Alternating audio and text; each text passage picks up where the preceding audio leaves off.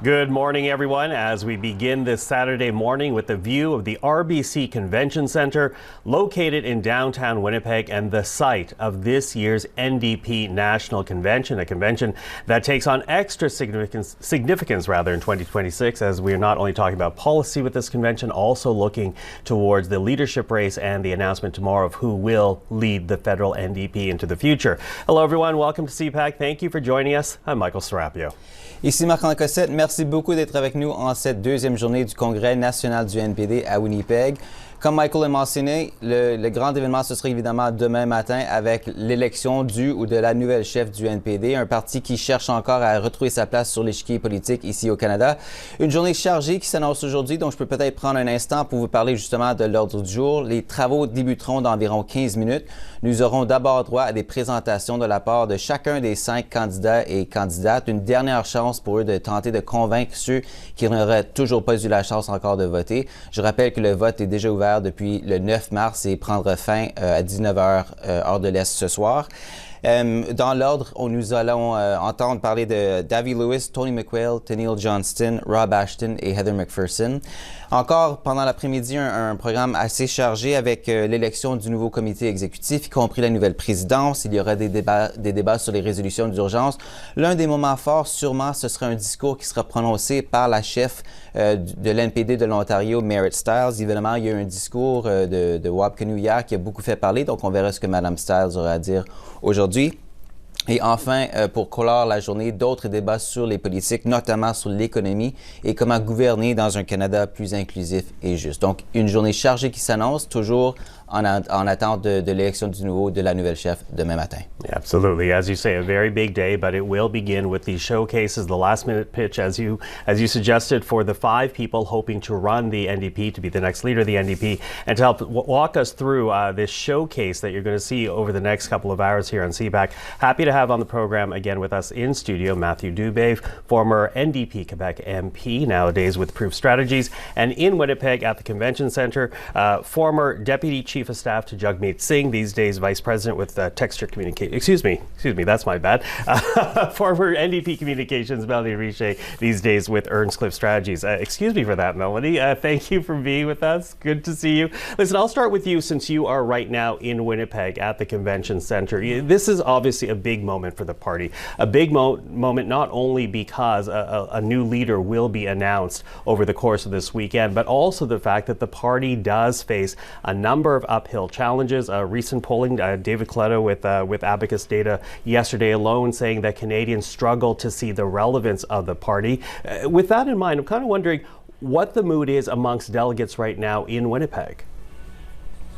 They're not talking about, those polling numbers, that's for sure. I think folks are really looking forward to hearing from the leadership contestants today and really looking forward to see who the new leader will be tomorrow. It's a weird time when you have an interim leader. You're almost a little bit holding the ground until the new leader come. And when that happens sometimes, the energy is a little bit low. So I think folks are really excited to get to the next phase so that we can continue rebuilding the party. And you're seeing a lot of that in this room today, over the weekend. One thing that I was really happy to see outside of course, having folks like Wab Kinew and Merritt Stiles in the room talking to delegates is how much labor is present. We've had a lot of conversations over the last few months about the role of labor within the party and the role of the party talking to working people. So it was really heartwarming to see that there's a massive presence here. They're organizing for positions on the executive, so that signals to me that regardless of who the new leader is tomorrow, Labour and the NDP will continue to work together, and the party will continue to speak for working people. Okay, Matthew, what would you say to that? Because yes, Melanie is on the ground with the delegates, but I'm wondering what the general mood of party members, outside of Winnipeg is. Perhaps not surprisingly, those that have bothered to travel to Manitoba to be a part of this, who have paid the fee to actually be a part of the convention itself, that they are more enthusiastic looking forward. But overall, what would you say is the mood within the party right now? And also a little bit of what Melanie had to say, that, that many people there are finding it encouraging that Labour is not leaving the party in this moment. No, I would hope not, because they're founding members of the party, right? So that's a good thing for sure. And obviously, we forget the pandemic seems a long time ago, thankfully, but there's only been one in-person convention since. So it's a great opportunity for people to find themselves each other again, rather. I would say that across the country, I think there's naturally going to be a frustration among New Democrats, but I think that's where the opportunity lies, because I suspect there's a feeling, you talked about the polling about relevance. I know a lot of New Democrats feel like there's a lot to offer right now. We hear this constant refrain about how the Prime Minister is governing, the lack of a progressive voice in Parliament and more broadly in the political debate today, and I think New Democrats feel that that's a space they want to occupy. So there's probably a bit of a hunger that comes along with that as well, and something that hopefully the new leader will be able to capitalize on, not just for the folks in Winnipeg who, as you noted, are very organized and present, but those across the country who will matter a great deal to going upwards and onwards. Mélanie, Mathieu évoque cette idée que le NPD a longtemps été la conscience du Parlement, la voix progressiste vraiment sur la scène fédérale. Le premier ministre du Manitoba, Wab Kinew, hier s'est adressé aux délégués. Il a affaire ce qu'il considérait comme son meilleur conseil, en un seul mot, gagner, en ajoutant que c'est de loin préférable à l'alternative. On pourrait quand même y voir une critique à peine voilée du Parti fédéral qui peut-être privilégie l'idéologie parfois trop souvent par rapport au pragmatisme, contrairement justement aux homologues provinciaux, aux partis provinciaux. Qu'est-ce que vous avez pensé du discours de Wab Kinew et du conseil qu'il laissait pour quiconque prendra la direction du NPD?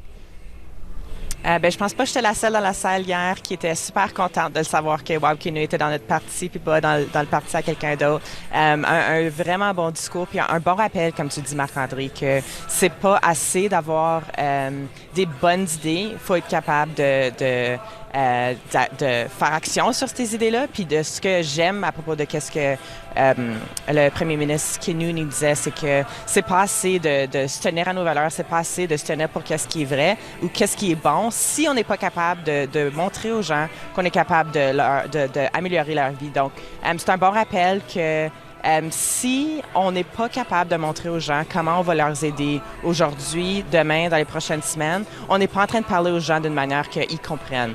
Donc, un bon rappel pour qui va être le nouveau chef, la nouvelle chef demain, que c'est pas assez de juste avoir des grandes idées. On entend souvent le mot « bold », des grandes idées ici à Winnipeg, mais d'être capable de montrer aux gens comment on va améliorer leur vie, de tous les jours pour être capable d'aller chercher les gens qui n'ont pas une carte pour le NPD. Mathieu, dans toutes les conversations que j'ai eues avec des gens en amont de ce congrès, ça revient constamment à cette idée que le NPD fédéral a toujours sa place sur la scène politique au fédéral, parce que clairement, les partis provinciaux font correctement les choses. Au pouvoir dans 2 provinces, Colombie-Britannique, Manitoba, l'opposition officielle dans 4 provinces, Alberta, Saskatchewan, Ontario, Nouvelle-Écosse. Comment est-ce que vous expliquez pourquoi les partis au niveau provincial connaissent tant de succès relativement comparé au Parti fédéral et quelles leçons y a-t-il justement pour le prochain chef? Mais je pense que le succès, c'est le fait de conjuguer le pragmatisme avec les valeurs. Et je pense que c'est l'aspect qu'il ne faut pas oublier. Si on regarde M. Kinew, par exemple, le discours qu'il a fait hier, oui, il a parlé du besoin de gagner. On voit dans sa façon de gouverner qu'il y a beaucoup de mesures pragmatiques. On l'accuse même d'être un peu conservateur sur certains enjeux. Mais en même temps, un des extraits qui a été le plus repris, même par des membres du Congrès américain, c'est la clarté morale qu'il a eue sur la question de la guerre en Iran, par exemple. Il a été assez ferme dans sa façon de se prononcer sur cet enjeu-là. Donc, on ne l'accusera pas d'être un libéral ou un conservateur sur cette question-là. Et je pense que ce qu'ont réussi à faire les partis provinciaux du NPD, notamment au Manitoba et en Colombie-Britannique dernièrement, c'est de conjuguer ces 2 réalités-là. Et je pense que c'est ce qui manque parfois au NPD, au fédéral, ou tout de moins comment on communique cet équilibre-là qu'il faut retrouver. Parce que souvent, on dit que c'est un ou l'autre, mais les deux peuvent aller de pair si on s'y prend de la bonne façon. I wonder how open federal party members are to that kind of idea, though, because you're right. There is this pragmatic approach that we've seen at the provincial level with the NDP, explaining why they are in government in a couple of provinces, and as Marc-André outlined, the official opposition in so many others. Yet federally, that doesn't seem to translate. And throughout this whole leadership campaign, we've heard that kind of debate and that advice: learn from the provincial wings, learn for the provincial wings. But how open are federal members to that message, Melanie? That's a really good question. But I think what often happens is you hear the loudest voices and not necessarily the majority of voices. There's a lot of folks who would consider themselves, quote unquote, more pragmatic. I think Matthew and I were called mainstream New Democrats the other day. So what does that mean within the party? At the end of the day, the new leader is going to have to figure out how to talk to everybody within the party. And the one thing that I keep going back to on, whether winning is, something that all members want. And if we genuinely want to do the change that we know people absolutely need in their lives to make their lives better, we do have to win. The Liberals have made it clear under Justin Trudeau, who is more progressive than this current Prime Minister, that they were not willing to do some of the things that we knew needed to happen to make people's lives better. So what chance do we have trying to convince Mark Carney to do that by being the voice or the conscience of Parliament? So it's imperative for New Democrats to win if we actually want to bring in some of these big programs that we're talking about. So that'll be the challenge, I guess, or the opportunity. I see it more as an opportunity for the new leader coming in to tell members, if we want to actually do these things, we got to win. So the opportunity to be pragmatic, to talk to people, and I don't even know if you need to necessarily be pragmatic. Matthew made a good point about how Premier Canoe does a really good job at having these big values and not abandoning his values for the pragmatic solutions or even the pragmatic ways that he talks to people. And I think that's maybe the challenge. We could still be bold, we could still be progressive in a way that regular people understand, even in just the communication that we use. So I think that's the challenge and the opportunity for the new leader. Yeah. Matthew, what would you say to the openness of the federal wing of the party to actually learn from the Western wings? I think the big challenge is that for the federal party is that Canada is a big place, right? And I think one advantage the provincial parties have is that they're governing in a bit more of a silo. They're managing issues more in a silo, whereas that you're not dealing with the reality of pitting downtown Toronto against rural Alberta, right? Like, not to be, too on to the point about it. Mm-hmm. And so I think that's sometimes a challenge, and I think it creates a natural instinct for the leader and even for the members of caucus to want to retreat to what's easiest for them. And I think that's going to be a big challenge for the new leader. Let's say if we take the two front runners, for Avi Lewis maybe retreating to that more urban support, and I dare say even for Heather to maybe retreat more to what she knows, having been successful in Alberta. And I think it's doing away with that a little bit. And I think if you look at when the NDP had success federally over the last 15 years, it was when we did exactly that and got outside of the comfort zone. People give us a hard time about how we fumbled the ball at the 10-yard line in 2015, but the reality is we grew in places like Vancouver Island. You think of Saskatchewan, where we won seats and things like that, despite more difficult time in other places.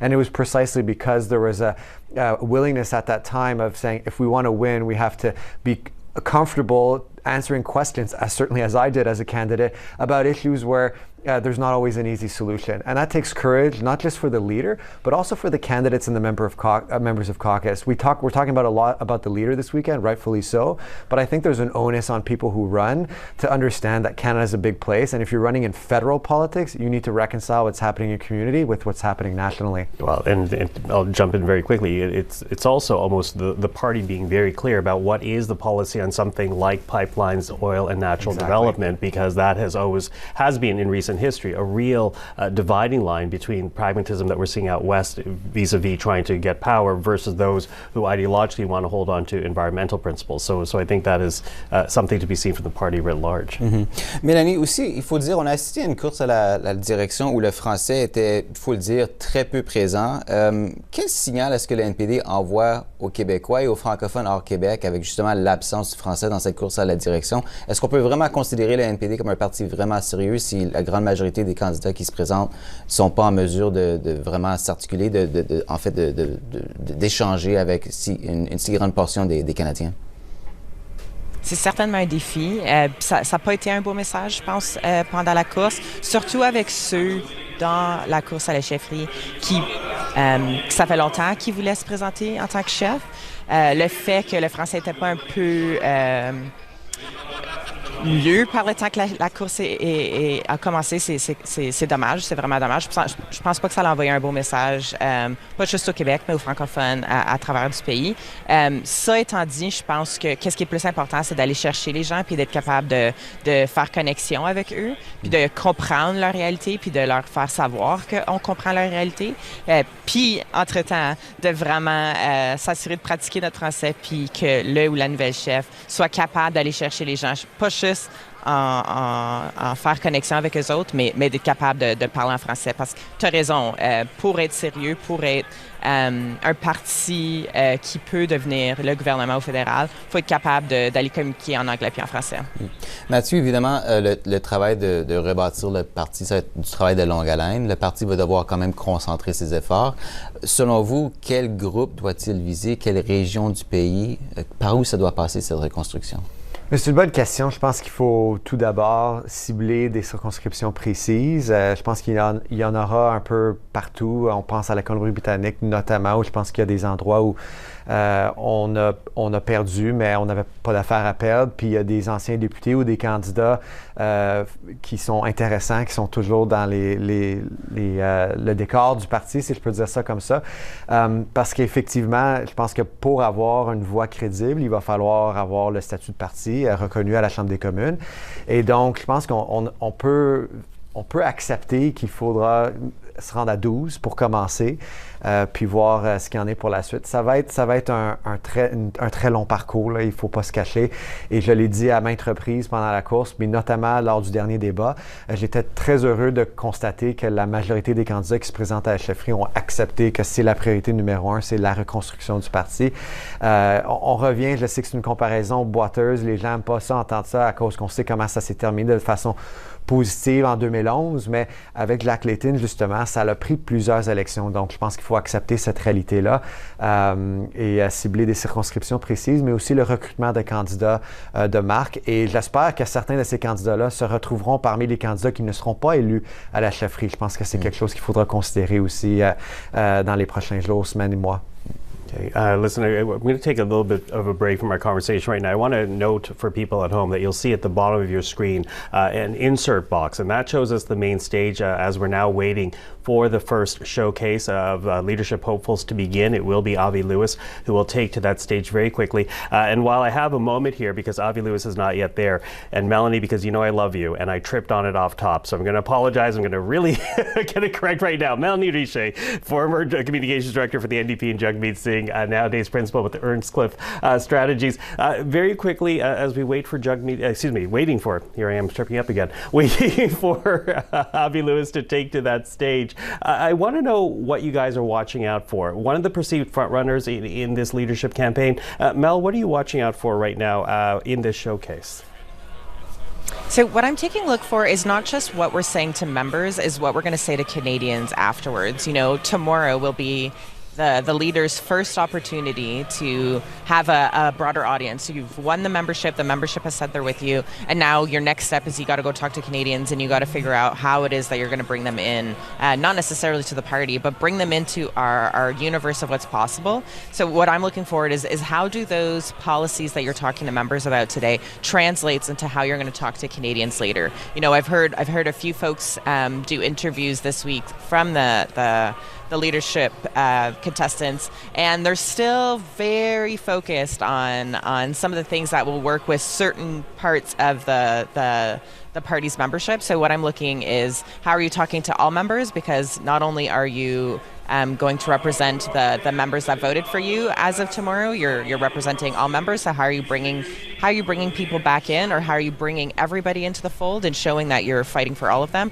And then again, that next step of how are you talking to Canadians? What are you saying? And what's your plan to, as Matthew has said, rebuild the party? Not necessarily going to do it in the first election, but how are you going to show people that there's a path to government eventually, and that work starts, I think, today, but definitely tomorrow.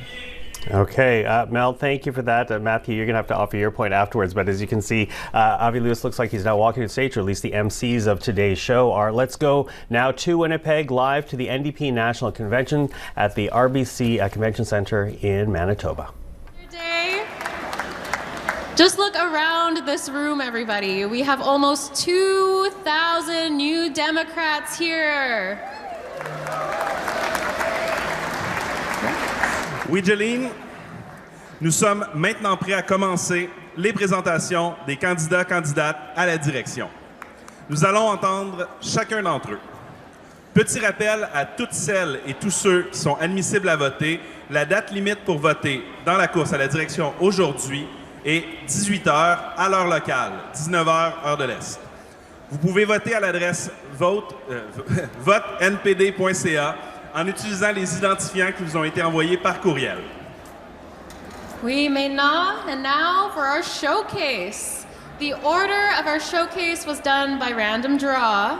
We'll have Avi Lewis, followed by Tony McQuail, then Tennille Johnston, then Rob Ashton, and we'll finish with Heather McPherson. Give it up for our leadership contestants, everybody.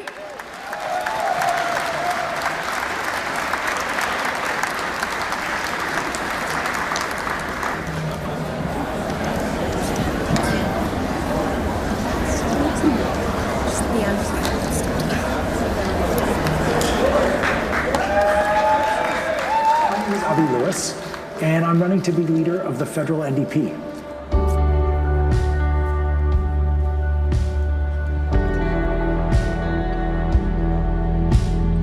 Ce monde est possible, mais il faut le créer ensemble.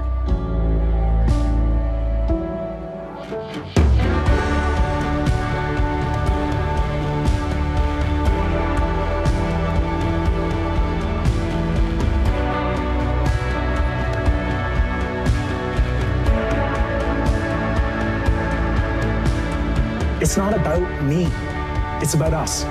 And it's about how we come together and build power together.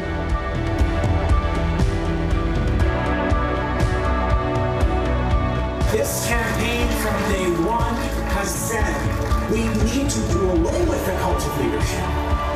We need movements, we need militant trade unions, although only a part of it. We need a common front against rising fascism in our time. And if you Let's get to work.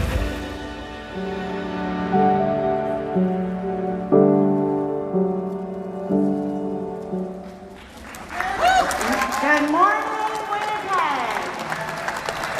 My name is Savannah, and I've been the campaign manager for this wild and beautiful operation that you've just caught a glimpse of. The movement to make Avi Lewis the next leader of the NDP. I said yes to this invitation because I needed a sliver of hope. Watching the world around us grow more hostile to everyday people, I was really excited to organize an unapologetically values-driven campaign that puts people first, because I believed that a better world was possible, and now I know that it is. Everything we're doing is done with other people, so I want to bring out some of the incredible organizers that have made this all possible. This is our team, and this is just a few of the people who have propelled this campaign across 30 communities in 9 provinces and territories, sold memberships in 338 out of the 343 ridings, collected donations from over 10,000 people across the country, and signed up over 8,400 volunteers from coast to coast to coast, joining together to become the architects of our shared future. Our campaign has become a gathering place for people who are ready to get out and build the world we deserve ourselves. And we are doing it in the way that it should be done. We're doing it with art and music and laughter and celebration and friendship and with love. It is my absolute honor to introduce 3 of the people who have helped us along the way. We're so grateful to have with us this morning to nominate Avi Lewis, the legendary MP of Winnipeg Centre, Leah Gazan, our next NDP president, Niall Ricardo, and author, activist, and Avi Lewis superfan, Naomi Klein. Please give it up for Leah. Hello, New Democrats. My name is Leah Gazan, and I am the proud MP for Winnipeg Centre, or as you know, what I like to call it, the center of the universe. We are the home of J.S. Woodsworth, home of the General Strike, and welcome to the place where we are going to elect Avi Lewis as the next leader of the NDP. His campaign has inspired thousands upon thousands of people to come to events, donate their time and money, and join our party. I see a movement, and it's because Avi speaks truth to power and has offered up real solutions like a public option for food and groceries. He understands that gender equality, the right to access safe abortions, and gender-affirming care are bread and butter issues. He stands up for Indigenous rights, human rights, and speaks out against genocide without apology or exception. He is no liberal light. He is a proud democratic socialist. We faced diversity before, and each time we picked ourselves up and we've come back stronger than ever. This is not a city of quitters. We are not a movement of quitters. Avi and I are not quitters. We're fighters. Join us. Let's build a party for the 99% together that will take on the billionaires and win.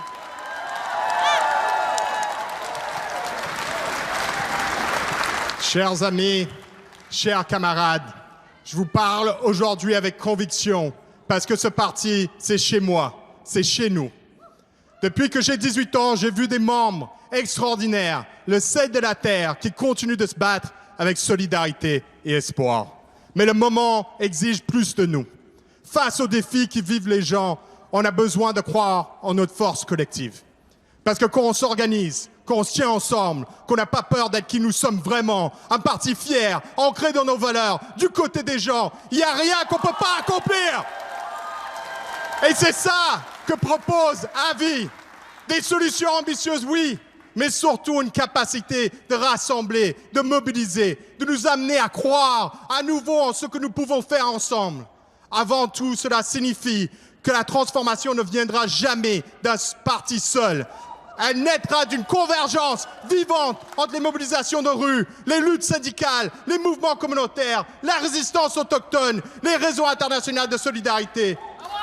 Et oui, les espaces institutionnels lorsqu'ils peuvent être conquis. C'est cette convergence qui incarne Avi Lewis. Du Québec, cela ressonne profondément en nous. Nous savons que les véritables acquis ne sont jamais le fruit d'un don, mais d'une lutte acharnée. La révolution tranquille, les droits syndicaux, l'éducation publique, les soins de santé universels, les avancées féministes. Tout cela est né de la lutte et non d'un consensus. C'est pourquoi nous devons nous rallier à Avi, car ce moment historique n'appelle pas à la prudence. Il exige du courage.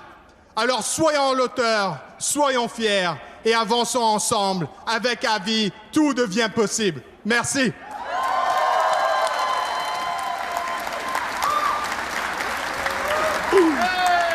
Thank you, Niall, Leah, Savannah. Thank you to everyone on this stage and in this room and watching across the country who have helped power this amazing campaign. Now, many of you already know that I'm not just a super fan. I happen to be married to Avi Lewis and have been for 30 years. So I can tell you a few things. I can tell you with quite a bit of authority how kind he is, how funny, how generous. I can tell you what an amazing father he is, the way he just makes the perfect breakfast and lunch every morning for our son every time he's in town. I can tell you that he is obsessed with the Blue Jays and has what is to me a completely inexplicable love for Dungeons and Dragons. I knew that would kill. I can also tell you that Avi is the most dedicated son to his parents, Stephen and Michelle, who I know are watching from Toronto right now. Contrary to the opinion of a very long line of doctors, Stephen Lewis was not going to miss this weekend for the world. I know that it can seem strange to people who aren't that political, but our lives are completely intertwined with politics, with left ideas, with social movements, and there is no way I would rather live. For 30 years, Avi and I have been having a never-ending conversation about how we win the thriving world that we need. One that prioritizes art and friendship and kids and freedom and the health of the living world. And how to beat the disaster capitalists who are standing in our way. Right now, in Canada, the way we win that thriving, beautiful world is we elect Avi Lewis, the leader of the NDP. My friends, it's time to reweave the left in Canada, connect all of our issues to each other in a common story and into a common front. We need to remind the hardworking people in this country that there are real alternatives to the far-right politics of hate and division and the so-called centrist policies of oligarchy and austerity.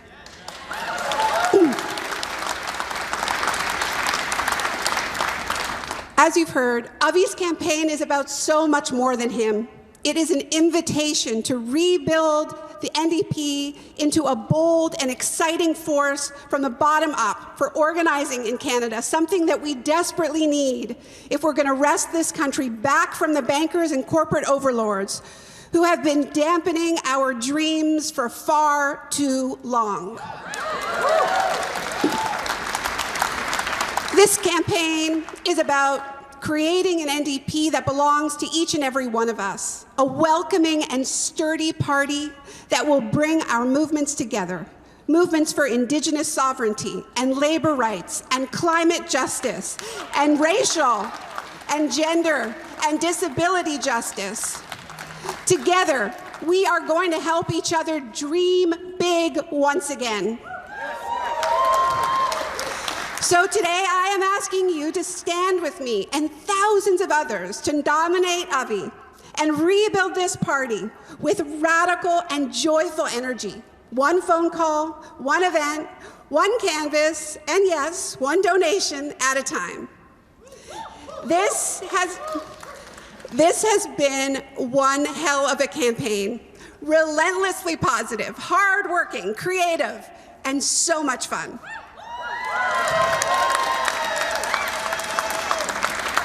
We are at the finish line, and now we are going to wake this country up together. Now it is my absolute pleasure to bring to the stage my partner in life and in troublemaking, the next leader of the federal NDP, Avi Lewis. Cheers.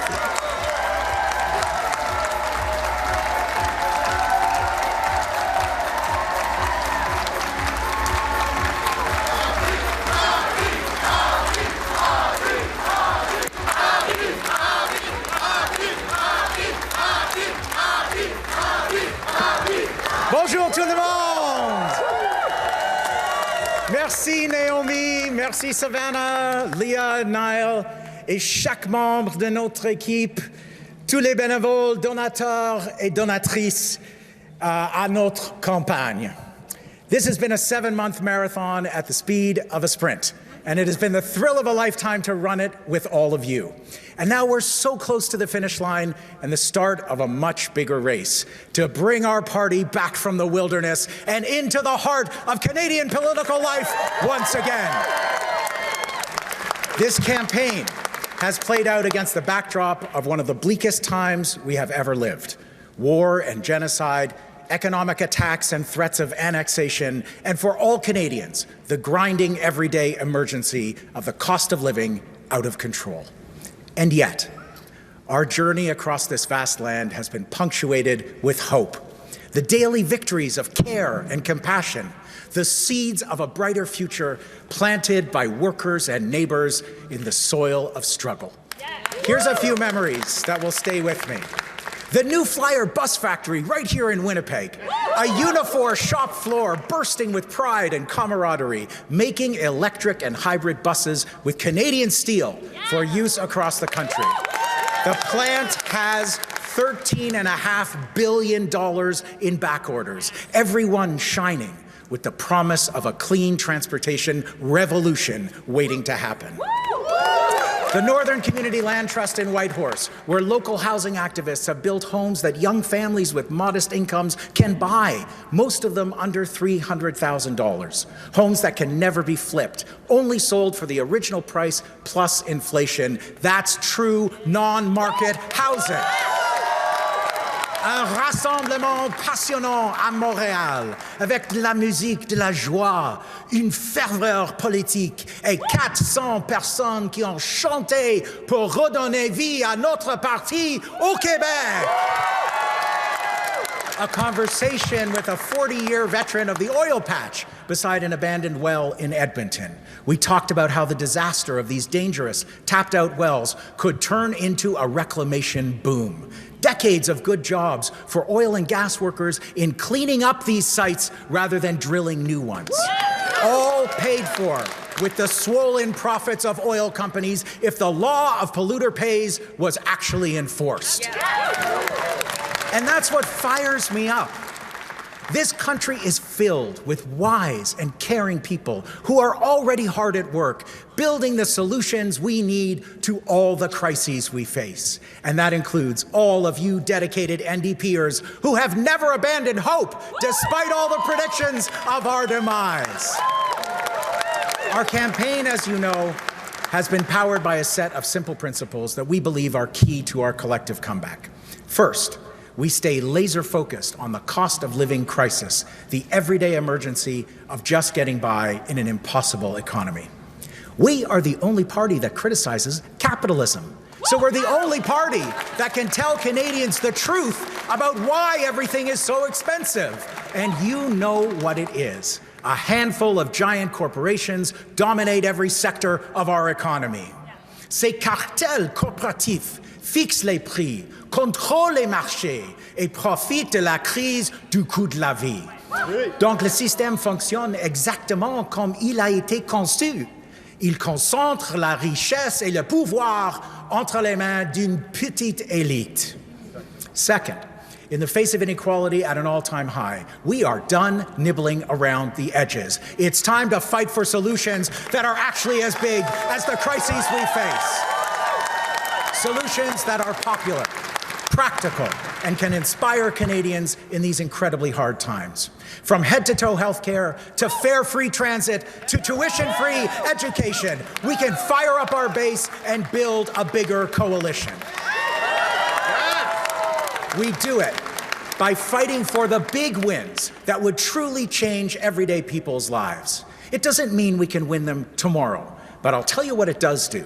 It brings in new organizers from communities already in the struggle. It builds the energy, excitement, and ground game that we need to win.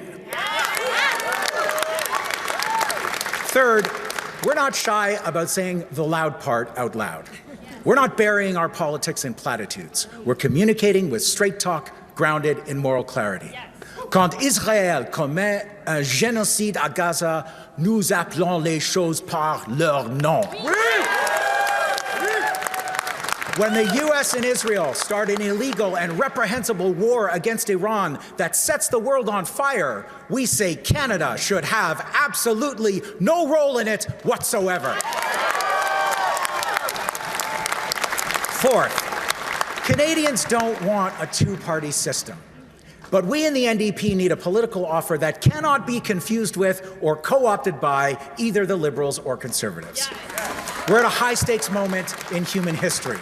Canadians know we are at a crossroads, and we need a clear vision for how we get through this, how we can protect Canada from Trump and all the chaos and toxic slop he generates, how we can come out stronger, more stable, more secure, because that's not where we're headed now. Under the Carney government, the path ahead is paved with unprecedented corporate welfare for the billionaire Epstein class and more insecurity for the rest of us. C'est la voie sur laquelle les libéraux et les conservateurs nous entraînent en adoptant ensemble à Ottawa des projets de loi qui sont vraiment affreux. This agenda doubles down on the past, exporting ever more raw resources. It follows the lead of the U.S. with more pipelines and ballooning military spending. It embraces Silicon Valley's job-killing generative AI with no brakes or meaningful regulation.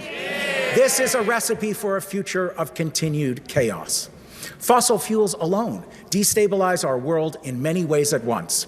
They attract explosive wars. They drive inflation and pain at the pump and beyond, and they accelerate climate breakdown.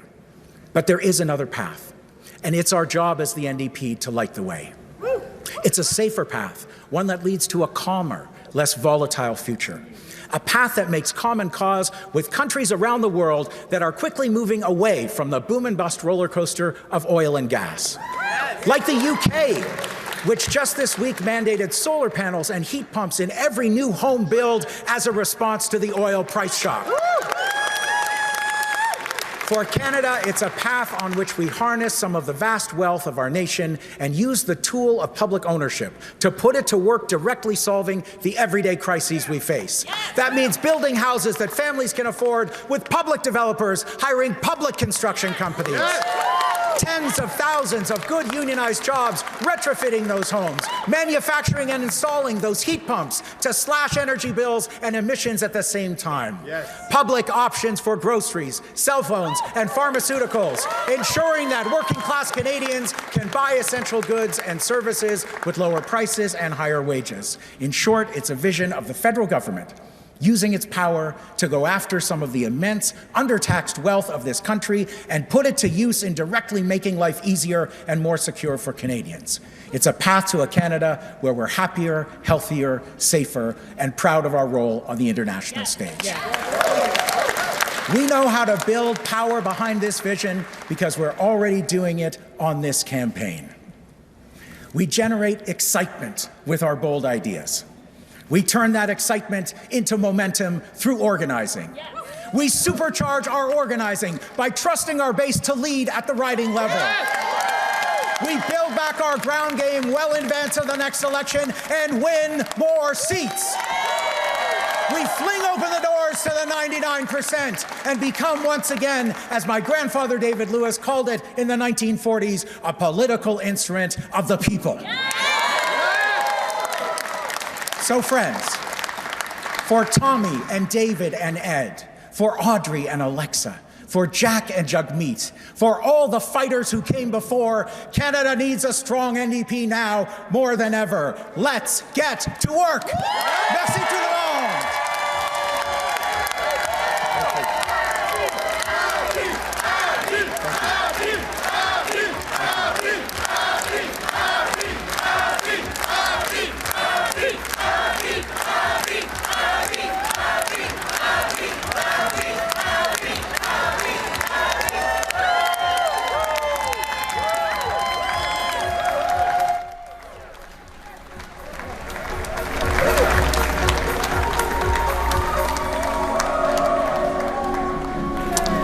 And there you have it, Avi Lewis, the first of 5 leadership showcases that you will see this morning as we continue to bring you special coverage from Winnipeg, the RBC Convention Centre in Winnipeg, Manitoba, the site of this year's NDP National Convention. Not only a policy convention, but obviously a leadership convention, as by this time tomorrow morning we will know who will be the next leader of the NDP, today being the last opportunity really for the 5 people running for that position to make their last appeal to those who have not yet voted, although voting began more than 2.5 weeks ago on March the 9th. So a lot to be watching out for. Avi, again, being the first of the showcases. I'm joined again, of course, by my colleague, Marc-André Cossette, as well as Matthew Dubé, former NDP MP from Quebec. You know, Mathieu, when you listen to Avi Lewis, I'm wondering what stood out for you in this final appeal from the leadership hopeful.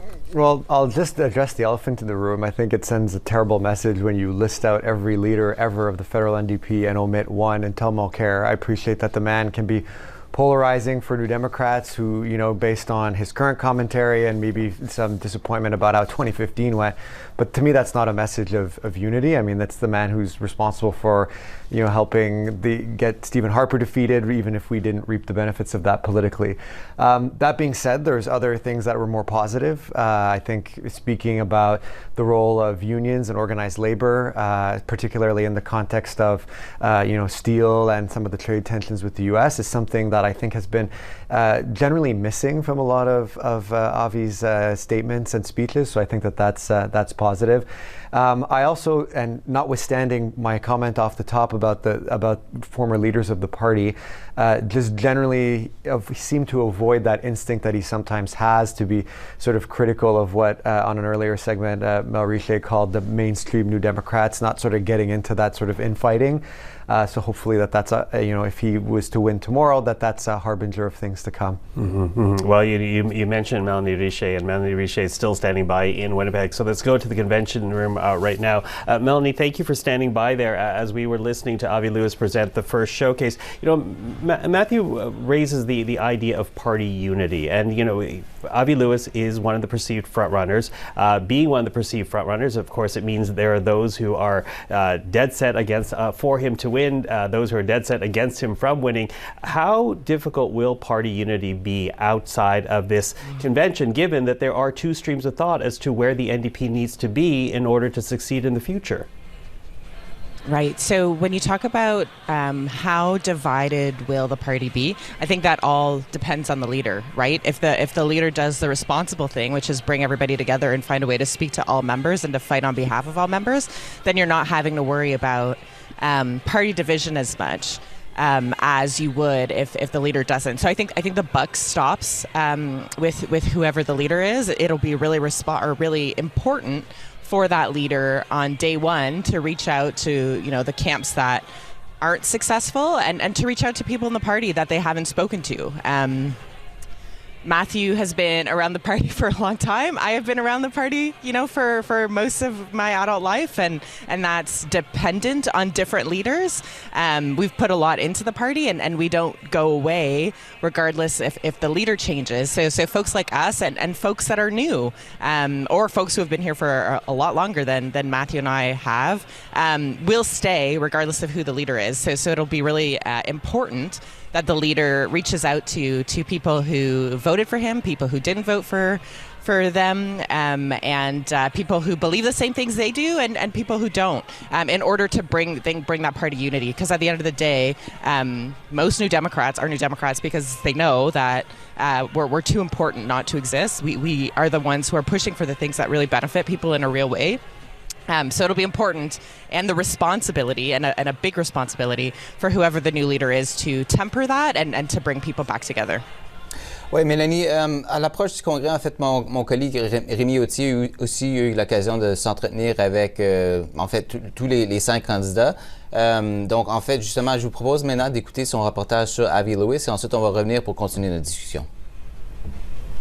Le nouveau Parti démocratique a marqué les esprits en 2011 lorsque la vague orange a déferlé sur le Québec, faisant du parti l'opposition officielle pour la première fois de son histoire. Mais la formation politique a une longue histoire et certains peuvent retracer leur lien avec ce parti sur plusieurs générations. C'est le cas du candidat Avi Lewis. Journaliste, animateur, cinéaste et activiste politique, Avi Lewis peut retracer sur 3 générations les liens entre sa famille et le NPD. C'est d'ailleurs la première chose qu'il met de l'avant lorsqu'il se présente. I'm running for federal leader of the NDP, and I'm not the first person in my family to do so. When I was growing up in the 1970s, my grandpa David Lewis was leader of the Federal Party, and my dad Stephen Lewis was leader of the Ontario Party. C'est la première fois qu'Avi Lewis se présente pour être le leader du nouveau Parti démocratique, mais il s'est présenté sous cette bannière 2 fois, en 2021 et en 2025. Il a été défait lors de ces 2 occasions.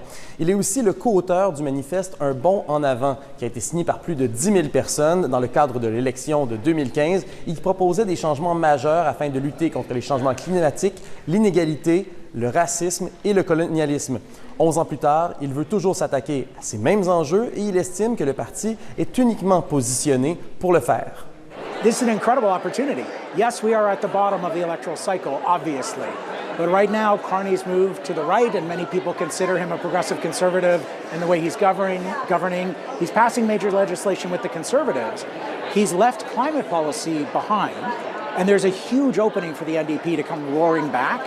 And I'm very excited about our prospects and about the chance to rebuild the party as a party truly of the 99%, like a party for every working person who is struggling with the bills. We are going to be that party again. Les idées qu'il défend sont résolument de gauche. Sa plateforme prévoit entre autres la taxation de ce qu'il appelle les ultra-riches avec l'imposition d'un impôt sur la fortune, la fin des subventions aux énergies fossiles et le plafonnement de la hausse des loyers. Au cœur des politiques qu'il prône et de sa plateforme se trouve une idée. Le gouvernement doit prendre un rôle grandissant dans les affaires sociales et économiques afin de pallier les manques et les inégalités qui proviennent de l'industrie privée. Our campaign has put forward the essential role of public ownership to double down on the things that make Canada Canada, not just our healthcare system, investing in the care economy where more than 3 million people, mostly women, work in long-term care, in childcare, and healthcare and education, a public option for groceries, cell phones, internet connection, a public bank through Canada Post and postal banking. Et ces idées semblent résonner auprès de bien des gens au pays. Il domine de façon éclatante les données sur les fonds amassés au cours de cette campagne, avec 1,2 million de dollars amassés auprès de plus de 10 000 donateurs. Sa plus proche rivale, Heather McPherson, a amassé 560 000 dollars auprès d'un peu moins de 4 000 donateurs. Fort de cet appui, Avi Lewis pense que la proposition qu'il met de l'avant est entendue et appréciée de la part des membres du NPD et qu'il pourra ainsi reconstruire le parti. Despite our devastating loss in the last election, the NDP is not just reviving, we are already soaring back to life through the very thing that makes us special, our members.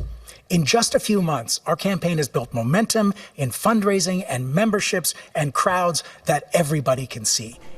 Avi Lewis refuse de changer l'orientation du parti afin de le centraliser pour tenter d'attirer plus d'électeurs.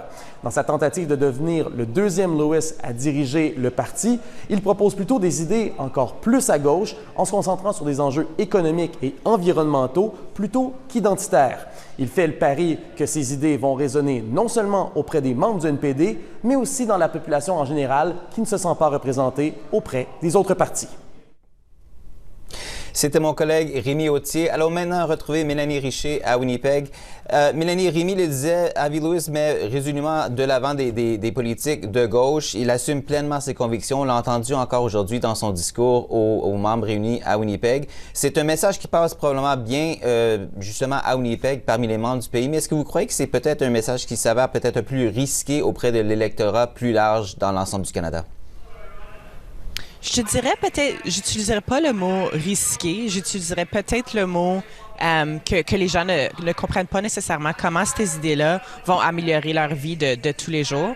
On pense souvent que quand que des politiques sont populaires, Melanie, I'm so sorry. Melanie Richer, I'm so sorry. I'm going to interrupt you. As you can hear right behind you, the action is taken up again on the main stage. So we'll pick up the conversation a bit later. Melanie Richer, you're watching CPAC as we bring you special coverage of the NDP National Convention in Winnipeg. Let's get back to the Leadership Showcase. Real conversation about our priorities. J'ai 19 ans et je suis fatigué. Fatigué de voir la lutte systématique contre nos jeunes dans ce pays. Fatigué de voir des gouvernements qui ne pensent pas lorsqu'ils prennent leurs décisions. We're working hard, but rent is too high. We are told to pull ourselves up by our bootstraps, but they seem to be broken. Our economy is made for people like Galen Weston and Jim Pattison, and it's not made for everyday people, and that needs to change. Les jeunes veulent mieux. Un avenir où la prospérité est partagée partout. Où nous pouvons vivre en harmonie avec la terre, où il y a beaucoup de bons emplois et où le coût de la vie est abordable. Et soyons clairs, ni M. Carney ni M. Poilievre nous offrent cet avenir. Young people want better, a future with prosperity for everyone, not just a few. We want real, systemic, and forward-thinking change now. And that's what drew me into Tony McQuail's bid for leader. He's not just running a campaign, but is leading a paradigm shift for our party and country. As a farmer, he sees the world from a different perspective. It's a different perspective than an elite who works in a high-rise in downtown Vancouver or Toronto. He works with soil every day and feels the impact of ecological collapse and neoliberalism. He understands what Canadians are going through and has a plan to actually address it. Tony has created a policy framework that resonates with people, especially young people. He calls them the 4 R's: representation, regeneration, redistribution, and redesign. Tony a une plateforme transformative pour tout le Canada qui inclut les jeunes. Il les appelle les 4 R. His first R, representation, talks about the need for proportional representation now. His second R, regeneration, is about rebuilding our connection to Mother Nature. Tony sees the nexus that exists between taking care of our planet and building a local economy that works for everyone, including long-lasting jobs for young people at a time we're seeing the highest youth unemployment rate in the longest time I can remember. His third R, redistribution, is about making Canada's wealthiest pay their fair share. As leader, he'll boldly call for a wealth tax to help pay for social programs that young Canadians deserve, such as universal pharmacare and social housing. La redistribution est essentielle parce que nous méritions un avenir où la prospérité est répartie dans tout notre pays. Et Tony le sait.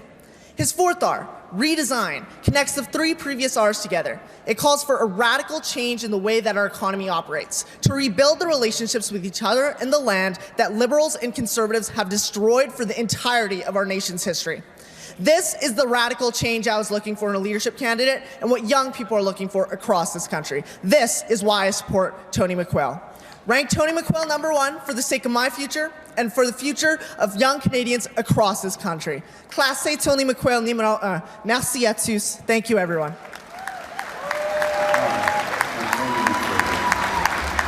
I was born in Pennsylvania. My mother had been a social worker and my father was an accountant. My parents were Quakers, and I was raised to follow the Quaker testimonies of simplicity, peace, integrity, community, equality, and stewardship. I opposed the war in Vietnam, and when I was 16, I provided draft counseling at our local Quaker meeting house. I realized how corrupt and corrupting the U.S. draft was. It and the U.S. tax system fueled the Vietnam War and too damn many since. When I turned 18, I refused to cooperate with the draft. In 1971, age 18, I immigrated to Canada. I worked as a hired hand on a dairy farm. In the summer of '72, I hitchhiked across Canada looking for farmland. In 1973, I bought a rundown farm in Huron County. A friend and I were married on the farm in 1975. The land had been cash cropped and stripped of organic matter, but in 1976, we started farming regeneratively. When we gave to the land gave to us.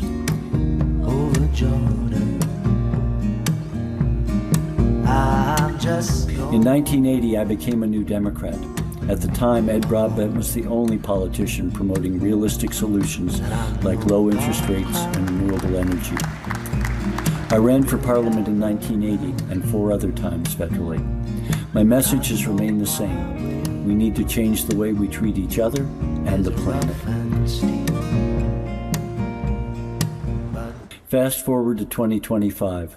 I've spent the last 45 years pushing for climate action, electoral reform, and an end to militarism. In that time, I've seen Canada and the world descend into climate catastrophe, American imperialism, and transnational oligarchy. In June, I decided that if change was going to come, it had to grow from the ground up. Our campaign started small. An email to my personal contacts, a Zoom meeting with some passionate volunteers from across the country. We had a goal, 4 R's: representation, regeneration, redistribution, and redesign. We had a vision of a Canada that works for the people and the planet. Our movement started catching on. Canadians needed hope, and they found it in our message. We had lows. Do not donate to the Tony McQuail campaign now. And highs. I want to be Prime Minister because I want to work with these people on the ideas they have to move this country forward. Through cooperation and collaboration, we built community and demonstrated what it means to be New Democrats. We came from humble beginnings, but again and again showed that hope, integrity, and compassion mean far more than profile. Thanks to incredible volunteers, generous donors, and support from Team Tennille and the other candidates, we are on the ballot. From Montreal to Vancouver, our message has remained the same. It's not too late to change the way we treat each other and the planet.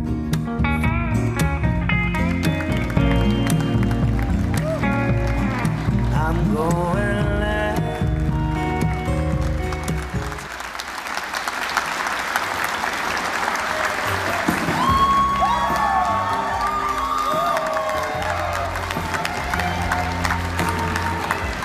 There are many reasons why I'm Tony's campaign manager, such as the fact that as a New Democrat, I have a tendency to root for the underdog.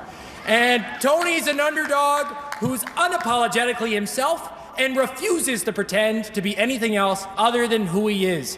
And that's how our party ought to be. But above all the reasons, one stands out due to its increasing relevance as fascism spreads its tendrils across our continent and throughout the globe.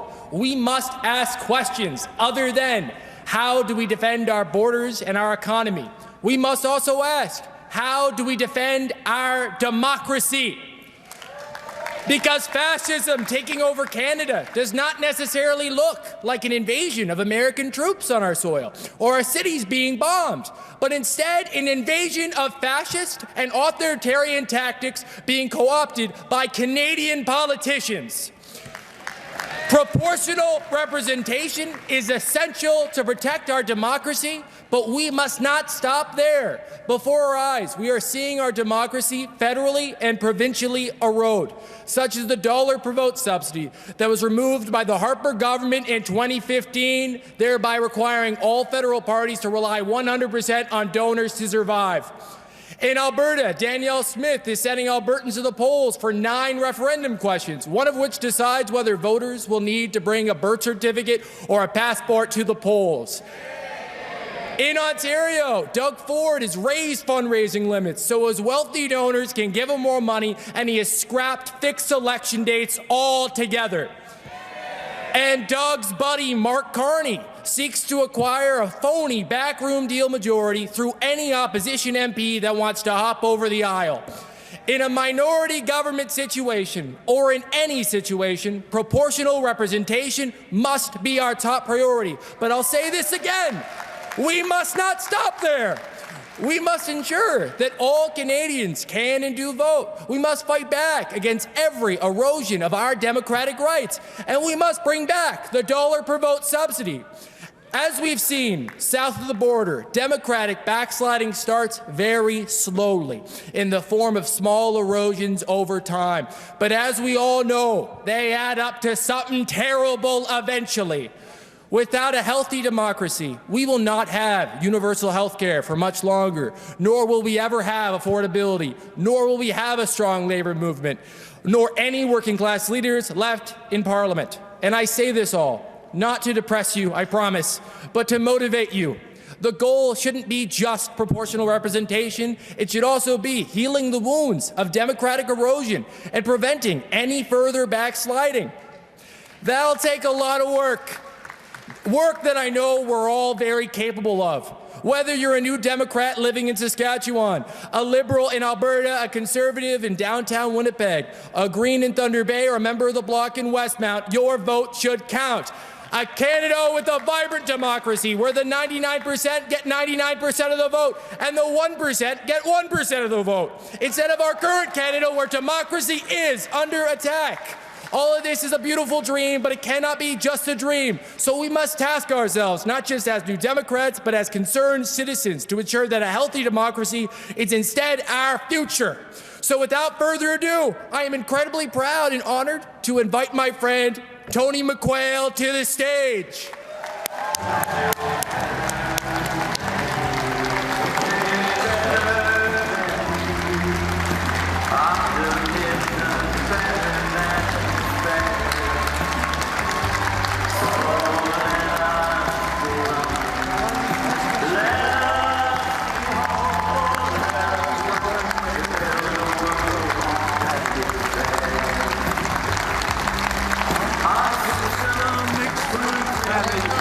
Come on.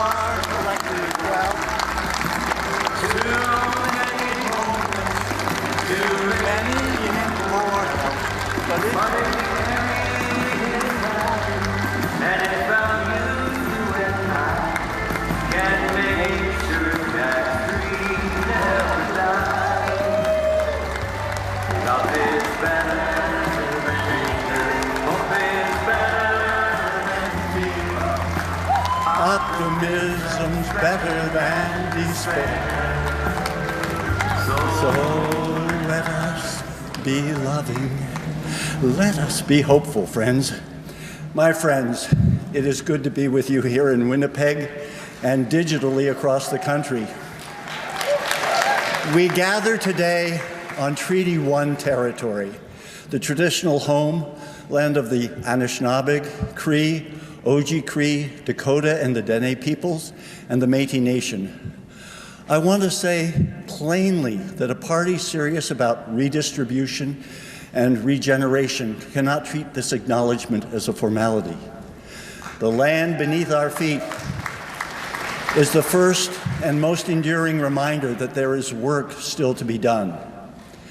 We stand on the shoulders of those who've become before us: J.S. Woodsworth, Agnes MacPhail, Tommy Douglas, and the folks who built the Cooperative Commonwealth Federation and the New Democratic Party. Je suis devenu néo-démocrate à cause des New Democrats que j'ai rencontrés dans ma communauté et à cause de Ed Broadbent. Today, we are in a struggle for all life on this planet. Corporate capitalist consumerism is shredding the fabric of existence. War is its inevitable outcome. I have spent my entire life under the threat of mutually assured destruction. Military spending has diverted trillions from addressing human needs while making the world less safe for people and the planet. I wonder what the world would be like if we had tried mutually assured success and survival. Yeah, wouldn't that have been interesting? Military spending creates scarcity in the face of abundance. It means not investing in healthcare, education, housing, transportation. It means not investing in the transition to a green and just society. Earth's greatest enemy is war. J.S. Woodsworth warned us plainly, war settles nothing. The victor wins only by adopting the same tactics he condemns in his enemy, and his conclusion should stop us cold. Quote, "The common people of the country gain nothing by slaughtering the common people of any other country," end quote.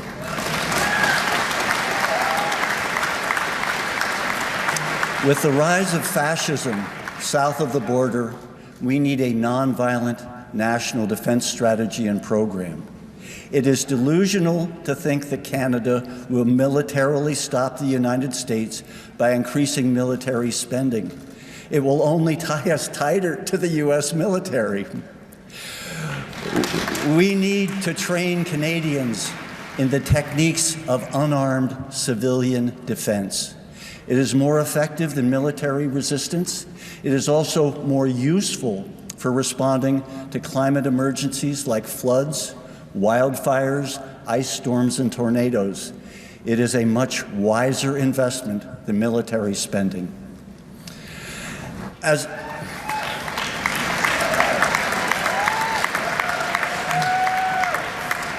a young farmer, I watched the Liberals and Conservatives maintain and defend a brutal high interest rate policy, supposedly to fight inflation. But the inflation was caused by massive oil price increases. High interest only worsened it.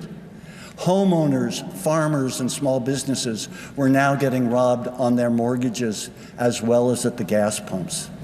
The Liberals and Conservatives were enriching the banks and the wealthy at the expense of the people. Amen. And look to the current situation closely. Ed Broadbent and the NDP were the only party addressing the root cause of the problem and calling for investment in conservation, efficiency, and renewable energy. If our electoral system had been proportional in 1980, the NDP, led by Ed Broadbent, would have held the balance of power, and I believe we could have begun the transition to a greener and more progressive society.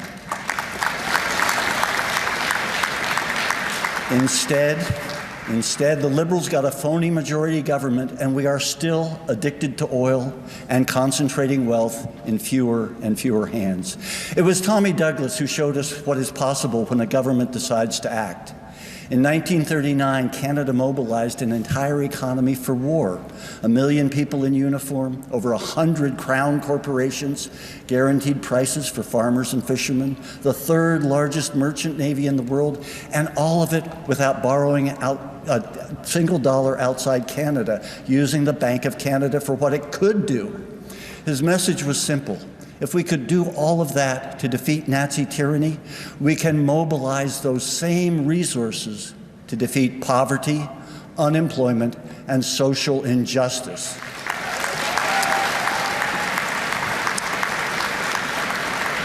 It is in that same spirit that our campaign has stressed 4 Rs: representation, regeneration, redistribution, and redesign.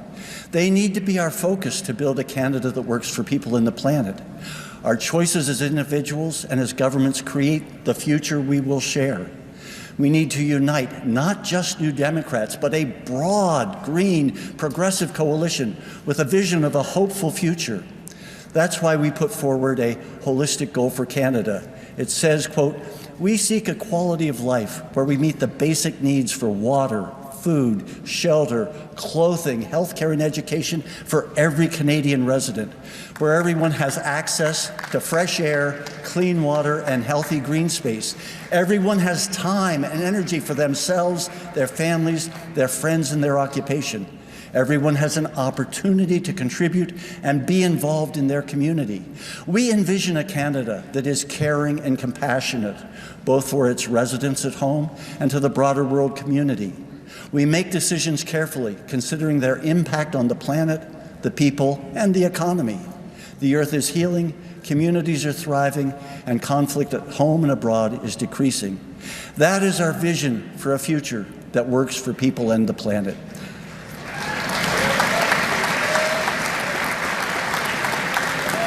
My friends, we need to work together with others within and beyond Canada to address obscene wealth concentration and environmental destruction. But we also need to work together within our party. We've had 5 teams in this race and 2 candidates excluded by our opaque vetting process. All have worked hard for 6 months. That's a long time and a huge commitment of effort and energy. I have been so impressed with each of the candidates and their campaign teams. I want to say to Team Tony, you've given so much of yourselves to bring our campaign to this finish line, and I feel both honored and humbled by that. I thank you. But to all our teams, to all the teams, if you do not win tomorrow, grieve that loss. Shed some tears, and then think about how we can come together to bring all that talent and energy into a bigger, broader team that can truly challenge the 1%'s control of Canadian politics, our economy, and our society. My friends, it's not too late to build a better world, but we need bold, brave, and beautiful alternatives to a world being burned and blown apart by greed coupled with economic arrogance and ecological ignorance. It's time for a green progressive movement. It's time for representation, regeneration, redistribution, and redesign. Merci pour votre appui pour amener ces idées sur la scène nationale. Thank you for your shared commitment as New Democrats to building that better world together. Thank you all.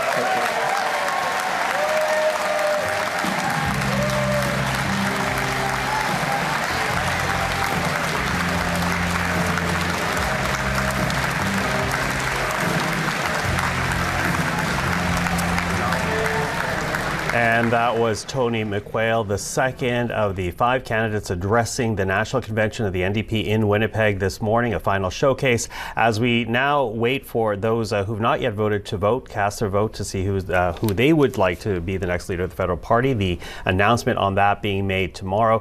3 more candidates will take to the stage, but as we wait for that, let's go back to Melanie Richer in Winnipeg, where she has been following this. Of course, Matthew Dubé is here with Marc-André and I in studio. So Melanie, I want to talk a bit about Tony McQuail. He's not seen as a front runner in this race. He has been a longtime member of this party. He leans in on issues of the environment, issues of peace, wealth redistribution. If the speculation is correct and he is not the next leader of the NDP, what do you think what contribution he has actually made, not only to this race, but to the debates that will take place amongst party members once Winnipeg is wrapped up? Right. Well, I think the video that he showed before he spoke about the video his team showed before he spoke about the history that he has with the party and the work that he's done as a militant of the party was a good reminder to at least me that, when we hear folks say, well, the NDP is dead, just proves how untrue that is and proves how much history and how much we've been around for a long time and we're going to be around for a long time. It's not an easy task to run in the leadership race. It takes a lot of people and it takes a lot of energy, but also a lot of resources. So I think you saw in the room how thankful people were that he participated in the race and welcomed him. I think they all stood up for him when he came out or when he was done. So I think that's important to note too. The things that he's talking about also are important things for the party to continue to consider. What I would say is something that I'm always paying attention with all leadership candidates is how when we talk, how serious are we and can we be taken as somebody who's credible and taken that as a party that's credible? And I think that's maybe one of the things that sometimes lacked from the way that Tony spoke about issues. But again, his contribution really important and well received in the room today. So that's great. Yeah, well received, as you say. Matthew, what would you say the contribution he's been able to make to this race? I find there's been a remarkable improvement, I dare say, which is funny to say of a gentleman who's very experienced and has been around for some time, in how eloquent he is about the issues that he cares about and speaking to that. Obviously, the reality is, and I say this with the utmost respect, I don't expect him to be winning tomorrow, but I do think that when you have someone who's eloquent and passionate like that, and as Mel was saying, is being well received by the membership, I think that also is an important part of a leadership race. He's the kind of individual where I would hope that in the right community with the organizational chops that he's clearly shown to have gotten this far, right? You do have to raise money in increments to participate. So he obviously has some level of organization behind him. And so I think putting that to use in a riding, for example, where he could run, where he understands the issues. During the debate a number of weeks ago, he showed that he understands, these very local realities, and that can be very beneficial for a candidate. So that's a lot of what I took away from his speech. Not the kind of thing that's going to flip the table nationally, but the sorts of things that I think are important in the incrementalism that I think will be a common theme for New Democrats this weekend and throughout the next weeks and months.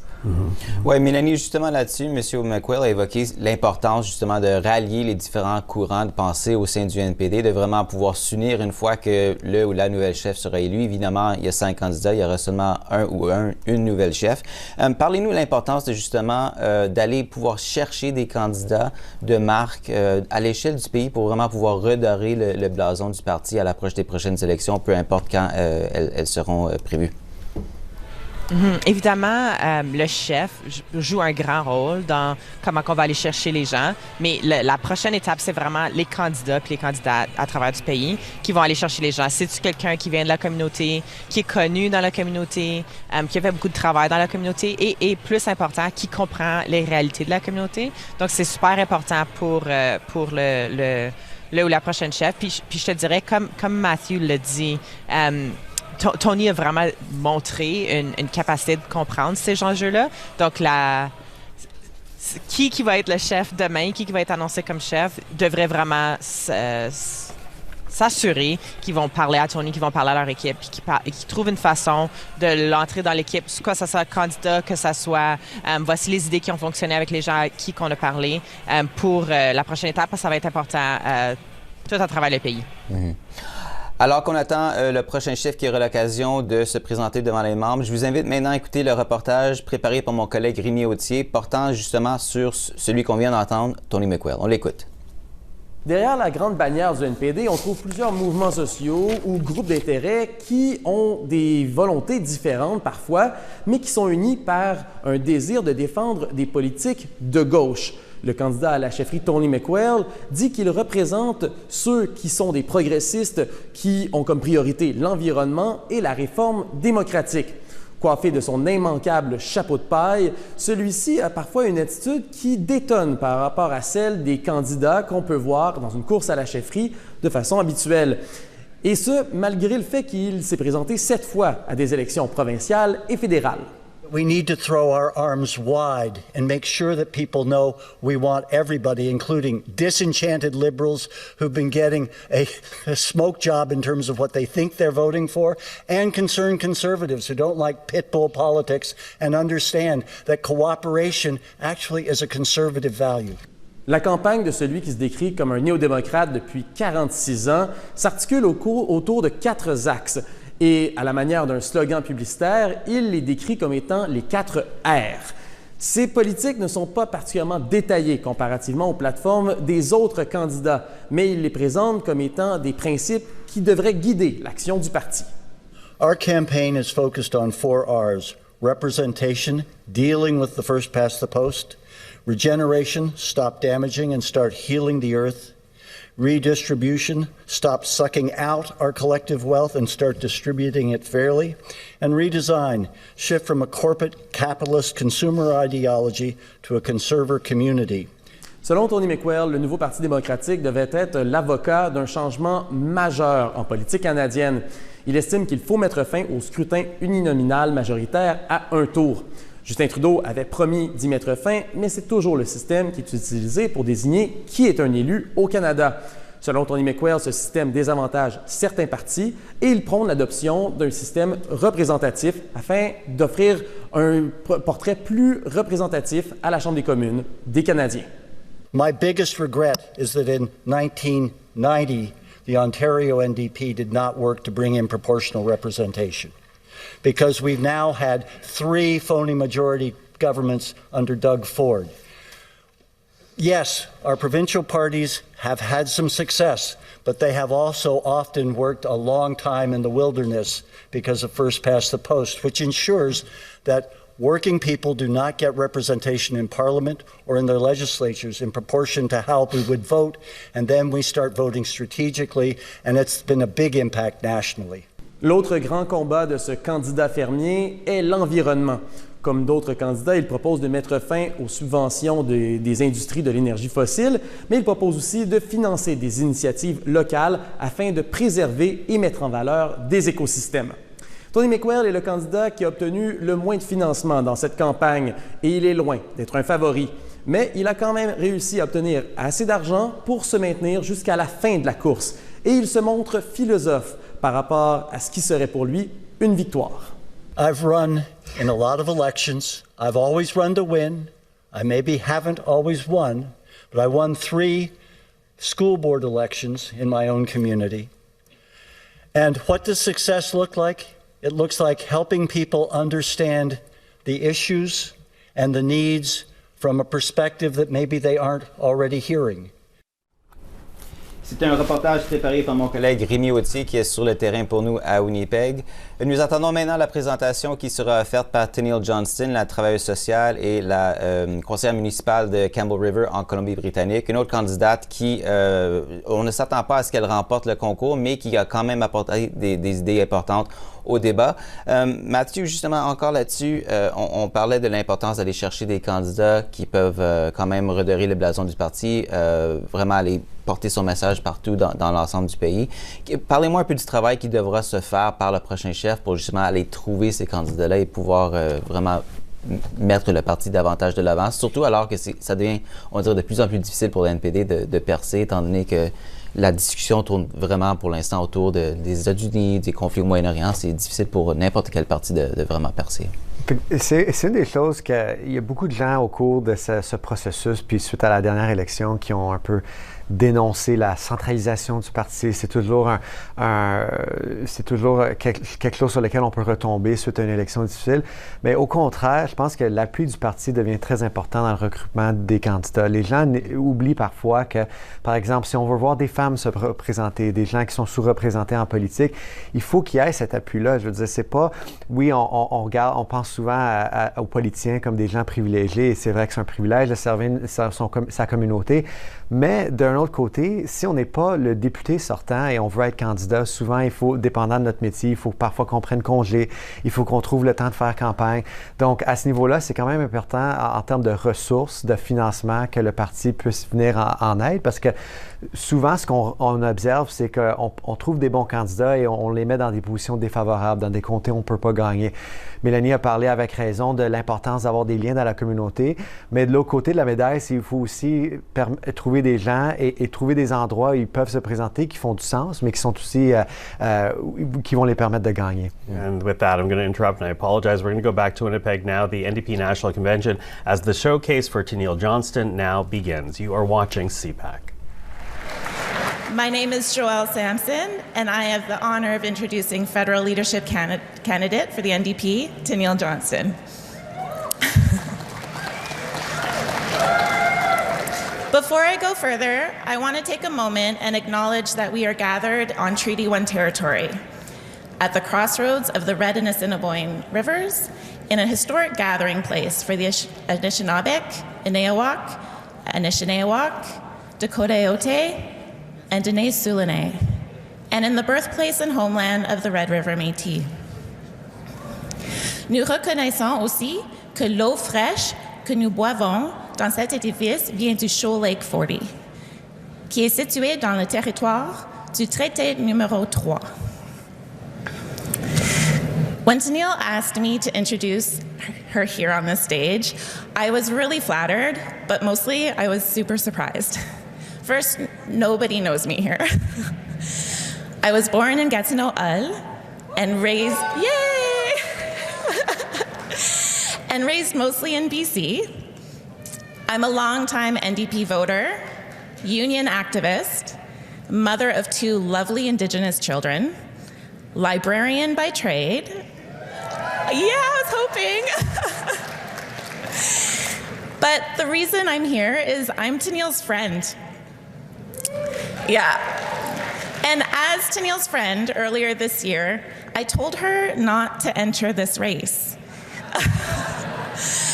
This suggestion was absolutely not a reflection of Tenniel's ability, grit, and determination. I knew she would kick ass. The suggestion came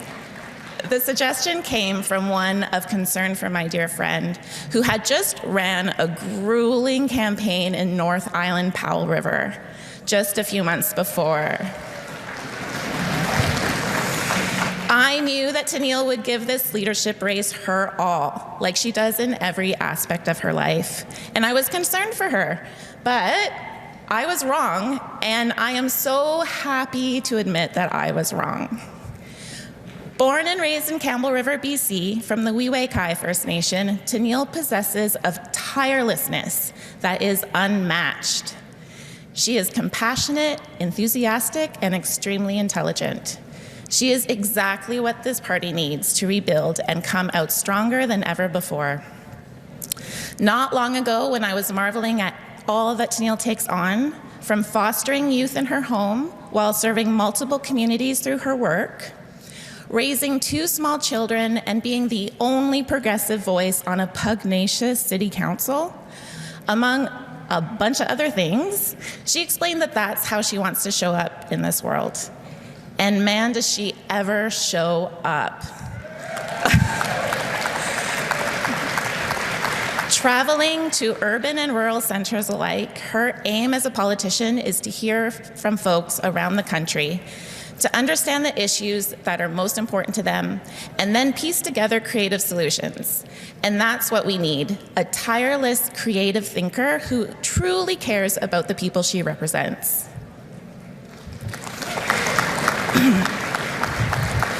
Quand Tenille a pris sa décision finale de se lancer dans la course de la chefferie, la toute première chose qu'elle m'a dit, c'est qu'elle avait besoin d'apprendre le français.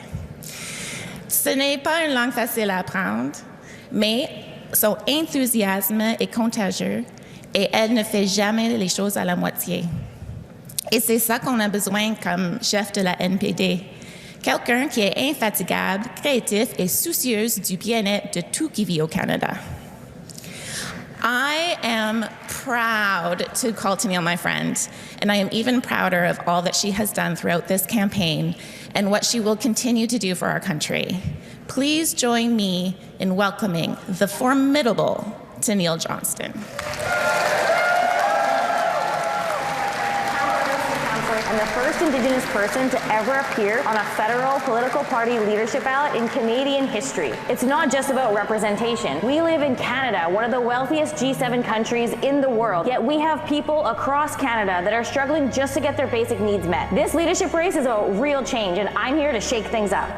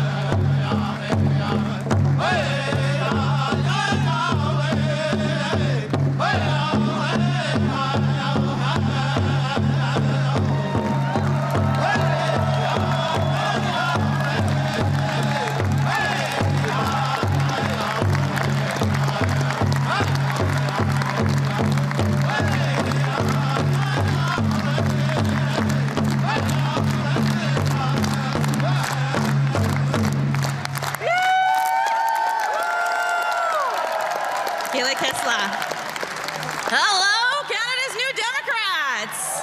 What is up? How are we this morning? So if you haven't heard, I am Tenille Johnston. I'm a proud Licklistuff woman from the Winnipeg First Nation. I am a social worker, a mom, and a Campbell River City Councillor. And I am so incredibly proud to stand before you, not only as the first Indigenous woman to run for federal leadership, but the first Indigenous person ever to be on a federal leadership ballot. And I am so incredibly grateful that that piece of political history now lives with the NDP.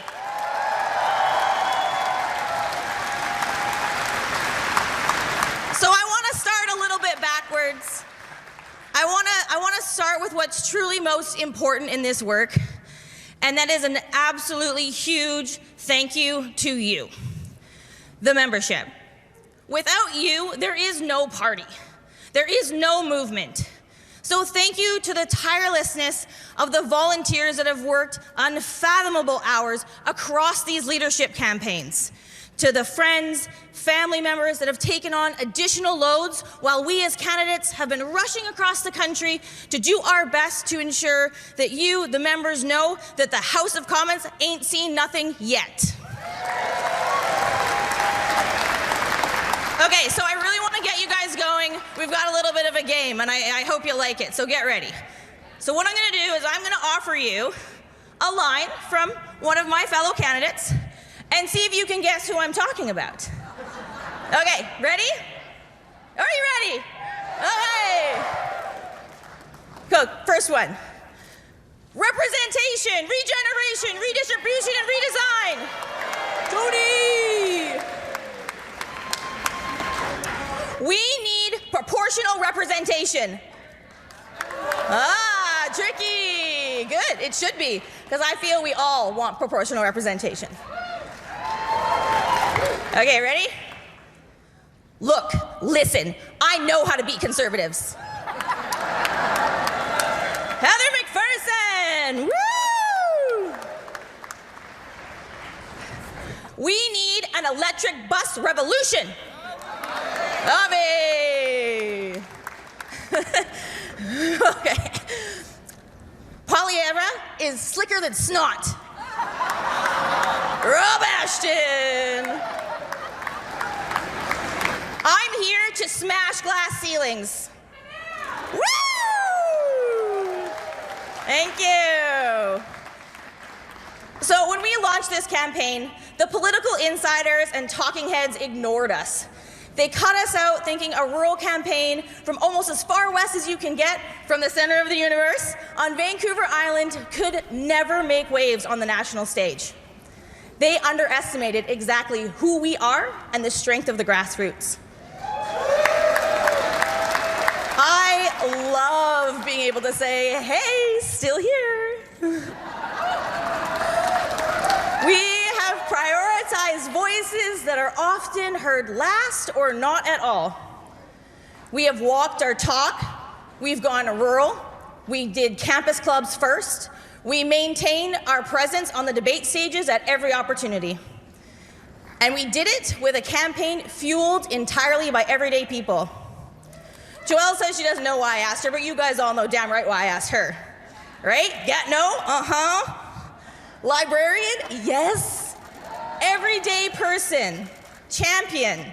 That's what the NDP is made of. That's who we are.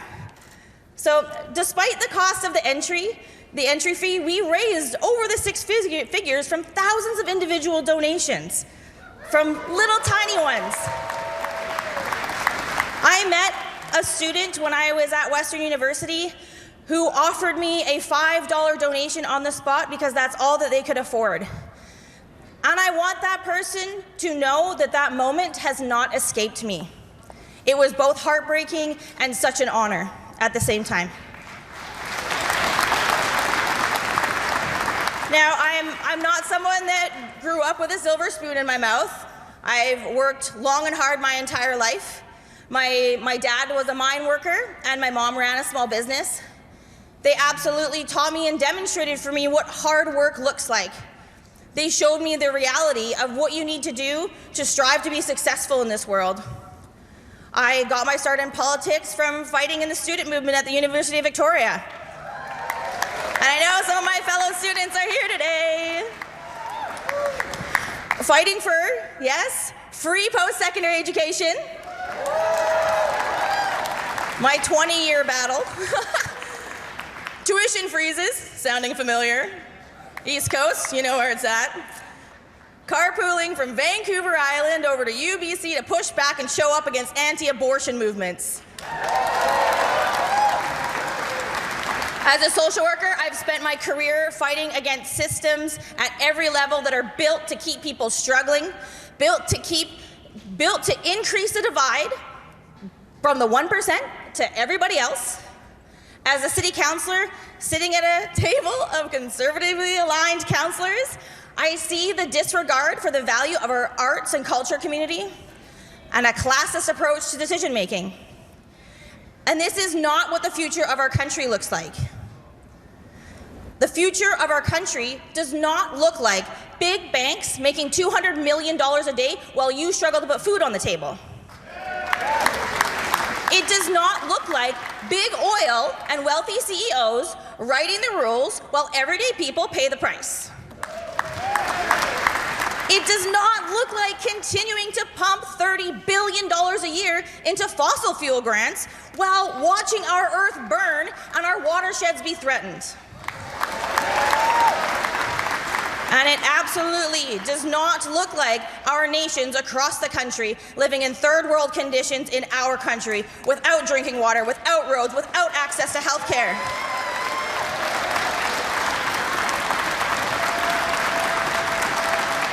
I'm running because I believe in unapologetic dedication to our own path on the left. And you'll notice what side of the room I came in on. Intentional, friends. I believe in an unwavering dedication to do the right thing because it's the right thing to do. We as the NDP should be championing democracy both inside and outside of ourselves. This looks like accessibility at conventions, and I know you've heard that today. This looks like ensuring our commissions have what they need to feed the momentum of our party in an inclusive way. This also looks like ensuring that all Canadians have ballot boxes in not only geographically and physically accessible spaces, but spaces that they identify as safe. There are numerous nations across this country that do not and have never had a ballot box in their community, and we need to support our electoral bodies to ensure that ballot boxes are where they need to be to support democracy in our country.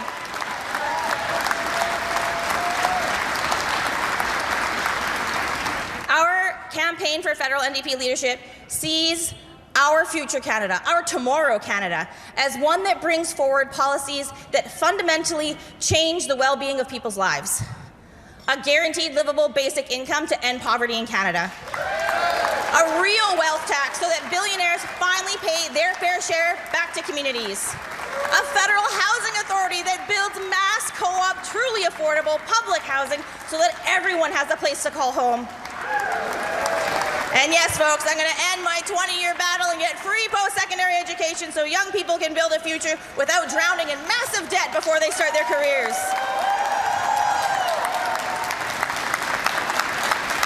We're going to do mass, right now, investment in renewable energy. And why not start with the East-West energy grid and plant that beginning in our Atlantic provinces? We must fund wages and healthcare coverage for workers that are moving from their finite industries into these renewable ones. This means wage and coverage that matches while folks are retraining or upgrading to enter their new beautiful green unionized career. As your leader, we are going to move beyond empty promises on reconciliation. We are going to build real nation-to-nation relationships and keep fighting for our rights to be backed by actual laws and sustainable budgets. We're going to close the infrastructure gap. We're going to support Indigenous entrepreneurs. We're going to create hundreds of thousands of good union jobs all along the way. Because justice must show up in the budget. Our future looks very bright, doesn't it? So for those who love policy, I'm going to give you one more. 4-day work week.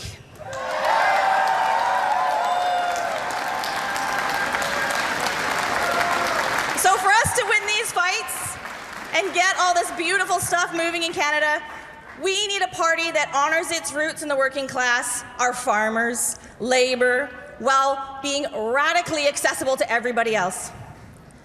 We need free NDP memberships so that a paywall is not the barrier for folks joining our movement. We need to welcome the youth through providing paid internships where they can guide our policies and election strategies. We need the over 20% of our population that lives with a disability to have a place in leadership in our party. Our work must be informed by persons living with disabilities to ensure that we're ditching ableist policies and bringing forward inclusion. Let's have ongoing and supported organizing capacity in our ridings every single day of the year, not just election day. Just like how WAP does it here in Manitoba. Old establishment wants you to believe that things can't change. This is the way we need to do it. They use fear and power to make us settle for the status quo. However, I am a stubborn optimist, and I believe in the power of community, the power of our movement. We now have a chance to write a brand new chapter for our new Democratic Party, a new era. An era where we lead with courage, integrity, and moral clarity. An era where we will be unstoppable. My campaign has led a movement that is rocking the balance of power into the hands of everyday people. We want a leader who listens. We do, if you want me, which is what I'm supposed to tell you. If you want a leader who listens, who turns the hope that you've been asked to have for decades into actual action, who truly believes we can win on our progressive values, I'm asking for your support. I'm asking for your number one on your ballot today.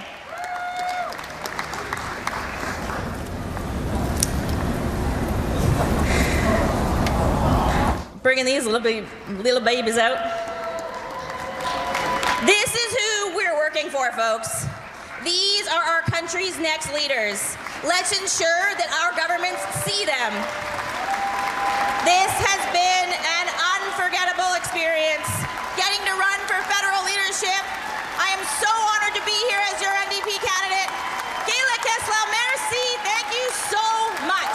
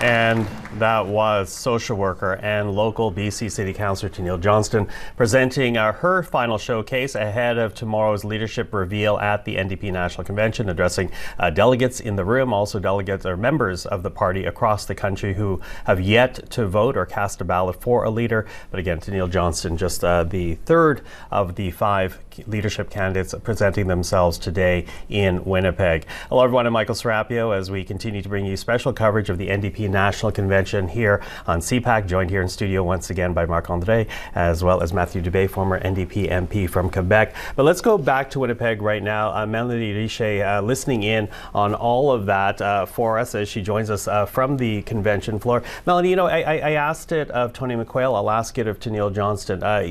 Again, we don't know who's going to win this leadership race eventually, but they are not perceived to be the front runners. So what do you think Tennielle Johnston's contribution has been to the race and to this party? Mm-hmm. Yeah, what's really interesting actually, Michael, about Tennielle Johnston is I think when she first put her name into the race, folks expected her, to have a good showing, but not necessarily go to the end like she has, same as Tony. But one thing that I think has surprised a lot of folks is how well she's been doing. I think she's surprised a lot of people with the things that she's been talking about, her positive attitude and her view of where we need to go in the future. I got to spend a little bit of time in her riding when she was running in the last election. And seeing that same kind of appeal on the ground, particularly with folks in her riding, but with a lot of First Nations communities, First Nations people who don't necessarily see themselves represented in politics. I think that was really important to a lot of folks, on top of her contributions of talking about the things that she believes we should be doing as a party. Her pointing to the fact that we want a leader that listens to us, we want a team that works with us, I think is something that we've heard a little bit. Matthew talked about it earlier about the centralization of the party. That seems to be a bit of a common theme following the election. I don't know that I would credit that as something that has been unhelpful. I think the party does a lot of really positive things for people who are running for candidates, but it is an interesting point that's how it's perceived. So flagging that and pointing to ideas that could make it better is also going to be helpful as part of the discussion of what the party looks like, regardless of who the leader is tomorrow. Mm-hmm. Okay, same question to you, Matthew. When you listen to Tennielle Johnston, and she's still, I will say, as one who has been covering her since the start of her campaign to now in Winnipeg, she's shown the same level of enthusiasm and energy Totally. for for her message, even though, again, she's not perceived to be one of the front runners going into the final results tomorrow. But what would you say have been her contributions to this process and to the party? Well, I think it's exactly that. It's the energy, right? The enthusiasm that she has, and we've seen that start to pick up momentum, even with how she's been perceived by members of the party. It sounds silly, but even, I was mentioning earlier off air, when the fundraising emails that have come in, you can see the quality go to a place that reflects that people are rallying to her campaign and help and supporting her on all these endeavors. And I think that that's incredibly positive. You also saw it in the different style and how she approached even the speech, right? Not being behind a podium, a bit more outside the box, having an Indigenous performance as well along with that. And so I think those are all things that are incredibly important as you try to create energy, buzz, and enthusiasm. If she doesn't become the leader of the party, I would certainly hope that she runs again. She finished a strong second to a Conservative MP, I would note, in a riding that was held by the NDP by Rachel Blaney from 2015 onward. And so I think that that's, again, another example where there are quality people in the party, and whether or not they become leader, to have a performance in the race that reflects that quality, and the people around them as well who work on the campaign, because she didn't get there alone, as she noted, I think is something that is, there's a lot to latch on to, if I can phrase it that way, for New Democrats. Donc, nous avons eu droit jusqu'à date à 3 des présentations des 5 candidats. Le prochain sera Rob Ashton. Mais avant de poursuivre notre discussion, comme je le mentionnais, mon collègue Rémi Autier, qui était à Winnipeg, a eu plutôt l'occasion de s'entretenir avec tous les 5 candidats. Donc, je vous invite à écouter son reportage sur celle qu'on vient d'entendre, Tenille Johnston. On l'écoute. Avec une députation décimée lors de la dernière élection, le nouveau Parti démocratique a bien peu de figures connues qui peuvent se présenter pour devenir le prochain chef. Cela ouvre la porte à certains candidats qui voudraient se présenter pour faire bouger les choses à l'intérieur du parti, et c'est le cas de la Britanno-Colombienne Tenille Johnston. I'm a social worker, a parent, a Campbell River City Councilor, and now officially the first Indigenous person to ever appear on a federal leadership ballot in Canadian political history, so I'm pretty excited about that. C'est de loin la plus jeune candidate. Elle a moins de 40 ans. Et Tenille Johnston veut se démarquer par son énergie, sa jeunesse, mais aussi le fait qu'elle est membre d'une Première Nation. C'est la première candidate à la chefferie d'un des principaux partis au gouvernement qui est membre d'une Première Nation, qui est autochtone. Elle continue à travailler, il faut le dire, à temps plein en tant que travailleuse sociale dans le nord de l'île de Vancouver pendant qu'elle mène sa campagne, et elle voit cela comme étant une force. Notons aussi que ce n'est pas sa première expérience en politique. Elle s'est présentée dans la circonscription de North Island Powell River lors de la dernière élection, où elle a terminé deuxième. Et fort de cette expérience, elle pense que le NPD doit changer sa façon de rejoindre les militants et le public. We need to get back to our grassroots, which are living and breathing and excited in our ridings across the country. We need to empower them to run those strong, amazing candidates that we see show up in the NDP, and really focus on that ground game. Sometimes when we try to centralize processes to make them more efficient, it pulls us too far away from the ground, from where the real work is happening. Ce retour aux sources qu'elle prône se voit dans sa plateforme électorale qui met l'accent sur les services publics, mais aussi la redistribution de la richesse. Tenille Johnston croit qu'un revenu minimum garanti devrait être instauré pour lutter contre la pauvreté, et elle estime que le Canada fait face à une crise en raison du manque de professionnels de la santé. It's unacceptable that in a G7 country, we have over 10% of our population living in poverty. That's absolutely ridiculous.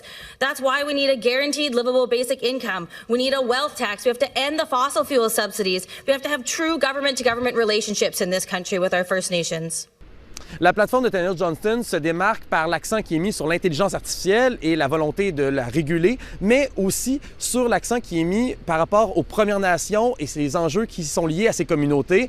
Elle veut, entre autres, diminuer l'écart des infrastructures entre les communautés allochtones et les communautés autochtones. Selon elle, c'est à la fois un impératif moral, mais aussi un outil de développement économique. I think it's the role of the federal NDP to work with nations to bring forward a prosperous Canada for all, which is actually the title of the Assembly of First Nations strategic plan, is Prosperity for All. We really, truly, I'm going to speak for a lot of Indigenous people across the country, we care about our country. We want prosperity for all. We truly believe those words when we say them. Comme la majorité des candidats à la course à la chefferie, Tanil Johnston a de la difficulté à s'exprimer en français. Elle est consciente que c'est un obstacle pour permettre au parti de rayonner au Québec, mais elle sait que le NPD peut et doit y faire des percées. Selon elle, il y a des parallèles à faire entre la province et les communautés autochtones à travers le pays qui toutes luttent pour faire respecter leur langue, leurs droits et leur souveraineté. Quebec has a lot in common with our nations across the country, especially within the Sherbrooke Declaration. It's something that's asking to be respected as the independent government that they are. And our nations are after the exact same thing, that strong acknowledgement of their sovereignty and their structure as a government. Tanil Johnston n'est pas la candidate la plus connue dans cette course et elle pourrait avoir de la difficulté à tirer son épingle du jeu lors de la convention à Winnipeg. Mais en amassant l'argent nécessaire pour mener la course au leadership, elle s'est assurée de faire entendre sa voix et surtout de donner une voix aux jeunes et aux Autochtones qui ont parfois de la difficulté à percer en politique et à se faire entendre. C'était un reportage de mon collègue Rémi Autier. Allons maintenant retrouver Mélanie Richer à Winnipeg.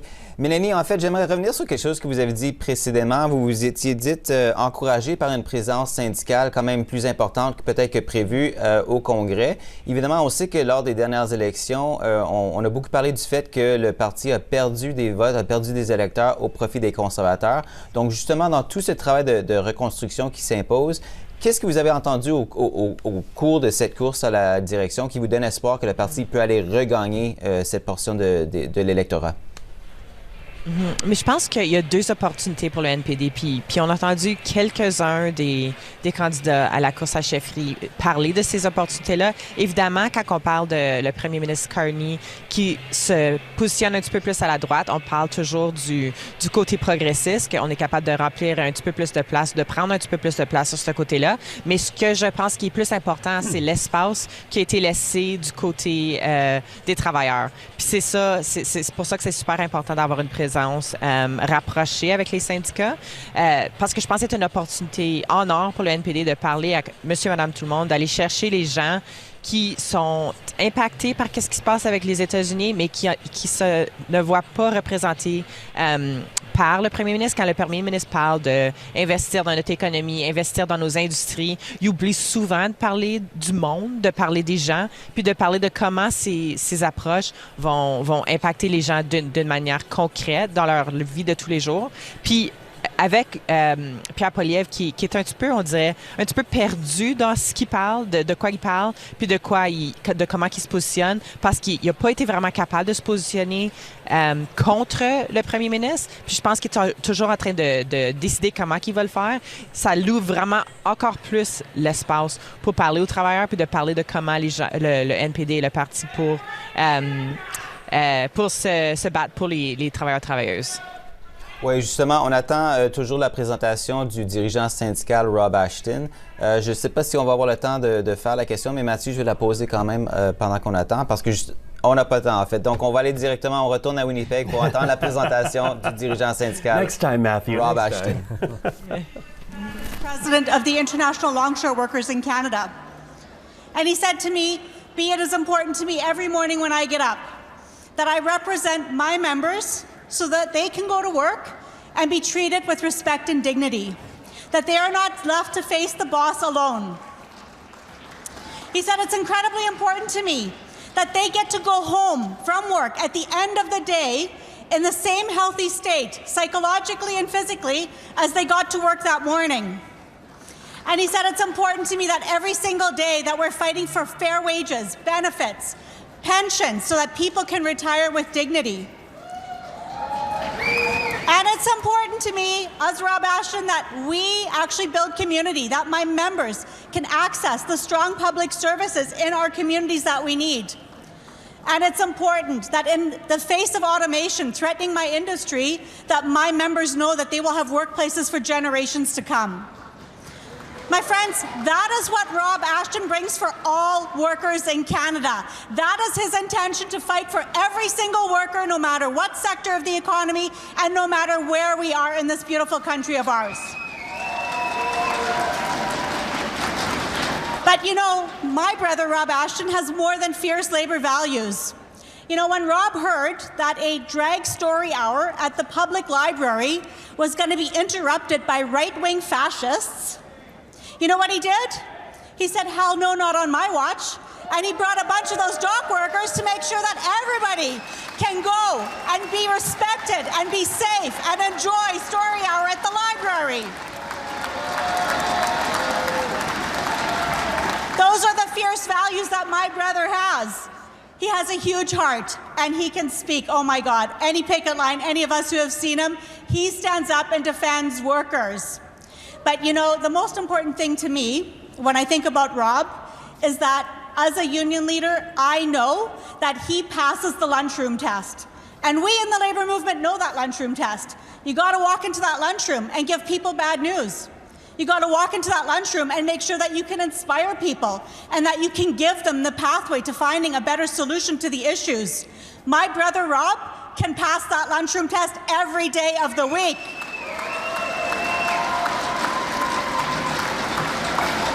He is the real deal. I have seen him at meetings with government and at meetings where the highest-ranking CEOs of corporations are sitting at the table trying to tell us that banning scab labor would hinder the economy.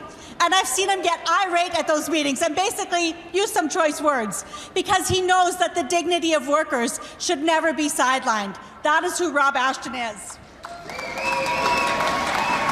My brother lives and breathes labor values, and we need a worker leading our party. And I know Rob is going to kick ass for the working class. And I'm proud now to introduce Alyssa, Marty, Benita, and Rob Ashton.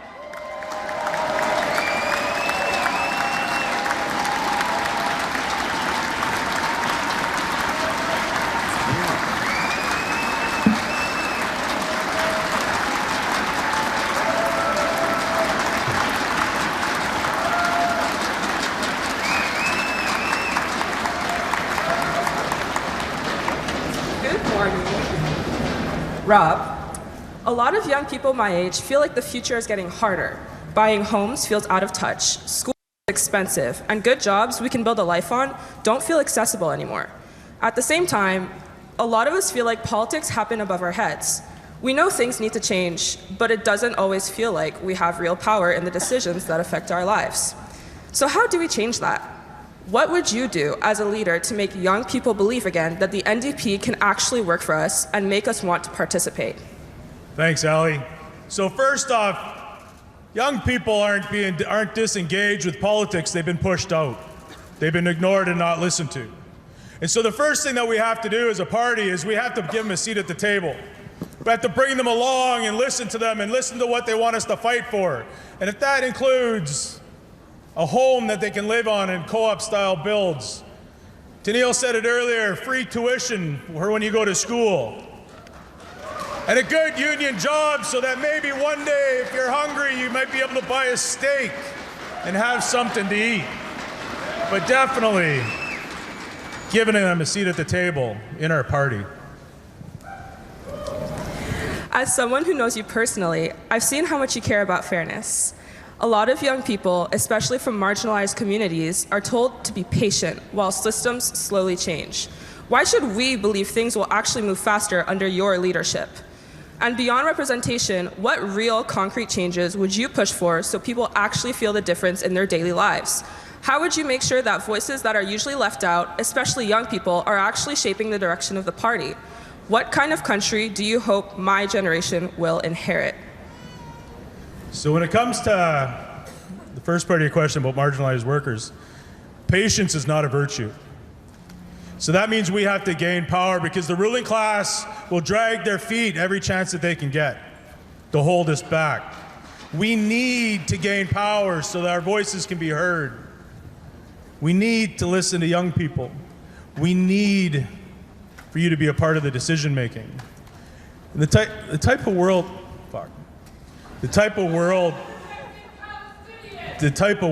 that I want to leave for you and others is one with free education, one with homes that you can afford, good union jobs, a life free of hate and full of hope, man. Listen.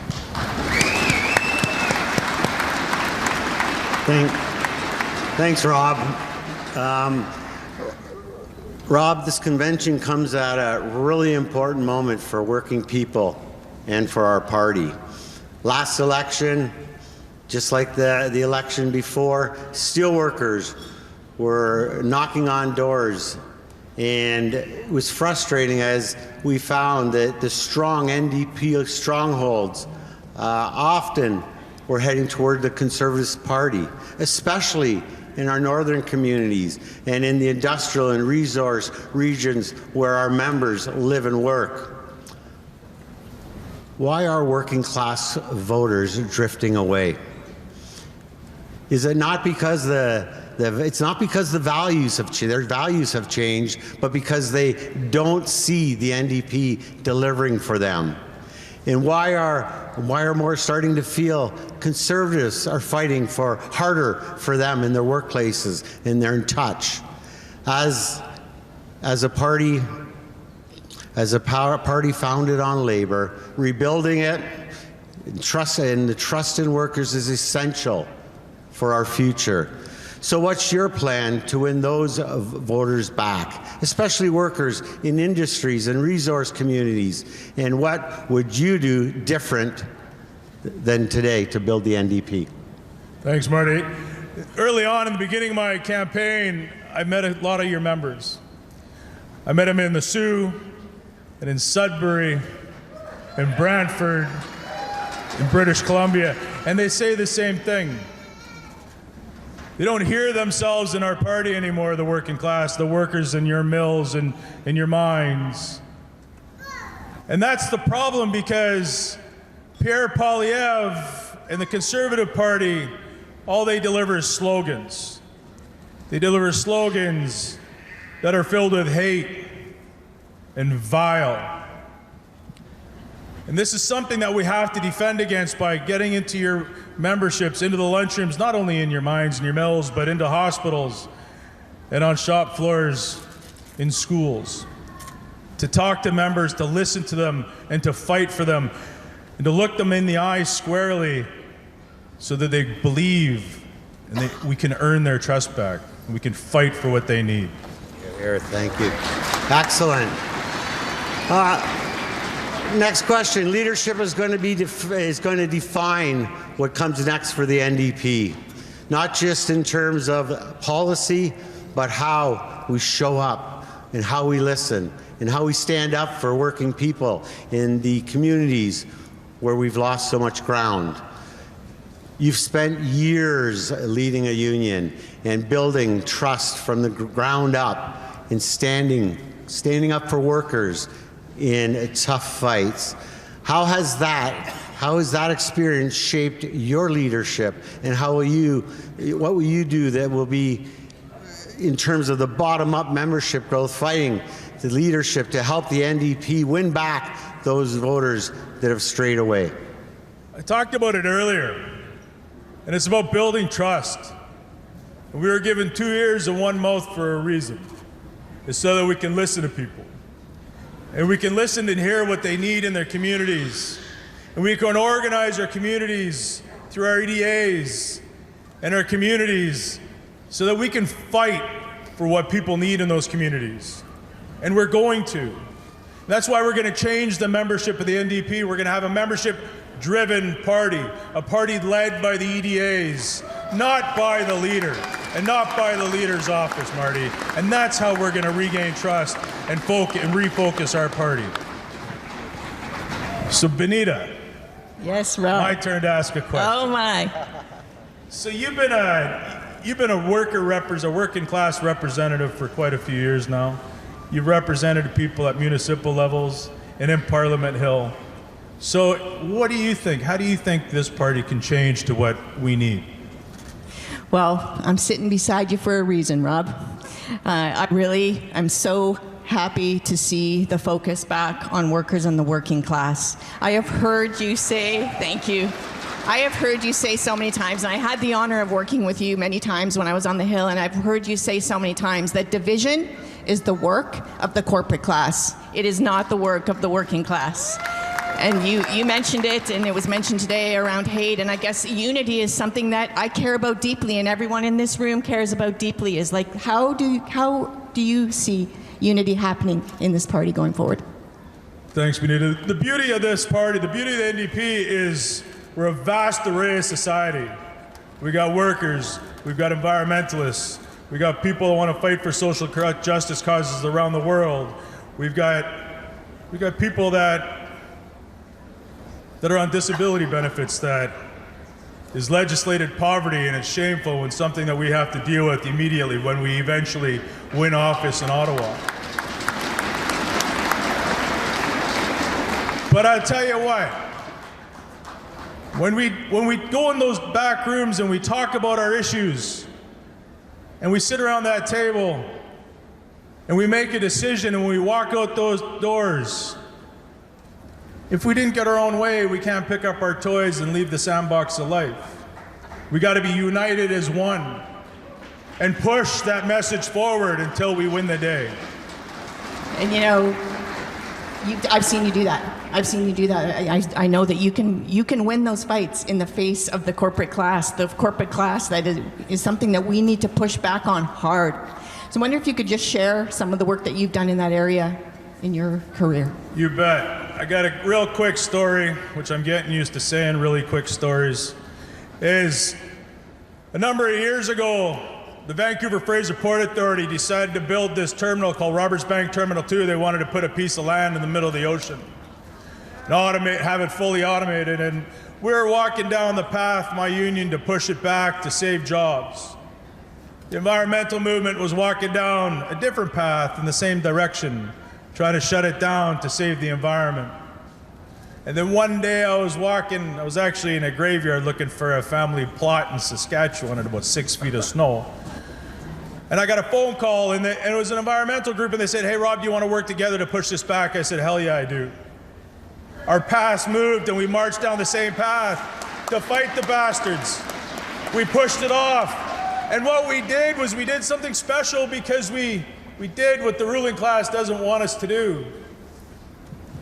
We said no to division, and we joined forces, and we're still working together today because we can have open and hard conversations with each other. Amazing. And that's why it's so great to be sitting beside you today, Rob. Thank you so much. Thank you, Benita. Thank you, Marty. Thank you, Alyssa. Thank you all.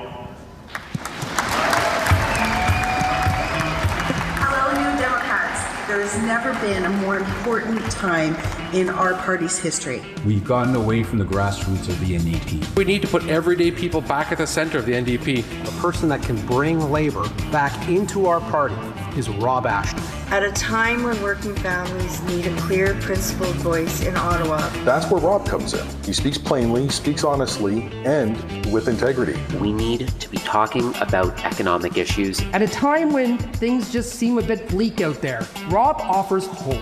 I support Rob Ashton as leader of the NDP. Rob speaks about everything I want to hear from politicians, and specifically putting power back into the hands of the working class. Rob Ashton a toujours défendu les travailleurs et les communautés vulnérables.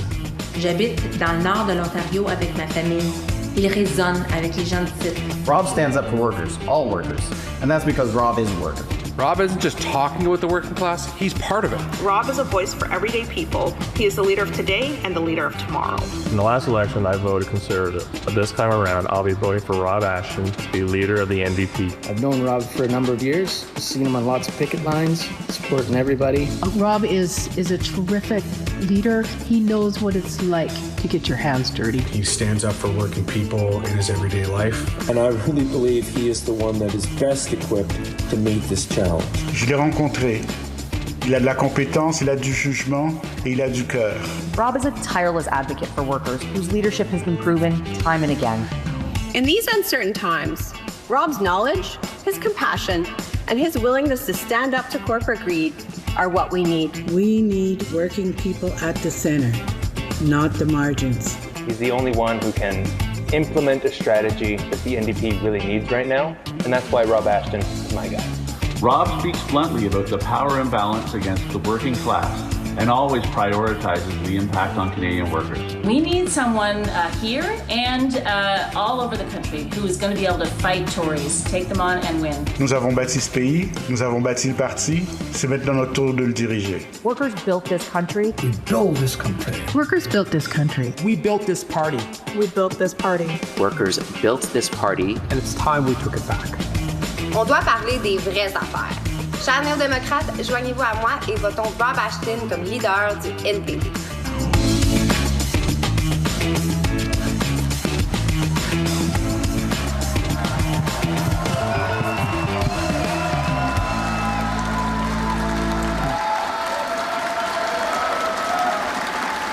Bonjour néo-démocrates! Good morning, New Democrats!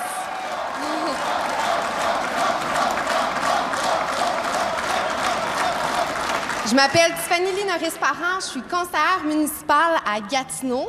C'est un honneur pour moi d'être ici encore une fois sur cette belle grande scène. Puis honnêtement, wow, quelle énergie dans la foule aujourd'hui! Ouais! Il y a 3 ans, j'étais avec vous pour vous parler de la représentation des femmes puis des jeunes en politique. Un sujet qui me touche personnellement puis qui me tient à cœur. Mais aujourd'hui, je suis avec vous pour vous parler d'un autre sujet, de l'espoir. De l'espoir que j'ai en notre capacité de rebâtir notre parti. Parce que oui, le défi est grand. Mais ensemble, on est capable de le relever. And there is hope in this room today. Cet espoir, je le vois en Rob Ashton. Un gars qui est vrai, un leader qui est proche du monde, quelqu'un qui comprend ce que vivent les familles, les jeunes, les aînés. Puis si on veut gagner, si on veut rebâtir, si on veut reconnecter avec tout le monde, il faut avoir Rob. Que ce soit dans les villes, dans les banlieues industrielles, dans les régions et dans le Nord. Ça nous prend un leader qui a déjà mené ces combats-là, qui sait comment les gagner. Rob est ce leader. He's the future of our movement, grounded in our roots, a leader who's ready to fight for the people and to win. Alors, mes amis, c'est avec une immense fierté que je vous présente mon choix comme chef du NPD, Rob Ashton!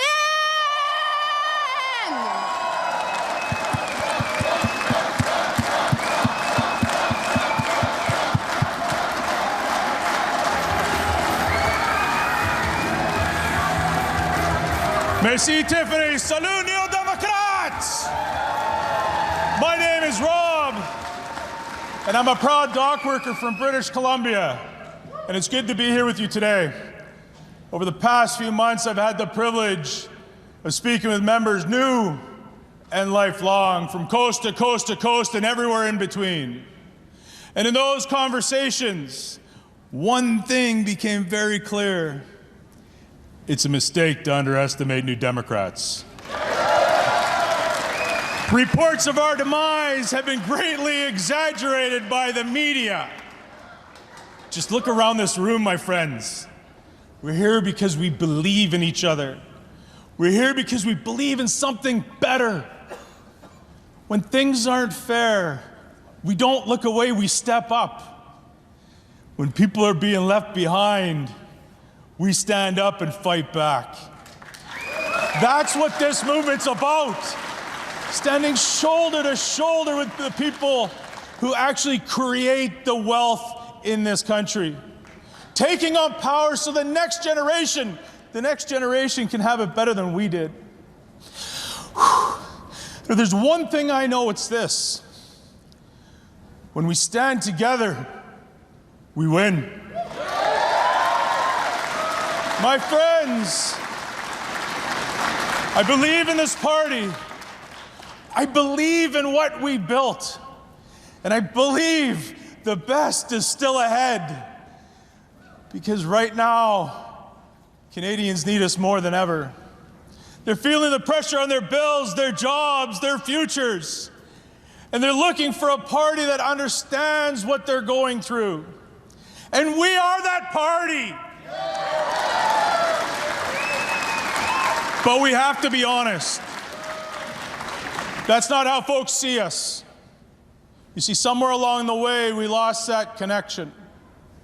Too many working class Canadians stopped seeing themselves in us. Not because they stopped sharing our values, but because they stopped seeing themselves in our party. We can fix that, and we will, because we owe it to them. Because Canadians deserve a real choice. One that puts people over profits, that looks out for one another, and fights for real solutions that actually make a difference in people's lives. Because this party was built by the working class, for the working class, and that's not just our history. That has to be our future. This is our moment to rebuild this organization, to reconnect with the people this party was created to fight for. And I'm hopeful because I've seen what we're capable of. On picket lines, in communities across this country, when we come together with purpose and determination, we don't just fight, we win. We built this country, every bridge, every road, every school, every home, every hospital. We built this party! So let's rebuild it together. Bring it back to the people, back to the communities we're meant to serve. Back to being a real movement driven by the people who keep this country running every day. If you're ready to meet the moment, if you're ready to take the challenge head on, if you're ready to move forward, then join me and let's get to work. My friends, I'm going to close this campaign the way I started. We're done being on the menu, and we're done with the ruling class eating us alive. It's time we take our seats at the table and eat the damn rich.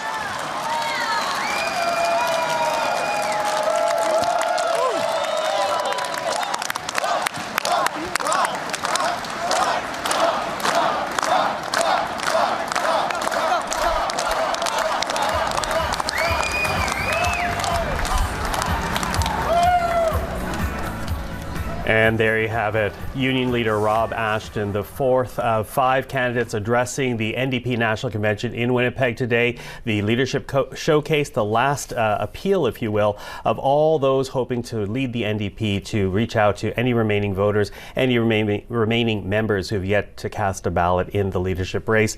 And with that, we're going to wait now for Heather McPherson, who will be the fifth and final candidate who will address the convention. But right now, joined at the desk, of course, by my colleague Marc-André, as well as Matthew Dubé, former NDP MP from Quebec, and Melanie Richer in Winnipeg. So dare I say, in a speech that did not lack any passion, Melanie, clearly there was this ongoing message in that speech that Labour needs to be put once again at the center of the NDP, at the center of the party. Did that drift? Do you accept that criticism from people like Rob Ashton, who took to the stage in the last few minutes? Right. You know, it's maybe not funny, but one thing that I wanted to point out is while he made that criticism, I think he also took some ownership of that criticism also. Rob and others like Rob were always close to the party and have always tried to help the party, and, you know, previous leader Jagmeet better connect with working people. Rob has always been a prominent person in that kind of fold. So I think that's why he kind of said, you know, like, let's be honest with ourselves and let's acknowledge that we have lost some of those folks along the way, and we need to, you know, double down and do that. I don't think that it's a unique challenge to the NDP. I think we're seeing progressive parties or Labour parties really around the world struggle with how can you stay committed in your values, but also talk to people in a way that makes them feel like you understand their challenges and you hear their challenges and you're there fighting for them. There was a funny conversation, not a funny conversation, but there was a discussion happening amongst people in the NDP universe about immigration immigration when Pierre Poilievre was talking about temporary foreign workers and how the program of temporary foreign workers was making it a little bit difficult for some folks who, are part of labor. And I think our instinct as progressives is to say, whoa, you're criticizing immigration. Immigration's really good, which is important. But the thing that we fail to do sometimes is to get at the root of why people feel that way. Instead of telling people, immigration is good and we need more immigration, we sometimes need to stop and say, okay, what is that feeling there? That feeling isn't actually you're worried about immigration. That feeling there is you're feeling precarious in your job and you don't know how government is going to help you. So I think we need to do a little bit of work there to both say, immigration's good. We need more immigrants. We need to make sure that immigrants, when they come here, have the rights that they deserve when they come here. But what can we also do to make your job more secure? What can we also do to make your wages better? What can we also do to make sure that you have the protections that you need when you go out to work every day? And I think that's one of the lessons that we've heard from Rob and how to better communicate and better connect with folks. And I think that's the lesson that, if Rob was the next leader, may bring to the party. If he isn't the next leader, I hope whoever is understands and hears that lesson of, we have a challenge in connecting with people and in communicating with working people that we really need to tackle in order to bring those folks back into the fold and to show them that, as I like to say, Pierre Poilievre cosplays when he talks about how he stands with working people. At every opportunity, he has voted against things that will make working people's lives better. So figuring out what that communication is will be really important to whoever the new leader is. Matthew, when you hear that criticism, what do you take of it? Well, there's a few things. I think it's all fair, and a few things that Mel said that I want to build on. One is, those folks are still there, right? It's not like it's almost like when you lose touch with a friend or a family member. It's not that you're not friends with them or related to them anymore. It's just that you need to maybe rethink how you're staying in touch, right? Like, I'm not trying to be overly superficial about it, but I do think there hasn't been this massive rupture. I think it's just about recalibration. And the other piece that Mel said that I want to build on, and not to sort of go too far in a different direction, but there has been a lot of consternation among organized labor about the current landscape, not just here in Canada, but around the world.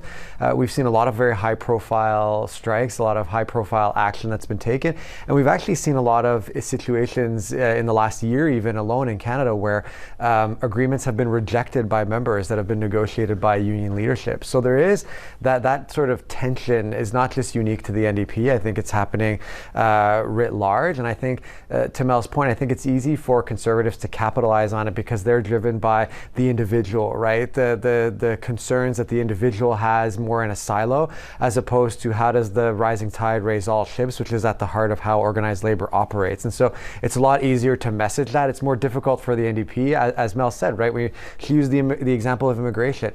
When you're trying to reconcile two things, it's harder to message than when you're just going out there and saying things are bad for you and you need to do something about it. Everyone can talk in you statements, but we statements are a lot harder. Again, maybe that sounds overly superficial to our viewers here, but I do think that that's sort of at the heart of where that criticism is. And I think that Rob being part of this race, regardless of where he ends up tomorrow when the results are known, I think that that's been a very important thing. And even the emotion behind it that we saw, not just the passion, but even getting choked up, it seemed at different points, that's an important piece of that equation as well. Certainement l'un des plusieurs défis qui attend le prochain chef, peu importe qui il sera. Comme je le mentionnais, notre collègue Rémi Autier a eu la chance d'échanger avec tous les candidats. Donc, justement, avant qu'on procède plus loin et qu'on entende le dernier discours, celui de Heather McPherson, en fait, la dernière présentation par Heather McPherson, je vous invite d'abord à écouter le reportage préparé par mon collègue Rémi Autier portant sur Rob Ashton. Les travailleurs, les syndiqués, les cols bleus, pour bien des néo-démocrates, ce sont pour eux que le parti se bat. Et justement, le NPD est né de l'Union du Congrès du travail du Canada et de la Fédération du Commonwealth coopératif en 1961. 65 ans plus tard, il y a des voix qui s'élèvent pour dire que le parti doit de nouveau se tourner vers cette base. Et celui qui se veut le représentant de cette voix dans la course au leadership, c'est Rob Ashton. I'm from the working class. I grew up on the docks. I've spent my entire life, adult life, fighting for working class values. Ce Britanno-Colombien est président du syndicat des débardeurs, la International Longshore and Warehouse Union, depuis 10 ans. C'est donc un habitué de la politique syndicale, mais il fait ses premiers pas en politique partisane canadienne.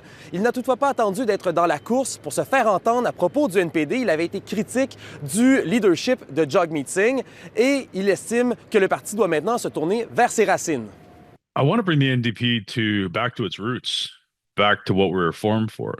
To fight for Canadians, to fight for the working class, to fight for the rights of farmers. Everybody that's been forgotten by conservative governments and liberal governments over the years, which is pretty much everybody except for their corporate interests. La plateforme de Rob Ashton ressemble beaucoup à celle des autres candidats dans la course au leadership. Elle s'articule entre autres sur le logement, la redistribution de la richesse et l'environnement. Mais il met particulièrement l'accent sur son plan pour le pouvoir des travailleurs qui veut entre autres redonner des forces aux syndicats, les favoriser, mais aussi s'assurer de la représentation des travailleurs sur les conseils d'administration des entreprises.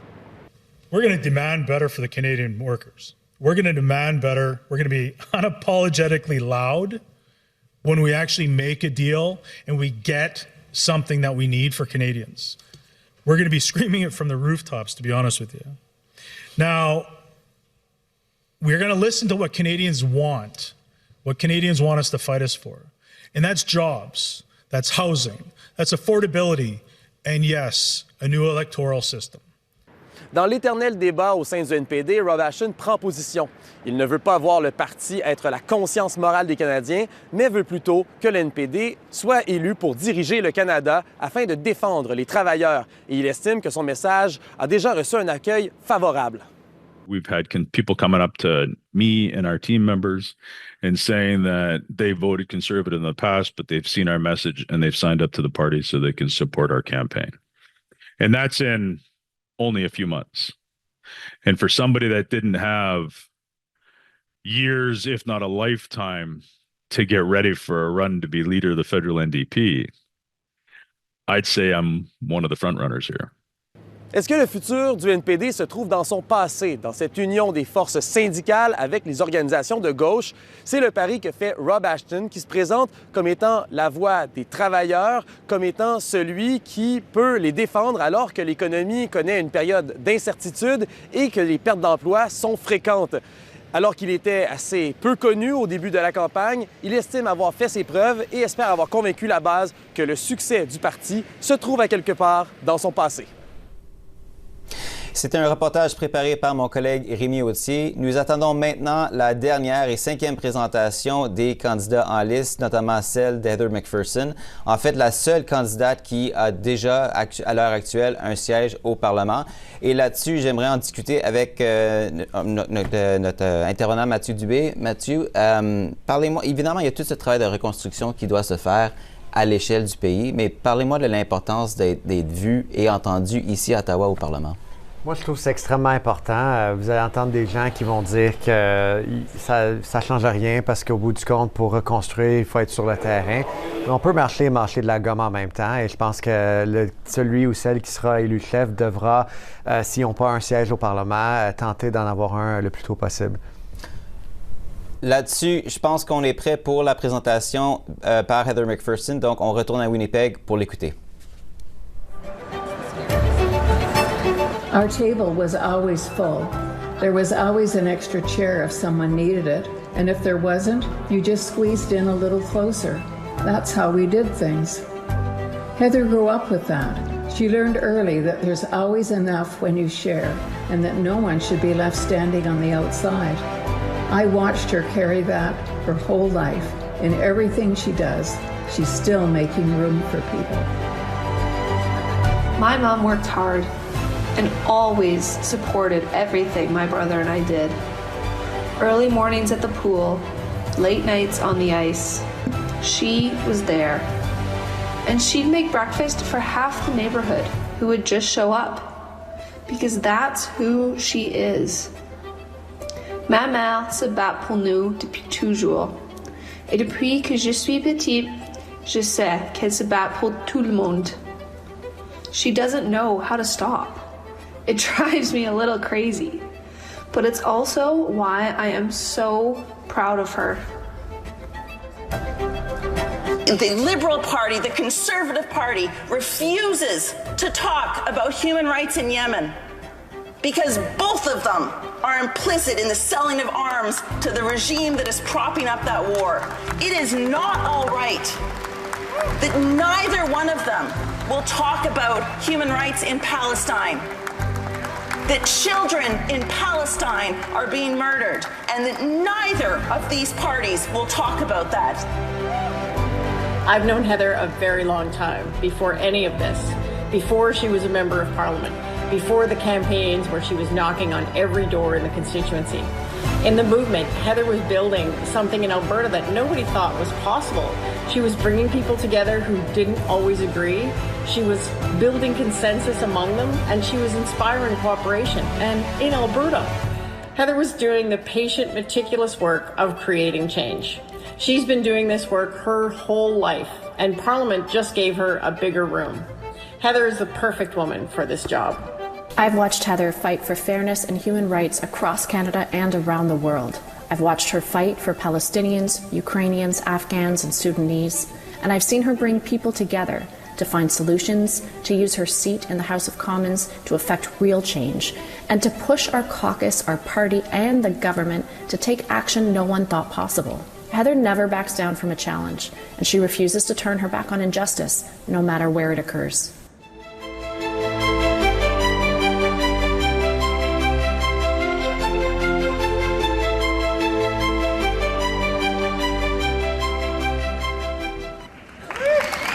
Bonjour tout le monde. My name is Amanda Freistad.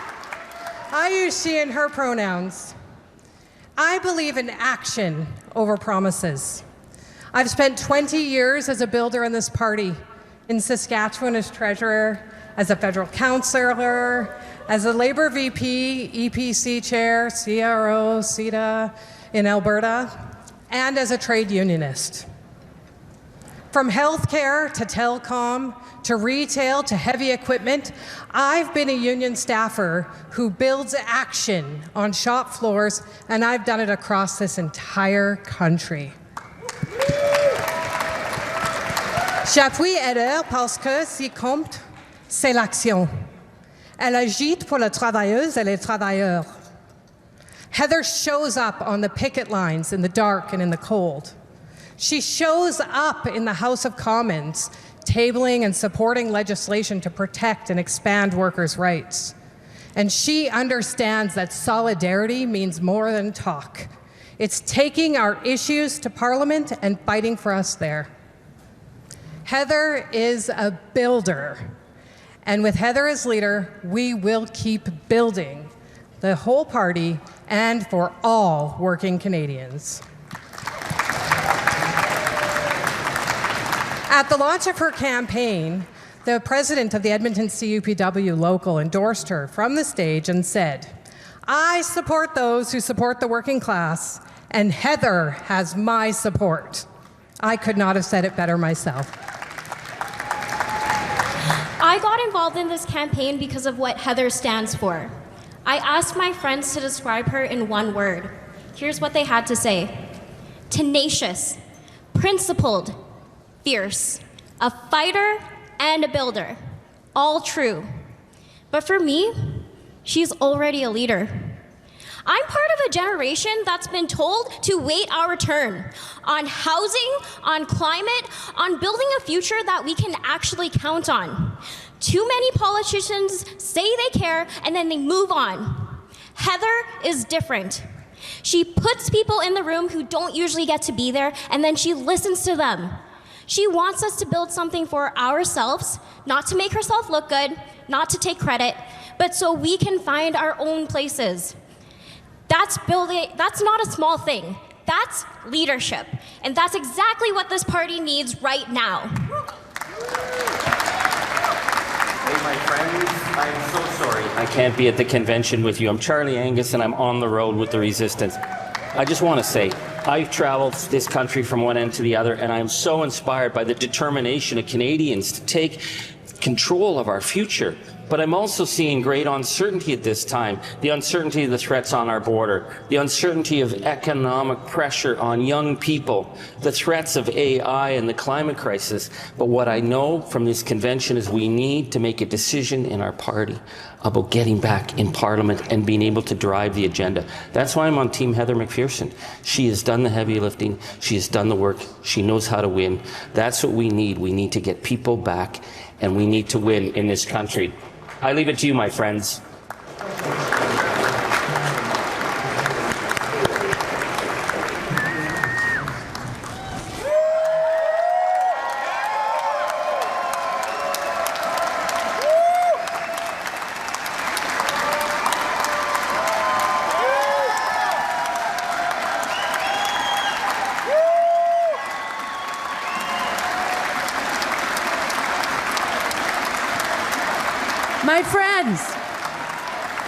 My friends, fellow New Democrats, across this country, provincial New Democrats defeat Conservatives.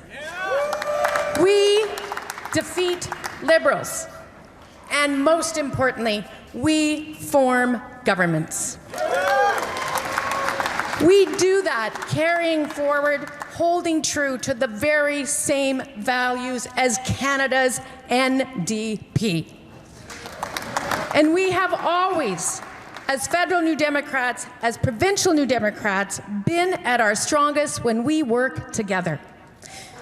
When Jack Layton was leader, it might surprise people to know that we didn't necessarily agree on every policy, but we also knew that we had shared values. And Jack Layton, he never wrote any part of this country off. He wanted us to grow together because he knew we could. Heather McPherson intuitively understands that too. She naturally connects with people and instinctively shares her success with everyone around her to help build other people up. Even in the last election, she didn't hunker down to protect her own vote count in her own riding. Oh, no. She kept knocking on doors in other ridings across Alberta and indeed even in other provinces. That's who she is. She's a builder. Heather just doesn't just think about the next election. She builds for the next one, and she builds for the one after that, and the one after that. And that's the real difference in this race. Heather understands we can only grow through addition, not division. And we can only win for the people who are counting on us when we build and we win together. Heather McPherson is a builder. She's been proving it her whole career.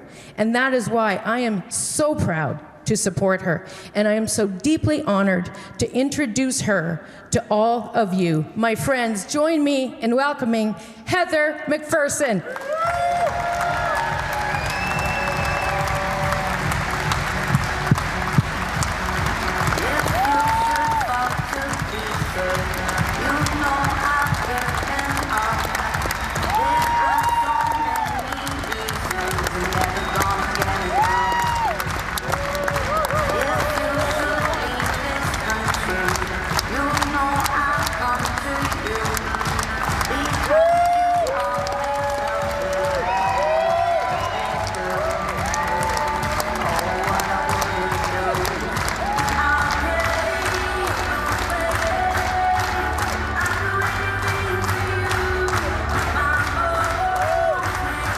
Merci. Thank you. Thank you.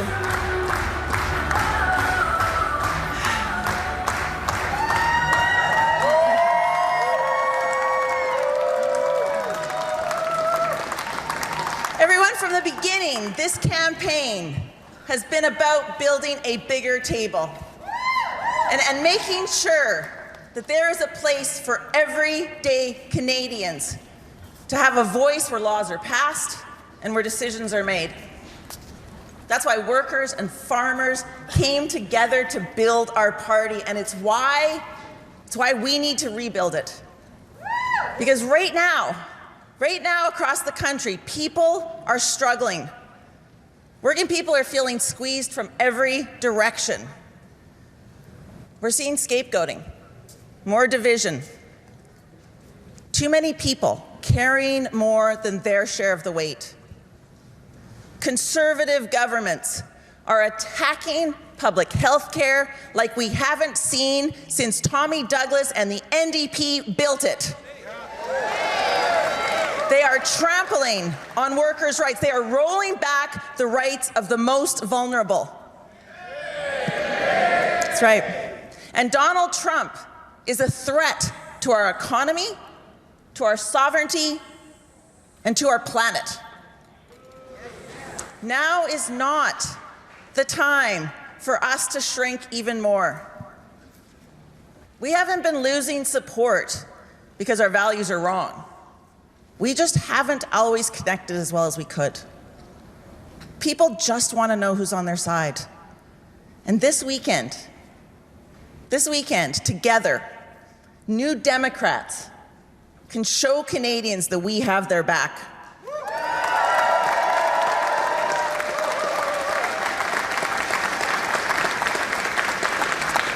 You know, I didn't grow up in a political family. My mom and dad worked hard. They're here today. But they did teach us to care for others and that you can always make more room at your table. And that idea stuck with me. You know, through 20 years of building coalitions with people that we don't always agree with, you know, fighting for human rights, showing up for those people that the system has left behind. In 2008, when I was door knocking with Linda Duncan in Edmonton, Strathcona, there it is, we earned support from people who hadn't voted NDP before. And when I ran in 2019, every news camera went to the Conservative campaign office to celebrate their victory. And when the results came in, they had to rush right back to our campaign headquarters.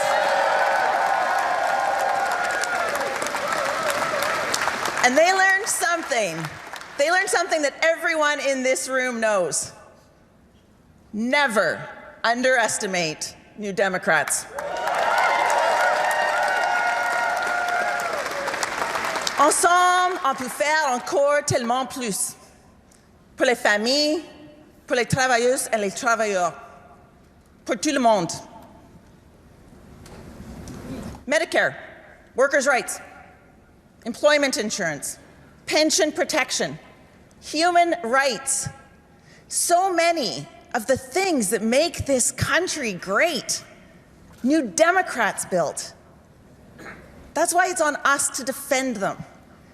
You know, that's why holding a membership card should mean much more than getting fundraising emails.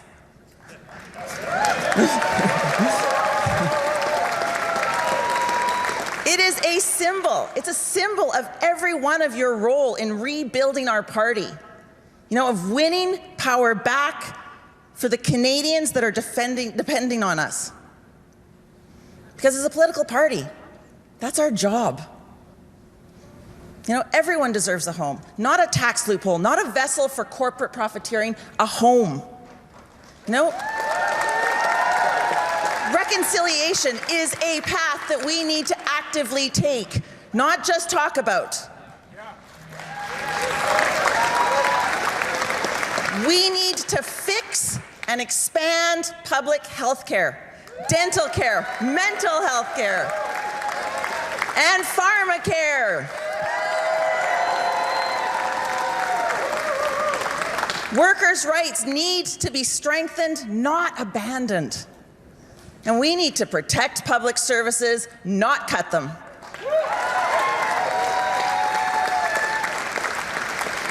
Our future needs to be built here with Canadian materials and Canadian jobs, and a plan to address the climate crisis that workers can support because they are part of the solution. Not ignored. Not ignored, not patronized, or not treated like part of the problem. And Canada must be a voice for peace, for human rights, for international law, for standing with Ukraine, for standing for justice in Palestine.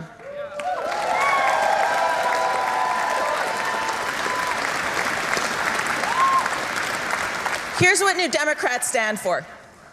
A good job, a home you can afford, head-to-toe health care that you don't have to pay for ever. And a government that serves you, not the billionaires that these guys keep letting off the hook. And we need to be building a cleaner, brighter future for our kids with more hope, with more opportunity for everyone. En ribétie, partout au pays, le Québec est au centre de ce travail. Je suis là et je vais rester là. Je vais être à l'écoute et ensemble, on va gagner pour les gens.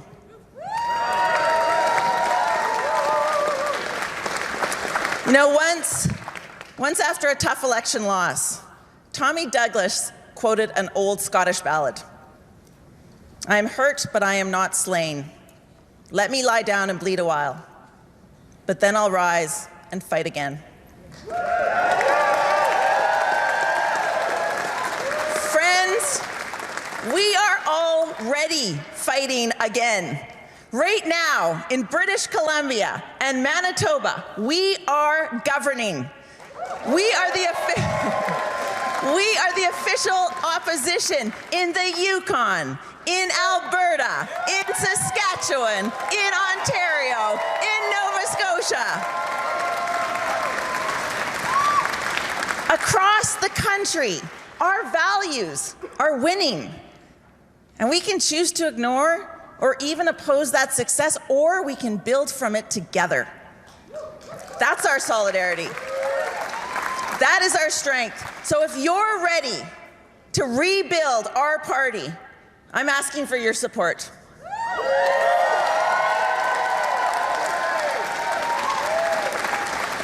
Let's leave this convention re-energized and together, like those who have built and rebuilt the NDP before us, conversation by conversation, community by community, riding by riding. Let's make sure everyone has a seat at this table. I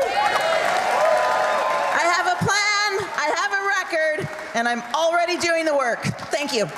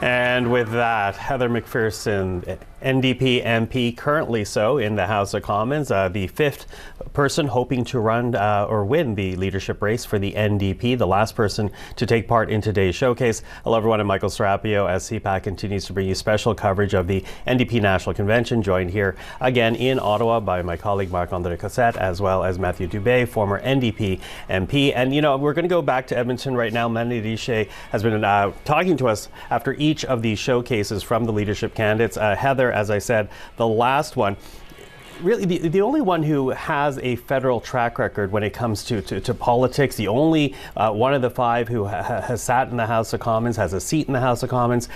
I wonder if you could comment on that, Melanie, about the advantage of that, the kind of knowledge that brings. We don't know who's going to win the race at the end of the day, but again, she's the only one with any kind of track record or experience in Ottawa.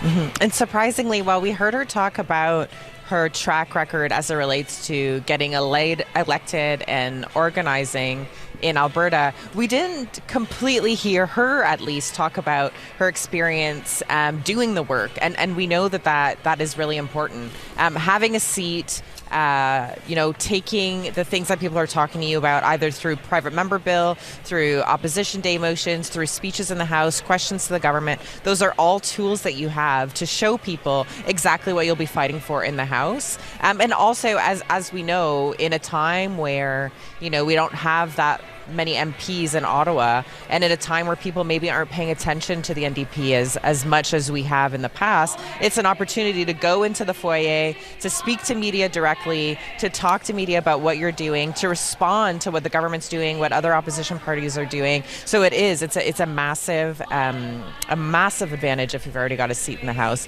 The other thing that I would say is Heather has been part of a team that has been able to sit across from, a government that they don't necessarily agree with, and get some real wins for people. You want to talk about anti-scab legislation, dental care, which millions of people now have access to, pharmacare. These are tangible things that have only happened because of the NDP, and Heather was a part of that. So she's able to tell people in a real way that she knows what it takes to sit across from a table from a government that's not willing to do these things for people and push them to do it. So all things that are definitely beneficial and would give you a leg up on day one, instead of having to be on the outsides of the machinery of Parliament. And Heather would definitely have the advantage of that over other leadership contestants. Mm-hmm. Oui, Mélanie, évidemment, étant donné qu'elle est la seule députée qui a un siège aux communes, si elle n'est pas la gagnante, le ou la gagnante devra évidemment se pencher sur elle et vraiment nouer un propre réseau pour pouvoir se faire voir, se faire entendre. À quel point, en fait, la question, je pense, c'est parlez-nous de l'importance pour tout candidat de justement pouvoir se faire entendre dans ce Parlement, surtout alors qu'il y a encore beaucoup de travail qui reste à faire à l'extérieur d'Ottawa. Donc, la personne va devoir conjuguer ces deux priorités. Ça risque d'être une tâche quand même assez difficile. Difficile, puis surtout difficile pour un parti qui n'a pas nécessairement la même levée de fonds que les autres partis. Un des outils, évidemment, en tant que néo-démocrate, on aime toujours parler aux médias, on aime toujours aller... c'est une manière d'être transparente, de passer son message, mais c'est aussi une manière de passer son message aux gens quand tu as pas nécessairement le même montant de fonds que les autres partis. Les conservateurs sont capables d'utiliser leurs fonds puis parler aux gens parce qu'ils ont beaucoup d'argent pour parler aux gens sur les médias sociaux. Le NPD va pas avoir la même collecte de fonds. Puis c'est la même chose pour aller dans comme tous les coins du pays, d'aller chercher puis d'aller parler aux gens. C'est cher, mais si tu es dans la Chambre des communes, tu as l'opportunité de le faire de jour en jour parce que c'est de même que notre Parlement fonctionne. Donc c'est définitivement un avantage d'avoir un siège dans la Chambre. Puis ça va être difficile pour un chef qui n'a pas un siège dans la Chambre d'aller passer son message, d'aller chercher les gens, puis de faire les travaux d'un parlementaire sans un siège dans la Chambre. Mélanie Richer, ex-directrice des communications du NPD et à l'ancien chef Jagmeet Meeting, maintenant avec Earnscliffe Strategies. On va devoir se laisser là pour l'instant à Winnipeg, alors que la Convention, les membres au Congrès se préparent pour une pause pour le dîner. Merci d'avoir été des nôtres. On aura sûrement l'occasion de se retrouver. Melanie, thank you for that. And I will point out that if the airlines cooperate, Melanie should be here with us tomorrow. So fingers crossed, Melanie Richer makes it back to the nation's capital. Join us tomorrow. But as we keep setting up what's happening in Winnipeg, though, Matthew, maybe you could offer your viewpoint on the advantage of having that parliamentary experience. We heard both in English and French. Melanie's take on it. What's your take on that? Well, I think, undoubtedly people are going to say that it's an opportunity to be out in the field organizing in communities if you don't have the seat in House of Commons. But again, as I said earlier in French, you can walk in Tlugum at the same time. I think that's important. And let's not forget, stakeholders want to meet with members of Parliament, particularly with party leaders. So there's also an opportunity to connect with different stakeholders, to better understand the issues, to better position yourself, to build relationships.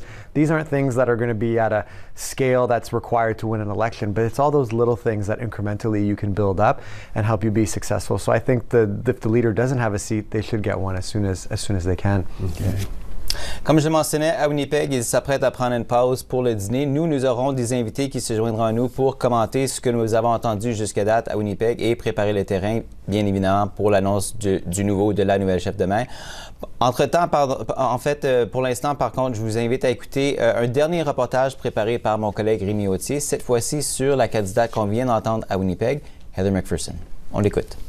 Le NPD a reçu une gifle lors de la dernière élection lorsque sa députation est passée de 24 à 7, ce qui fait en sorte que le parti n'est plus officiellement reconnu à la Chambre des communes. Et avec le passage de Laurie Idlott aux libéraux, ils ne sont maintenant que 6.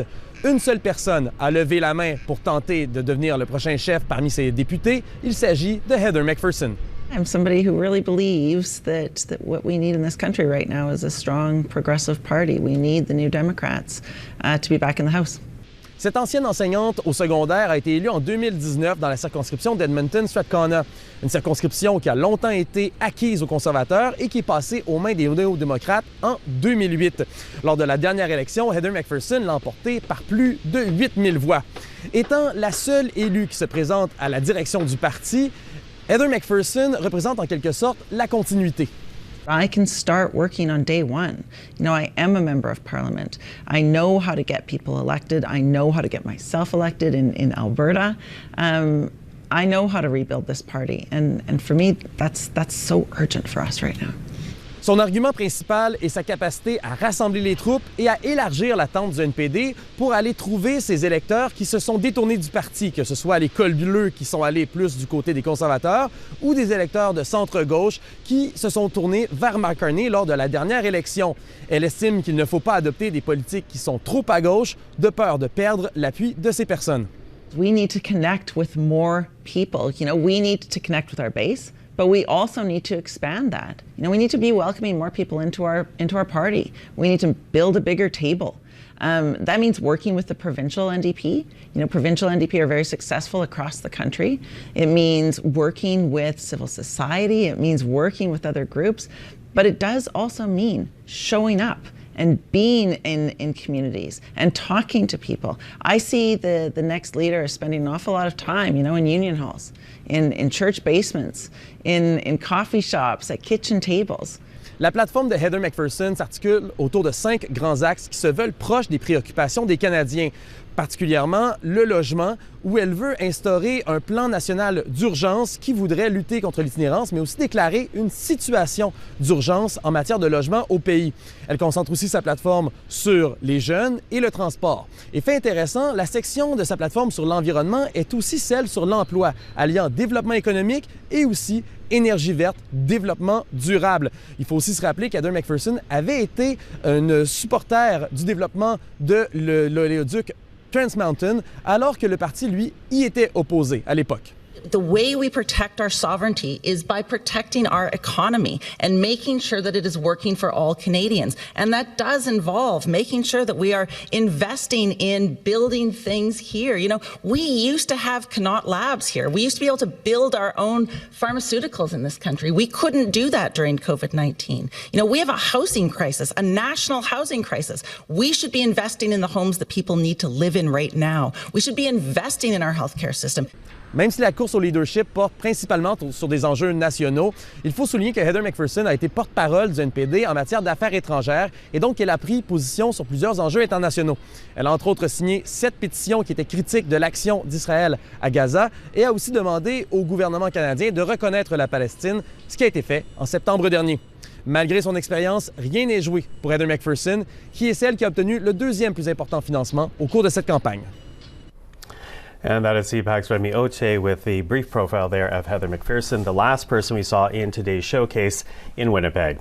Well, with that, let's get back to the NDP National Convention at the RBC Convention Centre in Winnipeg. You see there, standing by to speak with us, Bea Bruss, the President of the Canadian Labour Congress. Bea, good to see you. Thank you for joining us. Wonderful to see you too. Thank you for having me. Listen, we should begin by the very fact that you helped introduce Rob Ashton, one of the 5 people hoping to be the leader of the NDP. Why that choice? Why the decision to make such a public statement behind that candidate?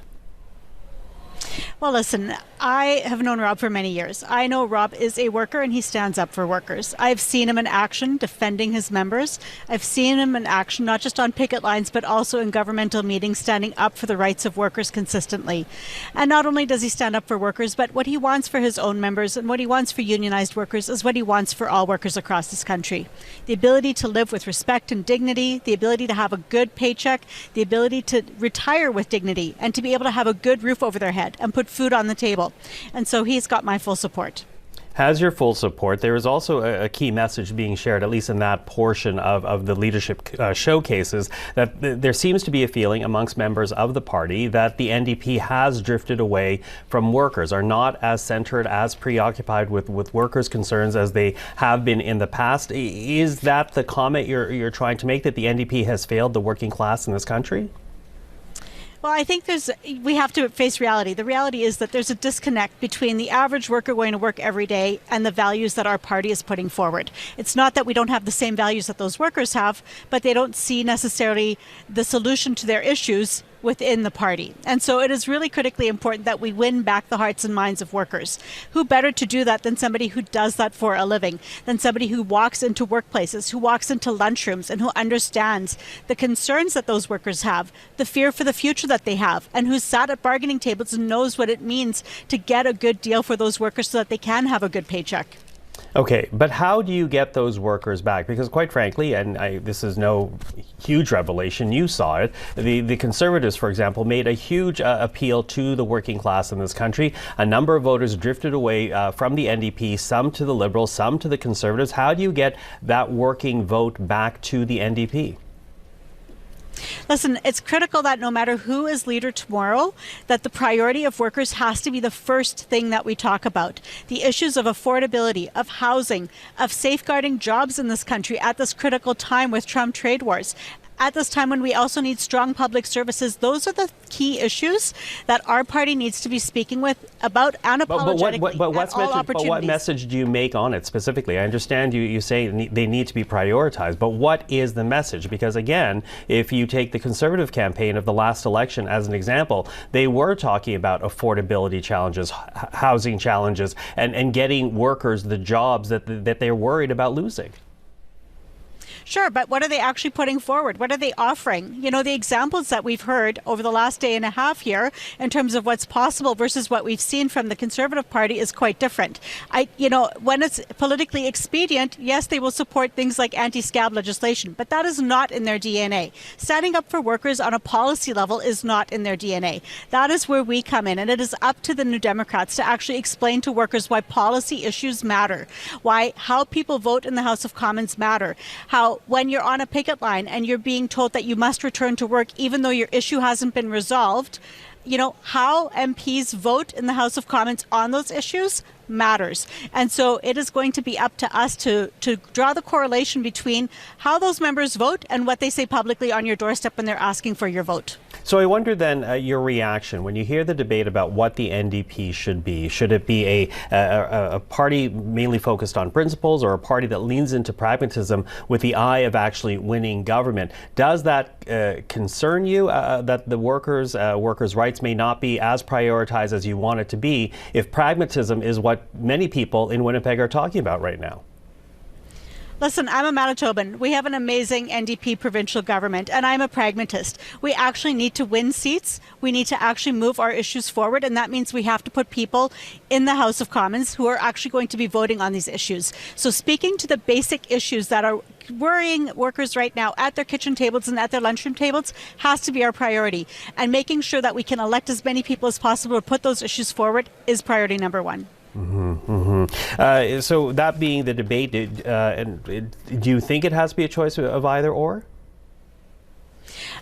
I don't know that it has to be a choice of either or, but we need to understand our roots and our values, and we need to prioritize that over everything. Because listen, we cannot have all of the things that we want while we are progressives on the left if we can't get the basics right. If we can't show workers that we understand their kitchen table concerns and the pain that they're dealing with and the uncertainty of their jobs that they're dealing with right now, then we cannot win on all of the other really important issues that the delegates are debating here in this room over the weekend. Okay. You know, very quickly, there will be a new leader announced tomorrow. I'm wondering what the key, whoever that is, I hear you, you're supporting Rob Ashton, but whoever it may be, what are the pitfalls you want them to be aware of, that you think they need to be aware of as they take on a new challenge? Listen, workers and labor is going to be there to support whoever that new leader is, but they need to speak to worker issues front and center. Workers need to be able to see themselves reflected in the values and in the message that they're hearing from our new leader. Okay, Bea Brusk, always good to speak with you. Thank you for this. Bea Brusk, the president of the Canadian Labour Congress. Thank you.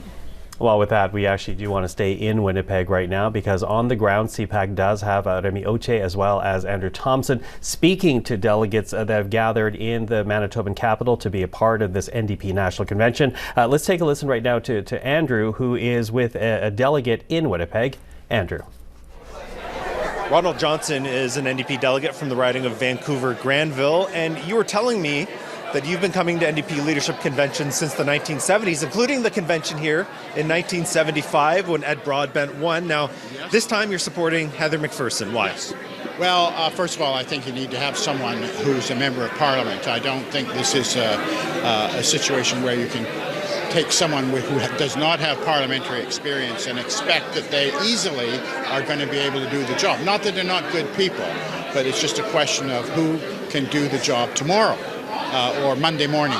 And I think clearly that's Heather McPherson. What about in terms of rebuilding the party beyond Parliament? We know the NDP has a lot of work to do to come back from that election result last year. How would Heather be able to rebuild the party beyond the House of Commons? Well, I think all of the candidates recognize that there has to be more support for the local riding associations.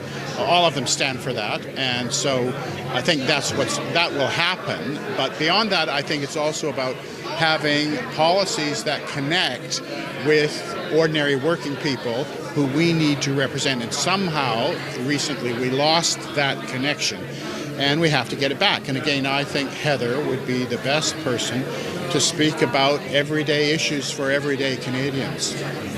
And if Heather's not successful, and it is, for instance, Avi Lewis, how do you think that would impact the party going forward? Well, I mean, much is made about what a great radical Avi is, but I think, in fact, his policies, I just heard his speech, they're pretty much the same policies that everybody has. So I don't think there's a big radical difference there. There's a difference of style, of course. And so then he'll have the same job that Heather would, but he won't be in Parliament to be able to do it on Monday. And finally, I just want to ask you about the convention itself. You know, what do you think New Democrats need to take away from this weekend as they leave Winnipeg and go back to ridings like Vancouver-Granville? Well, I think there needs to be a clear sense of who we represent. As I say, I think we have lost our way a bit in connecting with ordinary, everyday Canadians on the sort of breakfast table issues. And so I think that's job one, and I think there's some policies. The policy discussion yesterday was really good on housing and other issues, so I think that's important. I think we need to inspire Canadians, and I think we need to draw a clear line. As our current interim leader, Don Davies, said, there's basically two conservative parties in the country right now, one seriously bad in its conservatism under Pierre Poilievre, and Mark Carney, who is surprisingly, I think, quite conservative when it comes to issues like workers' rights, like focusing on spending on public services. So I think there's an opportunity for us, whoever the leader is, to rebuild on the basis of being a contrast to Mark Carney. All right, Ronald Johnson, really appreciate your thoughts. Andrew, thank you for that. CPAC's Andrew Thompson in Winnipeg at the NDP National Convention. Well, looking around the table right now, I'm once again joined by Marc-André Cossette as well as Matthew Dubé, former NDP MP from Quebec. Laurie Turnbull, familiar face for us here at CPAC from Dalhousie University, and another familiar face at the other end of the table, Marc-André. Oui, donc justement, j'ai le plaisir d'accueillir Carl Bélanger, militant social-démocrate de longue date et ancien directeur national du NPD. Carl, merci beaucoup d'être avec nous. Merci de m'inviter. Vous avez signé un texte publié dans l'actualité évoquant évoquant la fin d'une course qualifiée d'invisible. Les données d'un sondage Angus Reid semblent le confirmer. Plus de 1000 répondants ayant voté pour le NPD au moins une fois au cours des 10 dernières années. 44% disent ne reconnaître aucun des noms du candidat. Qu'est-ce que ça vous dit alors qu'on approche justement la fin de cette course et que le parti doit élire un nouveau chef? Pas grand-chose, parce que c'est le genre de données qui est normal. Les gens normaux, là, pas nous autres, mais les gens normaux, portent attention à la politique vraiment pendant les élections. Alors, c'est pas surprenant. Même parmi des gens qui ont déjà appuyé le NPD? Oui, on ne parle pas de militants, là, on parle de quelqu'un qui a voté une fois, peut-être au cours de la dernière décennie pour le NPD. Alors, c'est pas des gens qui suivent nécessairement très près la politique. D'ailleurs, Abacus a publié des chiffres en janvier 2025 qui démontraient que Marc-André, on pouvait le reconnaître seulement dans 24% des électeurs. Alors, c'est un peu le même genre de situation. Évidemment, c'est un défi parce qu'il faut se faire connaître éventuellement, mais ce n'est pas un défi insurmontable. Le problème, c'est les ressources autour du NPD pour faire connaître le prochain chef. Il y a évidemment eu des visions très différentes qui ont été mises de l'avant tout au long de la course. Maintenant, le parti s'apprête à choisir une nouvelle chef. Parlez-moi du défi que ça va poser pour ce prochain chef de vraiment pouvoir rallier les différents courants de pensée au sein du parti, de vraiment pouvoir avancer dans une même direction. Ouais, mais en partant, la gestion de caucus devrait être un peu plus facile parce que c'est un tout petit caucus. Alors, le nombre de courants ou de divisions, là, ça devrait être plus simple à gérer. Mais c'est toujours une étape incontournable de rallier les différentes factions et on sait qu'il y a eu des tensions, notamment avec certains partis provinciaux qui ont un devoir de gouverner qui les oblige à prendre des positions qui sont peut-être un peu plus pragmatiques à certains égards. Mais l'unité du parti ne peut que se faire autour du chef. Alors, c'est la mission première. Et il y aura du temps. Il y aura du temps devant cette personne parce qu'on s'approche, là, on est à 2 semaines de l'arrivée de la majorité pour Marc-André avec ses élections partielles en avril. Évidemment, toute cette course à la direction, ça se passe parce que le résultat aux élections de 2025 était dévastateur. Le parti est passé de 24 sièges à 7, une perte de 17 sièges, au profit des libéraux, mais aussi au profit des conservateurs. Parlez-moi du défi que ça pose pour le parti de devoir maintenant vraiment avoir articulé un message cohérent, tant plus à la gauche du parti, à la droite, et vraiment d'aller compétiner, en fait, dans des sièges les réalités sont bien différentes. La chose qu'il faut garder à l'esprit, c'est que pour la plupart des électeurs, on ne pense pas à la politique en termes de gauche-droite. On pense à la politique en termes de quelles sont les solutions aux problèmes que j'ai.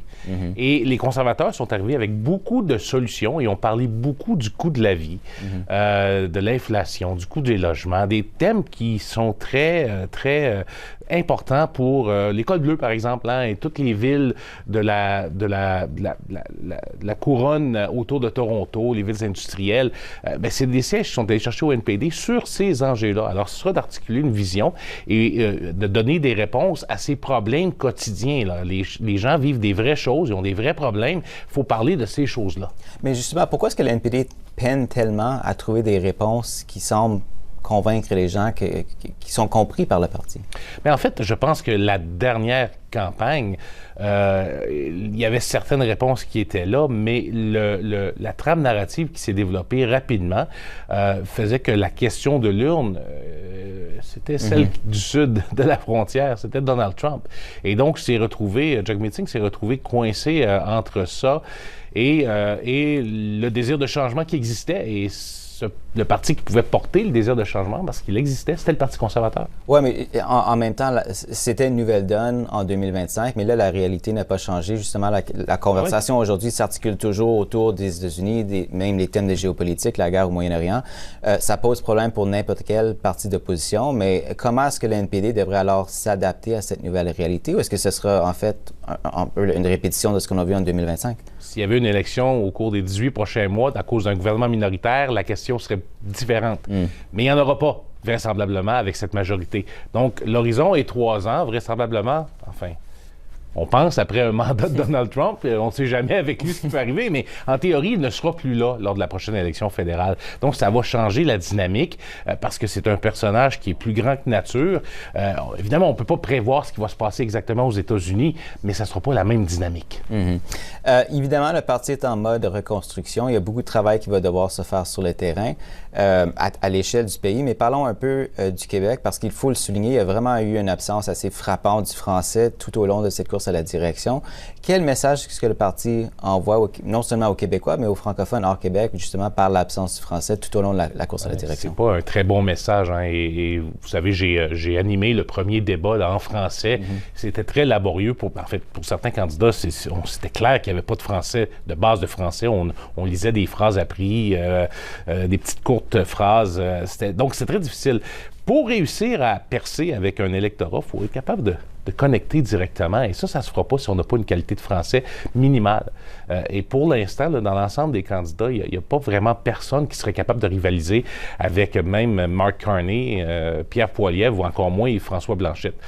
Mais, encore une fois, il y a du temps, parce qu'on s'en va vers une majorité. Alors, s'il y a une volonté réelle d'apprendre le français, c'est possible.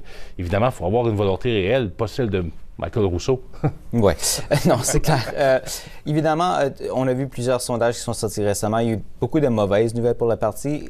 Vous voyez quoi comme raison d'être optimiste pour l'avenir du parti? Vous en avez quelques-unes, mais qu'est-ce qui vous donne l'espoir que le parti pourra se retrouver? Je pense que le NPD est déjà passé par là. Donc, il y a une certaine expérience. Évidemment, il faut prendre son mal en patience, là, mais le NPD, dans les années 90, avait perdu le statut de parti officiel et a réussi à prendre l'autoroute qui était ouverte devant lui à gauche à cause du virage à droite du gouvernement chrétien et du ministre des Finances Paul Martin, les coupures qu'il y avait eu notamment dans les services sociaux, les réformes de l'assurance-emploi. Donc, il y avait une grogne, il y avait un espace à gauche. Évidemment, il faut le saisir, cet espace-là. Il ne faut pas attendre qu'il nous tombe tout cuit dans le bec. Et ça sera la mission du prochain chef, d'articuler une vision pour convaincre les électeurs progressistes que ça ne vaut pas la peine de continuer d'appuyer un gouvernement libéral. On verra bien la suite. Carl Bélanger, merci beaucoup d'avoir été avec nous. Bien apprécié. Yeah, really good to hear from you, Carl. Thank you for that. Listen, not the only high-profile New Democrat we have. We're going to now head back to Winnipeg, where standing by is the interim leader for the New Democratic Party of Canada, Don Davies, MP for Vancouver Kingsway. Don, good to see you. Thank you for being here. Oh, it's great to be with you, Michael. So here you are, nearing the end of your time as interim leader of the NDP. Are you feeling relieved? A little bit. You know, it's I've known. Well, this has been a term position, so I've known that this day was going to come, and so you know, that changes things. And when you have an open-ended term, so a little bit of relief, a little bit of wistfulness, and really a lot of optimism about what's coming ahead. Yeah, optimism. Why the optimism? Look, you'd have to be at this convention, but I've been coming to conventions for 30 years, and this is one of the largest I've ever been at. The energy here, the momentum, the sense of enthusiasm is unlike any convention I've been at in many years. Our regional caucuses are packed. I've never seen more young people at an NDP convention. We're having 15 people run for 2 positions in the party. These things are unheard of, and the feeling of possibility for the future and growth is palpable in the air here, and you can just feel it. Okay, well, that's interesting. It's an interesting juxtaposition because, as you know, Abacus Data, they came out with new polling numbers just yesterday as the convention was getting underway. And according to what David Coletto has been able to find, he says that nearly 50% of Canadians do not find your party as being relevant. Less than half see the party as fighting for the average Canadian. And 31% of Canadians see voting for the NDP as a wasted vote. What do you say to those numbers? And I understand you're referring to the enthusiasm around the room, but how do you explain that disconnect of what you're feeling in Winnipeg and what the latest survey has to say about Canadians and their feelings vis-a-vis your party? Well, you know what? It's a cliche now in politics that a single poll at a single point in time is worth a bucket of worm spit. Well, to be fair, they've been more than one last poll. Week. To be fair, more than one poll. Well, why don't you ask me about the Ecos poll last week that had us at 15%, Michael? So that has us at almost triple the support that we had 10 months ago. And, you know, when you say 50% of the population doesn't find us relevant, 50% does. And I tell you, if we get 50% of the vote next election, we'll be forming government. So no party is all things to all people.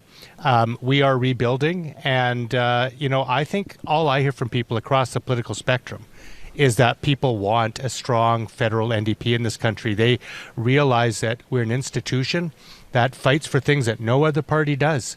And we're the party fighting for affordable housing and for good unionized jobs and for a clean environment, progressive foreign policy. And so I think people are appreciating us, and we're on a rebuilding phase, and we're coming back. Okay, let me pick up on that point then, because obviously you've been leading the party in the House of Commons since this new government took over. When you look at the opportunity for the NDP, and in saying that, the weaknesses of this current government, what would you say to the next leader of your party? Well, that's an excellent question. I think there's a lot of room for us. There are really two conservative parties in the House of Commons right now.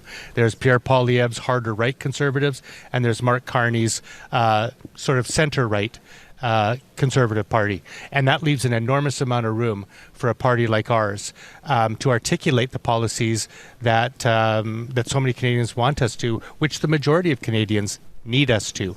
So I see a lot of growth potential for our party.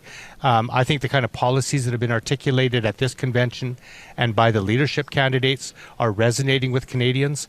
And finally, you know, after a year in office, I don't think Canadians are seeing the progress that they thought they would get from Mr. Carney, nor are they getting the kind of government that was promised by him. And as that credibility gulf widens, there's a great opportunity for the NDP to step in with solid policies that help people and an integrity-based offer to Canadians. Okay, so what then is job one, would you say, of the new leader? Oh, that's another great question. I mean, it's like there's 1,000 job ones for a new leader. I think one of the first things is, you know, to meet with caucus and make sure that we start continuing to build that united caucus that is important to our work in the House of Commons. I think it's important that the new leader reach out to our provincial leaders. We have, you know, as you know, we're either government or official opposition in 6 provinces out of 10 in this country. So I think that's a very important relationship that must be nurtured. And I think the new leader has to do what we've been doing since last May, which is reconnecting with working people in this country, meeting them where they're at, listening to their priorities, hearing their ideas, and crafting policies that resonate and reflect their lived experience, because I think that's the core of who the NDP is. What about the challenge that you'll have, not only in Quebec, but amongst Francophone populations across this country? Because when you look at the 5 leaders, arguably Avi Lewis has the greatest fluency in French, but nobody has complete fluency in French. What does that say about the challenge for your party to build the vote in Quebec in particular and resist becoming a Western rump? Yeah, it's look, no party can win government in this country or be an authentic national party if we don't have a strong base in Quebec. You're right to point out that mastering French is an important challenge for whoever is leading our party going forward. I'm seeing good progress by all the candidates, or certainly by the front-running candidates, and they're going to keep working on that. So I'm looking forward to our new leader being able to communicate fluently and respectfully in the French language. And you're right, that is a core requirement for the new leader and something that's important to our political fortunes in Quebec and frankly outside of Quebec, where I think there's 1 million Francophones who live as well. Quickly running out of time here, but you know, I want to ask you, John, because of the 5 people that are running for the leadership of your party, only one is a member of the House of Commons, that of course being Heather McPherson. We don't know what's going to happen come tomorrow when the new leader is announced, but when that new leader is announced, if they do not currently have a seat in the House of Commons, how important is it that they get one and get one quickly? Well, the advice that I have already given is that I don't think that it's imperative that they get in the House extremely quickly. The new leader has spent 8 months talking to New Democrats. I think that pivoting and saying that we're going to meet Canadians and communities across this country and learn their priorities so that when the person is ready to go in the House of Commons, they can truly reflect their interests, I think is important. It didn't hurt Jack Layton. It didn't hurt Mark Carney to not have a seat in the House of Commons.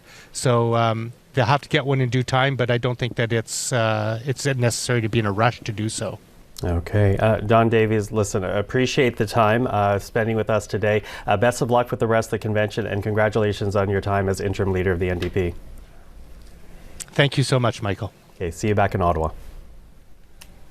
Take care. You too. Well, with that, let's bring in Marc-André, because it is quite a busy day still in Winnipeg. We should perhaps walk through what is happening on the ground, because they are now entering a lunch break, which gives us opportunity to speak with prominent New Democrats, people still involved with the party, veterans of the party, and people like Laurie Turnbull, who we'll get to in a second. But I'll hand it over to you right now, Marc-André. Oui, aussi avec nous en studio, nous avions Mathieu Dubé. Alors, Mathieu Dubé, j'ai trouvé intéressante la question que Michael a posée à Don Davies par rapport à la tâche numéro 1 pour le prochain chef. Il a répondu en disant, il y en a tellement.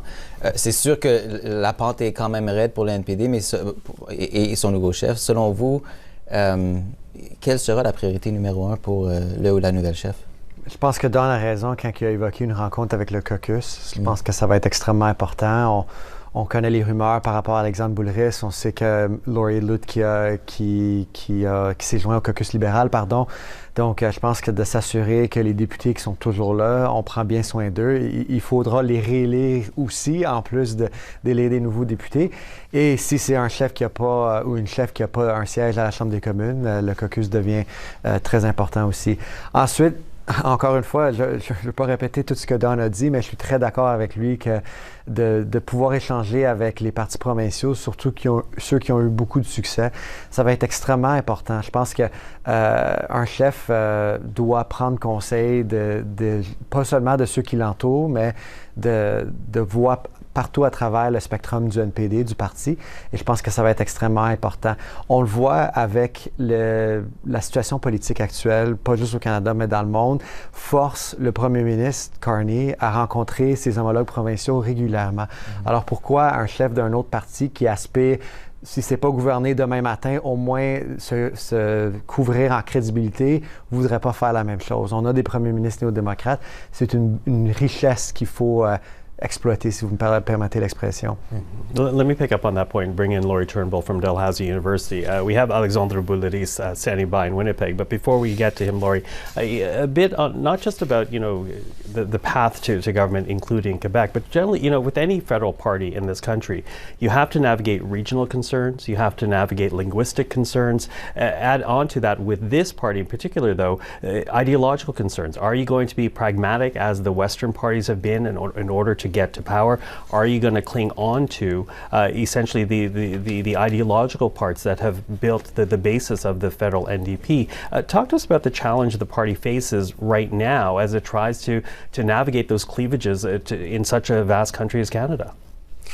It's true, and I would add to your point about pragmatism in the West that I think that pragmatism has been part of the secret sauce of every NDP that has managed to form government or be really competitive at the provincial level. Even in my province, my home province of Nova Scotia, Darrell Dexter formed a majority government for the NDP in 2009, the only one that has ever happened at the provincial level in Nova Scotia. And he did it with a very pragmatic approach. But it speaks to kind of what's happening ideologically in every province. Every province really is its own provincial ecosystem. They've got their own things going on.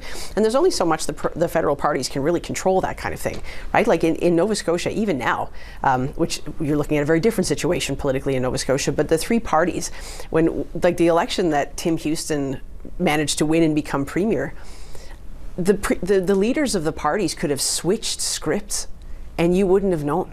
Like, they're all talking about very similar things. Sure, you can find differences, but the space for ideological difference, especially in a small province, probably is pretty, like, it's just not quite there. And so you're dealing with the very specific things that are happening in every province. And it's hard for a federal party, I think, that doesn't have 150 MPs, 100 MPs, to try to speak to what's going on in each province. And therefore making it very difficult for the NDP. And, and add on to that the fact that, no one of the five has a great fluency in French. And historically, I don't think we've had an example of that being a truly pan-national country without the leader having some fluency in French. Is that fair to say? Oh, 100%. And I mean, even when you look at the big breakthrough for the NDP in 2011, that was a time where both the Liberal Party and the Bloc Québécois kind of collapsed in Quebec, right? Like, not entirely, but a lot, right? Like, there was a reason why, not just because Jack Layton was the right person, not just because, there are a lot of solid candidates in Quebec, but also because there was a sense of vacancy, I think, at that time. There were seats up for grabs. And I mean, Jack Layton was certainly had his finger on the pulse at that time. He was the right person at the right time, and he was saying the right things that Quebecers wanted to hear, where they were looking for another party that was committed to social justice, that was committed to a role for government and committed to progressive values. They were looking for a place to happen for that, right? And they found it in the NDP. But yes, the fact that the leader was right, and that he, obviously had such a command of French, and he was able to speak to Quebecers in their language, that made it all work. Yeah, made it work so much so that we have someone from that class of success here at the desk around with us right now, Matthew Dubé, and another one of that class waiting in Winnipeg, Marc-André. Justement là-dessus, Laurie évoquait la vague orange sous la direction de Jack Layton en 2011. Allons maintenant à Winnipeg retrouver Alexandre Boulris, député de Rosemont-la-Petite-Patrie et l'un des derniers, sinon le dernier visage fort du NPD au Québec. Monsieur Boulris, merci beaucoup d'être avec nous. Ça me fait plaisir, vraiment. Évidemment, votre parti traverse actuellement un moment charnière. La course à la direction s'achève, mais je pense qu'on peut dire que ça n'a pas vraiment suscité autant d'enthousiasme que peut-être certains s'y attendaient, en fait, même chez d'anciens électeurs du NPD. Vous êtes familier avec ce sondage Angus Reid, selon lequel 44% des répondants ne pouvaient pas reconnaître aucun des noms, 39% qui estimaient que les meilleures années du parti sont derrière lui. Selon vous, pourquoi est-ce qu'il y a si peu d'élan autour du NPD en ce moment? Est-ce que vous êtes du même avis? Et pourquoi est-ce que votre parti n'arrive plus à percer aussi facilement? Mais je pense que je vais nuancer un petit peu cette analyse-là. Premièrement, cette campagne-ci au leadership du NPD a quand même recueilli plus de 2 millions de dollars de près de 20 000 personnes différentes. C'est la course qui a ramassé le plus d'argent dans toute l'histoire du NPD. Même celle qui avait porté au pouvoir Jack Meeting ou Thomas Mulcair avait ramassé moins d'argent. Et on est dépassé 100 000 membres qui ont maintenant le droit de vote jusqu'à ce soir pour élire le ou la nouvelle chef. Donc, même si c'est passé en dessous du radar des médias, sur le terrain, il y avait des gens qui étaient au rallye, qui étaient au rassemblement, qui se sont impliqués, qui ont posé des questions, qui ont donné de l'argent à des candidats, des candidates. Et puis, chose en perspective, parce qu'on parle souvent de la vague orange avec Jack Layton. Rappelons-nous qu'en 2003, quand Jack a été élu chef du NPD, personne ne le connaissait. On aurait eu à peu près les mêmes chiffres dans les sondages. Et ça a pris 4 élections générales avant de cette percée-là au Québec avec Jack. Donc, je pense qu'il y a un réel enthousiasme sur le terrain de la part des militants du NPD qui voient la nécessité du parti au Parlement, même si on a un rôle plus effacé, justement, mais que aussi on va donner du temps aux nouveaux leaders pour se faire connaître. Donc, quand même, certains succès. Évidemment, le grand objectif, c'est de remporter les prochaines élections fédérales. Là-dessus, le premier ministre du Winnipeg, du Manitoba, Wab Kinew, avait un conseil à offrir aux candidats à la direction en un seul mot. Gagner. Il a ajouté que c'est de loin préférable à l'alternative. On pourrait y voir peut-être une critique à peine voilée d'un parti fédéral qui peut-être parfois privilégie plus l'idéologie au détriment du pragmatisme, contrairement à ses homologues provinciaux, aux partis provinciaux. Vous, qu'est-ce que vous en pensez? Quelle lecture est-ce que vous en faites de son commentaire? Bien, je pense que si la dernière élection a été si difficile envers le NPD, envers nous, on a perdu plein de bons collègues. C'est aussi des circonstances historiques assez exceptionnelles avec l'arrivée de M. Trump, la menace de Poilievre, M. Carney qui remplace M. Trudeau. Tout a changé en l'espace de quelques mois. Il y a 1 an et demi, on était 2e dans les sondages devant les libéraux. Tout ça a absolument changé. Et moi, je suis assez d'accord avec une approche pragmatique. Pragmatique, ça ne veut pas faire des compromis sur ses principes et ses valeurs. Ça veut dire avoir un plan de match avec les étapes pour atteindre ses objectifs. Puis moi, je vous dirais qu'on vise toujours à former le gouvernement quand on est un parti politique. Mais sérieusement, la prochaine étape, ça va être de regagner le statut de parti officiel à la Chambre des communes, donc au moins 12 députés. Et ça, je pense que c'est la première pierre dans un jalon qui va nous permettre de reprendre une place beaucoup plus grande sur l'échiquier politique fédéral. Donc, beaucoup de travail à faire, beaucoup de travail de reconstruction un peu partout au pays, y compris au Québec. Et je le mentionnais, vous êtes le seul député restant de la vague orange qui a déferlé en 2011 sous la direction de Jack Layton. Depuis, cet appui s'est vraiment effondré dans la province du Québec. Aujourd'hui, on voit une course à la direction où, il faut dire, le français était très peu présent. Ça a été évidemment beaucoup commenté au Québec. Quel signal est-ce que le NPD, vous croyez, est-ce qu'il envoie aux Québécois par cette absence du français, non seulement aux Québécois, mais aux francophones hors Québec? Est-ce qu'ils étaient vraiment une parenthèse ou comment est-ce que le parti peut vraiment demander aux Québécois de lui faire confiance? Non, je pense pas que le NPD n'est pas une parenthèse dans l'histoire politique du Québec. Les Québécois sont en grande partie des progressistes, des sociaux-démocrates, des environnementalistes aussi. Alors, c'est des valeurs puis c'est des principes qui résonnent avec beaucoup, beaucoup de gens chez nous. C'est sûr que cette course-là, il y a des défis importants en ce qui concerne la place du français, la qualité du français, l'aisance des candidats et des candidates. Mais je pense que le ou la nouvelle chef devra en faire une priorité s'il veut être capable de regagner le cœur des Québécois. On ne pourra pas passer outre à ça. Il va falloir qu'il y ait du travail, puis il y a des résultats aussi qui se fassent entendre. Je pense que la base électorale, elle est toujours là. Il va falloir être capable de communiquer avec les Québécois et Québécoises dans leur langue. Puis vous avez raison, avec les francophones hors Québec également, c'est absolument important. Donc ça devra faire partie des priorités et des premières tâches du nouveau chef. Je dois également vous poser une question, évidemment, sur votre propre avenir politique. Depuis des semaines, vous ne cachez plus votre intérêt pour Québec solidaire. Vous avez même dit qu'un passage à QS serait assez naturel après 15 ans à Ottawa. Mais vous avez affirmé vouloir, préférer attendre la fin de la course à la direction avant de prendre une décision. Pourquoi attendre? Qu'est-ce que ça va changer pour vous? Et si vous voulez en faire l'annonce aujourd'hui, sentez-vous bien libre, évidemment, mais je le laisse à vous. Mais je vais vous répéter ce que j'ai dit. Oui, il y a des discussions. Oui, c'est une option qui est prise très, très au sérieux. Mais en ce moment, je suis ici à Winnipeg au congrès du NPD. Avec la délégation québécoise, il y a une 60aine de Québécois et Québécoises qui ont fait le trajet jusqu'ici à Winnipeg pour être capable de dire on veut rebâtir le parti. Ça a toute sa place au Québec. Puis on le voit avec un gouvernement libéral de Carney qui est beaucoup plus conservateur, qui fait des choses même que Stephen Harper n'aurait pas osé faire. Alors, le NPD est plus nécessaire que jamais au Québec puis partout dans la fédération. On verra qui va porter ce message-là.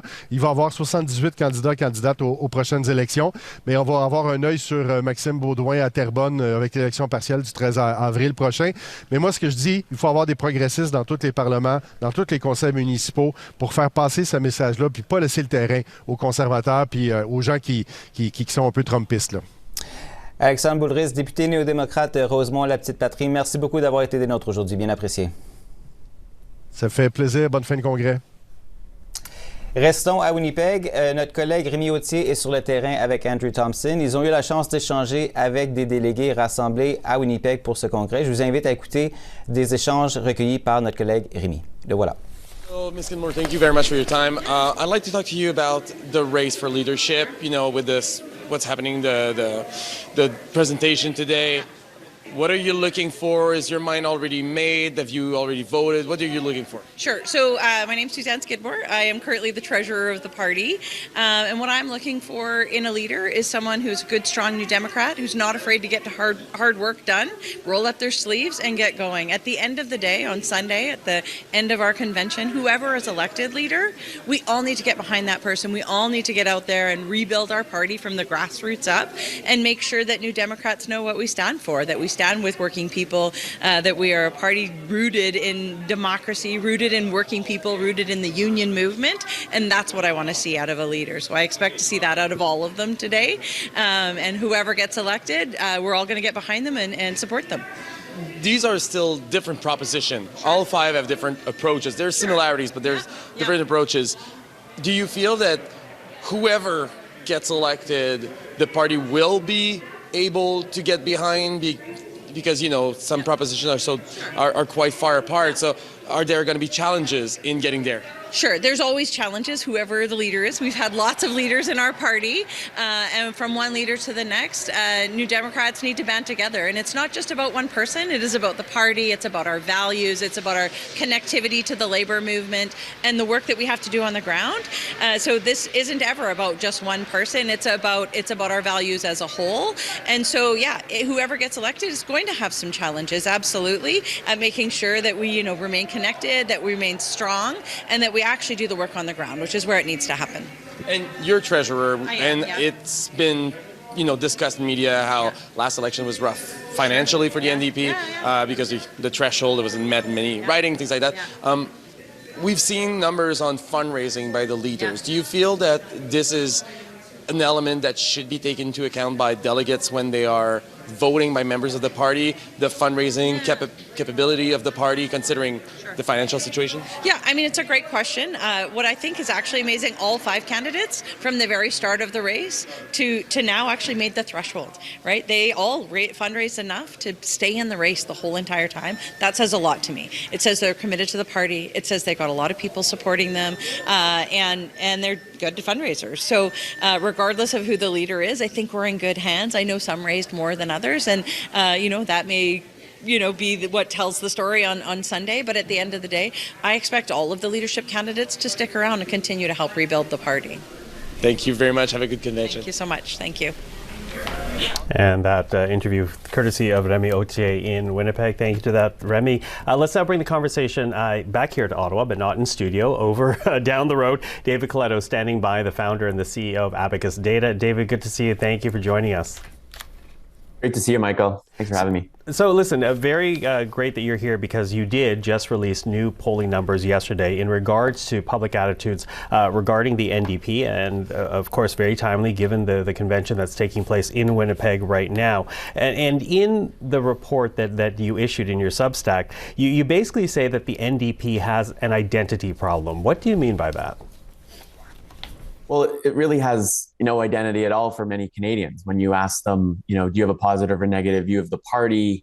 Most people are either in neutral or I don't know. When you ask them to describe, which words best describe the NDP, there's no one that really stands out. And perhaps most noteworthy is when you ask Canadians, what role should the NDP play in Canadian politics?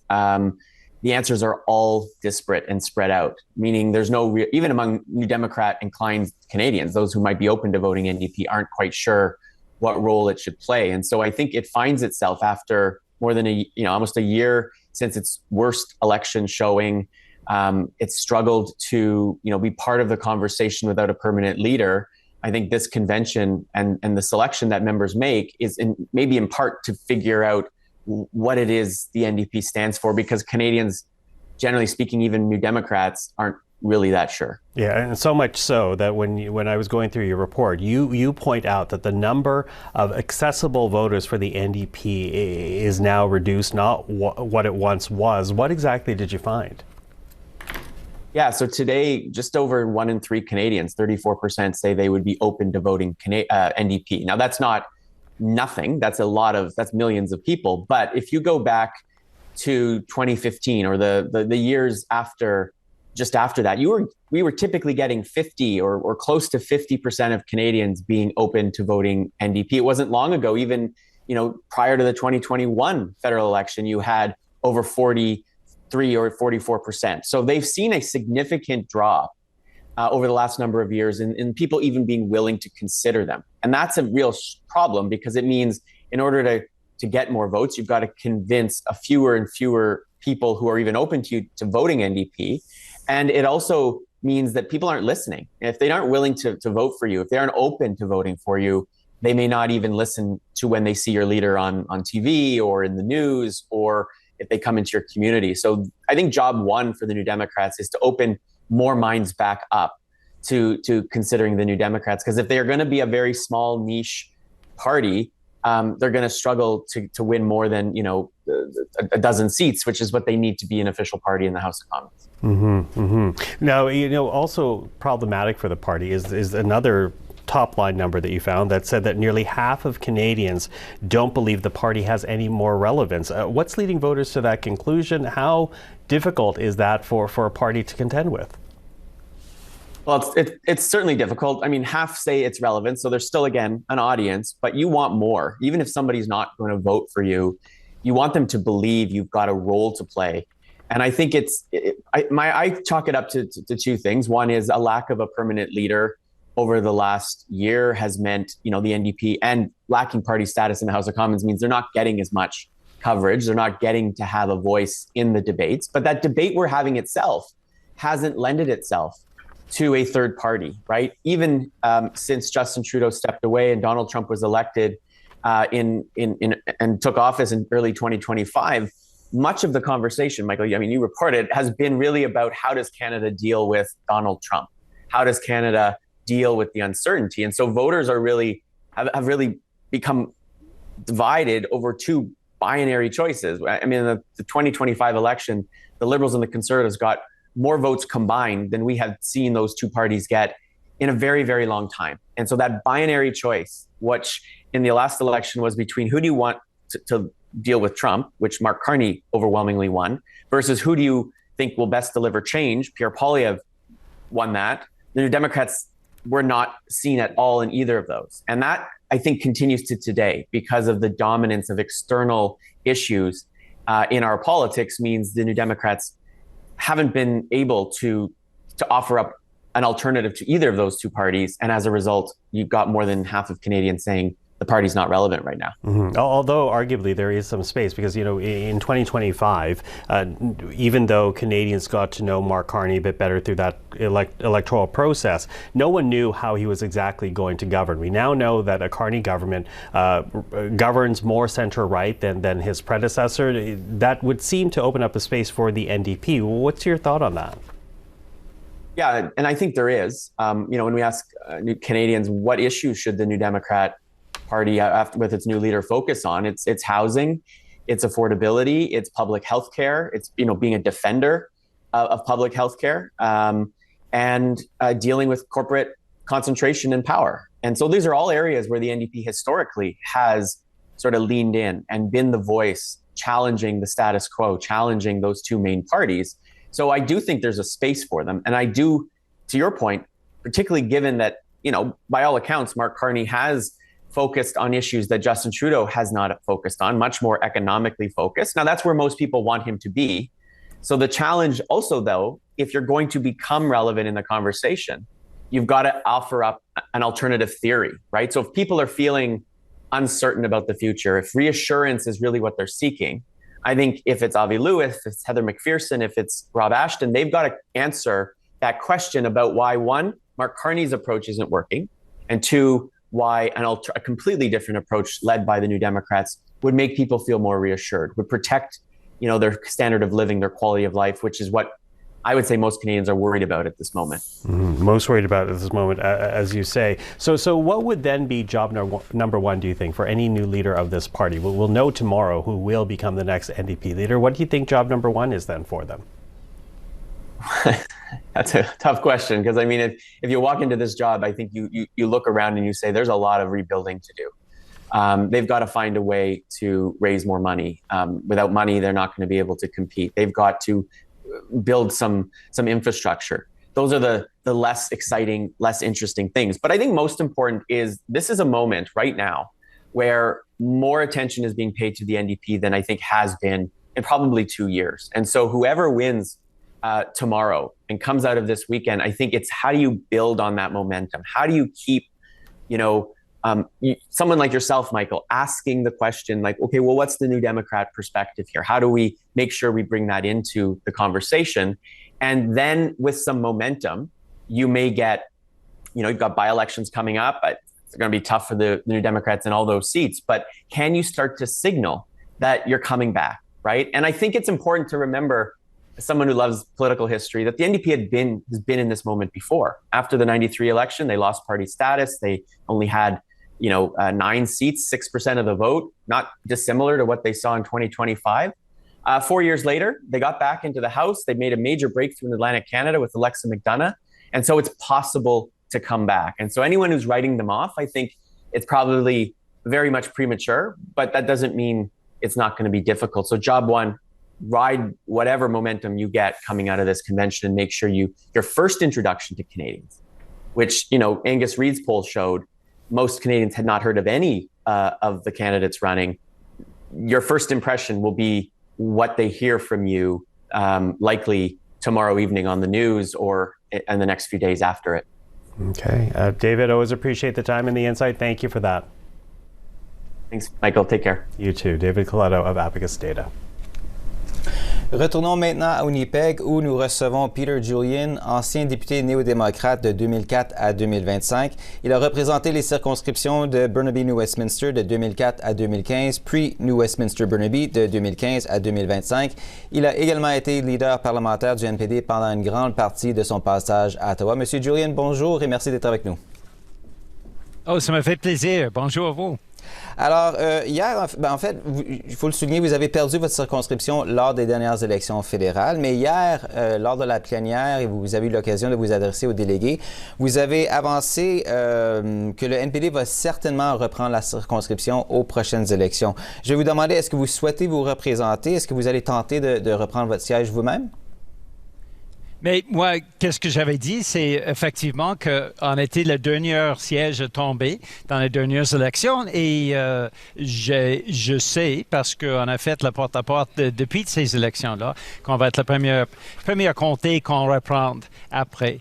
Maintenant, on est dans un processus de leadership. On va choisir notre prochain chef demain et c'est sûr que ça va, je pense, contribuer à cette momentum qu'on commence à sentir un peu partout au pays. Moi, je vais prendre des décisions dans les prochains jours. Très bien. Dans les prochains jours, OK, on verra bien la suite. Alors, vous évoquez ce renouvellement qui doit se faire. Évidemment, le renouvellement ne se termine pas au Congrès. Vraiment, ça commence aujourd'hui. Concrètement, selon vous, quel travail le parti doit-il entreprendre dès le jour 1, dès demain, afin de vraiment se reconstruire? Et quelles doivent être les priorités immédiates pour le ou la nouvelle chef? Mais la résolution qu'on a adoptée, première résolution qui vient de notre initiative de renouvellement, c'était mettre en place une organisation qui est en train de contacter, de parler avec les gens partout au pays. Alors, de faire le porte-à-porte, de faire des appels téléphoniques, ça, c'est un élément essentiel. Bien sûr, le prochain chef, le nouveau chef, va être aussi obligé de mettre en place un plan de financement et, bien sûr, commencer de mettre en place des candidats. Ça, c'est extrêmement important. Une des lacunes de la dernière campagne, c'était qu'on avait une plateforme électorale, des solutions qu'on était en train d'offrir aux Canadiennes et aux Canadiens étaient vraiment faites tardif à la fin de la campagne. Même on a communiqué cette plateforme après que beaucoup des Canadiens avaient déjà voté. Alors, tous ces éléments-là, les solutions, la plateforme, le financement, les candidats, les candidates et aussi, bien sûr, l'organisation de faire ces contacts auprès des électeurs, c'est toutes les choses qu'il faut faire tout de suite. À partir de dimanche, à partir de lundi matin, ça, c'est les choses qu'il faut faire en préparation pour une élection qui s'en vient. On ne sait pas si ça va être dans 2 mois ou 6 mois, mais on sait tout le monde que les élections s'en viennent. Il faut qu'on soit prêt. Encore faut-il avoir un message clair et cohérent, des politiques claires et cohérentes pour vraiment convaincre les Canadiens que le parti est à la bonne place. Selon vous, quelle devrait être l'offre aujourd'hui du NPD, surtout dans un contexte où il doit rivaliser à la fois les conservateurs et les libéraux? Comment est-ce qu'il peut se démarquer clairement sans se faire vraiment coincer entre ces deux pôles? Mais je dirais d'abord qu'il n'y a pas beaucoup de démarcation entre les conservateurs et les libéraux. M. Carney fait exactement le même travail qu'on a vu avec Stephen Harper et le même travail que Pierre Poilievre ferait. Il est en train de couper toutes les gammes des services, couper dans la fonction publique, couper dans la sécurité alimentaire, la sécurité des transports, des services auprès des nouveaux Canadiens, des services auprès des Autochtones. Le coupage qu'il est en train de faire, de couper les services, c'est énorme. Au même temps, M. Carney donne des dizaines de milliards de dollars aux banquiers, aux gens riches, bien nantis, des chefs d'entreprise. Alors, je pense que la contradiction entre qu'est-ce que M. Carney a promis et qu'est-ce que M. Carney est en train de livrer, c'est évident. Maintenant, alors, puisqu'il n'y a pas beaucoup de démarquage entre les conservateurs et les libéraux, l'NPD a vraiment, je pense, un grand champ pour vraiment offrir une vision du pays qui est différente, qui est axée sur monsieur et madame, tout le monde, qui est axée vraiment sur le besoin des familles, des gens qui en arrachent, qui ont la difficulté de payer le loyer, la difficulté de mettre de la nourriture sur la table. Ça, c'est vraiment les groupes, les Canadiennes qu'on doit cibler. Et je pense ça va être facile à démarquer des conservateurs et les libéraux, puisque les libéraux et les conservateurs se ressemblent tellement présentement. Mais si c'est le cas, pourquoi alors est-ce que votre parti a tant de peine à se faire entendre? S'il y a vraiment aucun... Vous dites qu'ils ne semblent pas vraiment avoir un contraste entre les conservateurs et les libéraux, pourquoi est-ce que votre message ne passe pas plus facilement alors? Mais ça prend du travail, c'est sûr. Mais la réalité, c'est que j'ai vécu toute la période après le dernier effondrement du parti. Vous avez mentionné, en 93, on avait perdu notre statut de parti officiel. Et avec Alexa McDonough, elle avait commencé à même ordre. Elle n'était pas bien connue. Le parti était en train de se reconstruire. Mais on a réussi avec une grande percée dans les élections qui ont eu lieu suite à cette élection de notre chef Alexa McDonough. Et on a fait une percée énorme, surtout au Canada Atlantique. Dans les régions francophones, comme dans les régions anglophones, on s'est réimposé au Parlement du Canada. Alors, on a déjà été dans ces situations dans le passé. C'est évident qu'on sait qu'est-ce qu'il faut faire, comment on devrait travailler pour se mettre vraiment dans le prochain Parlement dans une présence, une posture beaucoup plus robuste. Et c'est un travail qu'il faut faire. Comme j'ai mentionné, c'est quatre secteurs où il faut travailler immédiatement. Et je pense que tous les candidats à la chefferie aussi sont au courant de l'importance de commencer même lundi matin, de faire tout ce travail qui est nécessaire pour préparer les prochaines élections. Je le mentionnais, vous avez une longue expérience parlementaire en tant qu'ex-leader parlementaire du parti aux communes. Parlez-moi de l'importance, selon vous, d'avoir un leader qui est justement aux communes, qui a un siège au Parlement afin de se faire voir et entendre. Mais ça va être important. La question que les délégués vont décider si c'est important maintenant ou après les prochaines élections partielles. On se rappelle qu'Alex McDonough et Jack Layton n'avaient pas un siège au Parlement quand ils ont commencé comme leader. Ça, c'est une décision qu'effectivement le membership va prendre. Et la réalité, c'est les quatre axes que je viens de mentionner, le financement, l'organisation et le contact avec les électeurs, les candidats et bien sûr aussi la plateforme, qu'est-ce qu'on propose aux Canadiens. Ça, c'est des éléments qui sont de plus importants à commencer à travailler tout de suite à partir de lundi matin. Peter Julian, ancien député néo-démocrate, merci encore une fois d'avoir été avec nous aujourd'hui. Bien apprécié. Ça me fait vraiment plaisir. Merci beaucoup. Merci. Restons à Winnipeg. Mon collègue Rémi Autier et mon collègue également Andrew Thompson, tous deux sont sur le terrain où ils ont l'occasion d'échanger avec les délégués. Allons retrouver justement Andrew Thompson et un de ces échanges. On peut l'écouter. Gordon Landrieu is a New Democrat delegate from northern Manitoba. Gordon, good to talk to you. You are a Tenille Johnston supporter. What is it about her leadership campaign that appeals to you?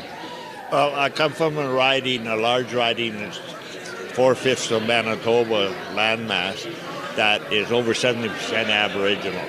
Camille Johnston being Aboriginal, I thought it's time we had an Aboriginal leader federally and a woman Aboriginal federally to represent the people of this nation.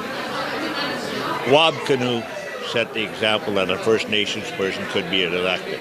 And I never thought I'd ever see that in my lifetime from my experience.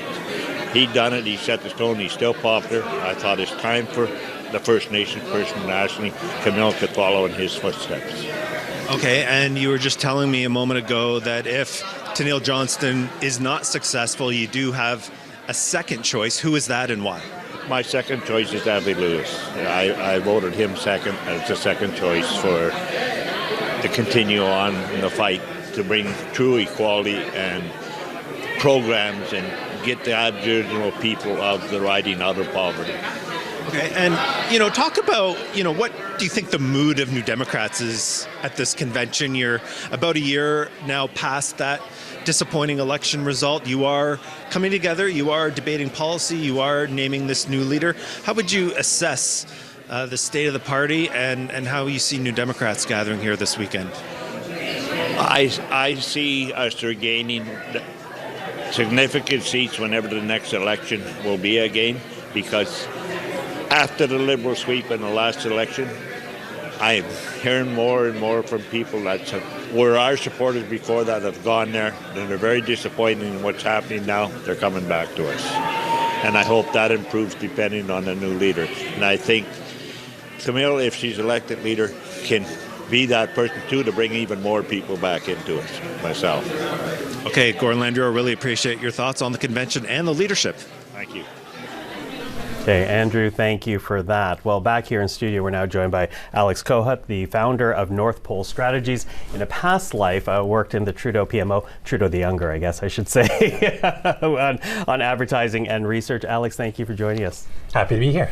Okay, so listen, it's interesting to have you here because you did polling on this NDP leadership race right at the very beginning. And months later, people are saying that this is, we don't know if this is going to bear out when the final vote comes through, but people are saying that this race looks to be Avi Lewis's to lose. Would you agree with that?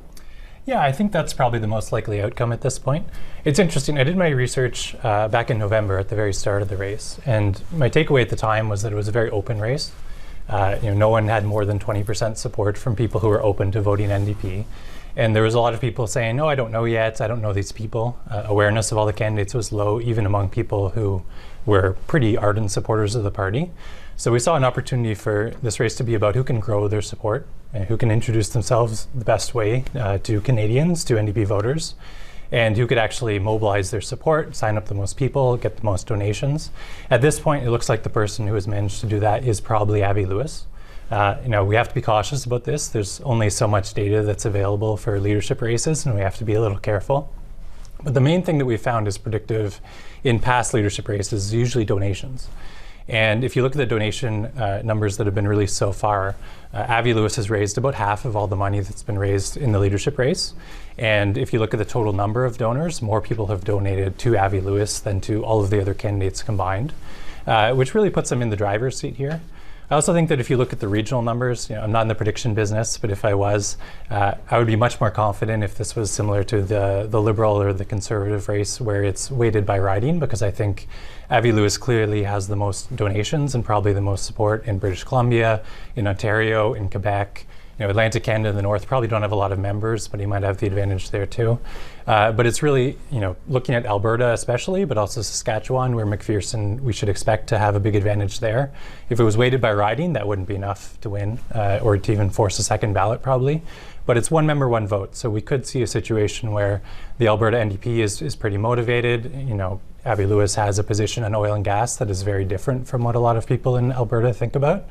So if there has been enough mobilization there, potentially that could outweigh the memberships across the rest of the country. I just think it looks, the math doesn't really add up for Alberta to outweigh the rest of the country here.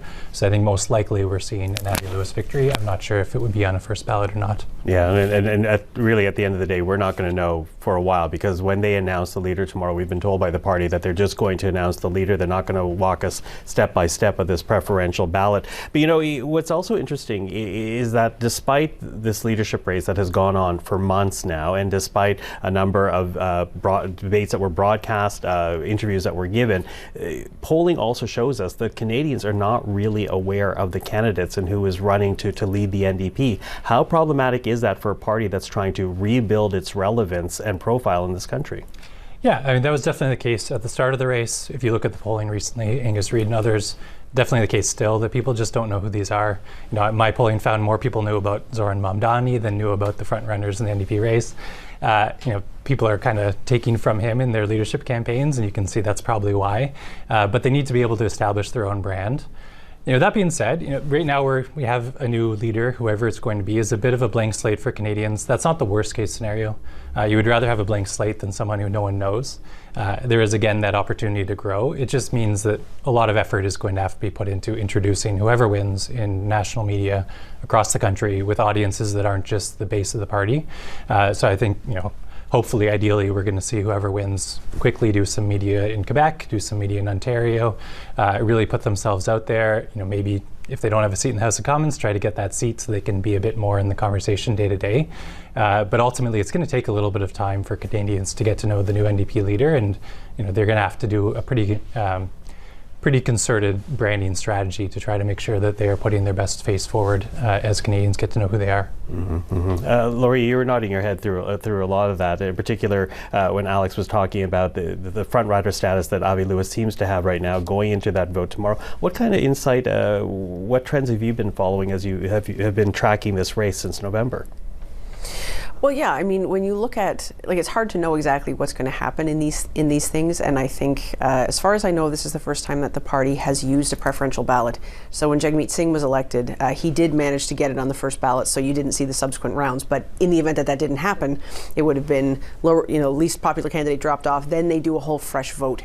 And we won't see that, right? And I would suspect Which we did see in the Thomas Mulcair when he became leader of the NDP. Yeah, so there was that sense of that really kind of old-fashioned convention style, the dramatic, when someone's dropped off, then everybody reallocates, and then people can decide who else they're going to support.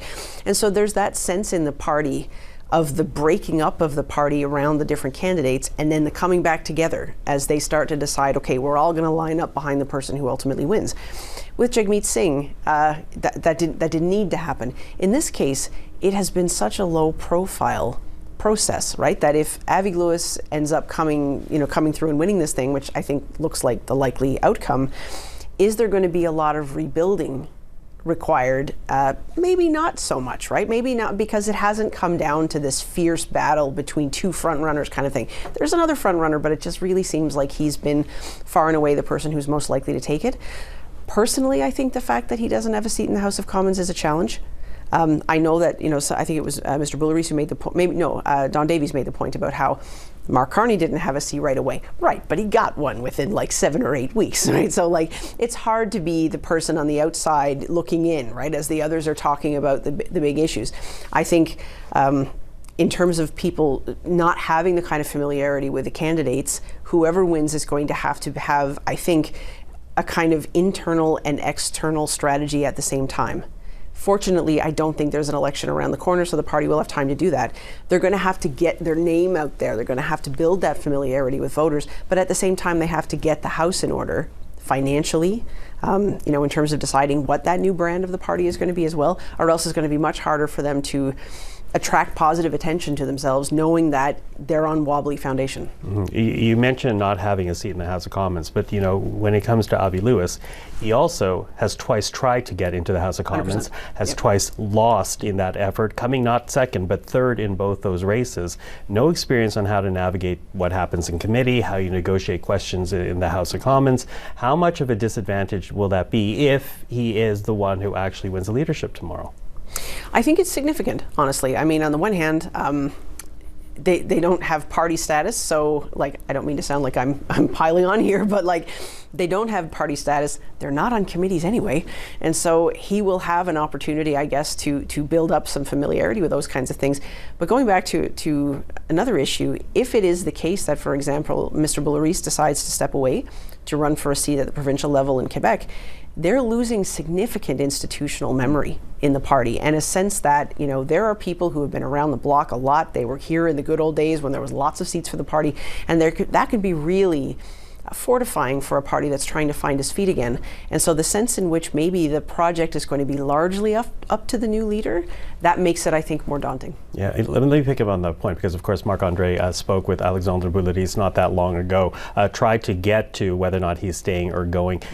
If he does decide to go, which seems to be where this is leading to, leaving federal politics to join Quebec Solidaire on the provincial level, if that happens, Laurie talks about the institutional knowledge. Build on that, Alex. How bad would that be for the NDP? Yeah, I think this is one of the most kind of under-talked about issues that's facing the NDP leaving this leadership race. If we end up in a situation where Boulary steps down in the next couple of weeks, NDP not only will not have a seat in Quebec, and Boulary has been carrying the NDP brand in Quebec, but there is no provincial NDP party. It's been his voice that's been very active in Quebec media that's been keeping the NDP brand alive there. But actually, we wouldn't have a single NDP MP east of Winnipeg. It would be the first time in a long, long time that there's no NDP MPs in Ontario, in Quebec, in Atlantic Canada. And that's a struggle, especially if there is a majority government soon, if we're looking at not until 2028 or 2029, the next election happening.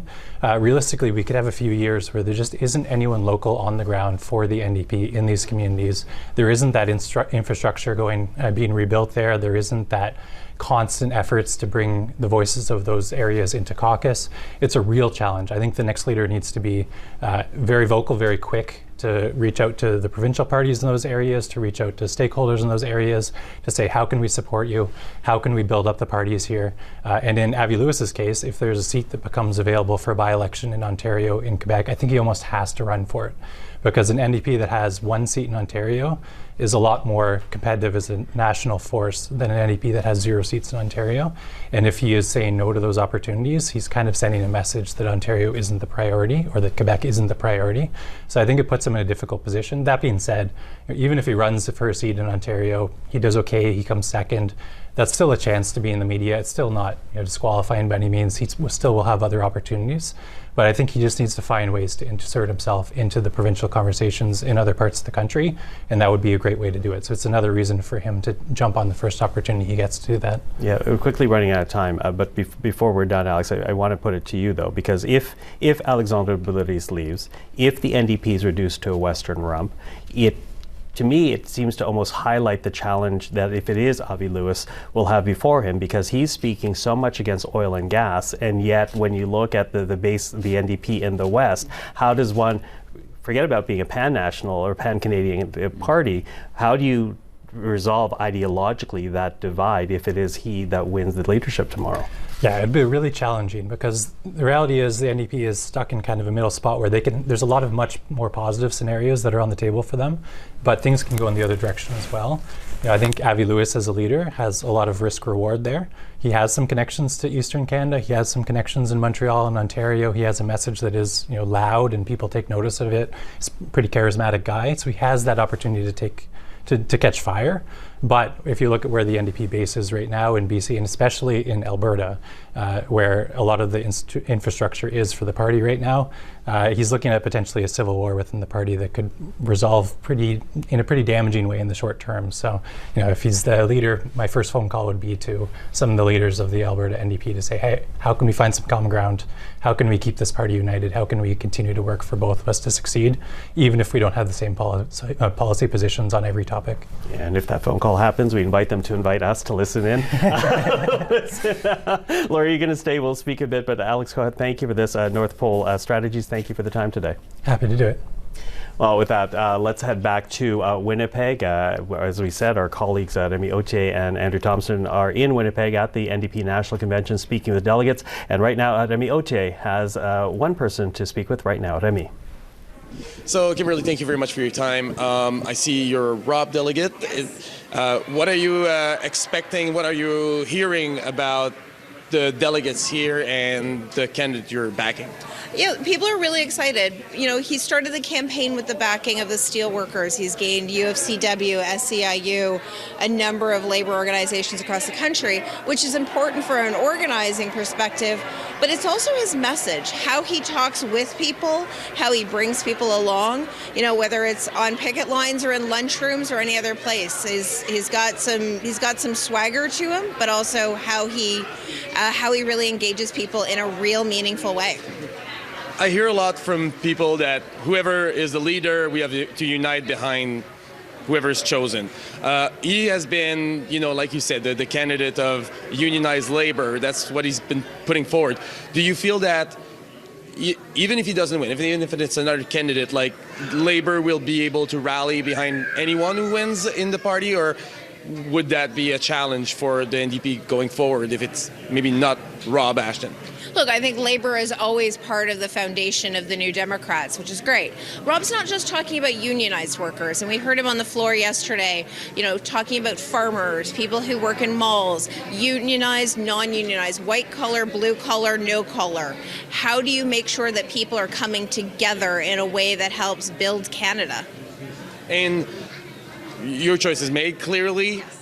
Do you feel that people here are still, that there are some delegates that are still thinking about their choice, or do you feel that the vast majority have already voted and they're here to see the results? No, in fact, a number of delegates haven't yet voted, and party members haven't yet voted. So people are waiting for this leadership showcase. They want to see how they perform under the big lights. It sort of mimics an election campaign start.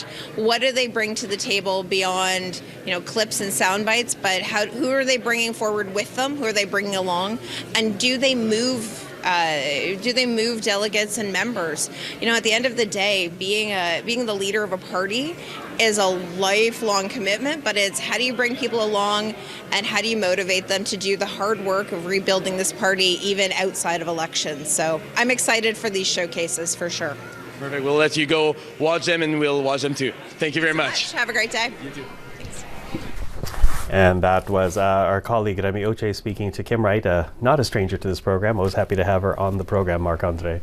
Oui, donc nous allons poursuivre la conversation ici en studio avec Mathieu Dubé, ancien député néo-démocrate, et Laurie Turnbull, professeur à l'école de gestion à l'Université Dalhousie. Mathieu, je vais commencer avec vous. On parle beaucoup de l'importance du parti, en fait, ses ambitions. On évoque l'idée de retrouver le statut de parti officiel. Ça reviendrait à doubler le nombre de sièges. Évidemment, ça risque d'être une tâche quand même assez difficile, mais le parti va sûrement vouloir poursuivre son élan. Il y a quand même un certain courant, un renouvellement qui se passe maintenant. Comment est-ce que le parti va vouloir compter des points dans ses premières semaines, ses premiers mois? C'est une bonne question. Il y a beaucoup de défis. Je pense que ça va être de décider rapidement comment se positionner vis-à-vis les événements dans le monde. Et justement là-dessus, quels seraient les sujets qui sont les plus propices à pouvoir compter des points? Étonnamment, c'est pas un sujet, c'est un sujet délicat et difficile, mais je pense que la guerre en Iran, c'est un bel exemple. Malheureusement, évidemment, on a vu le premier ministre Kunu faire des déclarations quand même fortes hier là-dessus. Et je pense que je crois que la position du NPD vient rejoindre le sentiment des Canadiens. Les Canadiens ont encore dans leur mémoire les conflits en Afghanistan et en Irak. Dans le cas des Américains, évidemment, on sait que ça a un impact à la maison, le prix de l'essence, entre autres, sans parler du coût humain de la guerre et le fait que c'est mené en désarroi par M. Trump. Donc, je pense que là-dessus, on sent que les libéraux virevoltent un peu partout et que les conservateurs donnent un peu carte blanche aux Américains. Tout le moins, ils n'ont pas l'air d'avoir dit le contraire. Donc, c'est un bel exemple, je pense, encore une fois, considérant que c'est une situation malheureuse et difficile où le NPD peut se positionner comme la voix que je crois représente où la majorité des Canadiens se situe. Et aussi, bien entendu, ça va être de continuer à pousser sur le sort des travailleurs, l'abordabilité. On a vu le coût de l'épicerie, par exemple, revenir beaucoup dans l'actualité. Encore une fois, entre autres, grâce au Manitoba, où on a enlevé la taxe de vente sur l'épicerie. Donc, je pense que là-dessus, il y a quand même un chemin qui peut se faire. Et aussi de se faire connaître sur le plan humain personnel. Je pense que ça va être une responsabilité pour le prochain chef, la prochaine chef dans les prochains jours et semaines. Laurie, let's pick up on that point, though, because we were talking about the spaces where the NDP might be able to build. I'm going to hone in on just one that Matthew laid out. The very fact that, affordability, housing have been ongoing debates. Many people have noted the concerns about where this current Liberal government is vis-a-vis the environment, concerns about whether or not they're moving too quickly on those earlier priorities. But we add to it now the war in Iran, the conflict in Iran, and where this government sits on that. Talk to us about how you see those as potential spaces for the NDP. Can they effectively move into there to add relevance that they're looking for right now? Oh, I think in terms of trying to connect with voters on the basis of issue salience, the Prime Minister isn't covering off everything.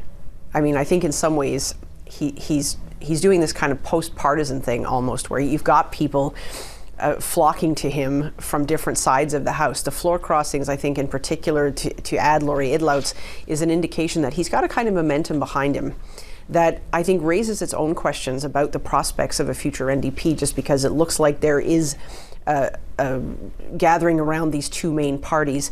And then you've got the Bloc Québécois in Quebec. And so what's the role that the NDP are going to play? I still think there's quite a bit of room left on the ideological spectrum for them to play a significant role. And I think things like the affordability crisis, how things were affecting workers. Lawrence Martin in the Globe and Mail had a column about how AI is affecting workers is a potential huge issue for the NDP to tap in on. I don't disagree on that. But I think what it comes down to is we are in an era of really heavy emphasis on political party leaders. They have to, no matter what the issues are, they have to choose somebody who can build confidence with people. So when they're talking about it, people are listening and people are saying, instead of giving my vote to one of the other two parties, I'm going to go with him or I'm going to go with her because I think that sounds right. And I think that they're capable of doing something different. But the NDP are also competing with the Conservatives now for their vote. And so it's a different kind of landscape in the sense that we're used to maybe some voter movement between the Liberals and the NDP, but now it's a bit more multi-directional. Mm-hmm. You know, it was interesting. It was Eric Grenier that was doing an analysis of the seats lost by the NDP in the last election, and it was a Liberal vote split that led to Conservatives winning, not Liberals winning. So to your point, it was the Conservatives standing in the offing to take advantage of that kind of seat gain. Listen, we're going to continue the conversation as this afternoon goes on, but you mentioned the fact that the leader, we are in an age of leadership importance. That is, of course, in part why the NDP is gathering in Winnipeg right now. We saw earlier today some of the leadership showcases as the remaining members who have not yet voted cast a ballot for the next leader can consider the 5 people who are running for it. We're going to play some of those showcases for you right now, beginning with some highlights from the earlier showcase from Avi Lewis. Bonjour tout le monde! Merci Naomi, merci Savannah, Leah, Niall et chaque membre de notre équipe, tous les bénévoles, donateurs et donatrices à notre campagne. This has been a 7-month marathon at the speed of a sprint, and it has been the thrill of a lifetime to run it with all of you. And now we're so close to the finish line and the start of a much bigger race to bring our party back from the wilderness and into the heart of Canadian political life once again. This campaign has played out against the backdrop of one of the bleakest times we have ever lived. War and genocide, economic attacks and threats of annexation, and for all Canadians, the grinding everyday emergency of the cost of living out of control. And yet, our journey across this vast land has been punctuated with hope. The daily victories of care and compassion, the seeds of a brighter future planted by workers and neighbors in the soil of struggle. Here's a few memories that will stay with me. The New Flyer bus factory right here in Winnipeg. A Unifor shop floor bursting with pride and camaraderie, making electric and hybrid buses with Canadian steel for use across the country. The plant has $13.5 billion in back orders, every one shining with the promise of a clean transportation revolution waiting to happen. The Northern Community Land Trust in Whitehorse, where local housing activists have built homes that young families with modest incomes can buy, most of them under $300,000. Homes that can never be flipped, only sold for the original price plus inflation. That's true non-market housing.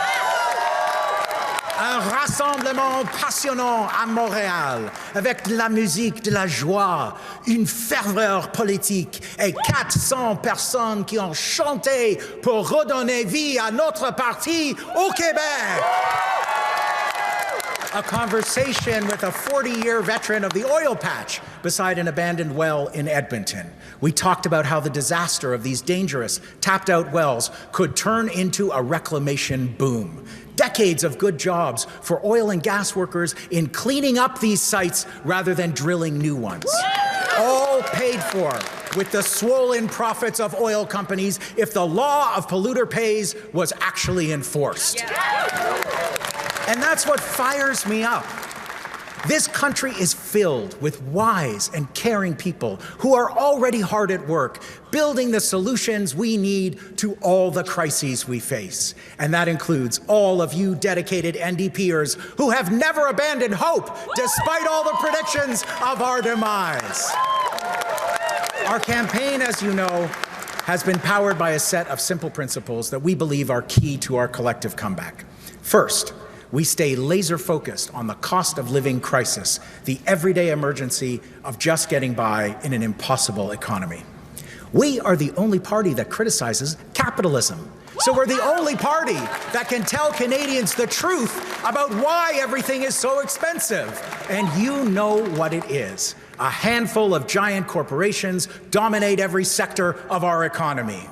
Ces cartels corporatifs fixent les prix, contrôlent les marchés et profitent de la crise du coût de la vie. Donc le système fonctionne exactement comme il a été conçu. Il concentre la richesse et le pouvoir entre les mains d'une petite élite. Second, in the face of inequality at an all-time high, we are done nibbling around the edges. It's time to fight for solutions that are actually as big as the crises we face. Solutions that are popular, practical, and can inspire Canadians in these incredibly hard times. From head-to-toe healthcare, to fare-free transit, to tuition-free education, we can fire up our base and build a bigger coalition. We do it by fighting for the big wins that would truly change everyday people's lives. It doesn't mean we can win them tomorrow, but I'll tell you what it does do. It brings in new organizers from communities already in the struggle. It builds the energy, excitement, and ground game that we need to win. Third, we're not shy about saying the loud part out loud. We're not burying our politics in platitudes. We're communicating with straight talk, grounded in moral clarity. Quand Israël commet un génocide à Gaza, nous appelons les choses par leur nom. When the U.S. and Israel start an illegal and reprehensible war against Iran that sets the world on fire, we say Canada should have absolutely no role in it whatsoever. Fourth, Canadians don't want a two-party system. But we in the NDP need a political offer that cannot be confused with or co-opted by either the Liberals or Conservatives. We're at a high-stakes moment in human history. Canadians know we are at a crossroads, and we need a clear vision for how we get through this, how we can protect Canada from Trump and all the chaos and toxic slop he generates, how we can come out stronger, more stable, more secure, because that's not where we're headed now. Under the Carney government, the path ahead is paved with unprecedented corporate welfare for the billionaire Epstein class and more insecurity for the rest of us. C'est la voie sur laquelle les libéraux et les conservateurs nous entraînent en adoptant ensemble à Ottawa des projets de loi qui sont vraiment affreux. This agenda doubles down on the past, exporting ever more raw resources. It follows the lead of the U.S. with more pipelines and ballooning military spending. It embraces Silicon Valley's job-killing generative AI with no brakes or meaningful regulation.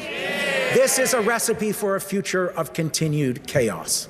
Fossil fuels alone destabilize our world in many ways at once. They attract explosive wars. They drive inflation and pain at the pump and beyond. And they accelerate climate breakdown. But there is another path. And it's our job as the NDP to light the way. It's a safer path, one that leads to a calmer, less volatile future. A path that makes common cause with countries around the world that are quickly moving away from the boom and bust roller coaster of oil and gas. Like the UK, which just this week mandated solar panels and heat pumps in every new home build as a response to the oil price shock. For Canada, it's a path on which we harness some of the vast wealth of our nation and use the tool of public ownership to put it to work directly solving the everyday crises we face. That means building houses that families can afford with public developers hiring public construction companies.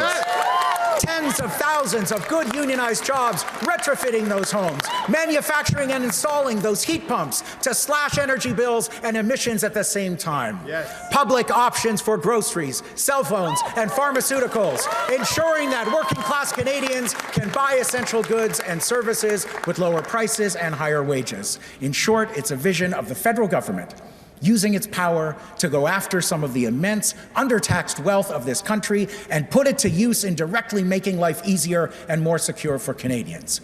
It's a path to a Canada where we're happier, healthier, safer, and proud of our role on the international stage. We know how to build power behind this vision because we're already doing it on this campaign. We generate excitement with our bold ideas. We turn that excitement into momentum through organizing. Yes. We supercharge our organizing by trusting our base to lead at the riding level. Yes. We build back our ground game well in advance of the next election and win more seats. We fling open the doors to the 99% and become once again, as my grandfather David Lewis called it in the 1940s, a political instrument of the people. Yes. So friends, for Tommy and David and Ed, for Audrey and Alexa, for Jack and Jagmeet, for all the fighters who came before, Canada needs a strong NDP now more than ever. Let's get to work. Merci tout le monde.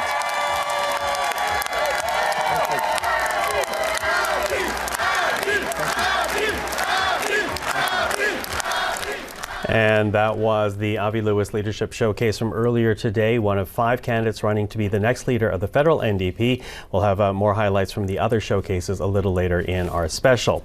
But right now, let's head back to Winnipeg. Mart Stiles is standing by to talk with us, the leader of the Ontario NDP, also the leader of the official opposition in the Ontario Legislature. Ms. Stiles, thank you for the time. Oh, it's great to be here. So, you know, the federal party is obviously facing a number of struggles, a struggle to prove some relevance, a struggle in attracting numbers, raising money. I wonder, as we wait for the announcement tomorrow of who will be the next leader of the federal NDP, what do you think the new leader has to do to turn around such, disappointing support across the country? Well, I think, first of all, they need to speak to where people are at right now in every part of this country. And I think there's a hunger out there for somebody to be speaking up from the left about the issues that matter to people, especially the rising cost of everything, the state of our healthcare system, and other priorities that Ontarians and Canadians have that I think they're not seeing reflected in their federal government right now. A good example, and we've heard it talked about here, is the war in Iran. And Canadians do not support that war. They don't like that the Prime Minister is leaning into that war, and I think they feel very strongly about that. They need somebody there on the federal scene who is going to be speaking for them, and this person has to get out there and listen to Canadians. Get out there, listen to Canadians, but it seems that the struggle will be even harder just speaking because Abacus Data did come out with some polling. Going to this convention, they say nearly half of Canadians do not see the party as being relevant. Only a third of Canadians see the party as having policies that present a real alternative. Why do you think Canadians have that perception of the federal NDP rather than seeing them as a solution and an answer to the challenges that they're facing? Well, for one thing, I think the fact that we don't have that many people elected right now is a disadvantage. You're not able to get out and connect with as many people and make them aware of your policies and your positions. But I think that will change with a new leader. There's a real opportunity to have some interest in that person and what their perspectives are on things. And we're certainly feeling that energy in this convention, in this leadership race. In Ontario, we've seen our membership numbers double. We've been raising a lot of money. But I think the other thing I do want to mention is that, it really varies province to province too. I will say, we are the official opposition or government in just about every province and territory in this country right now. And sometimes people don't, connect the federal to the provincial that way. But it's really important. And I think the other thing that people heard here was they heard from Premier Wab Kinew with an extraordinary speech, a wonderful vision, and a reminder to New Democrats, but also to Canadians, that New Democrats can deliver very good government and have done so many many times in many places. And I think his message really resonated with people here, and I think it will resonate with a lot of Canadians. And so again, a new leader, some new energy, and an opportunity. Although when you listen to Premier Canute's speech about, the solution is for the NDP to win government, when you look at where the NDP has been successful provincially, as you point out, it has been where the party has leaned more into the pragmatism of governing,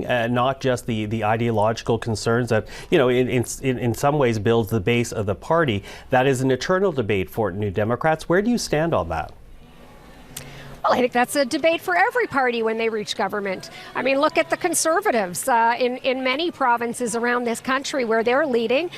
They're leading from a very specific ideological place. And I think it's increasingly out of touch with where Canadians are at. So, obviously, when you're in government, you're making choices. But I look, for example, at Manitoba, a government that had just released a budget this week, the lowest per capita GDP to deficit of any province in the country, compared to my province, Ontario, where we have this astronomical deficit just ballooning out of control.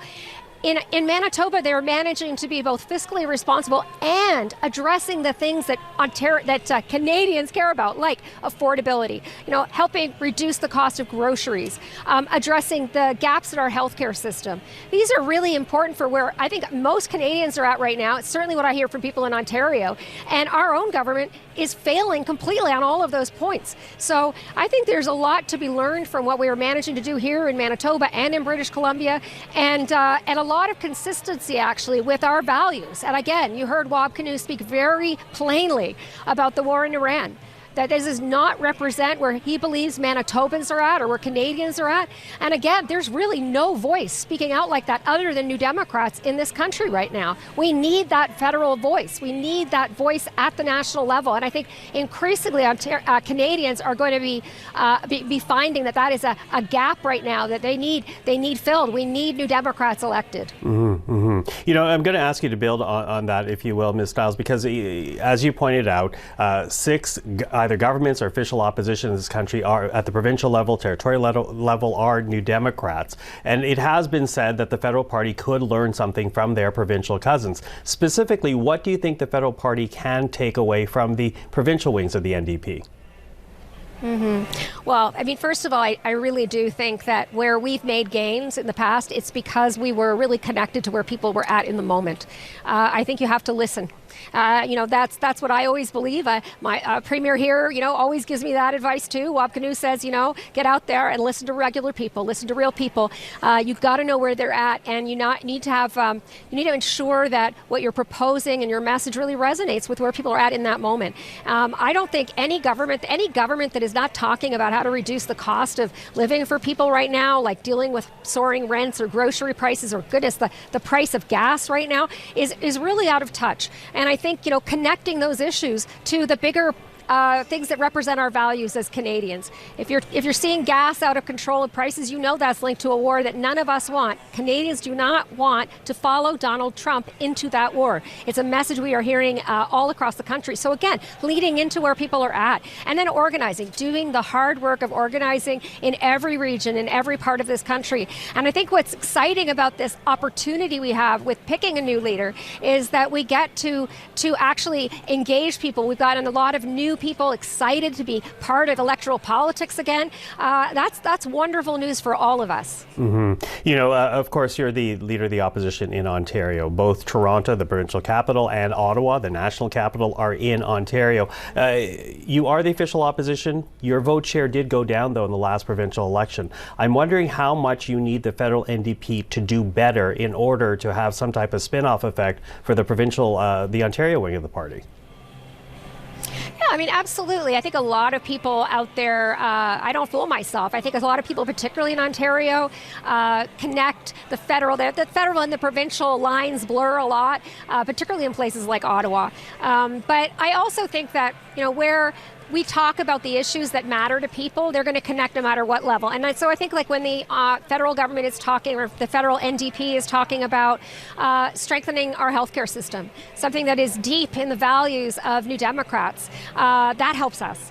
When they're talking about the issues and hearing what we're hearing from the people in our communities, that's going to help us. Absolutely. And like I said, we have seen our membership numbers double in Ontario through this leadership race. It's gotten people excited, and I think that's a great thing. I think whoever ends up as our next leader is going to have a really solid foundation to build on, and that's also due to some hard work of many past leaders. Ed Broadbent, from Ed Broadbent to Alexa McDonough to Jack Layton to Jagmeet Singh. We have built over time, and we've had our ups and our downs, but New Democrats, we didn't pick an easy path. We picked the path that we know will make life easier and better for the most people, and that's why we do what we do. Marit Stiles, always appreciate the time. Good to speak with you. We'll speak again. Thank you. Thank you. On s'attend à ce que les travaux de la séance plénière reprennent d'un moment à l'autre à Winnipeg, où les participants sont toujours en pause dîner. Plus tôt ce matin, les 5 candidats et candidates ont eu l'occasion de s'adresser une dernière fois aux membres avant l'annonce du résultat du vote demain. Tout au long de l'après-midi, nous vous proposerons de réécouter ces discours. Alors pour l'instant, je vous invite à écouter ce qu'avait à dire Tony McQuill. On peut l'écouter. Oh, let us be loving. Let us be hopeful, friends. My friends, it is good to be with you here in Winnipeg and digitally across the country. We gather today on Treaty 1 territory, the traditional homeland of the Anishinaabe, Cree, Oji-Cree, Dakota, and the Dene peoples, and the Métis Nation. I want to say plainly that a party serious about redistribution and regeneration cannot treat this acknowledgement as a formality. The land beneath our feet is the first and most enduring reminder that there is work still to be done.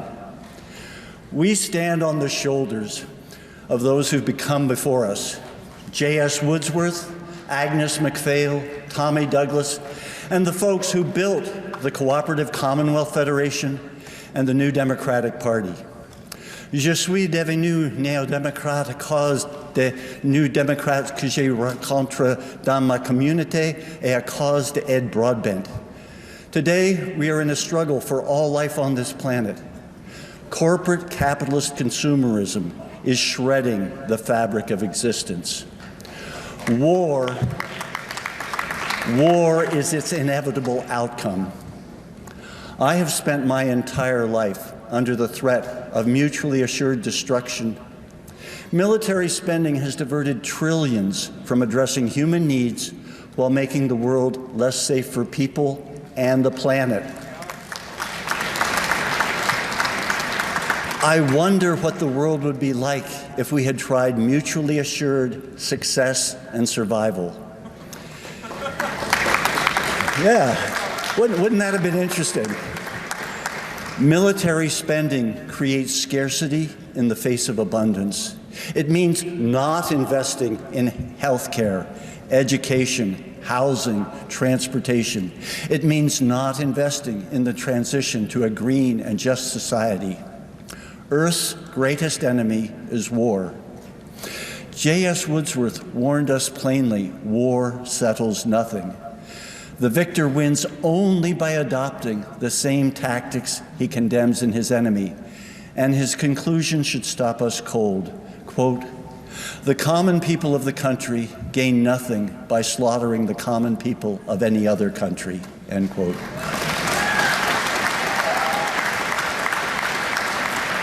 With the rise of fascism south of the border, we need a nonviolent national defense strategy and program. It is delusional to think that Canada will militarily stop the United States by increasing military spending. It will only tie us tighter to the U.S. military. We need to train Canadians in the techniques of unarmed civilian defense. It is more effective than military resistance. It is also more useful for responding to climate emergencies like floods, wildfires, ice storms, and tornadoes. It is a much wiser investment than military spending. As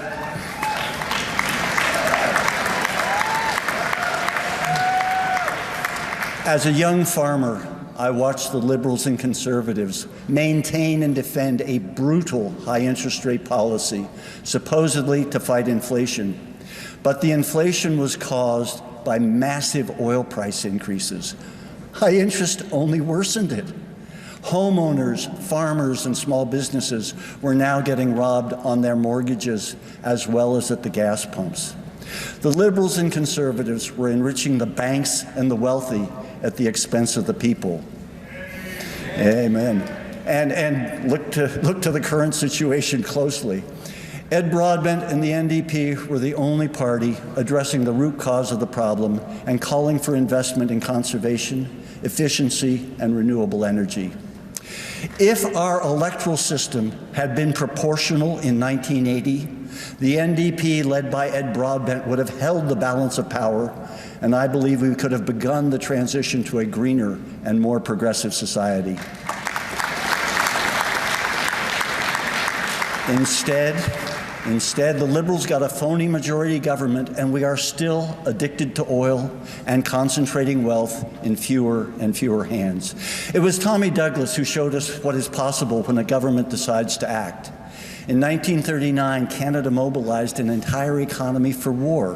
1 million people in uniform, over 100 crown corporations, guaranteed prices for farmers and fishermen, the third largest merchant navy in the world, and all of it without borrowing out a single dollar outside Canada, using the Bank of Canada for what it could do.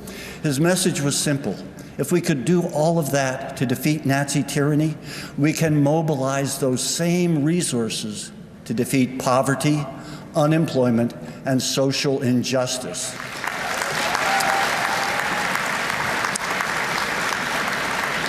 It is in that same spirit that our campaign has stressed 4 R's: representation, regeneration, redistribution, and redesign. They need to be our focus to build a Canada that works for people and the planet. Our choices as individuals and as governments create the future we will share. We need to unite not just New Democrats, but a broad, green, progressive coalition with a vision of a hopeful future. That's why we put forward a holistic goal for Canada. It says, quote, "We seek a quality of life where we meet the basic needs for water, food, shelter, clothing, healthcare, and education for every Canadian resident, where everyone has access to fresh air, clean water, and healthy green space. Everyone has time and energy for themselves, their families, their friends, and their occupation. Everyone has an opportunity to contribute and be involved in their community. We envision a Canada that is caring and compassionate, both for its residents at home and to the broader world community. We make decisions carefully, considering their impact on the planet, the people, and the economy. The earth is healing, communities are thriving, and conflict at home and abroad is decreasing. That is our vision for a future that works for people and the planet.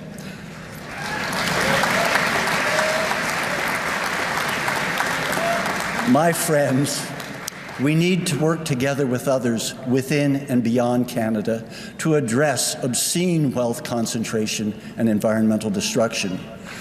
But we also need to work together within our party. We've had 5 teams in this race and 2 candidates excluded by our opaque vetting process. All have worked hard for 6 months. That's a long time and a huge commitment of effort and energy. I have been so impressed with each of the candidates and their campaign teams. I want to say to Team Tony, you've given so much of yourselves to bring our campaign to this finish line, and I feel both honored and humbled by that. I thank you. But to all our teams, to all the teams, if you do not win tomorrow, grieve that loss. Shed some tears, and then think about how we can come together to bring all that talent and energy into a bigger, broader team that can truly challenge the 1%'s control of Canadian politics, our economy, and our society. My friends, it's not too late to build a better world, but we need bold, brave, and beautiful alternatives to a world being burned and blown apart by greed coupled with economic arrogance and ecological ignorance. It's time for a green progressive movement. It's time for representation, regeneration, redistribution, and redesign. Merci pour votre appui pour amener ces idées sur la scène nationale. Thank you for your shared commitment as New Democrats to building that better world together. Thank you all. And that is NDP leadership hopeful Tony McWhale and his leadership showcase that took place a little earlier today. We are playing highlights for you as we go on through this day, more to come. But right now, let's go back to Winnipeg as the conference is back underway. Let's take a listen to the NDP National Convention. Welcome back, delegates. How was lunch? We hope you enjoyed a good lunch, and we also hope that you enjoyed this morning's leadership showcases. This afternoon, we have more awesome speakers and discussions, so we're going to hop right back into it. Please now turn your attention to messages from some of our Equity Commission co-chairs. Hello everyone, my name is Alios, and I'm one of the co-chairs of the 2S LGBTQI+ Commission. I was elected at the 2023 convention in Hamilton, and this is my first term. I'm happy to report that over the past 3 years, the Commission has experienced steady growth and increased activity. I'm proud to say it has become one of the most active equity commissions of the party. In our first and second years, we focused on understanding the role of the Commission within the party and getting to know members interested in participating. During that time, we held smaller number of meetings as we built our foundation. As a member of the Federal Council, I proposed a work plan that included hosting events across the country to act both as socials and fundraisers. This led to funds being earmarked for Equity Commission's activities in the 2025 party budget. However, due to the snap federal election, those funds were reallocated to victory funds. In my first year as a co-chair and as a council member, I focused on learning as much as possible. During the federal elections, I served as a campaign manager and CFO for my father, Benjamin Abbas, who was an OPSU member, who ran as the NDP candidate in our riding of Etobicoke North. This experience gave me valuable insight into organizing an electoral campaign, fundraising, and even meeting financial obligations. Following the election, the Commission began meeting regularly on the last Wednesday of every month. From my experience as a grassroots organizer, consistent and predictable meetings are essential for building a strong and functional organization. This structure has made it easier for members to stay engaged. Our members have been actively involved in discussions on leadership race rules, participated in consultations on party renewal and rebuilding, and shared analysis on current events. These spaces have also helped members build connections and community with one another. On Trans Day of Remembrance 2025, I wrote an opinion piece in Toronto Star condemning Alberta Premier Danielle Smith and her use of notwithstanding clause to fan the flames of anti-trans rhetoric. I asked readers to turn their attention to the often invisible and ongoing violence faced by trans people, especially by trans women. We also welcomed Alberta MLA Port Ellingson to speak about the Alberta NDP's work in defending LGBTQIA+ rights. In collaboration with the Persons Living with Disabilities Commission, we hosted an NDP Leadership Forum on equity issues on March 11, 2026. The forum was moderated by Gayatri Prasad, a deaf artist and disability justice advocate whose work has appeared in CBC and the ASL interpreter for the 2026 Juno Awards. Opening and closing remarks were delivered by Vicky Mufawad Paul, hard of hearing curator and director of A Space Gallery. All 5 leadership candidates participated and shared their perspectives on key issues, including addressing poverty, combating polarization, inclusive leadership, religious freedom, and ending violence against Indigenous women, girls, and Two-Spirit people. Now that the Commission has found its rhythm and established its structures, we are preparing to hold executive elections in May.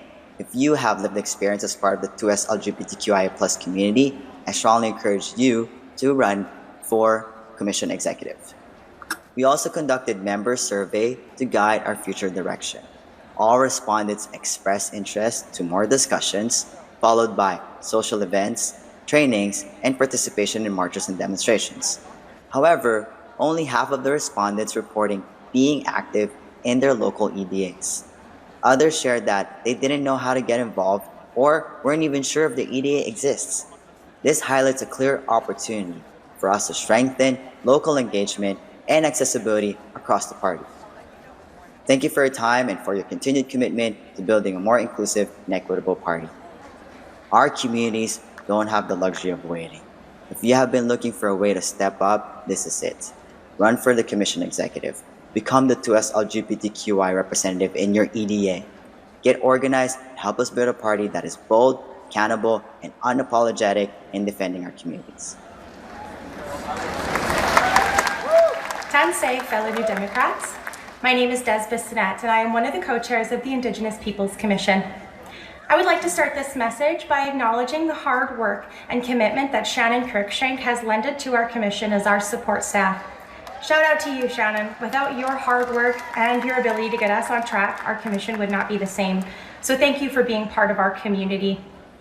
The IPC is proud to be one of the most active commissions within the party, meeting monthly to discuss issues affecting nations across Canada and building solidarity within our commission.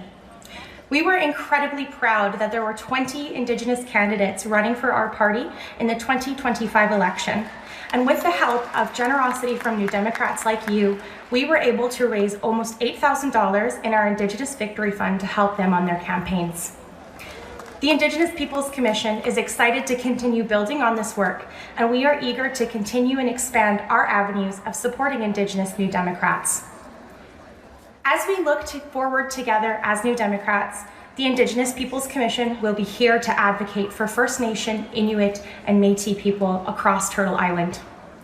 We are eager to collaborate with leadership in shaping our party with Indigenous ways of being in mind, building a stronger foundation for the Indigenous candidates and Indigenous MPs of tomorrow.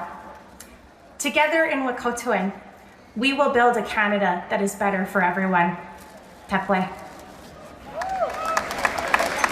Hello, New Democrats. My name is Janice Folk Dawson.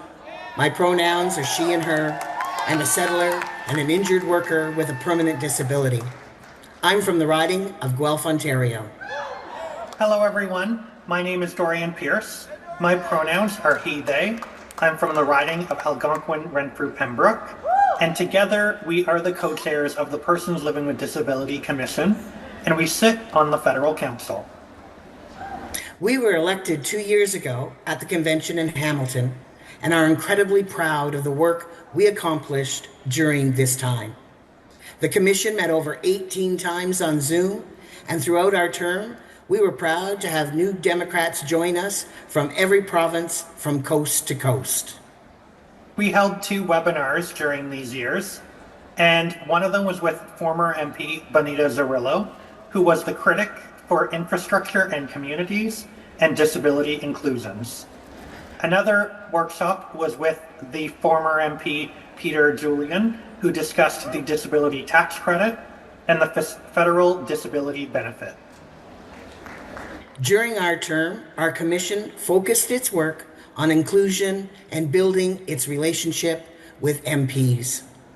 With the participation from commission members, we drafted a term of reference, which was later moved and adopted at the federal executive. This document includes our mission statement, defines our membership criteria, and the duties and responsibilities of the co-chairs and the commission as a whole.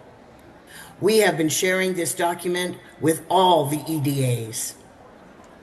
In the second year of our term, we began the work of developing a work plan for our commission.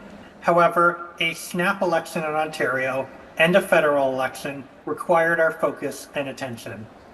We were able to support candidates who identified as persons living with disabilities during this time, and we would like to see that work continue in the next term. With the assistance of party staff, we were able to connect and communicate with riding association presidents. Our goal was to connect with the elected committee representatives and invite them to participate in our meetings and events. We started the work of building a campaign to recognize the importance of persons living with disabilities to the EDAs, to the party platform, and their important role within the party. During our rebuild, this is important work for the success of our party and to be relevant to potential new members.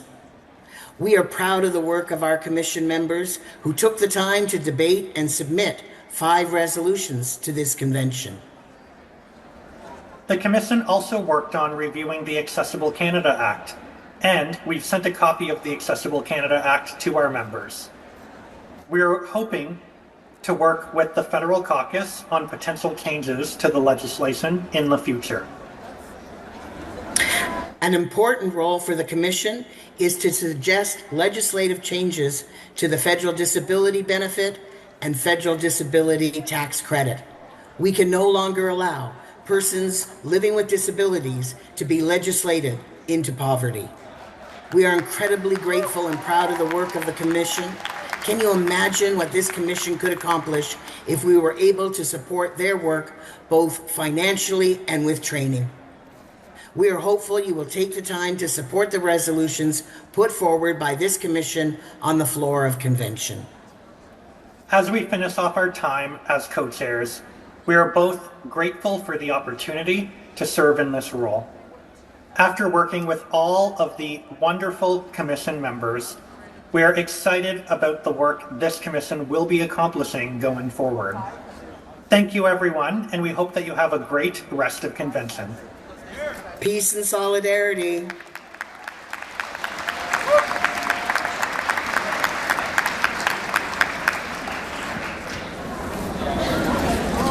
Bonjour tout le monde, bon après-midi.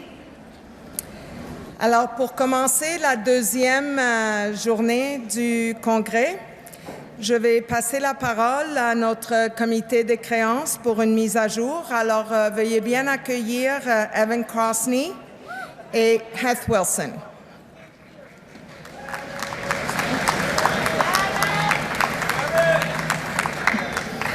We're pleased to give the delegate count for today. As of 1:15 p.m. this afternoon, total number of delegates registered, 1,461, including 184 youth and 242 Labour. Total people present, 1,788.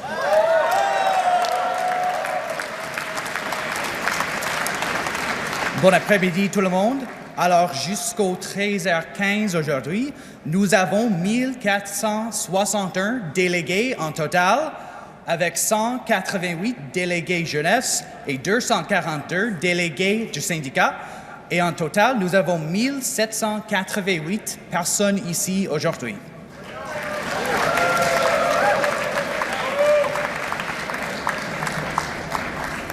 Merci. Mr. Moffat, thank you very much for your time. I'd like to ask you, have you already voted, or are you still waiting to hear the speeches showcased to make up your mind? No, I've already voted.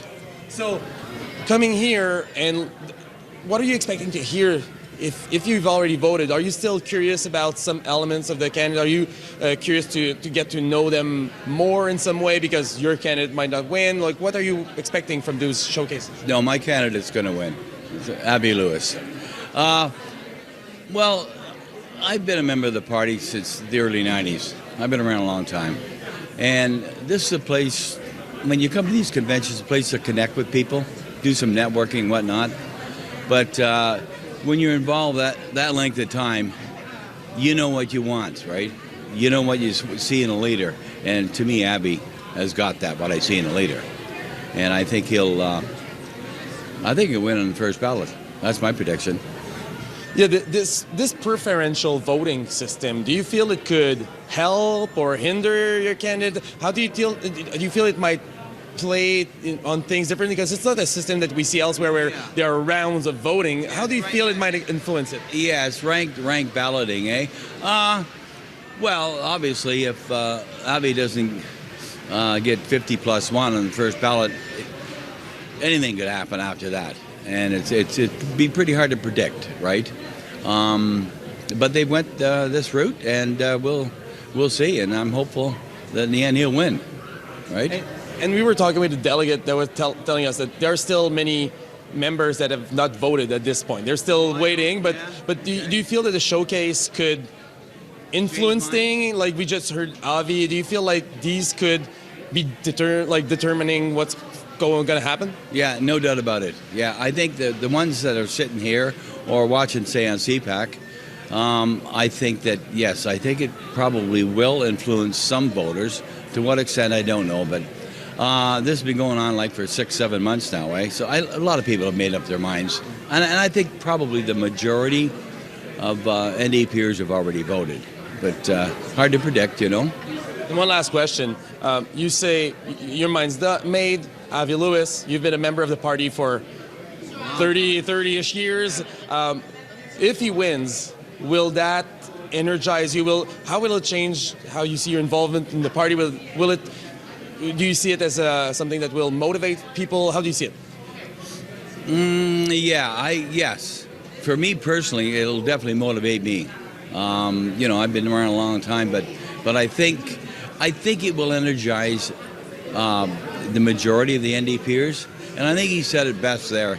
We can't have a two-party system. You got to have that third party, a strong third party. And I think that they'll bleed some of the soft liberal votes back again. And I think he's the guy that's going to do it. He's got to win a seat, mind you, which is could be a challenge. But yeah, I'm pretty optimistic. I'm pretty confident. Yeah. Perfect. Well, we'll see if your confidence is rewarded tomorrow. Thank you very much, Mr. Thank you. Thank you very much. Very good, sir. Okay, well, let's get back to the convention floor right now in Winnipeg, because joining us in this moment is Anne McGrath, former party president, former national director of the NDP. Anne, good to see you. Thank you for being here. Thanks. It's great to be here. So this is not your first convention. You've attended many. You've organized others. I'm wondering if, when you compare the mood right now in Winnipeg versus past conventions, how would you describe it? Because this is a moment in time where the NDP faces some very big challenges. Yeah, there are two really important things here. First of all, I think you're right that we've faced some very serious challenges, and we've been here before. As a matter of fact, the last time I was at a national convention in Winnipeg was in 2001, where the big debate was whether or not we should just dissolve the party and start something new. It was called the New Politics Initiative, and it was following a decade where we had lost official party status, and we were in a really important rebuilding phase. So that's one thing. It's like these moments do come and go, not just in our party, but in other parties as well. So that's one thing that I think is important to kind of keep in mind in all of this. The other is that despite the kind of, predictions of our demise, as to misquote Mark Twain, people here there's a large crowd here. People are enthusiastic, they're energetic, the debates have been very lively. I think there's a real sense that we have an opportunity, once we have the leadership question settled, to really focus on that rebuild, to recruit new candidates, to get candidates ready to go in their ridings, to get solid teams around them. Real focus in this convention on grassroots organizing. Mm-hmm. Well, I will say, as one that's been observing this convention at a distance, what is clear when I'm listening to the delegates is not a call for the NDP to be anything different other than to be more NDP, to be speaking out more for workers' rights, more about the working class, more about speaking out against the conflict that's taking place right now in Iran. Getting to the working class side of it, because we know that the Conservatives have challenged the NDP on that message. Did the party stray too far away from its labor roots to be relevant to the labor voters? Well, I'm sure that there are people who would argue that that's the case, but I would probably argue that many of the things that we have worked on over the last few years have been very core and central to the working class. Things like anti-scab legislation, dental care, pharmacare. I think that those are issues that we have been championing, where we have achieved some results, and that are really incredibly important to the working class. So I don't think it's a matter of straying from the working class. I think a lot of the discussion around that actually I would characterize as sort of style issues rather than substance issues. The NDP campaigned on, for instance, on a wealth tax, fought for childcare, all of those kinds of things. But there is a difference, I think, in style, and probably a bit of a difference in how much emphasis you place on Parliament itself and the importance of being in Parliament and the importance of winning seats. So I think that may be something as well. And of course, there is constantly the discussion about relationships across the country, whether it's with the trade union movement or with provincial parties. Mm-hmm. You mentioned a relationship with the provincial party, and we certainly have heard that people, delegates expressing that they wish the federal party would lean in and learn a bit from the provincial wings. As one who's worked both for the federal party as well as the party in Alberta, what do you think the provincial wings can teach the federal party in this moment in time? Well, I think the central thing is that you can have all of the great ideas that you want, but if you can't get some things implemented, it doesn't really amount to much. I think that we don't have the luxury of being like a debating club. I think that it is our responsibility, our duty, our role to put forward strong progressive ideas, to campaign on them, and to elect people to get those things done. And the provincial parties, like whether it was the NDP government in Alberta, or if we're looking at governments in here in Manitoba or in British Columbia, you can see that when the NDP has power, whether it is as government or in other ways, we actually focus on the things that matter to people. Cost of living is being central to that. The housing crisis, employment issues, particularly for young people. Mm-hmm, mm-hmm. What about the issues around, for example, natural resources? Not surprisingly, that is a big issue right now, especially since the current Prime Minister has signed that memorandum of understanding with the province of Alberta. Is that going to be a difficult cleavage for the party to kind of find common ground on? I don't think so. I think that there are a lot. I think, first of all, I think that Canadians are very focused on the trade disputes and other things with the United States right now. I think that there's a lot of opposition, for instance, to the illegal war that's taking place right now. But definitely trade issues are front and center, I think, for most Canadians.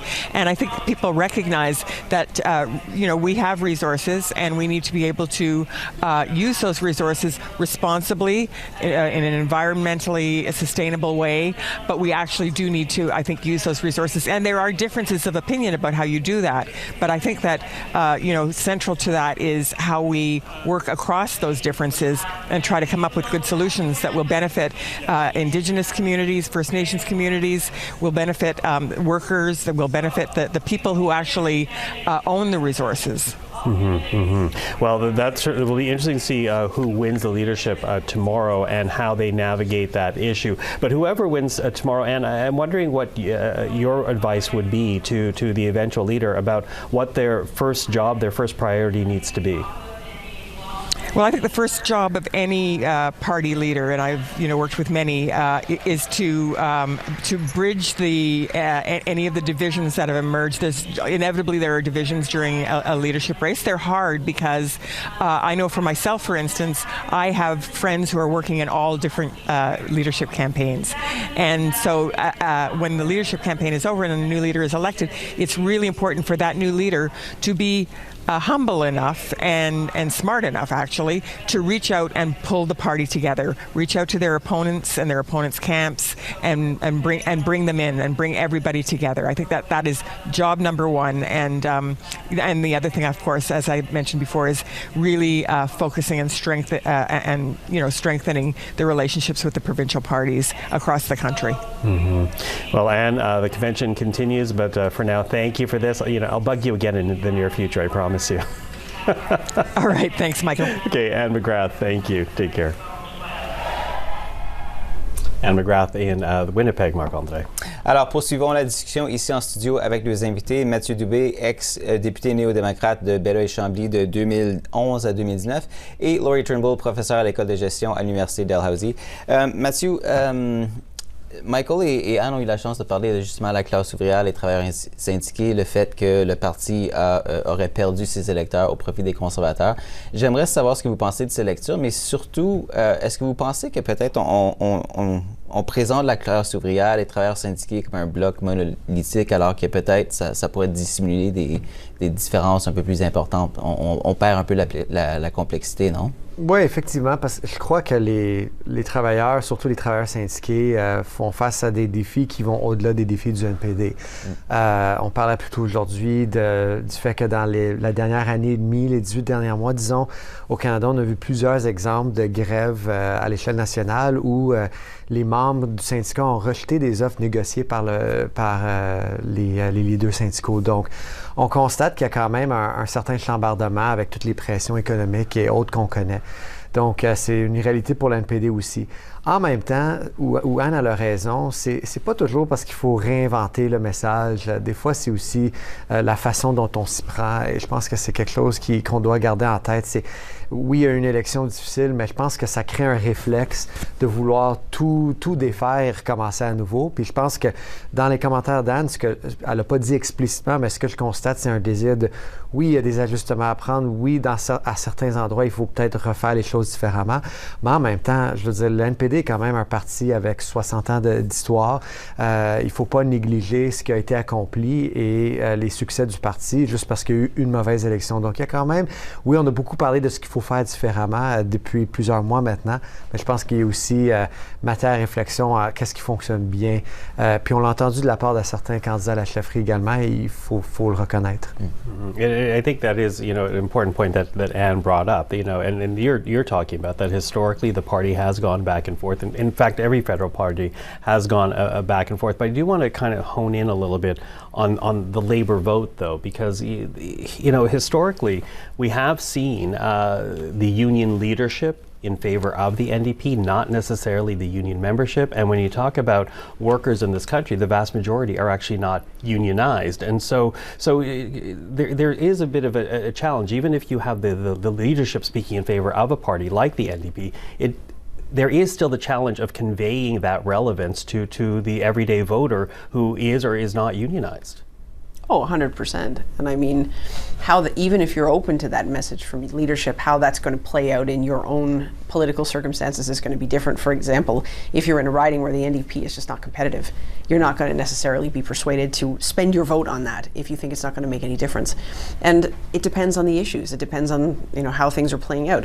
And now we can see the last couple of elections in Ontario, for example, Doug Ford and the progressive conservatives there have resonated with private union membership, for example. And so again, it's that kind of typical NDP constituency, for example, that's playing out differently. I think even you could pinpoint COVID, for example, as a moment when some of these kinds of traditional ideas about who votes for who it's kind of on its head now. And I think, we can see different populist parties, for example, around the world on the right side that are appealing differently.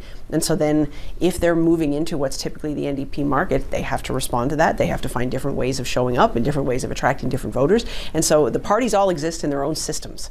And so an endorsement by a union leader of a party is only one factor that may or may not make a difference to the outcome. Mathieu, plutôt dans la discussion, vous évoquez le fait que vous pensez que le parti peut aller chercher des électeurs en parlant d'enjeux internationaux, notamment la guerre en Iran, suggérant que, en fait, le NPD représente davantage la position partagée par une grande portion de la population canadienne.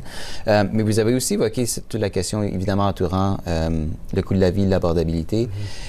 Qu'est-ce que le NPD a concrètement à offrir à ce niveau-là? Quelles solutions concrètes le parti devrait mettre de l'avant et surtout comment convaincre les électeurs que le NPD, c'est le parti vraiment qui justement a les solutions en ce qui concerne ces enjeux-là, qui, on le sait, sont très importants pour l'ensemble de la population canadienne? Je pense qu'au départ, c'est de revenir à des propositions qui ont déjà été faites par rapport au système d'impôt. Je pense que les gens constatent une inéquité qui persiste toujours, malgré des changements qui ont été apportés. Mais est-ce que c'est suffisant, vraiment? Non, du tout, en fait. Puis je dirais aussi la bonification des différents programmes sociaux. Donc, on regarde, par exemple, le programme d'assurance dentaire. Mais je regarde aussi du côté du programme d'assurance médicaments où c'était juste un petit point de départ, ce qui a été accompli entre le NPD et le gouvernement Trudeau. Il y a beaucoup de travail additionnel qui peut être fait à ce niveau-là. Donc, c'est des exemples où, justement, on peut proposer davantage. Puis, je dirais aussi, c'est aussi de regarder de quelle façon on appuie les travailleurs. Donc, on regarde, puis vous l'avez entendu au courant de la fin de semaine, le premier ministre Carney est beaucoup concentré sur les industries, les entreprises, appuie les industries dans l'ensemble, mais on parle peu du travailleur en tant que tel. Donc, l'assurance-emploi, par exemple, une bonification du programme d'assurance-emploi.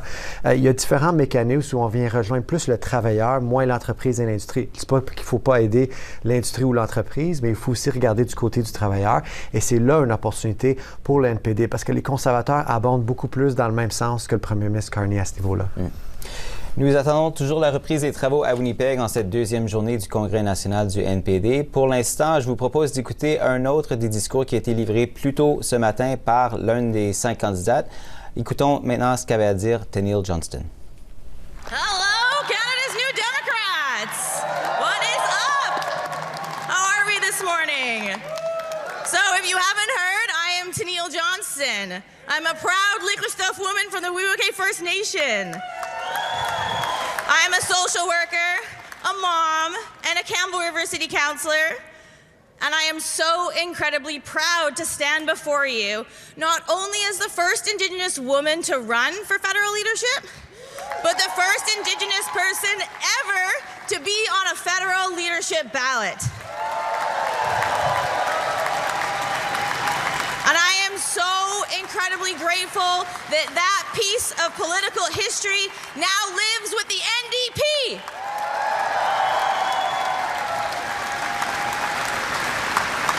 So I want to start a little bit backwards. I want to start with what's truly most important in this work, and that is an absolutely huge thank you to you, the membership. Without you, there is no party. There is no movement.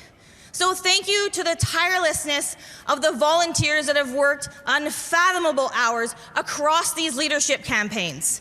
To the friends, family members that have taken on additional loads while we as candidates have been rushing across the country to do our best to ensure that you, the members, know that the House of Commons ain't seen nothing yet.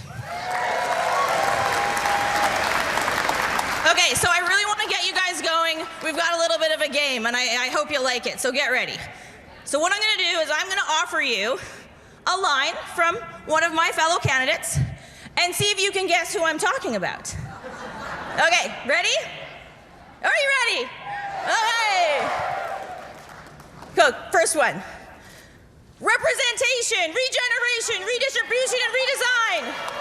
Tony! We need proportional representation. Ah, tricky. Good, it should be, because I feel we all want proportional representation. Okay, ready? Look, listen, I know how to beat conservatives. Heather McPherson, woo!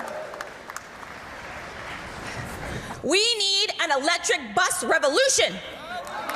Abby! Okay.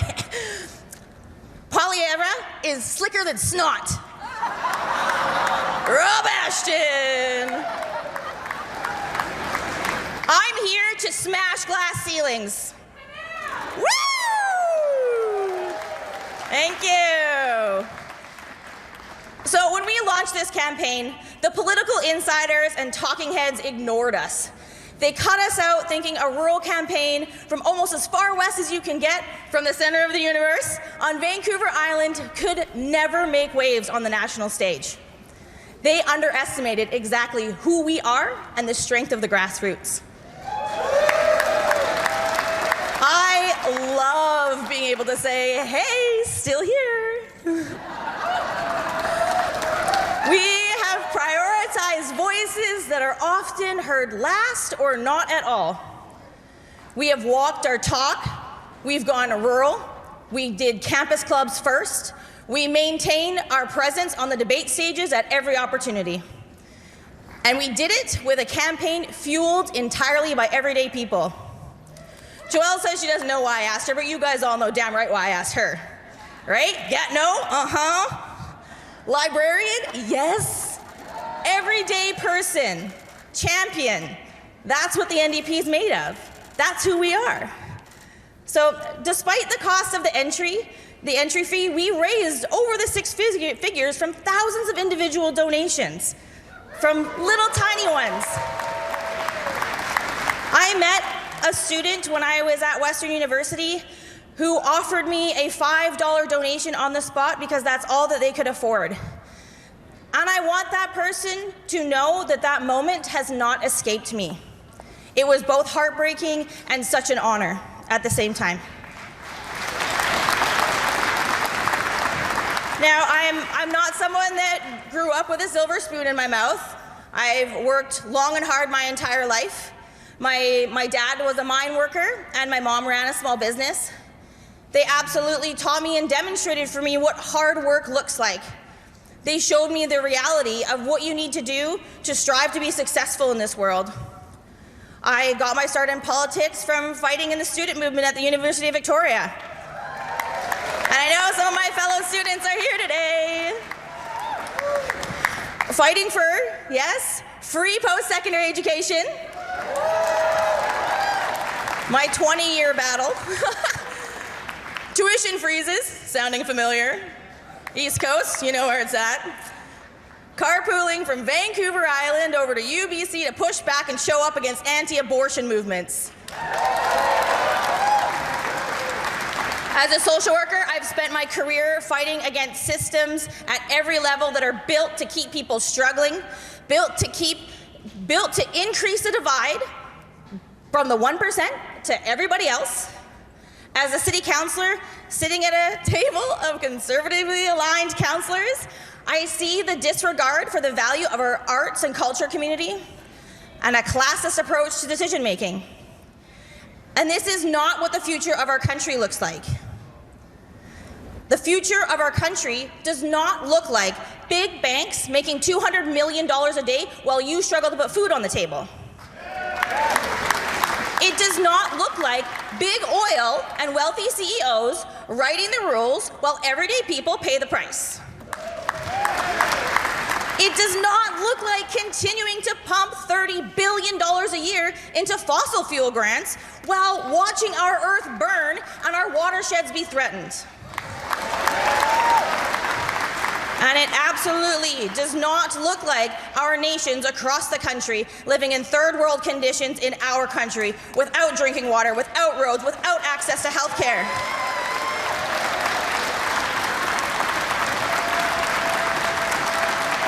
I'm running because I believe in unapologetic dedication to our own path on the left. And you'll notice what side of the room I came in on. Intentional, friends. I believe in an unwavering dedication to do the right thing because it's the right thing to do. We as the NDP should be championing democracy both inside and outside of ourselves. This looks like accessibility at conventions, and I know you've heard that today. This looks like ensuring our commissions have what they need to feed the momentum of our party in an inclusive way. This also looks like ensuring that all Canadians have ballot boxes in not only geographically and physically accessible spaces, but spaces that they identify as safe. There are numerous nations across this country that do not and have never had a ballot box in their community, and we need to support our electoral bodies to ensure that ballot boxes are where they need to be to support democracy in our country.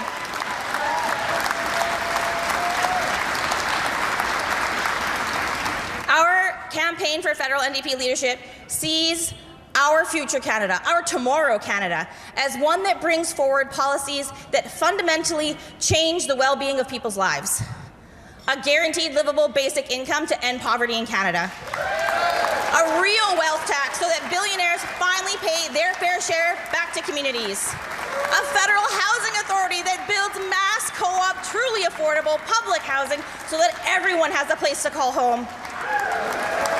And yes, folks, I'm going to end my 20-year battle and get free post-secondary education so young people can build a future without drowning in massive debt before they start their careers.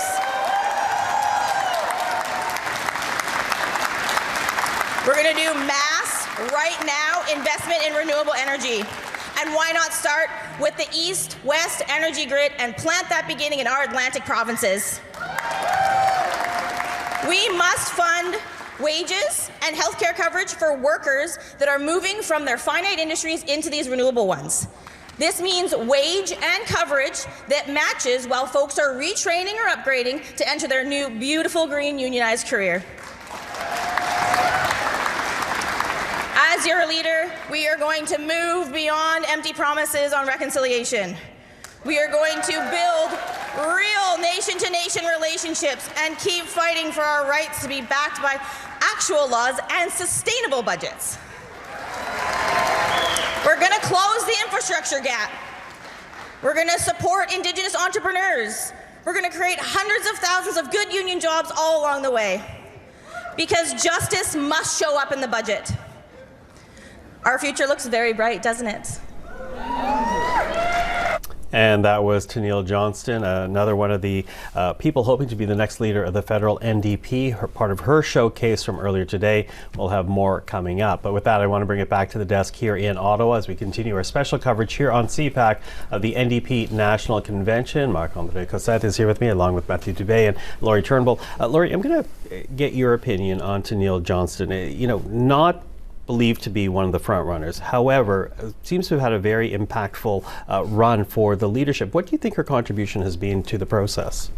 Well, yeah, I mean, I agree. I don't think she's somebody who people are talking about as being a likely winner, but yet she's got a lot of energy. She has. She goes into a room and lights it up, and she gets a lot of attention, and she's certainly very focused on the kinds of issues that I think you could look at as being the traditional kind of policy focus of the NDP. So, for example, affordability, things like affordable childcare, affordable housing, transit, even things like electoral reform. That's a case that the NDP have been making for a long time.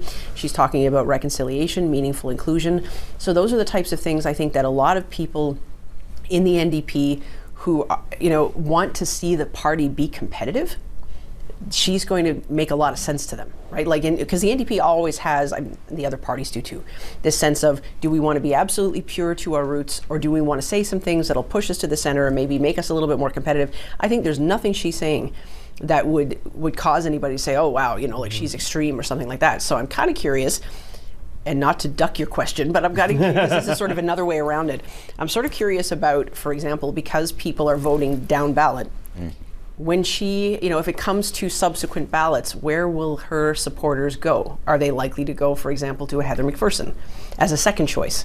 So in the event that, say, there isn't a first ballot win, part of her contribution could be when her voters line up behind somebody else. Mm-hmm. Well, and I will say, we're talking about the front runners. We don't know how this is going to lay out. Right. It's a preferential ballot. They're not going to go step by step as we've seen in past conventions. This will be, and so is the winner. So we will see. And right now, the winner is Marc-André Cossette. Je vais poursuivre, justement, j'ai enchaîné là-dessus avec Mathieu, parce que justement, Tenille Johnston met vraiment de l'avant son énergie, sa jeunesse. On sait, selon les gens qui assistent au Congrès, il y a beaucoup de jeunes à Winnipeg.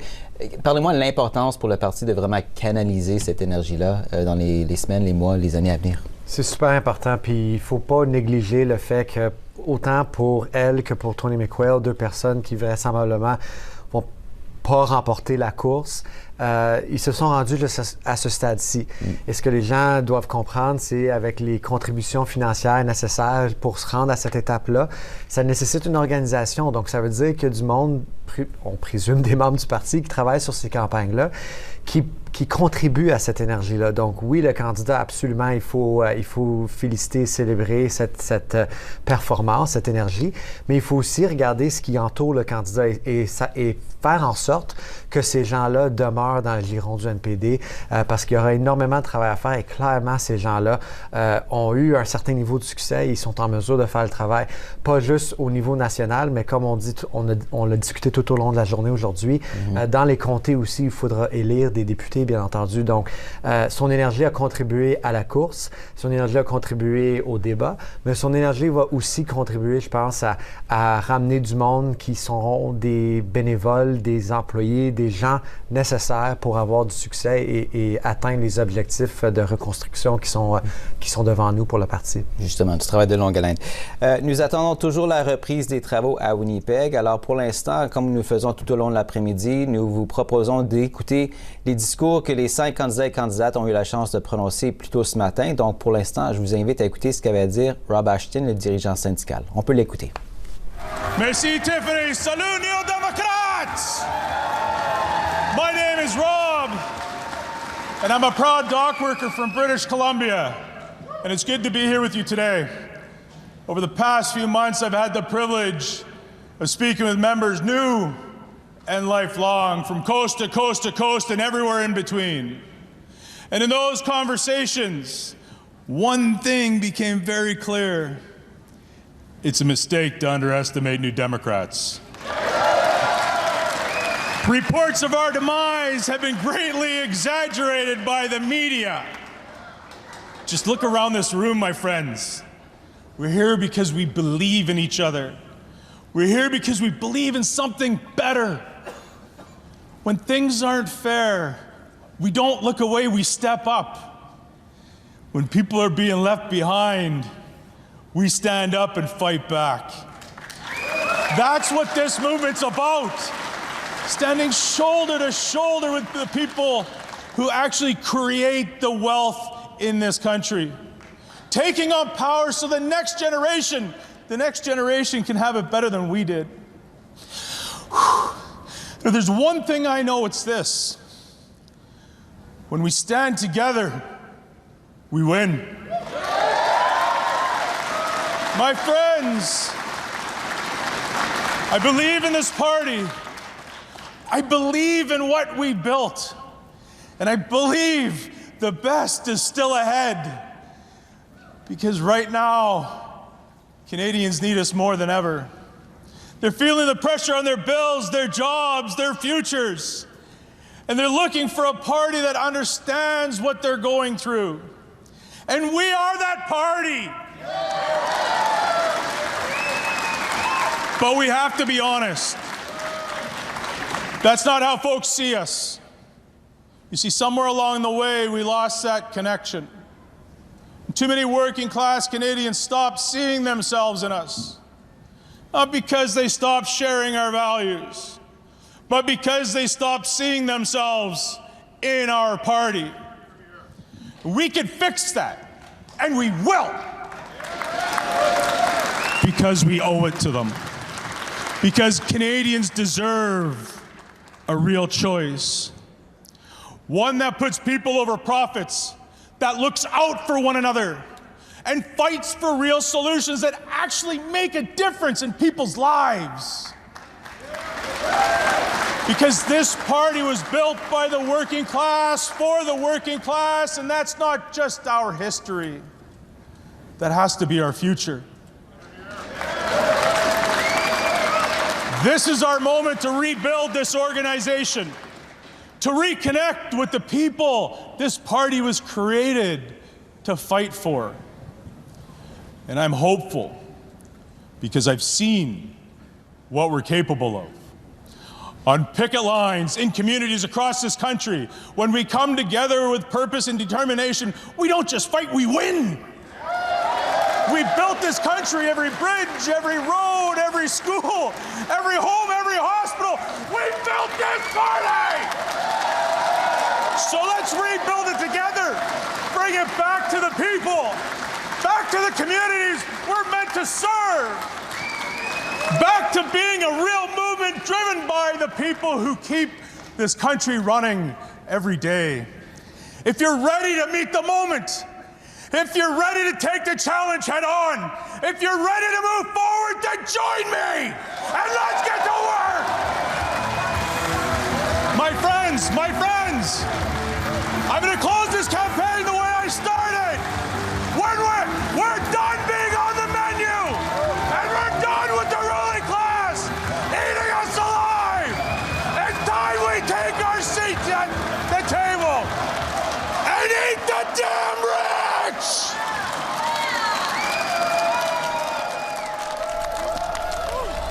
Union leader Rob Ashton from earlier today as he shared his leadership showcase, one of 5 candidates running for the NDP leadership. The final showcase that we'll play back for you happened originally this morning, but a bit of the highlight right now is NDP MP Heather McPherson. Everyone, from the beginning, this campaign has been about building a bigger table and making sure that there is a place for everyday Canadians to have a voice where laws are passed and where decisions are made. That's why workers and farmers came together to build our party, and it's why we need to rebuild it. Because right now across the country, people are struggling. Working people are feeling squeezed from every direction.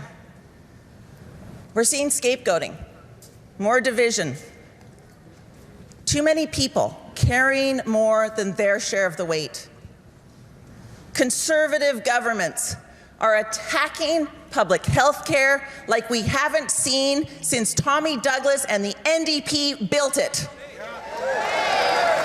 They are trampling on workers' rights. They are rolling back the rights of the most vulnerable. That's right. And Donald Trump is a threat to our economy, to our sovereignty, and to our planet. Now is not the time for us to shrink even more.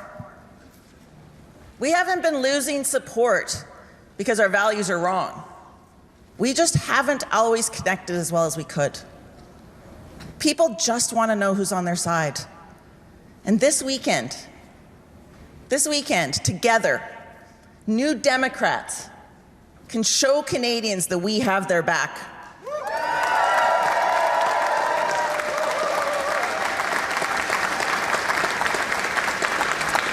You know, I didn't grow up in a political family. My mom and dad worked hard. They're here today. But they did teach us to care for others and that you can always make more room at your table. And that idea stuck with me. You know, through 20 years of building coalitions with people that we don't always agree with, you know, fighting for human rights, showing up for those people that the system has left behind.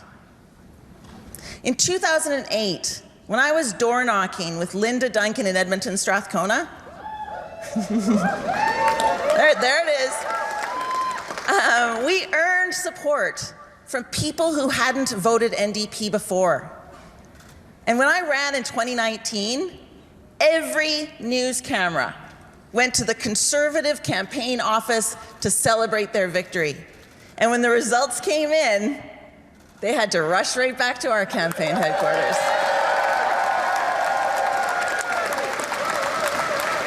And they learned something. They learned something that everyone in this room knows. Never underestimate New Democrats.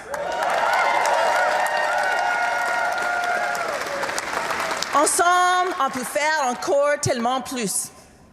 Pour les familles, pour les travailleuses et les travailleurs. Pour tout le monde. Medicare, workers' rights, employment insurance, pension protection, human rights. So many of the things that make this country great, New Democrats built. That's why it's on us to defend them. You know, that's why holding a membership card should mean much more than getting fundraising emails.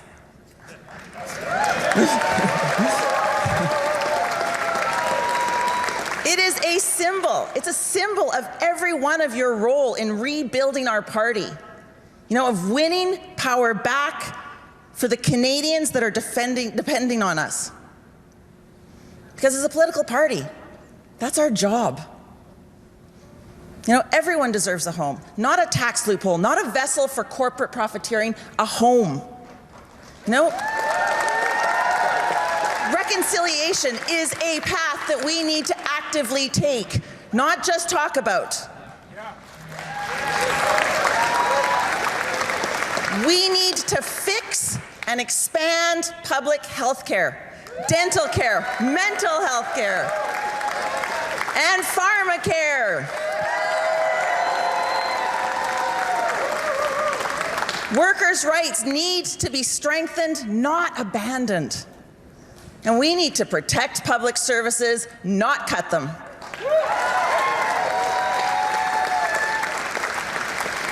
Our future needs to be built here with Canadian materials and Canadian jobs. And a plan to address the climate crisis that workers can support because they are part of the solution. Not ignored. Not ignored, not patronized, or not treated like part of the problem. And Canada must be a voice for peace, for human rights, for international law, for standing with Ukraine, for standing for justice in Palestine.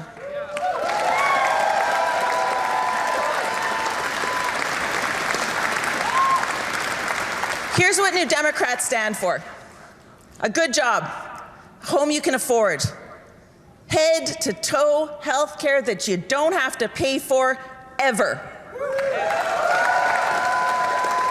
And a government that serves you, not the billionaires that these guys keep letting off the hook. And we need to be building a cleaner, brighter future for our kids with more hope, with more opportunity for everyone. En répétit, partout au pays, le Québec est au centre de ce travail. Je suis là et je vais rester là. Je vais être à l'écoute et ensemble, on va gagner pour les gens.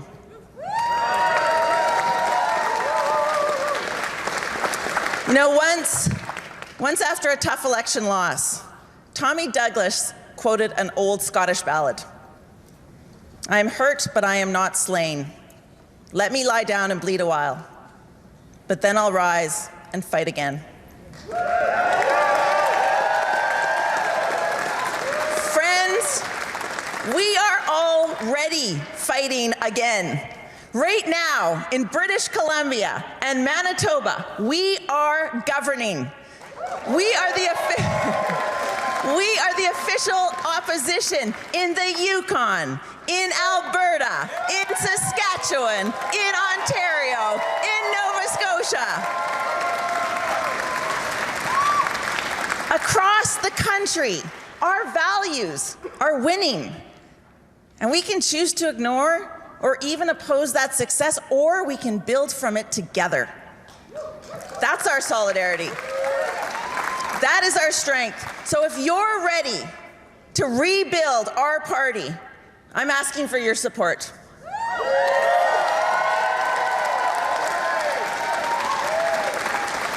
Let's leave this convention re-energized and together, like those who have built and rebuilt the NDP before us, conversation by conversation, community by community, riding by riding. Let's make sure everyone has a seat at this table. I have a plan, I have a record, and I'm already doing the work. Thank you.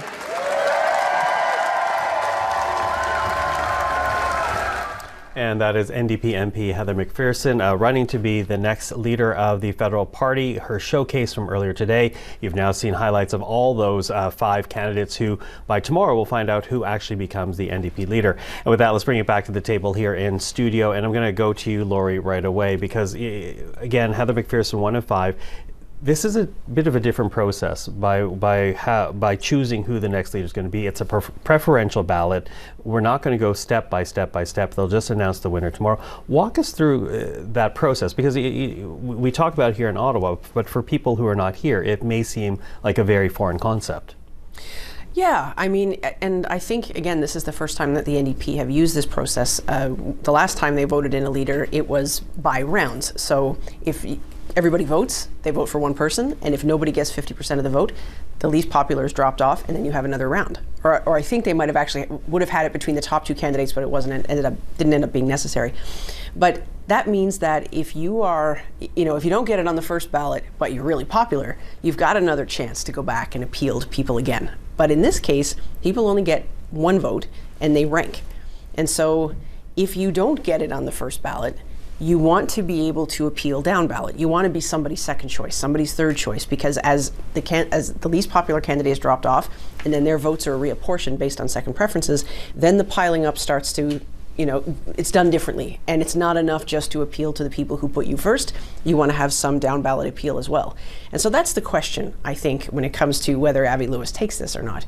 Because he's leading in fundraising by far at 100%. This moment in time. 100%. So if you look at the fundraising as some kind of a proxy or some kind of an indication of where the mood is of the people who are NDP members right now, if you go just by the funding, it looks like he's got this in the bag, that he's, there's nobody close to him. But we don't know at this point, right? Like, this is a party that's rebuilding.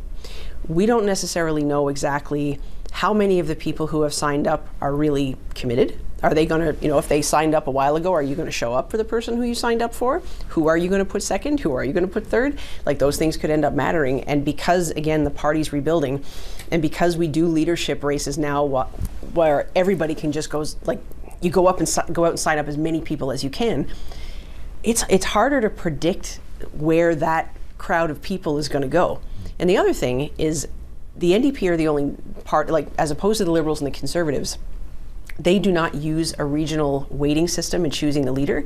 So I'll try not to bore you to death with the details of all this, but the Liberals and the Conservatives, like, every riding's worth 100 points. So if you're popular in Toronto, it doesn't mean any more or less than if you're popular in Lunenburg and Nova Scotia. You have to, like, each riding is worth 100 points, so that the point is so that the leader has an incentive to appeal across the country. This is not that. This is every vote is the same, and every vote gets the same weight. And so I think probably part of the reason maybe that Abbey Lewis has this lead is that he might be someone who's more well known in larger population areas. Like, so Toronto, he's got a base in Toronto, he's got a base in Vancouver, that kind of thing.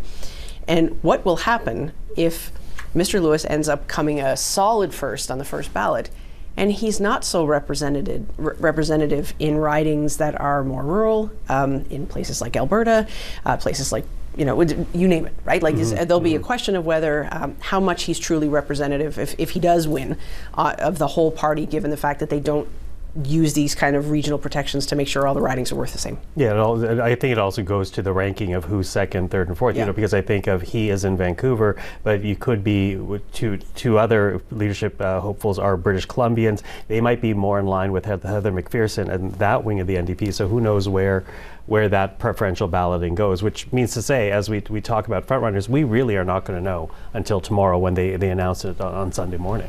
Non, c'est clair, il y a moins de données de sondage qui sont vraiment pertinentes, et donc on retombe sur les données de financement, et comme Laurie le mentionnait, Abbey Lewis, à ce compte-là, domine nettement la course. Il a amassé près du double des fonds de son principal adversaire, Heather McPherson. Mathieu, évidemment, j'ai l'impression que vous parlez à des gens sur le terrain, des gens des campagnes. Qu'est-ce que vous gardez en tête alors qu'on approche justement le moment décisif de demain? Qu'est-ce que vous allez surveiller? Et à quel point peut-être, il y a certains qui pensent que M. Lewis va gagner, rien que sur la base des données de financement, mais est-ce qu'il y a quand même un chemin à la victoire pour Mme McPherson, et comment étroit est-il vraiment? Absolument. Donc, je viendrais rejoindre un peu ce que Laurie disait, dans le sens où ça va beaucoup dépendre de qui va voter. Le taux de participation va être déterminant. Il n'y a aucun doute là-dessus, parce que comme une élection fédérale, générale, une course à la chefferie où c'est un membre, un vote, c'est pareil, dans le sens où il faut que les supporters d'un candidat X sortent pour... C'est peut-être une évidence, mais c'est la réalité. Mais il faut dire aussi que il y a beaucoup de choix qui ont déjà été faits. Hein. On l'a beaucoup répété aujourd'hui. Les urnes sont ouvertes depuis le 9 mars. Donc, ça fait en sorte qu'il y a des gens qui se sont déjà fait une tête. Et si je ne me trompe pas, c'est le ratio des nouveaux membres à ceux qui ont été inscrits pendant la course, c'est 60 existants, puis 60% existants, 40% nouveaux. Donc, oui, il y a les nouveaux membres qui ont été sollicités par les campagnes, mais il y a aussi les membres existants qu'il ne faut pas négliger, où ces gens-là vont atterrir. Dans mes conversations avec différents gens qui participent dans les différentes campagnes, ça aussi, ça va jouer un rôle déterminant. Qu'en pensent les gens qui n'ont pas nécessairement parti pris que leur membership va au-delà d'une campagne qui les a permis de s'inscrire? Ça aussi, c'est une considération importante. Et si je peux me permettre une deuxième question, Laurie évoquait le scénario, en fait, la question à savoir si ce sera une victoire vraiment décisive ou non. Si ce n'est pas vraiment une victoire convaincante, quel problème est-ce que ça pose pour le ou la nouvelle chef? Bien, c'est intéressant parce qu'en même temps, moi, je me souviens de l'élection de Thomas Mulcair en 2012. Ça nous a pris 12 heures, on dirait, pour conclure le processus. C'était vraiment laborieux avec différents tours. Nos amis français, avec leur processus de tour, savent c'est quoi un peu, là, pour ceux qui connaissent les élections françaises. Mais donc, en même temps, c'est la démocratie en action. Je pense pas que c'est quelque chose qui va perdurer longtemps. C'est peut-être un point que les adversaires politiques du NPD vont utiliser. Et encore là, ça va être déterminant pour le ton que le ou la nouvelle chef devra prendre. Donc, c'est certain que si c'est un troisième bulletin, là, disons, où le choix est fait, puis d'ailleurs, je veux pas déraper de mon point, mais il faudrait que j'aille vérifier le processus. Ça va aussi dépendre de la façon dont on annonce les résultats. Est-ce qu'on annonce tour par tour, ou on fait simplement faire le calcul en avance, puis on annonce le gagnant? C'est le deuxième scénario, c'est qu'on annonce le gagnant. Ouais. Exact. Donc, si on fait ainsi, c'est sûr que ça mitige l'impact de cette question-là, mais de toute façon, que ce soit quelqu'un avec une victoire écrasante ou que ça prenne plusieurs tours, je pense que le fait de Marc, après une course à chefferie, puis on l'a entendu de toutes sortes de personnes aujourd'hui, doit tendre la main à ses rivaux et aux membres du parti. Et donc, je pense que ça devient encore plus important dans le scénario que tu évoques. You know, it's interesting as we've been tracking this leadership race. We saw it in the debates. You know, all the candidates are saying, "Oh, well, we generally agree. We're all New Democrats. We get along." However, we know that there are cleavages in the party, ideological cleavages, policy cleavages as to what people want to put forward and prioritize, natural resources being one of them, and a very clear message, for example, from the Avi Lewis camp against oil and gas. And then you have the other perceived frontrunner in Heather McPherson from Alberta, where clearly that provincial wing of the party has a different viewpoint on that one issue. Again, just, you know, emblematic, symbolic of other divisions that have to be healed in the party. How difficult is it going to be, in particular in a moment of time when a party is trying to rebuild and find relevance? That almost seems to be the moment when ideas flood in to try to define what the party is. So how difficult it's going to be for any leader to try to navigate those differences and those differing points of opinion, Laurie? Sure. I mean, it's difficult for any party leader to do it. Sometimes it seems like the NDP has some particular existential crisis around this, in the sense that, you know, we talked about that, for example, when Mr. Layton got to the point where he formed official opposition, and that was a huge moment for the party. And then when he, sadly died, and then there needed to be another leader. The big question that was part of that driving that leadership race seemed to be, okay, are we going to try to keep this momentum going? Are we going to try to go a little more centrist? Or are we going to try to keep the opportunity maybe that we might keep climbing? Or are we going to stick to our roots? And we hear that question a lot. But all of the parties have, you know, big differences within them that the leaders are trying to branch. We can see Carney do it. We can see Poilievre do it. It's hard for them all. Yeah. Harder when you're not winning, though. Yeah, absolutely. Much harder when you're not winning. Absolutely. Listen, the action's now taking place again in the RBC Convention Centre in Winnipeg. Let's rejoin CPAC special coverage of the NDP National Convention. For participating in all of our forms of democracy. Now we're going to welcome back the chairs of what I am stubbornly calling the Resolutions Committee, although it is strictly called the GPSRC. They're going to come back and explain to you the process for emergency resolutions. Let's welcome back Talon and Leah, please. Right behind you, don't worry. Do you want to do it from the bench? I think we can give a quick report. Oh, of course. Thank you, everyone. As a quick report, we received 7 emergency resolutions. 2 were past the deadline. 2 did not meet the technical requirements of being a resolution. And so we were left with 3 in-order resolutions. 2 of them were very close to identicals, sharing very much the same spirit. So we merged the 2 together, and we trust that the submitting delegates are not going to take an issue with that. And so we have 2 that we're going to present to you this afternoon.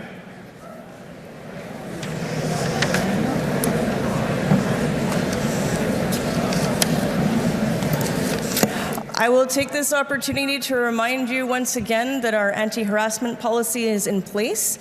We will not permit remarks that are insulting or humiliating.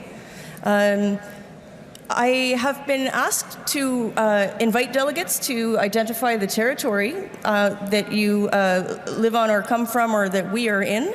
Reconciliation is an action that we're going to do continually. I will also ask that delegates be very respectful about our important bilingual tradition. Personne déléguée au microphone 4. Hello. Delegates, I'm going to ask you to leave the floor to attend to your other duties. We need to have it quiet in here. Sorry, Delegate. Burnaby North Seymour, pronouns he, him. Point of information. What information do you seek, Delegate?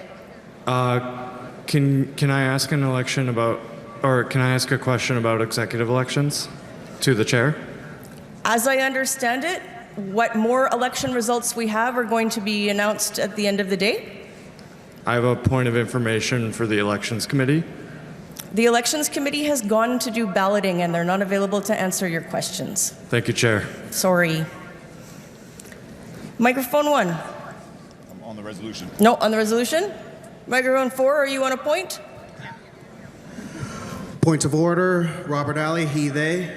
My understanding as an equity-seeking delegate is that these cards are to help the chair hear equity-seeking persons and that we don't only hear from white male delegates.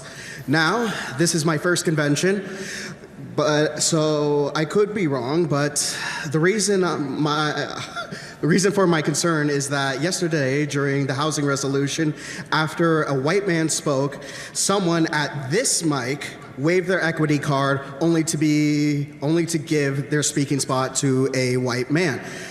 Now,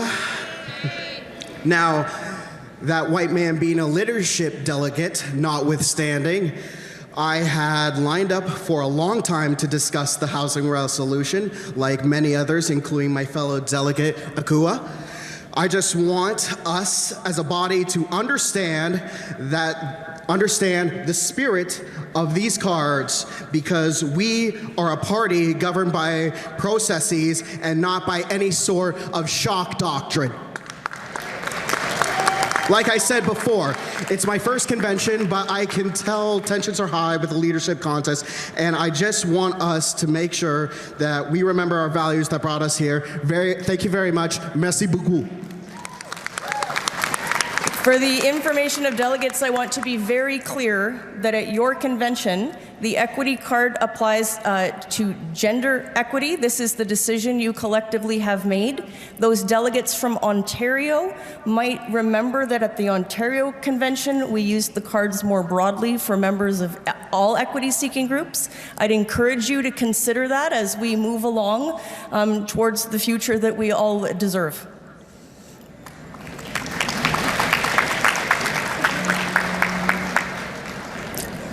Is there a further point on microphone 4? Yes, it's. Sorry, yes. Hello? Oh. Hi, Akua Frimpong, pronouns she, her, Whippy, Ontario. I would like to echo the sentiments of my friend Robert here. Yesterday, this card was used in an inappropriate manner. And while I understand in Ontario we note this as equity, even if that, this was also used inappropriately in terms of gender. I want everyone to be mindful that these cards for individuals like myself who identify as a Black woman have no value outside of this space. Many of us are living in the most oppressive conservative governments across this country. I am from Ontario. A lot of you are dealing with this in places like Alberta as well as Saskatchewan. To abuse the privilege of this card means that we don't allow individuals like myself with intersections that have been used for unpaid labor to build this party. That means that they go unnoticed and that they are disrespected. I want people to be mindful of what this card means as we continue convention. It's not enough to say that we believe in gender equity, and it's not enough to say that we are intersectional and value social justice if we do not model that behavior inside and outside of this space. Thank you. Very well made point, Delegate. Thank you.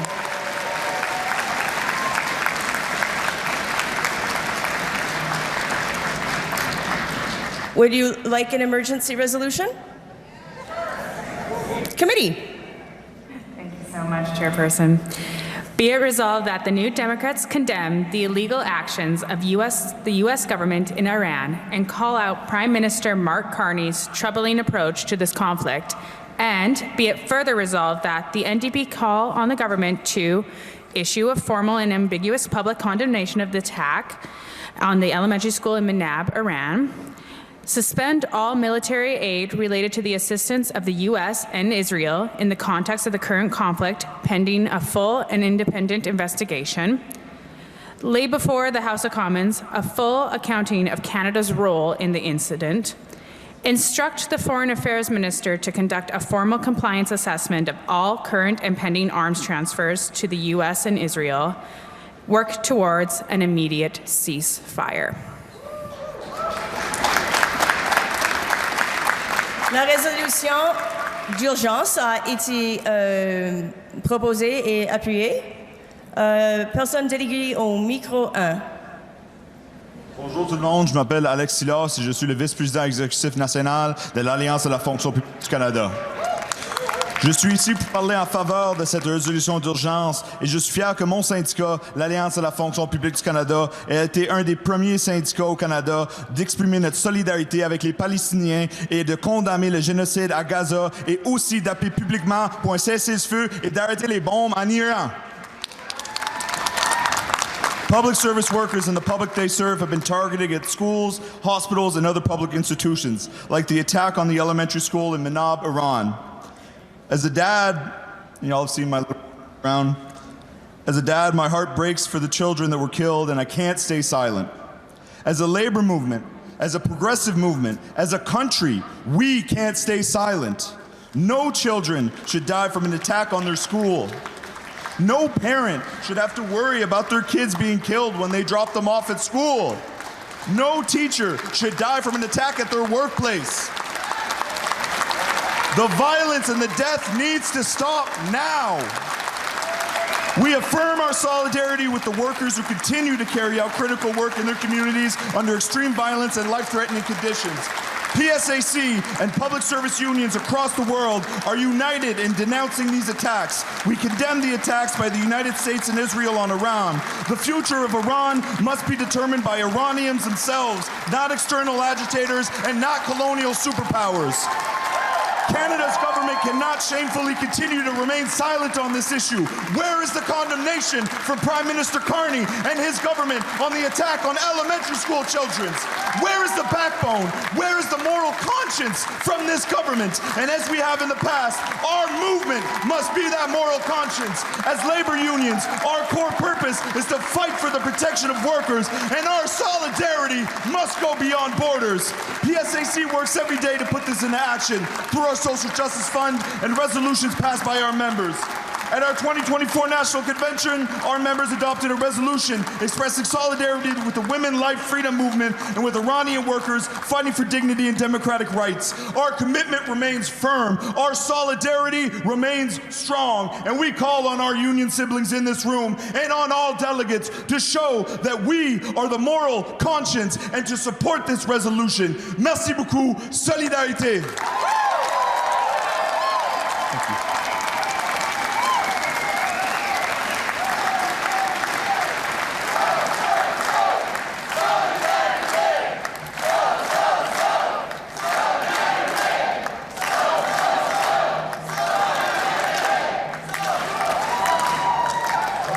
Thank you, Delegate. Microphone 2, are you on this resolution?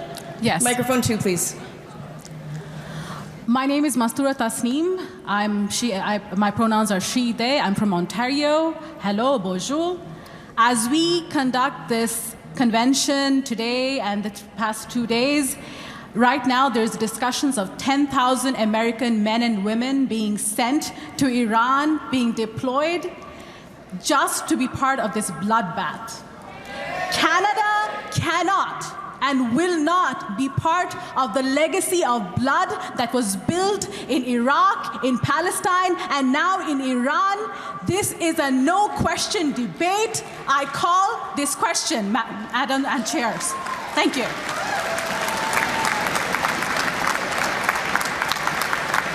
Your point's quite well made, Speaker, I'll again thank delegates not to call me Madam Chair or Madame la Présidente. I'm a non-binary person. My pronouns are they, them, and their. Chair is sufficient.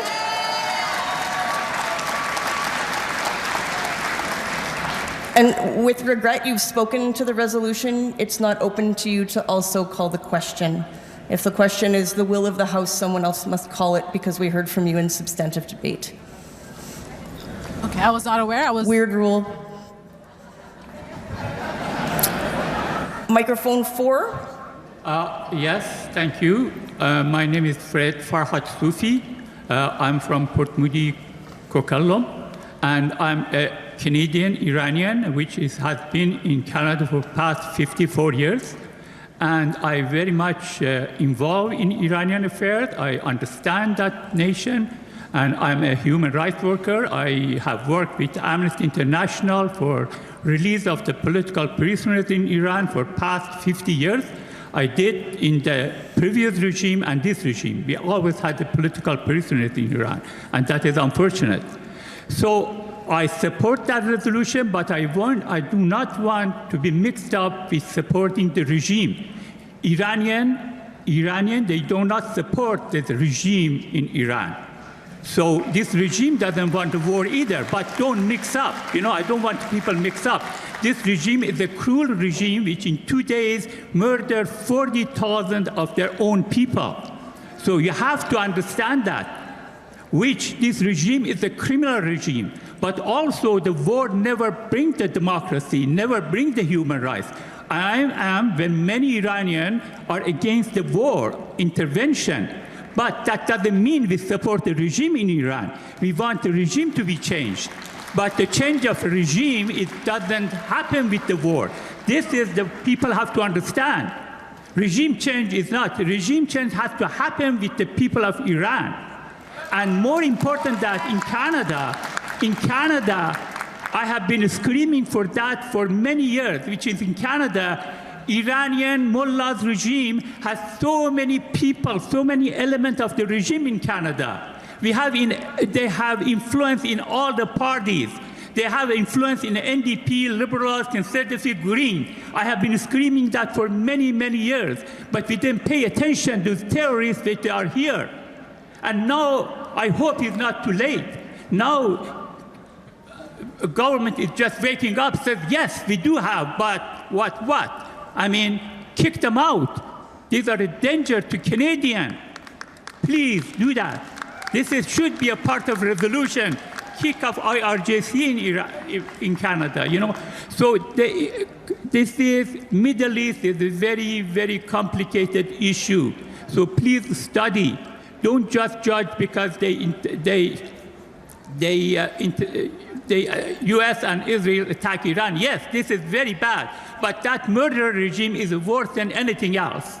This murder regime, if it's not, I don't mean war action, but if there is no action taken, this regime of terrorists will murder many people in the world. So please consider that. Thank you. Thank you, Delegate. There's a point of privilege on microphone 1, then we'll go to microphone 3. Go ahead, Delegate. Yes, hello. I was standing here with my gender equity card before you called on the previous speaker. That's my point of privilege that I would like to raise. I will explain the speaking order, which is fixed, that I cannot amend, which is the pro-con rotation. You can move yourself up a line that you're standing in. I am pro, and I was... We went...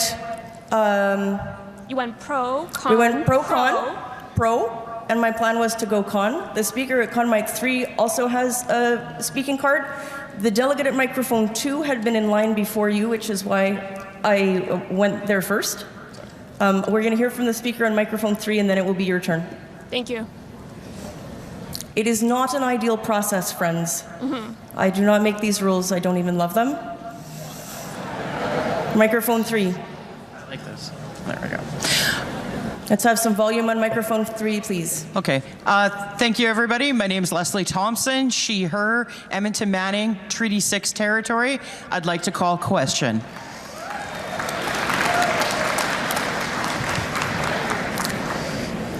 It's a pickle, because it's your right, but I did also promise that we'd hear from this delegate. I think we can call question. I think we can call question. Let's hear from this delegate, then we'll test the House. Okay. Thank you, Chairperson. Bonjour à toutes et à tous. Je m'appelle Mariam Sarabal Amri, Richmond Hill South, Elle, she, her. Dear comrades, I'm here with Sam Hirsch to ask you to support this resolution. On January 20th at Davos, Prime Minister Mark Carney told the world, "We are taking the sign out of the window." He admitted in his own words that the story of the international rules-based order was partially false and that the strongest would exempt themselves when convenient. He invited the world to stand up to this perversion. On February 28th, the US carried out a triple-tap missile attack on the Shajare-e-Tayyib Girls' School in Minab, Iran. Shame. This resulted in the murder of at least 168 people, including 110 school children. Reporting from the BBC, New York Times, CBC, and others confirmed that these were American strikes carried out with Tomahawk missiles used only by the US military. Shame. And how did our government react to this atrocity carried out on day one of this illegal war? Canada issued a statement supporting this war and reaffirming the fictional pretext used to justify it. Mark Carney publicly reiterated his support while also acknowledging that it was probably inconsistent with international law. But the US-Israeli aggression on Iran has not only bombed schools, it has bombed oil fields and refineries, turning the sky in Tehran black for days, causing oil to rain down from above, filling the lungs of innocents with carcinogens, devastating the environment, and waging chemical warfare against civilians. It has bombed steel plants, murdering and burning workers. It has bombed hospitals like Gandhi Hotel Hospital, built to be world-class in its care and elegance in spite of decades of sanctions regimes against the people of Iran. We must call on our government to condemn what is self-evidently immoral and a threat to international law everywhere. Let us have the moral clarity, integrity, and the humanity to say that the lives of children are sacred, from Turtle Island to Palestine to Iran. Yes. Yes. Lorsque les États-Unis portent atteinte à la souveraineté d'autres pays comme le Venezuela et l'Iran et commettent des atrocités, notre gouvernement non seulement ne respecte pas le droit international, mais il cautionne ces actes criminels. La présidente américaine a aussi menacé la souveraineté de notre nation. Qui restera pour faire respecter les lois internationales censées nous protéger après la participation même de notre gouvernement à la légitimation de ces actes illégaux? Je vous demande, chers camarades, de voter en faveur de cette résolution. Thank you, delegate.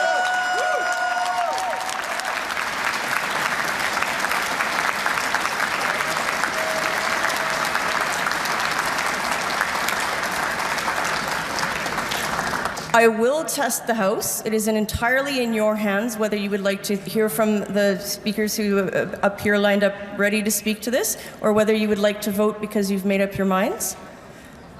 Those in favor of ceasing debate, tous ceux celles qui ont concludé le débat, please show. Thank you. Down. Those opposed, please show. We're going to move directly to the vote on Emergency Resolution 1, Accountability for Minab Massacre. Those in favor, please show.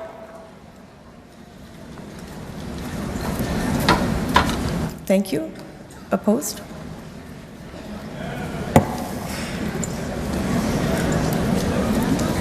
The resolution carries easily. Committee.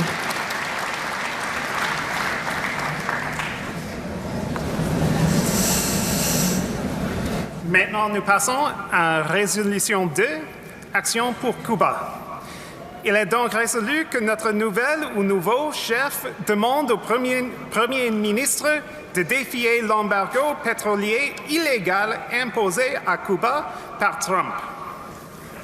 Good job. Good French. Delegate on microphone 4, please. Okay. Bonjour tout le monde, and thank you, Chair. Comrades, I stand in support of this resolution because U.S. aggression must be stopped. Cuba has the right right to sovereignty and self-determination. Trump's fuel blockade is punishment against the people of Cuba. It is cruel, inhumane, and a violation of basic human decency.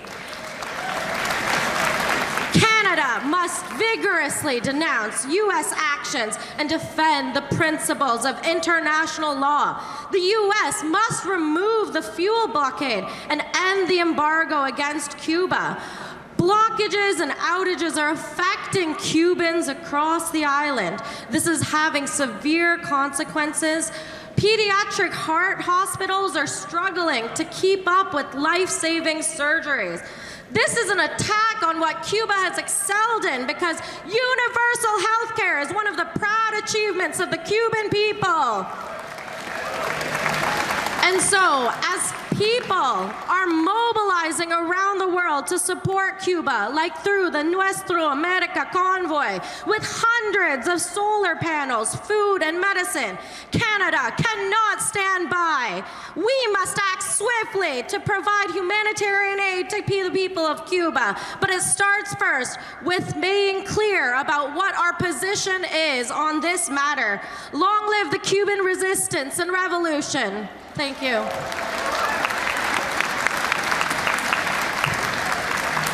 Delegate on microphone 3. I'd be happy to wait until between next resolutions. I would like to raise a point of personal privilege at that time. Okay, a notice of a point of privilege is coming. Microphone 1.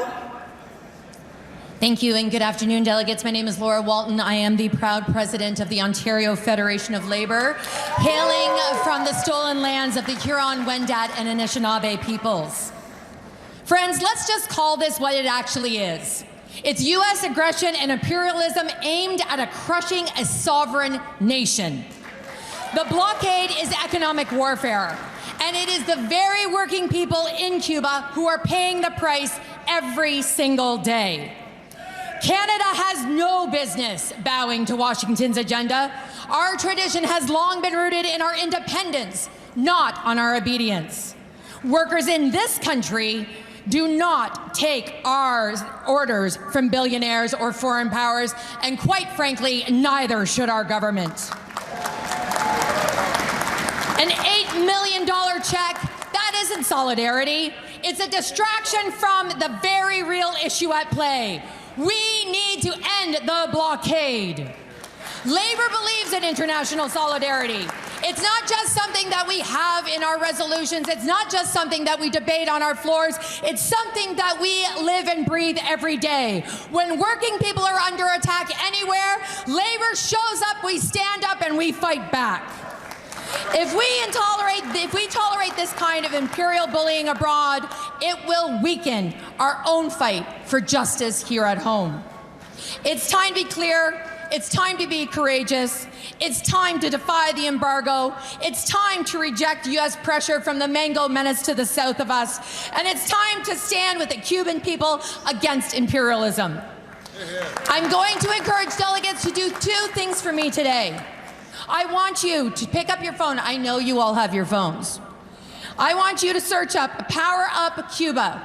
This is a campaign that is being proudly led by the workers of QP 104. Sign up and join today. And then the next thing I'm going to ask you to do is vote yes to this resolution. Let's get some pressure on. Let's stand up. Let's fight back for the people of Cuba and for the workers of Cuba. Thank you.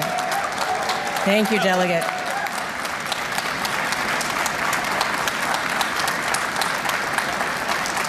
Delegate on 2, are you calling the question? I can just do the vote. Yes, I'm calling the question. Thank you. Okay, the delegate's intent was to call the question. Is there a seconder to call the question? Are you ready to end debate on Resolution 2, Action on Cuba? Please show. Thank you. Down. Opposed? We'll move to the vote with my apologies to delegates lined up to speak to this resolution. Those in favor of Resolution 2, Action on Cuba, please show. Thank you. Down. Opposed? The resolution carries.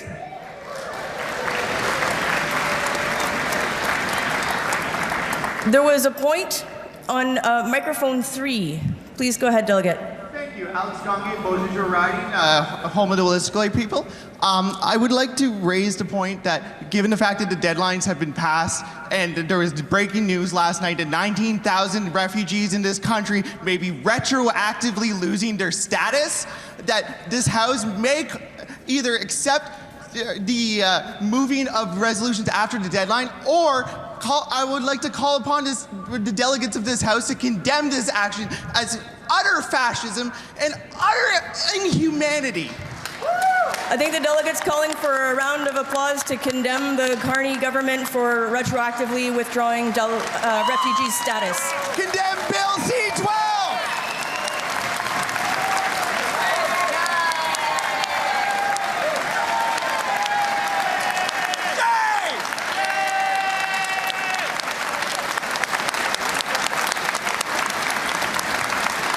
Now let's hear from you again that a New Democrat Prime Minister would do better.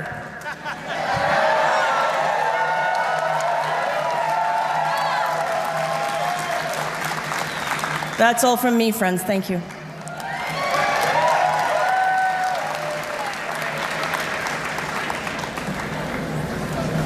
Best chair. Best chair. We see you. Hey, hello again, delegates. Let's keep that fighting energy going. We are so excited to welcome our next speaker.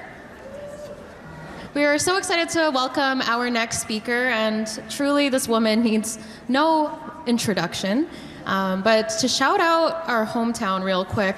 Anyone here know where Transcona is? Yep! Transcona in the room. This next speaker brings the most Transcona energy in the most amazing way, and you'll know exactly why.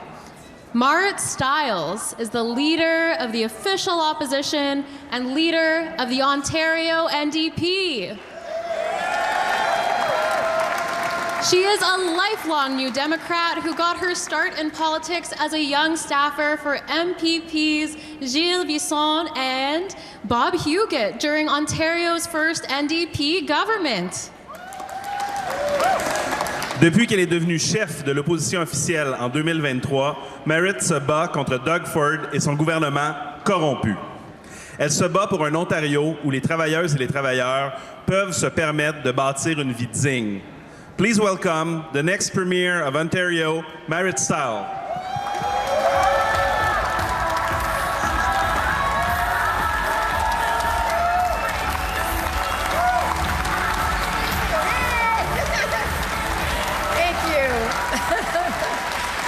Well, thank you, everybody. Merci, miigwech. Hello, Canada's New Democrats. I want to tell you, it feels really, really good to be in a room full of federal New Democrats right now. I am so glad to be here with all of you. I am so glad to be with a group of people who are speaking intelligently and passionately and debating and talking about the things that matter to Canadians. It's a lot better than sitting across the aisle from Doug Ford, I want you to know. But look, you know, we're debating the things here today that can really change people's lives, and they're about making this country the best it can be. Unlike, by the way, what I imagine a Pierre Poilievre convention might be like. Right? Can you imagine resolutions on kettlebells and mixed martial arts?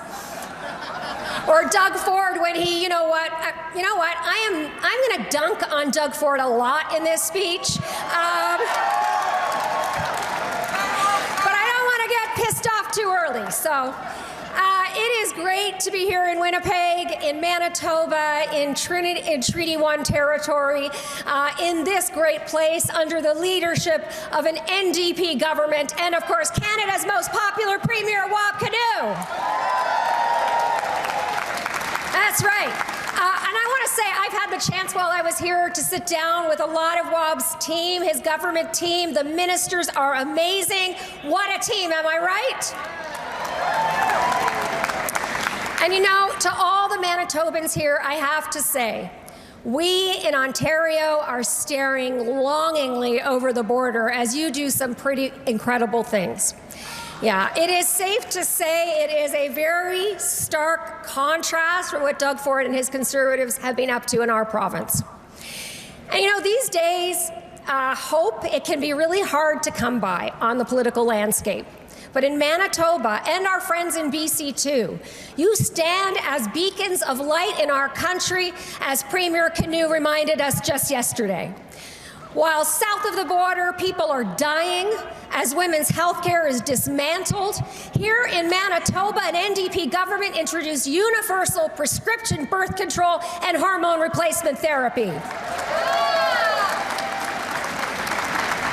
Just 100 kilometers south of this city, they are grappling with the overturning of Roe v. Wade.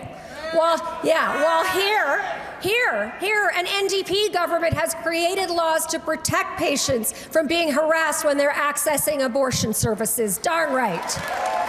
This is a government that understands that abortion is health care. You just debated it right here, but the United States and Israel have started a senseless war in Iran that gets more horrifying as it does chaotic every day. But in Manitoba, an NDP government is welcoming children from Gaza to receive life-saving care. That's our government. And while Donald Trump's Iran war drives up the cost of living for regular people, the NDP government in Manitoba removed the provincial sales tax on all groceries. And I want to say this, we have conservative movements all around the world sowing division and anger, but here, the NDP government in Manitoba has continued to actualize the ideals of truth and reconciliation, including when they searched the landfill and brought Morgan Harris and Mercedes Myron home. And I want to say we all hope, I know we all hope here, that the search for Ashley Shingoose is also going to bring her home and bring peace to her family. The Manitoba NDP government has kept inflation lower than anywhere else in the country, the lowest debt to GDP ratio of all the provinces. Take that, Doug Ford. And has hired thousands of new healthcare workers. They are building ERs and schools and housing and long-term care homes. And they are continuing to listen to the hardworking people of Manitoba that elected them. That is why being government matters. Because you can be the change that you demand. You can make good things happen. So I really do want to thank Premier Canoe and all of his team for their progressive leadership at a time when progressive governments are in very, very short supply. Let me tell you a little bit more about the Premier in my province. His name is Doug Ford. Can you say that again? Shame, please. And you know what? He loves to get on national TV. He dresses up as Captain Canada. His tough guy bravado, though, has amounted to little more than hollow rhetoric and cheap costume mascots. He chirps from the sidelines of a game he hasn't even been invited to play in. Yes, that's right, he chirps. When Mark Carney took off to China to solidify a deal on EVs, did he invite the Premier of Canada's biggest auto-producing province? He did not. When Doug Ford tried to play hardball and threatened to shut off power to the United States, did he get a deal? He did not. And when Doug Ford took 10 minutes out of his day to slowly, very slowly and furiously empty a bottle of Crown Royal on the ground, very slowly. But did he save any Diageo jobs in Ontario? He did not. Shame.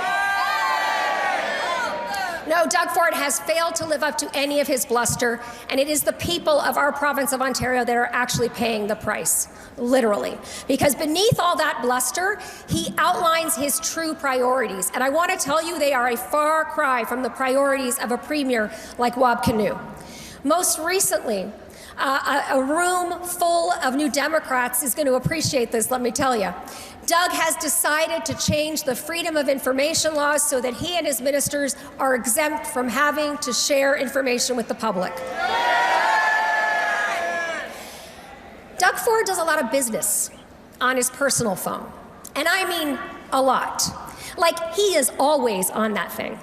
I watch him during question period, hunched over his chair, tapping away, never getting up to answer a question. Now, I don't know what he's doing on that phone. It is possible he is playing Candy Crush. Maybe he is swiping on Hinge. I don't want to know. I really do not need to know. But according to him, he is doing government business. And because he has admitted that he does government business on his personal phone, the courts ordered that he had to make those records public in accordance with the Freedom of Information Act. That's right. So you see where I'm going with this. His government is already under an RCMP criminal investigation for their shady business dealings around the Greenbelt carve-up. By the way, New Democrats, we fought that deal and we won. But now he's trying to change the law so he doesn't have to hand over those phone records. Who knows what he's hiding? Conversations with developers or lobbyists or both, but whatever he is hiding, he damn well doesn't want it to get out. Doug Ford has also decided that one of his biggest priorities is building a luxury spa on the Toronto waterfront. Wait, not only that, he wants to build a new island and a convention center on the Toronto waterfront. I call it the Fantasy Island. He has also taken control away again from the city of Toronto so he can expand the airport, guess what, on the Toronto waterfront. Now, in case you haven't picked up on this, Doug Ford is obsessed with the Toronto waterfront. He is consumed by fantasies of grandeur, and let me be clear, they are total fantasies. They are not in step with what the people of Ontario need. In the past year alone, Doug Ford has fired 700 nurses.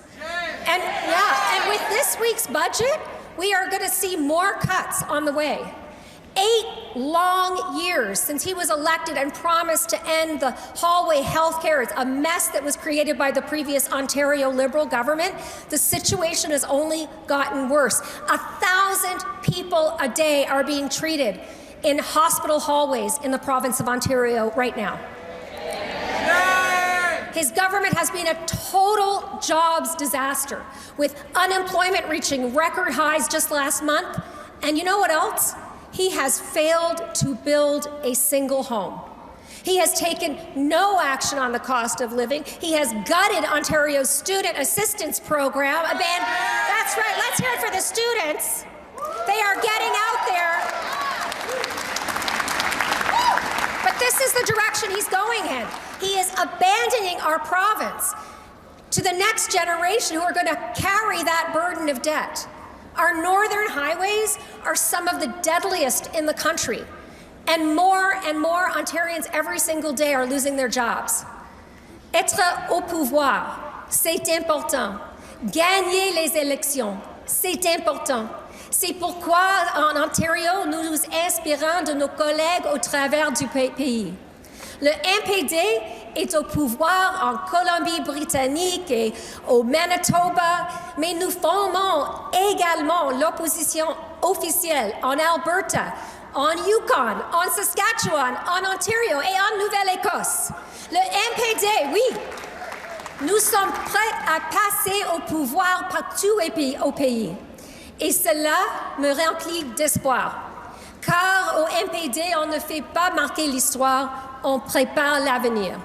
Les soins de santé universels, la sécurité de la vieillesse, un régime national d'assurance médicaments, les soins dentaires. Oui, ce sont des victoires historiques pour le Canada et pour les Canadiens et les Canadiennes. Si nous avons réalisé ces accomplissements en tant qu'opposition, imaginez ce qui est possible lorsque nous formons le gouvernement. So we have to make the case to Canadians, which is what I want to do in Ontario. See, while Doug Ford's head is in the clouds among Toronto's high-rises and the Boeing jets he wants to land at Island Airport, I've been with my team on the road in Northern Ontario, talking about making roads safer so that more people can make it home alive.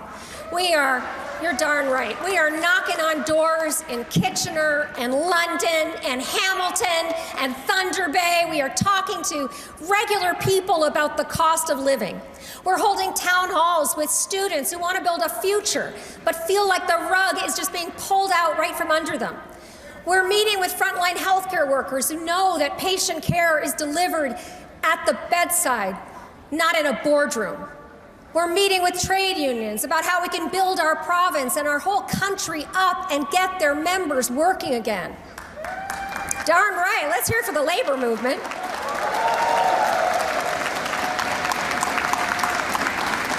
And here's what I'm finding. It's that no matter where you are, if you're a barista in Parkdale or Osborne Village, or if you assemble cars in Oshawa or build ships in Halifax, or if you farm canola in Gull Lake, Saskatchewan, or corn in Guelph, Ontario, or if you are a teacher in Medicine Hat, or Thunder Bay, or Montreal, or a trucker in Windsor, or in Prince George, you should see your values reflected in the NDP.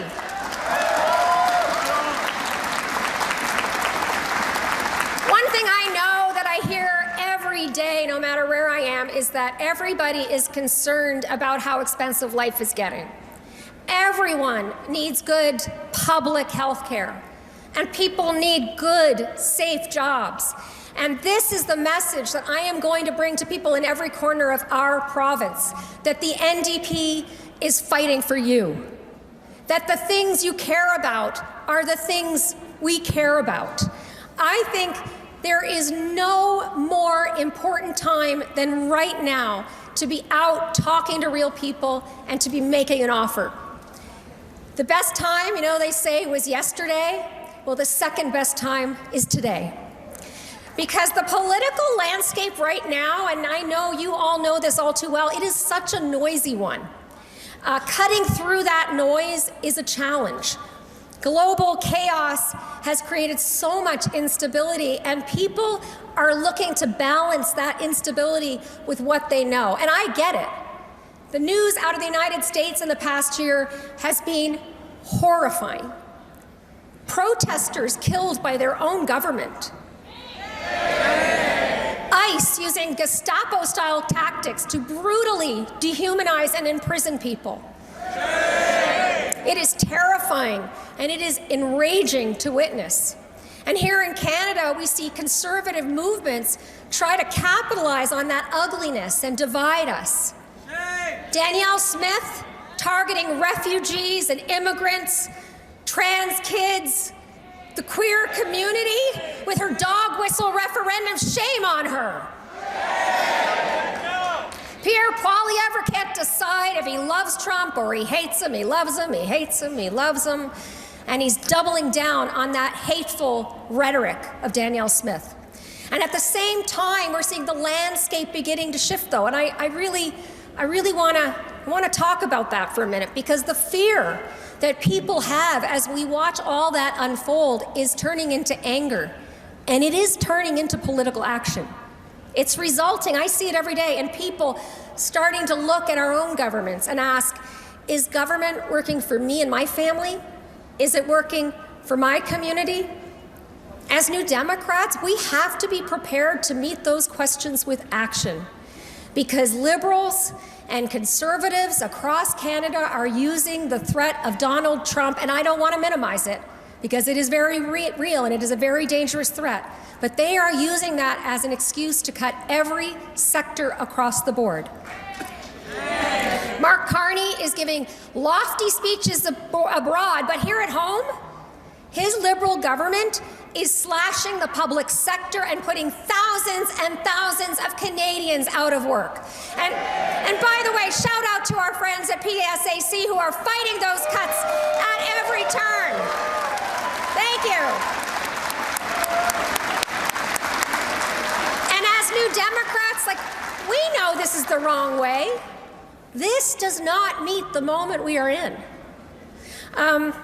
I I was at an iftar in Mississauga just a few nights back during Ramadan, and I heard a wonderful speaker. Her name is Aisha Prime. Some of you may have heard of her.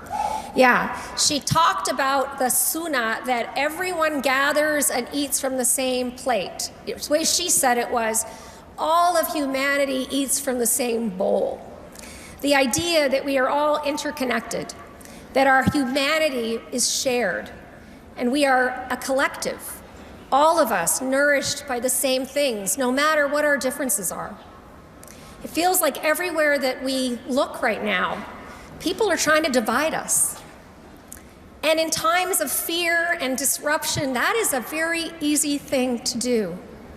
But we New Democrats, we take a different approach. We ask, what are the things that unite us? What bowl do we all eat from? During this time of insecurity, shouldn't we be investing and reinforcing the things that we all depend on? That's why New Democrats will always fight for health care that is strong and reliable and public and delivers better care faster every day. That's why we fight for schools where our children get the attention they need and aren't left behind. It's why we fight for good, safe, affordable housing options for people and rent control. It's why we fight for better mental health and addiction support for those in our communities who are suffering. And it's why we fight every day for good, paying, safe union jobs. This is the offer I'm going to be making to Ontarians, and it's an offer I believe we can make to all Canadians. The Canada that we are fighting for is one that will lift people up, it will bring people together, and it will build a future for everyone. These are the things that New Democrats, NDP oppositions fight for. And these are the things that NDP governments are delivering on. You know what? Alberta deserves an NDP government, right? Yukon deserves an NDP government. Saskatchewan, where are you? You deserve an NDP government. Nova Scotia, Newfoundland and Labrador, I know you deserve NDP governments. And Ontario, you damn well deserve an NDP government. Canada deserves an NDP government.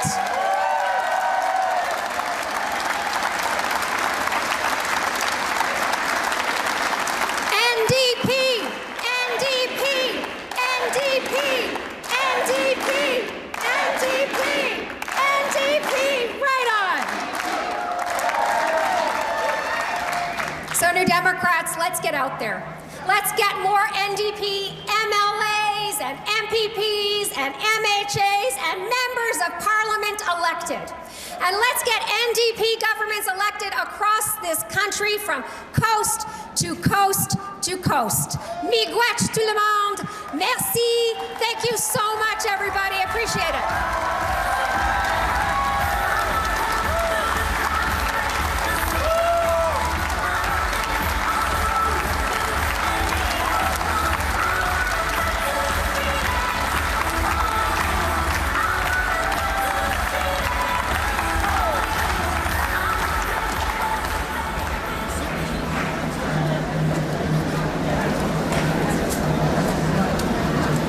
Loving the energy in the room. On est prêt pour le prochain bloc de résolution?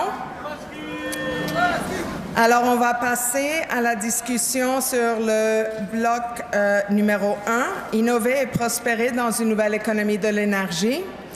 Et Mike Blasky et Elle Fouque vont lire les résolutions. On va faire la même procédure. Vous connaissez comment ça fonctionne.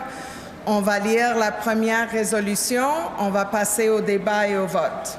On est prêt? Il y a un point au microphone numéro 1. Je suis ici pour un point de privilège.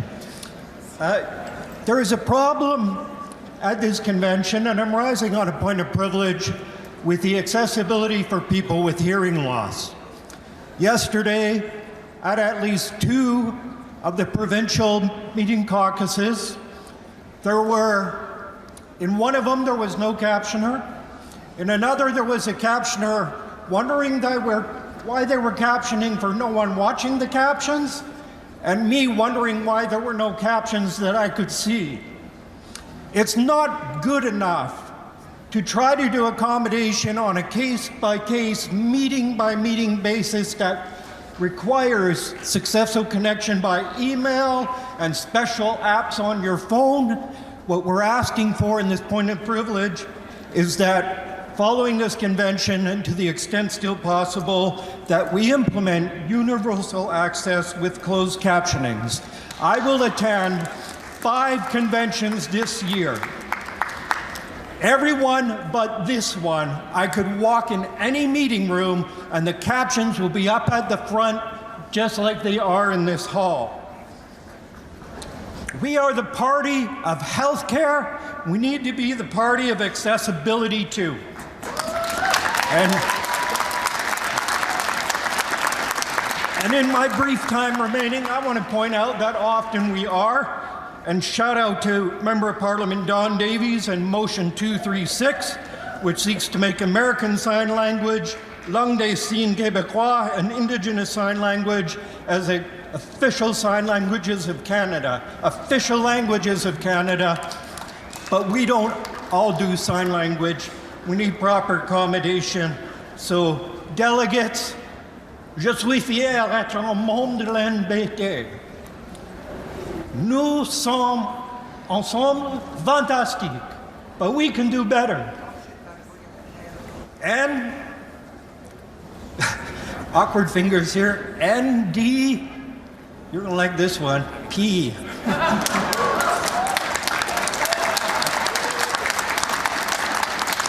Thank you, delegate. This convention is kicking ass. We want to kick ass with you. Thank you. Merci. OK, si on peut présenter la première résolution. Construire un réseau électrique national propre. Il est résolu que le NPD accorde la priorité à la propriété autochtone et communautaire des projets faisant partie du réseau électrique Est-Ouest.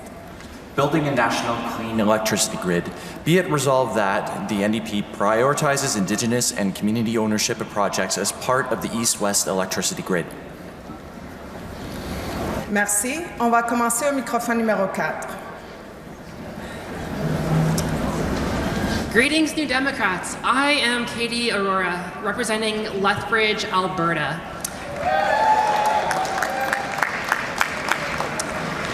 We are in the midst of a historic oil shock spurred on by America's war of aggression against Iran. Already, war profiteers and fossil fuel fanatics are using their tired and terrible arguments aimed at convincing us to abandon our green transition while doubling down on oil and gas. But we must remember the pain we are feeling right now is the direct result of our fossil fuel dependence. That our use of the petrodollar fuels the American war machine, and that green tech is now simply superior to fossil tech in every way.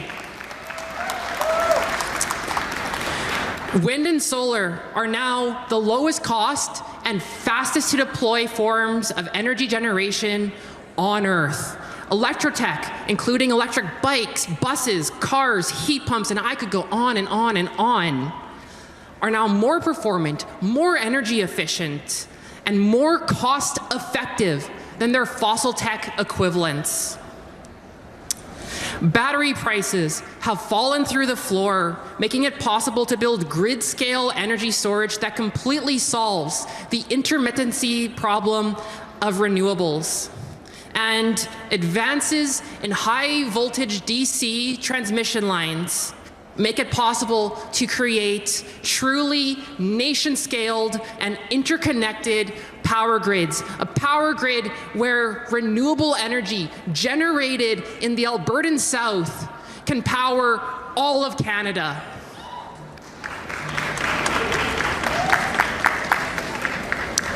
So comrades, I stand before you today to ask your support on this motion. Let's double down on our green transition while leaving fossil fuels in the past. Thank you. Merci. Microphone numéro 3. Merci. My name is Mason Matthew. I'm from Coquitlam, Port Coquitlam. I agree with this resolution in principle, but it doesn't go far enough. What this resolution doesn't do is tie these clean electricity grids to clean projects. As we're seeing in BC right now, there is some public ownership on stuff such as transmission lines, most specifically the North Coast Transmission Line, which will bring energy to Canada's second largest LNG facility. If we're investing in clean electricity and we're prioritizing a clean energy economy, LNG is not the way to go. If we want a green transition, we have to tie our national electricity grid to good union-paid jobs that exist within the green economy and work for public utility. This resolution has nothing to say about public utility, and although it does talk about community-led projects, it doesn't say what's going to happen in the future. I'm worried that future governments may coerce individuals and people who own these projects to support activities that are not in favor of our values. For example, if they say we'd like energy, or electricity rather, to fuel an AI data center. If they say we want electricity to fuel a pipeline facility, what are we to say to that as New Democrats? We need to stand against any expansion that goes against a green economy. And this does exactly that. Thank you very much. Merci. Microphone numéro 1. Thank you very much. My name is Kristen Wong-Tam. I'm the MPP for Toronto Centre, and I'm very, very proud to stand here and lend my support to this excellent resolution. Building a true east to west electricity grid is a once-in-a-lifetime chance to reshape this country's future. And let's be clear, we cannot build a future using the same old broken approaches. For decades, governments have pushed through projects through Indigenous land without real partnership, without free, prior, and informed consent, and without sharing that wealth. That era must stop. Indigenous and community ownership must be at the foundation of a national grid, not symbolic participation, but real equity, real decision-making power, real ownership. Because when Indigenous nations lead, projects are stronger, cleaner, and more sustainable. That's not just good policy, that is a fact. Let's look at what governments have done when they have gotten it wrong. And in Ontario, successive Liberals and Conservative governments have gotten it wrong. They have worked separately and together to privatize hydro, make it more expensive, and whittle it away for shareholders and not for the public good. Public ownership of this hydro is the only approach and the only way of securing our economic energy solvency in the future. Liberals and Conservatives have been very short-sighted, politically motivated, and fundamentally out of step when it comes to supporting a public national east-west grid.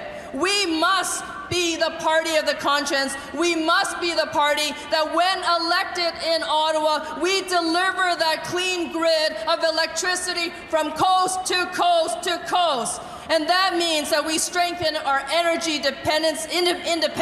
That means investing in transmission and renewables and building the true partnerships that are respectful and that will last. I will conclude by saying this much, is that without this at the fundamental core of what we build, which is building it with communities that are affected, including Indigenous communities and ownership from the community, we will not be able to move forward. We have to think about economic reconciliation. We have to build toward a climate-positive future, and we, as the NDP, will be the only party to deliver this and make this a reality. Thank you. Merci. On continue, microphone numéro 3. Thank you, Chair. Annette Toth, Canadian Office and Professional Employees Union. I rise in opposition of this not for what it says, but for what it doesn't say. This does not talk about who's building this structure. Folks, it needs to talk about unionized workers that are going to build this new transition. It needs to talk about unionized workers that are going to support them once it is built. There is no mention of the workers that are going to do this. There's no mention of the trades and the apprenticeships, women and Indigenous workers that can take part in this. Folks, I hate to use it, but this does not go far enough for the values of this organization, of this party. I urge you to have a referral back to include who's building it and who's running it. Thank you. Merci. On continue au microphone numéro 4. Bon après-midi, tout le monde. My name is Brenna Mongeon, Chide. I'm a proud delegate from Saanich Gulf Islands, a riding located on the traditional territory of the Coast Salish peoples. Friends and fellow delegates, I speak to this resolution as an engineer with practice in energy policy and as a regional district commissioner engaged in community economic sustainability and in the direct governance of local utility infrastructure. Today I want to share with you a few of the key reasons why community ownership of our grid is crucial and the only sustainable and equitable path forward. For starters, we already have the proven capacity for utility governments at the local level. Communities across our country have a long track record of successfully managing essential infrastructure. That includes water, sewer, thermal, and yes, electric utilities. Local boards, commissions, and municipalities are directly accountable to our neighbors and to ratepayers.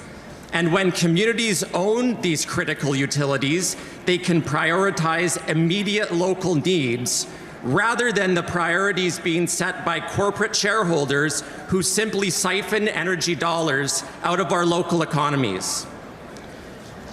Capital retention is badly needed in rural, remote, and indigenous communities. Local ownership allows communities to fund important initiatives while offering lower utility rates and creating stable, long-term jobs that, let me add, are in most cases unionized operator positions. Most of us will agree a national grid is essential, and a distributed, community-owned energy system fundamentally strengthens energy security by eliminating single points of failure.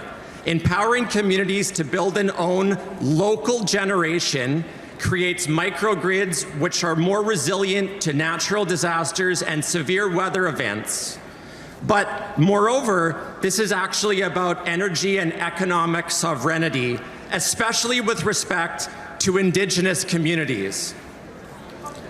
First Nations, Métis, and Inuit communities must be the primary decision makers and beneficiaries of energy infrastructure built and operated on their territory. This economic self-determination is a crucial aspect of a crucial aspect of reconciliation. One final point in rebuttal to a previous argument against. Sorry, Delegate, you're out of time. Thank you. J'ai un point d'information. What information do you seek, Delegate? Louis Liu, Vancouver East. If I want to refer this resolution to the committee with instructions to review, is now an appropriate time to do so? Yeah, you can do that. Thank you, Chair. I move to refer this, do the thing that I just did with the appending language, be it further resolved that the NDP prioritizes the creation of union jobs as part of the East-West electricity grid. Okay, is there a seconder for the referral? Okay, so remember, we move right to the vote. We don't debate it. If you're in favor of sending it back to the committee to add that language, you vote in favor. If you want to continue the debate here and vote on it as is, then you vote against. On est prêt? All those in favor? No? What does it say? Against. Oh, did I say the wrong thing? Okay, sorry. I said against, I think. All those in favor, please indicate on the referral. Thank you. Opposed? It carries, so the motion has been referred. Thank you, and we'll move to the next resolution, 010260. Je vais demander au comité de la Ligue. Modifier le Code canadien du travail. Il est résolu que la section 1, sous-section 1.12, nos droits en tant que travailleuses et travailleurs, soit modifiée pour l'ajout de ce qui suit. Les néo-démocrates croient en ce qui suit. Modifier le Code canadien du travail en supprimant l'article 107 afin de maintenir les droits des travailleuses et travailleurs à la négociation collective et à la grève. Merci. On commence au microphone numéro 1. Thank you, Chair. My name is Mark Hancock, and I'm the National President of CUPE. Before I get into my comments, I just want to acknowledge the workers right here in this convention hall that have been doing so much hard work to make sure we have a great convention are all members of CUPE Local 500. You may have noticed last summer that we had a little thing going on at airports all across the country. Our flight attendants who worked for Air Canada took legal strike action. It was difficult for them. Candace and I, members of the board, and other folks walked the picket line. They were scared. They were scared about losing their jobs. They were scared about being disciplined. They were scared about the impact on their employer at Air Canada. And we were ready to get a deal. We were there bargaining, and all of a sudden the bargaining stopped. And we found out afterwards why that bargaining stopped. Mr. Russo, the CEO of Air Canada, made it clear, just as the strike was ending, what had happened. He had called in favors with this federal government to end our strike. They were not at the bargaining table to get a collective agreement with our members, the 10,000 flight attendants that work all across this country, making sure the passengers are safe. No, he cut a deal with the federal government. They used 107. Within 3 hours of our legal strike, they intervened and they said, okay, your strike's no longer legal. 3 hours. That's less time than an unpaid delay when you're waiting for a plane, my friends. You know, we learned from Martin Luther King that it's our obligation to stand up to unjust laws, to resist, to fight back. And that's what you have to do. When they turned our strike, our legal strike, into an illegal strike, they were threatening fines. They were threatening jail time. But you know what our brave members did? They told the government that they could go to hell. They told Air Canada that they could go to hell. And I'm glad this resolution is before us. But my friends, this can't just be for the labor movement, about the labor movement.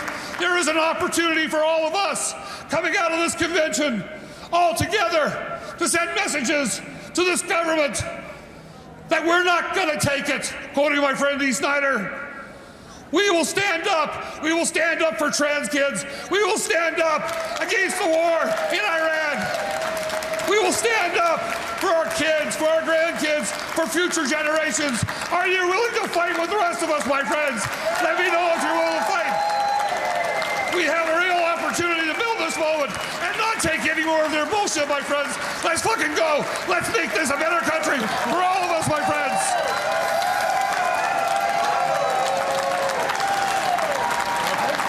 Thank you, delegate.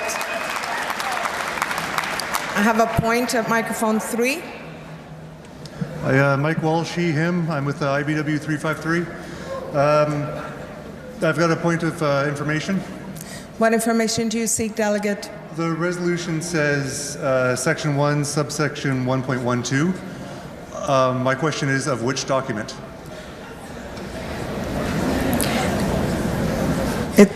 the labor code. So this resolution is to amend the labor code? Oh, in the policy book. Apologies. I thought you meant what is it referring to? It refers to the policy book. Thank you. Yes. So for all of the resolutions that mention sections, subsections is policy. Otherwise, if it's a constitution, we already dealt with those as specifically outlined as well. OK, alors on continue au microphone numéro 2. Good evening, Abigail Christensen, she, her, representing University of Rosedale. Given that I find it unlikely that anyone in this House will seriously defend Section 107, I wish to call the question. Is there a seconder? OK.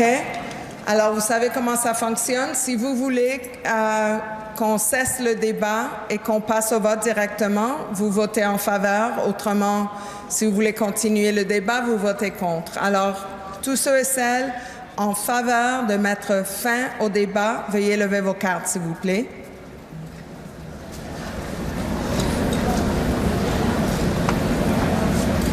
Merci. Contre? Yeah. OK, la résolution est adoptée. Donc, nous passons directement au vote sur la motion « Modifier le Code du travail du Canada ». Tous ceux et celles en faveur de la motion, levez vos cartes, s'il vous plaît. Merci. You're voting on the main motion. Contre? Merci. Je pense que c'est adopté à l'unanimité.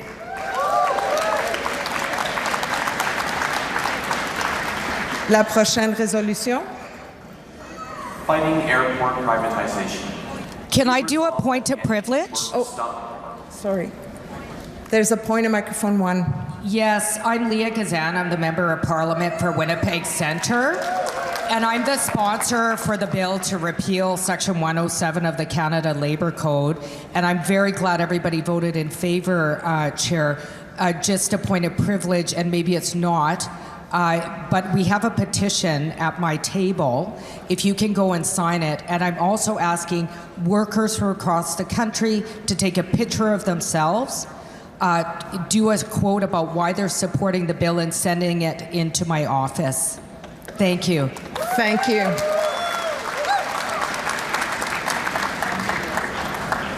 Not technically a point of privilege, but I think you all agree that was a super important message to share, so we make space for it. OK, on continue. Fighting airport privatization. Be it resolved that the NDP work to stop the privatization of airports in Canada. Be it further resolved that the NDP oppose policies that allow airport authorities to pursue subleases, subcontracts, and subsidiaries that invite private investors and pension fund ownership.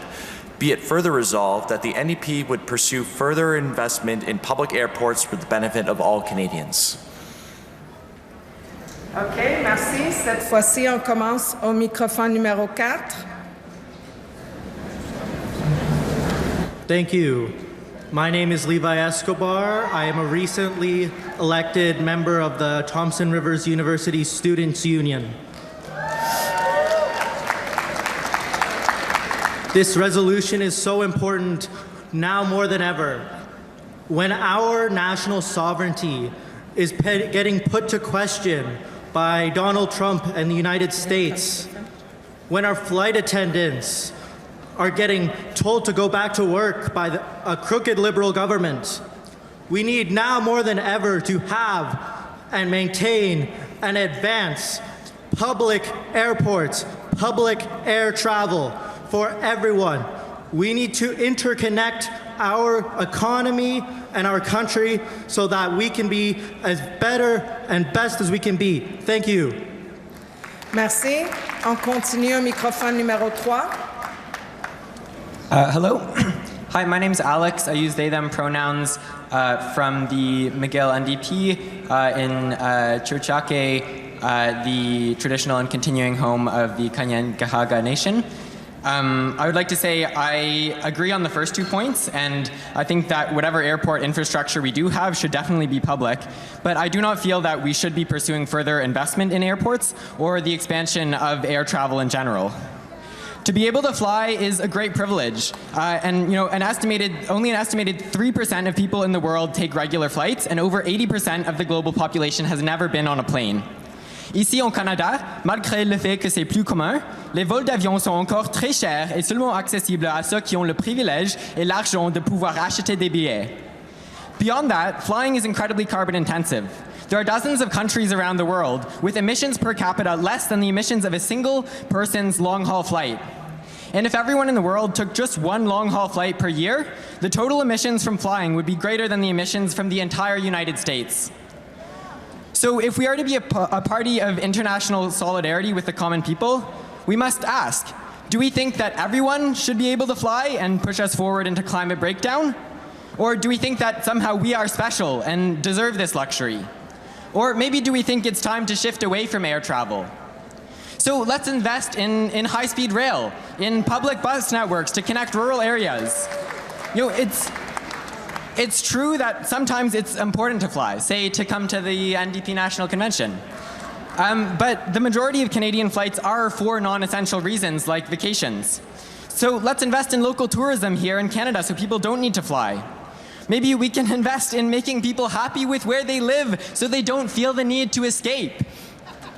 And at a time when small island nations are on their way to disappearing, when last year more than 87 million people were affected around the world by climate disasters, a drought in Syria which has already faced enough shit already, left 14.5 million people without food, a convergence of 3 typhoons and cyclones in Southeast Asia killed thousands, when we recently passed the first irreversible climate tipping points. At a time when us young people, right now we have to worry about not only if we can afford food, but in the future if we're even going to be able to grow food. We cannot be expanding luxury emissions from air travel, especially when it is those with less privilege, those who could never dream of flying, who are already at the front lines of the climate crisis, struggling to survive through flood and fire and famine. Further investment in luxury air travel is the opposite of international solidarity, and it is completely against the interests of the global 99%. Thank you. Merci.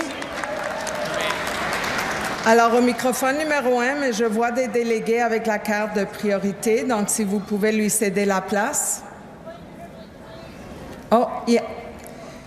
Est-ce que je peux avoir le micro d'accessibilité ici pour la déléguée? Who's got the roving mic? Accessibility roving mic, please. Oh, thank you. Could you pass it to this delegate right here? Right at the front. Thank you. Thank you.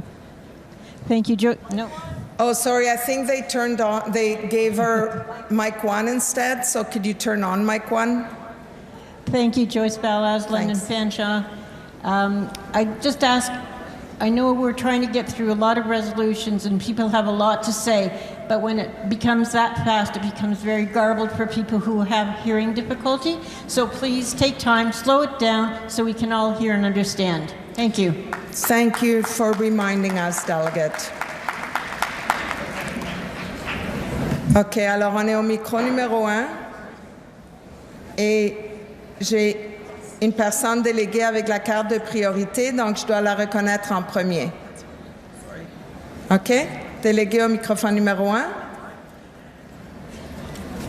Good afternoon, family. My name is Yolanda McLean, and I'm with the Canadian Union of Public Employees. I rise in support of this resolution because it goes to the heart of who our public infrastructure is meant to serve. Our airports are not just commercial hubs. They're critical to public assets. They connect our communities and support our regional economies. And yet, we continue to hear proposals about the financialization of airport infrastructure. We've seen this movie before.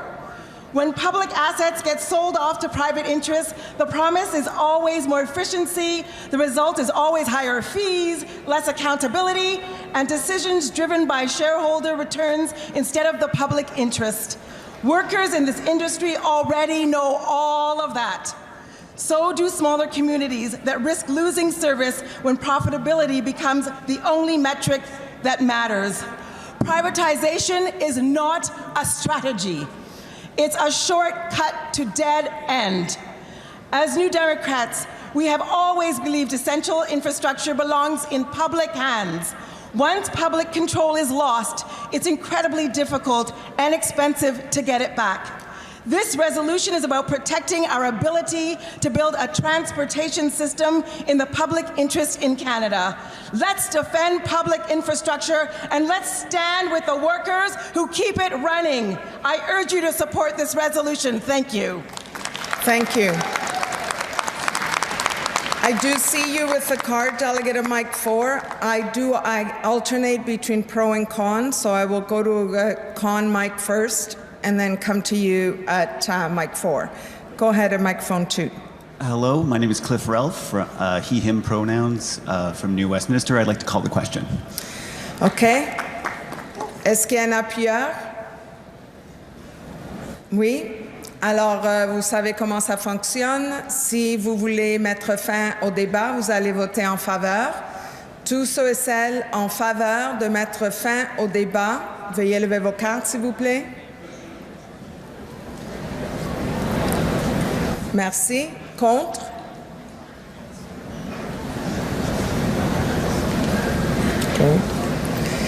La motion est adoptée, donc nous passons directement au vote sur la résolution 01-03-32, lutter contre la privatisation des aéroports.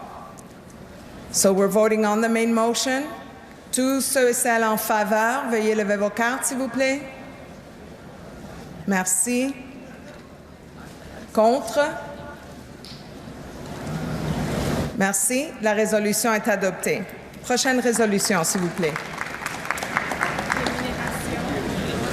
Rémunération équitable des PDG et responsabilité des entreprises. Il est résolu que le nouveau Parti démocratique modifie le cahier des politiques à la section 1.7, fiscalité progressive et équitable, en ajoutant un nouveau paragraphe G afin d'affirmer que la politique fiscale des entreprises doit promouvoir une rémunération équitable et la responsabilité qui se lit comme suit. Décourager la rémunération excessive des dirigeantes en augmentant les taux d'imposition des entreprises qui maintiennent les écarts salariaux extrêmes entre les dirigeantes et leurs travailleuses et travailleurs. Il est en outre résolu que les sous-sections de la section 1.7 soient renumérotées si nécessaire.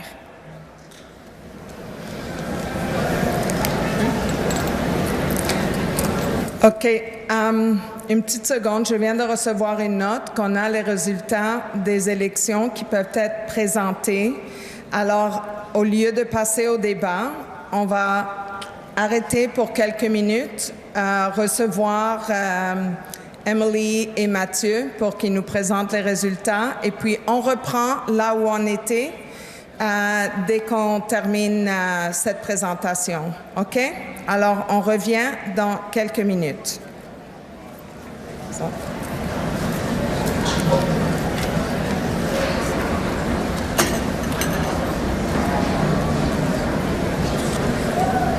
Good afternoon, everybody. I'm Emily Watkins, your Chief Returning Officer. I'm here to share the results of voting for the officer position. For President, Niall Ricardo has been elected as the next NDP President.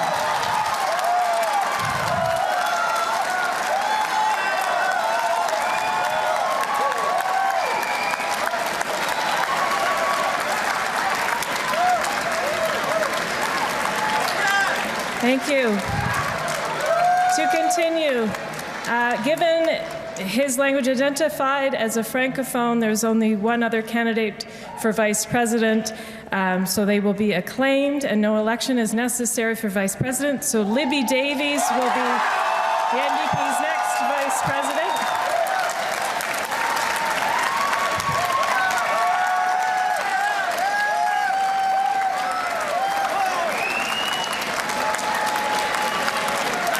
Thank you, everybody. For treasurer, I would like to congratulate Kira Gunn, who will be treasurer of the NDP.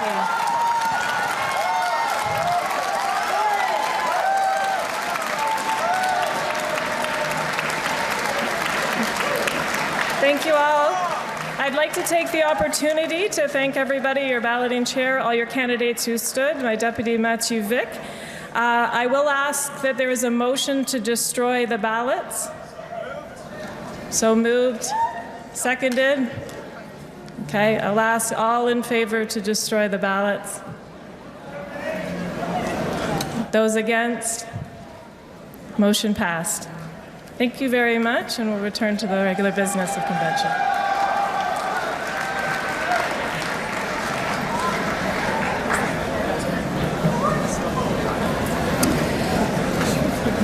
Félicitations à tous ceux et celles qui ont été élus et merci aux personnes qu'ils vont remplacer.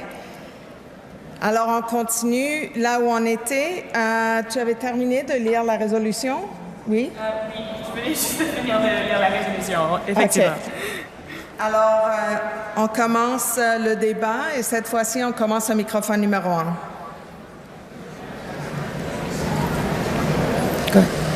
Well, good afternoon, delegates, and congratulations to our new president, vice president, and secretary treasurer of the NDP.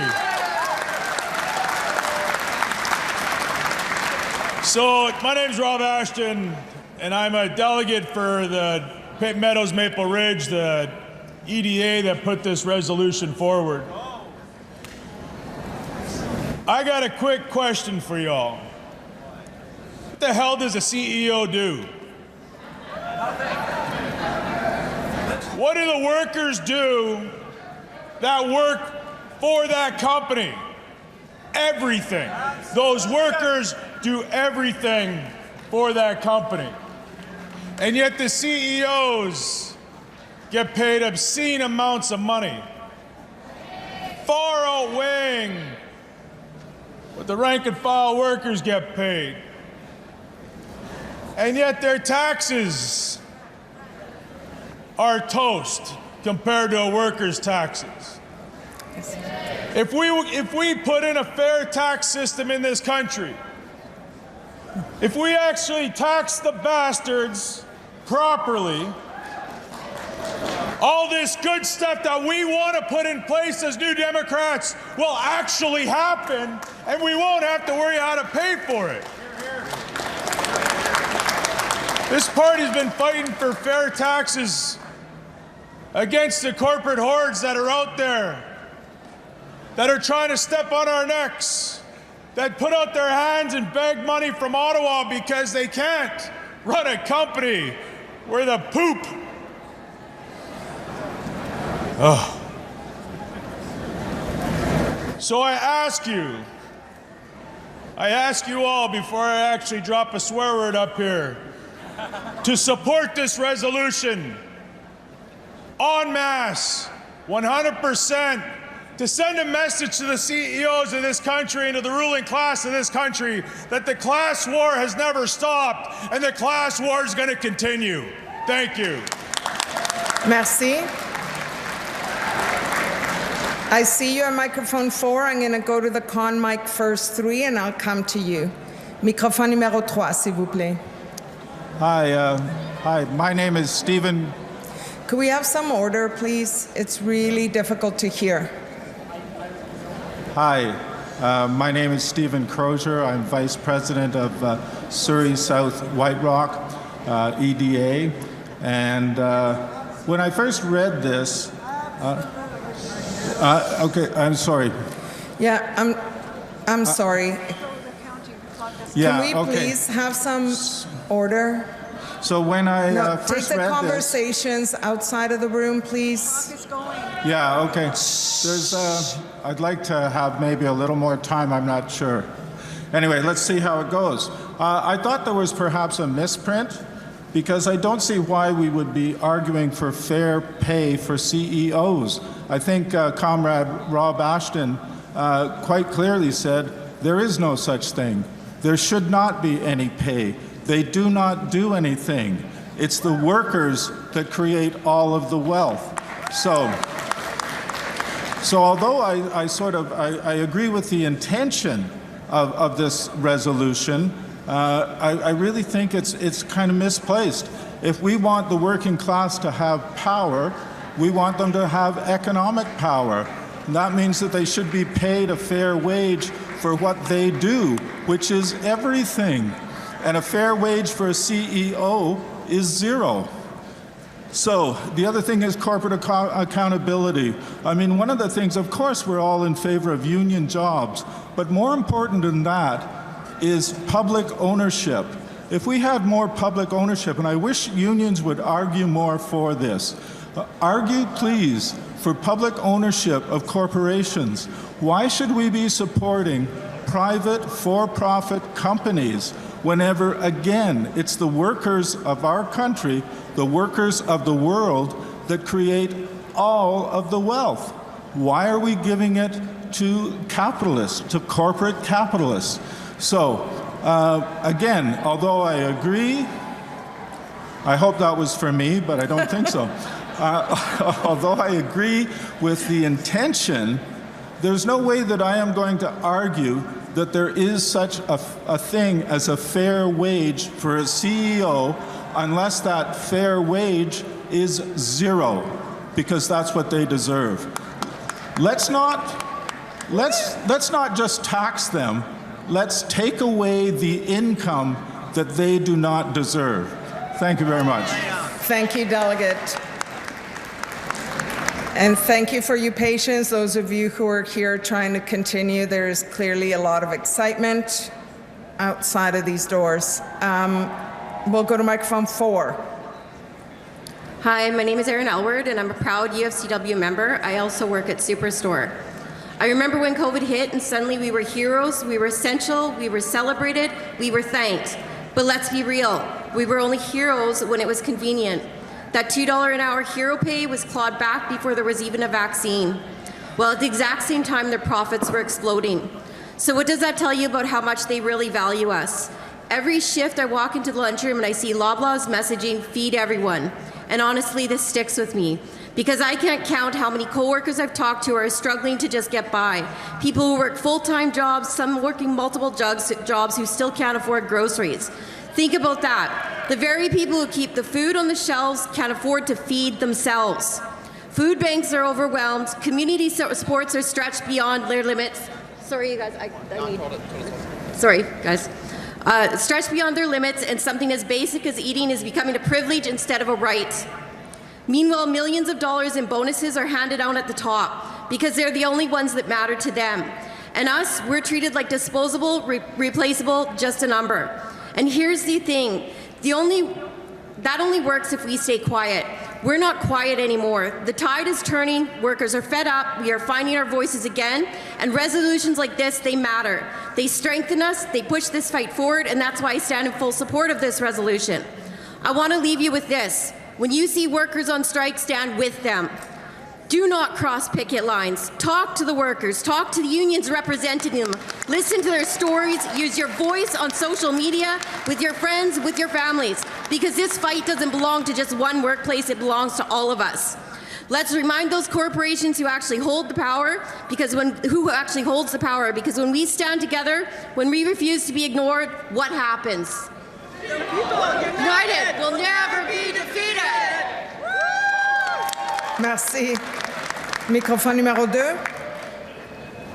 Thank you very much. My name is Robert Turbla, delegate from Peace River Westlock, and I promise I will be brief.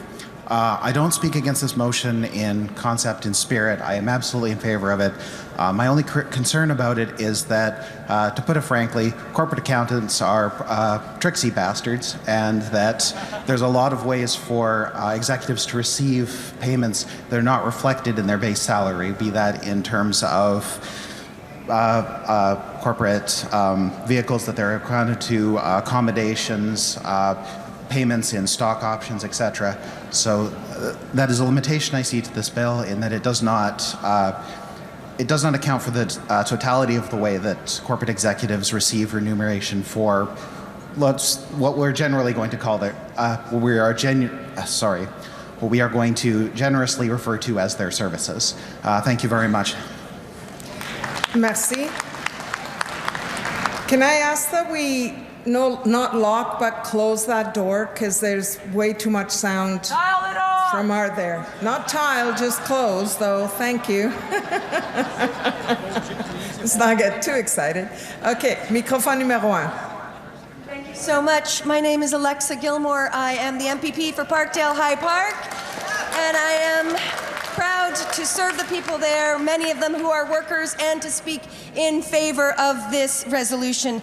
Because we have to tell the truth about the economy that we are living in. I mean, working people today are doing everything right. They are working longer hours than ever before, juggling multiple jobs in this gigging economy. They are trying to raise their families, and they are still falling behind. And meanwhile, at the very top, there is something very, very different happening in those C-suites. CEOs are paid at explosive rates, not because they are working any harder, but because the system is rigged. It is rigged to reward them. And we see this all over the place in company after company, where the working people are creating all of the values but seeing none of the rewards, and the executives are seeing millions in take-home pay.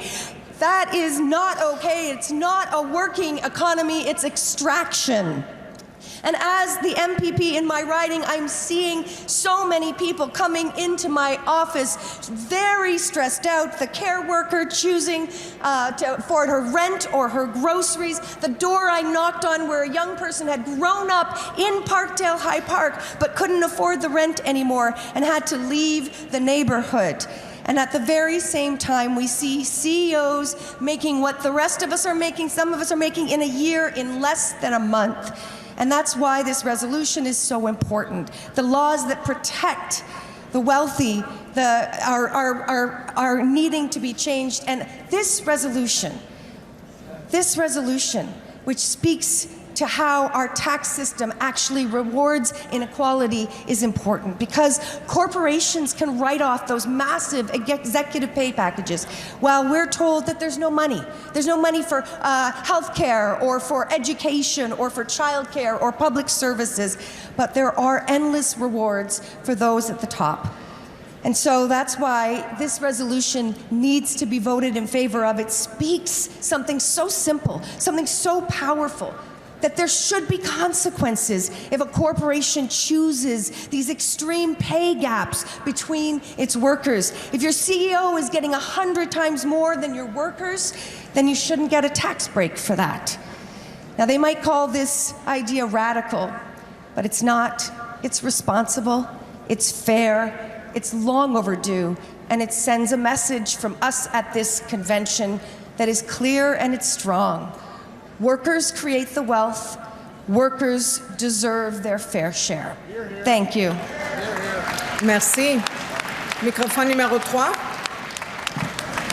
Hello, this is Mastura. Pronouns are she, they. I have a point of information. I would like to know that whether resolutions that are doing amendments to the policy book need to have a certain level of specificity. And if that is the case, what do we mean by extreme pay gap in this resolution? If they need to have it. Are you saying whether in the policy these things should be defined? Yes, correct. I would like to know if that has to be specific and to what degree. I'm a new delegate. I just need clarification. Yeah, I don't think it generally, it depends on the policy, whether it gets to be very specific or broader, but there's no specific requirement that I'm aware of for the policy to be worded in a particular way. Okay, thank you so much. You can propose a change, but there is not a requirement.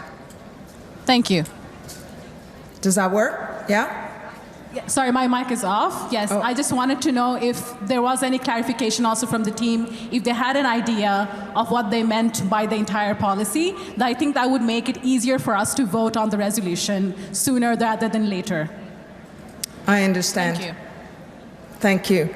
I mean, that's what the whereas is. They try to explain a little bit the context, and then looking at that with the policy that's being amended, that's what's provided to give you the context. And I think the first speaker was from the EDA that moved the resolution, provided some background on that as well. Okay? Okay, thank you. I want to test the floor if we're ready to go to a vote on this resolution. We've had a few speakers in favor and against. Sorry. Do you have a point on microphone 4? What? Just change. No. Okay, so I just wanted to test the floor. Oui? Microphone numéro 2, s'il vous plaît. Oui, bonjour. Régent Mallette de Dorval-Lachine-la-Salle. C'est que le sujet, c'est innover et prospérer dans une nouvelle économie de l'énergie. Pour moi, qu'est-ce que le salaire d'un CIO vient faire dans innover et prospérer une nouvelle énergie? C'est pas un point d'ordre ou d'information dans le sens où c'est un point de débat. Donc, vous pouvez choisir si vous trouvez que c'est pas assez clair ou que c'est pas une position qu'on devrait prendre. Certainement, vous pouvez voter contre ou apporter une autre résolution au prochain congrès pour peut-être clarifier un peu plus la position. OK, merci. Alors, je vais voir si on est prêt à passer au vote sur cette résolution. Alors, je vous demande, premièrement, tous ceux et celles en faveur de mettre fin au débat, veuillez lever vos cartes, s'il vous plaît. Merci. Contre? Merci. Alors, ça a été adopté. On va passer directement au vote sur la résolution 01-04-48. So, on the main motion now. Tous ceux et celles en faveur, veuillez lever vos cartes, s'il vous plaît. Merci. Contre? La résolution est adoptée. La prochaine résolution, s'il vous plaît. Stand up for Canadian manufacturing, industrial strategy.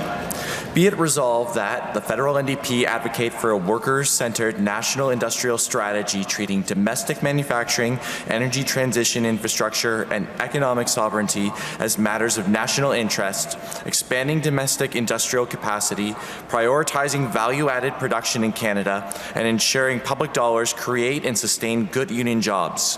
Be it further resolved that such industrial strategy includes binding Buy Canadian, Buy Clean procurement requirements for all federally funded infrastructure, energy, transit, and housing projects, a Made in Canada tax credit, a carbon border adjustment mechanism, and that all federal emergency or innovation funding be conditional on maintaining jobs. Merci. On commence au microphone numéro 4. Good afternoon. I'm John Barton. I'm with United Steelworkers Caucus. I'm president of my local union. My employer, we manufacture all the steel components for the electrical grid across most of Canada. We've been in operation there for nearly a century.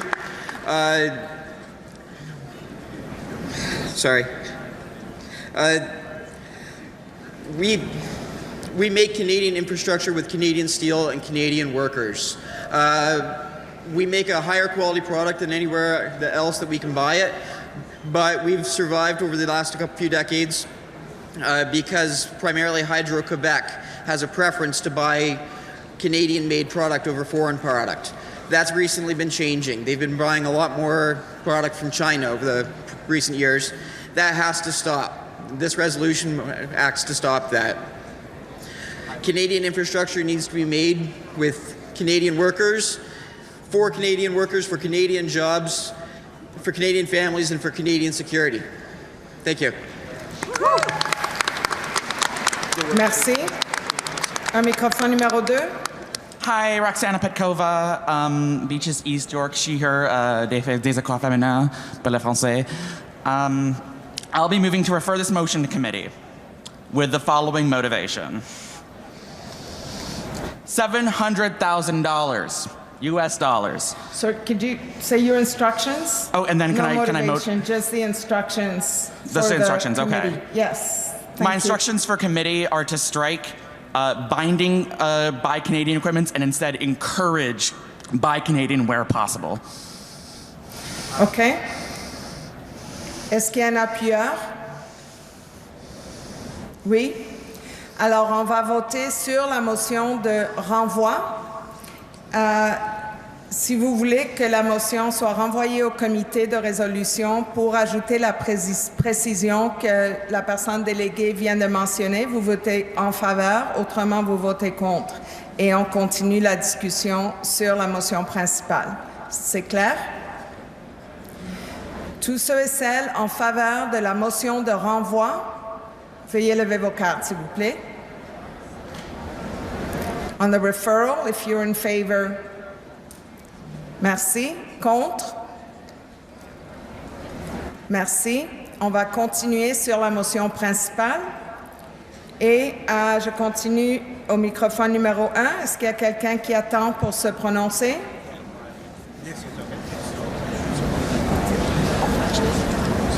Au microphone numéro 1? Non? OK. Alors, on continue au microphone numéro 4? Non? Microphone numéro 3. Hello? Go ahead. Okay.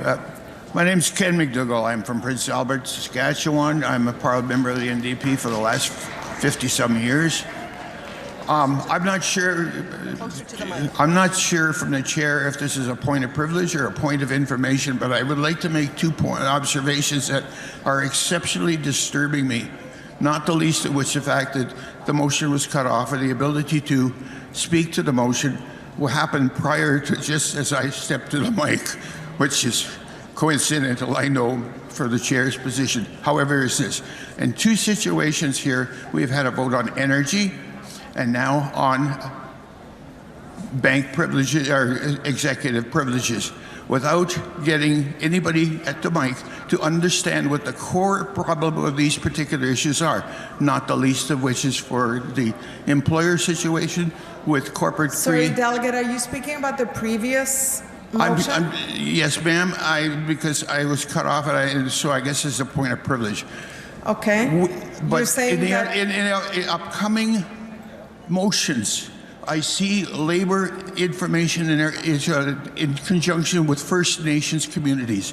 And that implies that labor must understand that Indigenous communities have their own special privileges when it comes to labor, when it comes to understanding, when it comes to unionization, and so on and so forth. They also I got your point, Delegate, that you wanted to speak and add more information, but we went to the vote on the resolution and you didn't get a chance to do that? That is absolutely correct. Okay. Chair. I hear your point. Thank you. Thank you, Delegate. Is there anyone waiting to speak on the resolution? If not, we'll go to the vote. Go ahead, microphone 2. Hi there, my name is Adam Schmidt and I'm a representative from the BC YND. Similar to the previous speaker at this mic, I'm concerned about the binding Buy Canadian requirements. Out east, in Ontario and Quebec, this may be less of an issue, but I'm worried this will impede the implementation of clean energy projects and various other projects throughout this country. The Canadian Renewable Energy Association, with regards to the recent implemented tariffs on wind towers as they're a steel-derived product, mentioned that domestic manufacturing is not up to meet the current demand, and this will hit the western provinces the hardest. BC Hydro's 8 current wind turbine projects are potentially at a risk of not being completable due to the expensive and incomprehensible costs of shipping wind turbines from Ontario to BC. Not to mention the fact that we don't even have a proper twinned highway all the way from coast to coast. This impedes the ability of our country to respond to the climate crisis in a fast and efficient manner. Additionally, I'm concerned it will hamstring our efforts when building nation-building projects. For example, transit. In the US, where they have Buy American requirements, their buses cost on average, their metro cars cost on average $700,000 more than in other countries, as there's a lack of competition. Additionally, while we have great bus manufacturers such as New Fly and Nova Bus, these don't always meet all necessary requirements. For example, TransLink, Vancouver's transit agency, is currently purchasing trolley buses from Poland, as these are proven to be higher quality, cheaper, and actually are going to be delivered within the next couple years instead of in the 2030s. Therefore, my main concern is that by hamstring ourselves and by requiring binding Buy Canada and Made in Canada requirements for all federal projects, that will limit our ability to fight the climate crisis and fight the crises that face us. Thank you. Merci. Alors, je pense qu'on est prêt à passer au vote sur cette résolution. Donc, un point au microphone numéro 4. Hi, my name is Xander, pronouns they, them, and I want to speak in support of this resolution, particularly on the Buy Canadian clause, because if we want to win this trade war with America, we need to emphasize that we need to buy Canadian. And also, with the making it more of an option, we're giving companies a loophole that they could exploit and say, oh, well, this would have impacted our baseline, so unfortunately we're going to buy foreign-made products. And if they buy foreign-made products, that's not going to help our economy. So I very much am pro this clause to buy Canadian. Thank you very much. Thank you. So now we will go to the vote on this motion.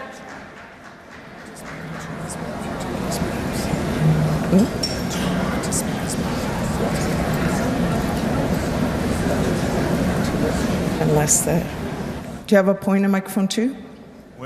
Non, Non. pas un point. Vous voulez continuer le débat, c'est ça? Exact. OK, j'essaie de m'assurer qu'on ait le temps de passer à d'autres et malheureusement, je pensais que le délégué avait un point d'ordre, mais il s'est prononcé assez rapidement. Alors, j'aimerais pouvoir passer au vote. Je veux m'assurer, parce qu'il nous reste juste quelques minutes, qu'on puisse peut-être discuter d'une prochaine résolution. Je vois que j'ai un point d'ordre au microphone numéro 3 ou peut-être un point d'information. On va voir. Délégué au microphone numéro 3. Point of information, please. Stephen McAndrew Smith, I'm an Elbow in Transcona, he, him. In the second half of the resolution, I would like to know what exactly a carbon border adjustment mechanism is. We can ask the mover of the resolution to answer that, if you would like. Please. I don't know if we have someone from Steelworker Local 8300 or from Beaches, East York. Go ahead, microphone 1.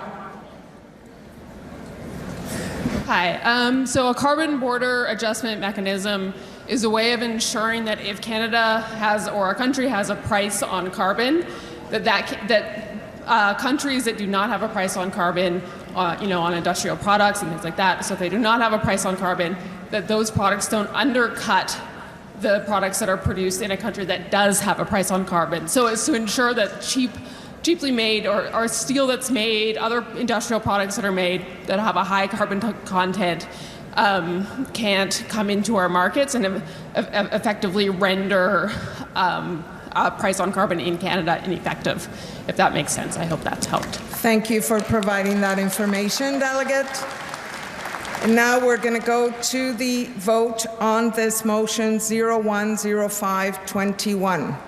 Is there a point of microphone 3? Yeah, it's a point of... Go ahead. It's got point of privilege. The microphones seem really low today. It's hard to hear everyone at the mic. Between the background noise and the volume in here with the microphones, it's really hard to hear. And the closed captioning also is slower to make it hard to keep up with what's going on. Thank you, Delegate. I agree. I'm finding it a bit difficult to hear from up here as well. Thank you for the reminder. If we can please keep it quiet in the room and slow down when we are speaking at the mic. Alors, on passe au vote. Tous ceux et celles en faveur de la résolution, levez vos cartes, s'il vous plaît. Tous ceux en faveur? Merci. Point d'ordre. Contre? Merci. La résolution est adoptée. Désolée, je ne pouvais pas reconnaître le point d'ordre au milieu du vote, mais allez-y maintenant. Oui. Microphone numéro 2, s'il vous plaît. Excusez-moi, est-ce qu'il fallait que vous testiez la salle pour savoir si les gens étaient prêts à voter avant?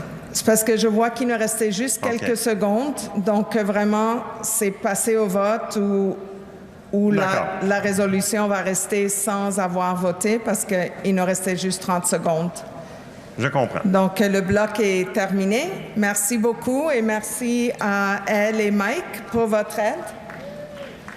On va passer à le prochain point du programme, une présentation des dépêches syndicales. Yeah. Un point d'information. Can I have the roving mic for the delegate here, please? Yes, it's coming. Thank you. Joyce Howard, Fanshawe. I just have a question. If we are all here as delegates with delegate badges, then is it not proper that somebody speaking at the mic should have their delegate badge on? Generally, they do. Well, maybe it's not comfortable sometimes to wear, but you cannot get in the room without the delegate badge, so I can't. All right. Yeah, we have a pretty secure system to get in the room. I'm not sure if people are taking it off if it's not comfortable or because the voting card is attached to it. Okay? Thank you. Okay, à la prochaine.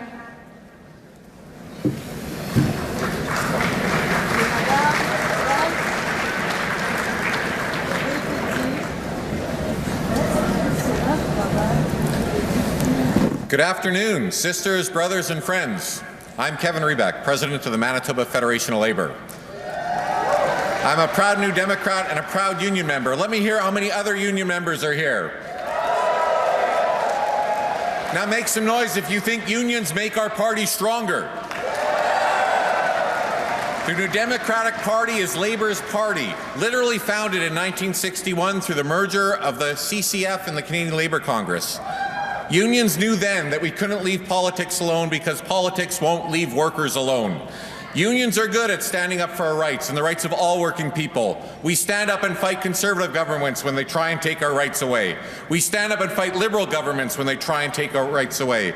But it isn't enough to stand up and say no to bad governments. We need to stand up and say yes to a party that believes in worker rights. We need to stand up and say yes to a party that fights for anti-scab legislation, a party that fights for a national dental program, say yes to a national pharmacare or childcare programs. The only party that stands up for workers is the party founded by and supported by workers, the NDP. Yesterday, you heard from our Premier, Wab Kinew. Wab listens to and works with the Manitoba Labour Movement. He creates space for us at the table. Labour co-chairs the Premier's Business and Jobs Council, sits on Crown corporations, post-secondary institutions, WCB, the Labour Board, and so many other places. We're consulted on labour and legislation that impacts working families all the time. And we see real legislative change. The best anti-scab legislation in the country here in Manitoba. 50% plus one card check. First of its kind Health and Safety Act legislation adding the CSA standard to promote psychological well-being in the workplace. And the first province requiring employers to provide free menstrual products at work. Investments to grow public services and staffing levels, wage increases for childcare workers, and the list goes on. Who forms government matters. And workers are better off when we have an NDP government in place. Imagine what we could do with a federal NDP government. Our Manitoba Federation is made up of public sector unions, private sector unions, and the building trades. So let's hear from national leaders from those three groups. They'll share the challenges they're facing on the front lines, real lived experiences, and the need to do more politically to push for fairness and dignity for all. So let me tell you about the next three incredible speakers, national leaders who will then come up and share some stories with you. I'll introduce all three now and then get out of their way. You'll hear from Marty Warren, the United Steelworkers, our USW National Director, elected in 2022, and representing his union's more than 225,000 Canadian members. Throughout his career, he's built a record as a consensus builder who doesn't shy away from tackling the many daunting challenges facing the union. As National Director, Marty's demonstrated a proactive and collaborative leadership approach to build on the USW's proud legacy of defending workers' rights and fighting for social and economic justice. Let's hear it for Marty and the Steelworkers. You'll also hear from Sean Strickland, who's the Executive Director of Canada's Building Trades Unions, bringing more than 40 years of experience in the construction industry to his leadership. At 15 years old, he began his career as a bricklayer's laborer with Liuna, growing up in a proud union household. He's since held key roles across the sector and spent over 25 years as an elected official in Waterloo. Today, he continues to shape Canada's workforce development through his leadership with organizations like Helmets to Hard Hats Canada and Build Force Canada. Let's give Sean and the building trade some love. And finally, you're going to hear from Sharon D'Souza, the National President of Public Service Alliance of Canada, or PSAC, elected in May 2024 after serving as National Executive Vice President since 2020. Sharon's broken barriers at every stage of her activism, becoming the first racialized woman to hold both roles in PSA's history, and she's been a powerful advocate for workers across the country. Her leadership's defined by her deep commitment to equity, inclusion, and better conditions for all workers. Let's hear it for Sharon and the PSAC. And one last time as I go, let's hear it for our national labor leaders who are coming up now. Thank you.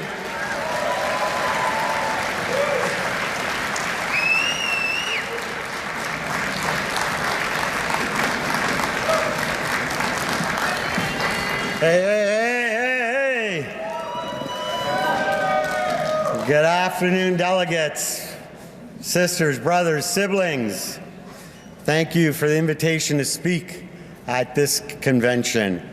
It's so meaningful that we're here in Winnipeg at a moment like this, because this is where something powerful was built, where labor and politics came together to create a new partnership, rooted in the belief that working people deserve real power in Parliament. And the United Steelworkers are proud to have been part of that from the very beginning as a founding union of the NDP in 1961. That's not just history. That's who we are as steelworkers. We bargain collective agreements, we organize, we fight, and we deliver for working people. And when we work together, the partnership with the NDP and the labor movement, the steelworkers, delivers real results. In the last few years, we've seen it. We can talk about the federal anti-scab legislation. Yes, we have a few lumps in it or little hurdles to get over, but it's there. We've done it. Restoring fairness to the bargaining table. We've taken real steps towards universal pharmacare and dental care, because no worker should have to choose between their health and their paycheck. We've passed the Sustainable Jobs Act, ensuring that workers are not left behind, but they are at the table to protect and maintain good jobs, industrial jobs, resource jobs in a clean economy. None of this happens by accident. It happens because workers, unions, and the NDP came together to deliver real results. That's what this partnership is all about. Absolutely. And we've seen the same impact across our country.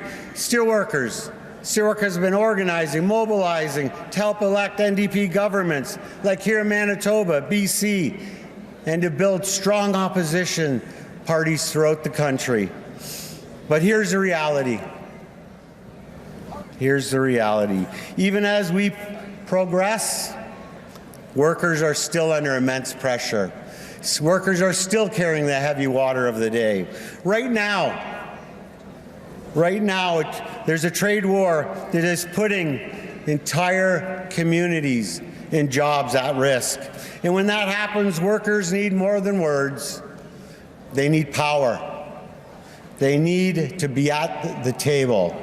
And they need political allies. Let me repeat that. They need political allies who will stand up and fight for them in their sectorial industries like we're experiencing in steel, aluminum, forestry, and auto. That's why partnerships matter. And that is the opportunity in front of us to build on what we've achieved, to strengthen this partnership, to make sure unions, working people, good-paying jobs are at the center of decisions that shape workers' lives. Because workers because workers need champions. They need champions in decision-making rooms, because that's how the movement was built, right here in Winnipeg, and that's how it moves forward. Because when we stand together, Labour and the NDP, working people win. Absolutely. The steelworkers are proud of what we've built together, and we're ready to keep building strong communities through industrial and resource sector jobs with you in solidarity. Thank you.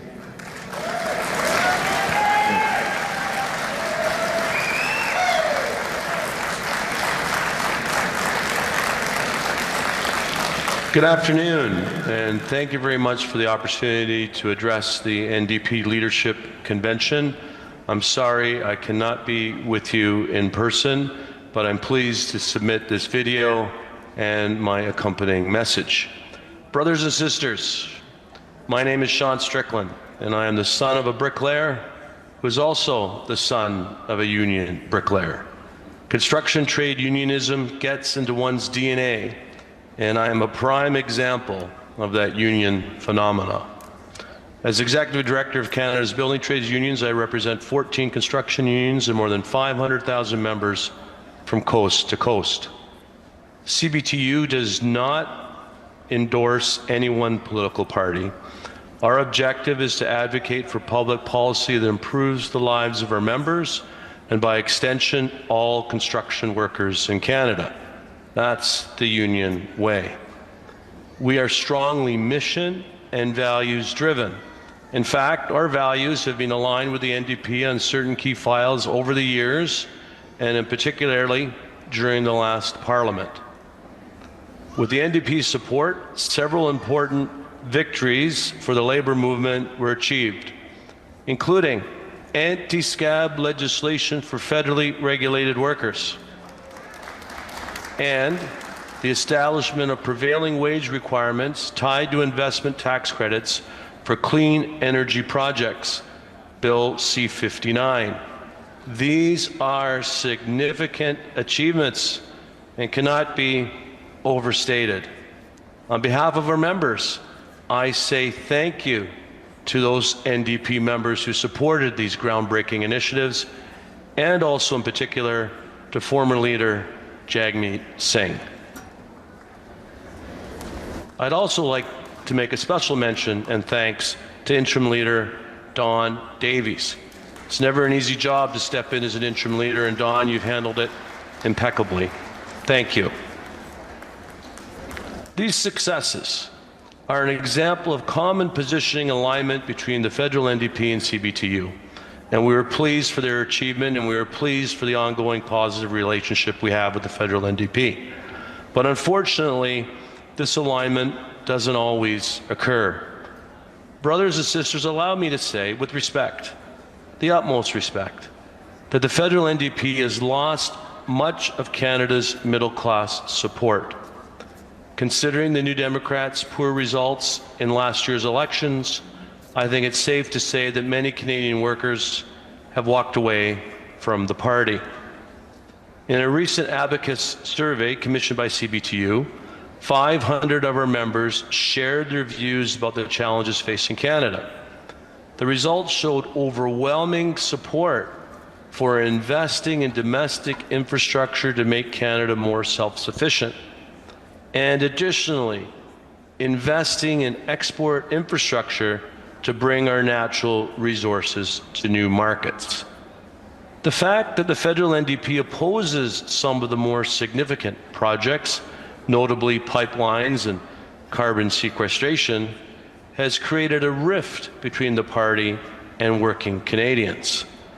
Workers want well-paying jobs, and those jobs come from a vibrant economy. All Canadians want strong social programs, but these are only possible with a thriving economic base. We know that our economic base in Canada is eroding due to the imposition of these unfair Section 232 tariffs levied by the Trump administration. The impacts on workers in steel, aluminum, and automotive must not be ignored. By extension, These job losses also affect Canada's building trades unions members who work in these plants for maintenance and shutdown activities. If the plants aren't producing steel, aluminum, or automotives, our members aren't going to work during the shutdown.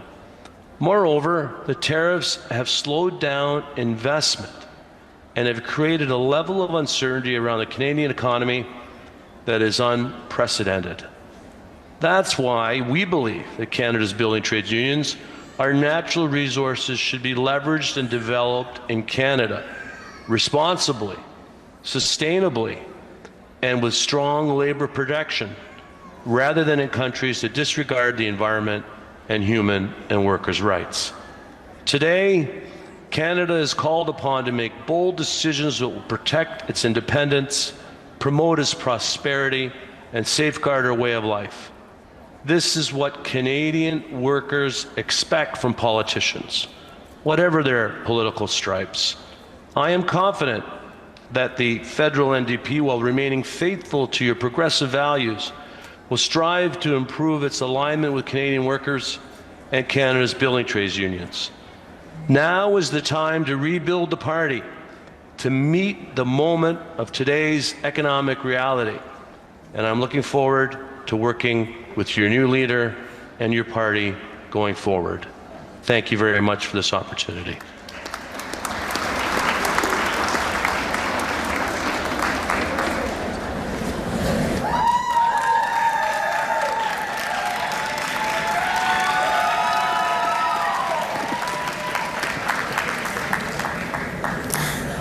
Bonjour tout le monde, mon nom est Sharon de Souza et je suis la présidente nationale de l'Alliance de la fonction publique du Canada.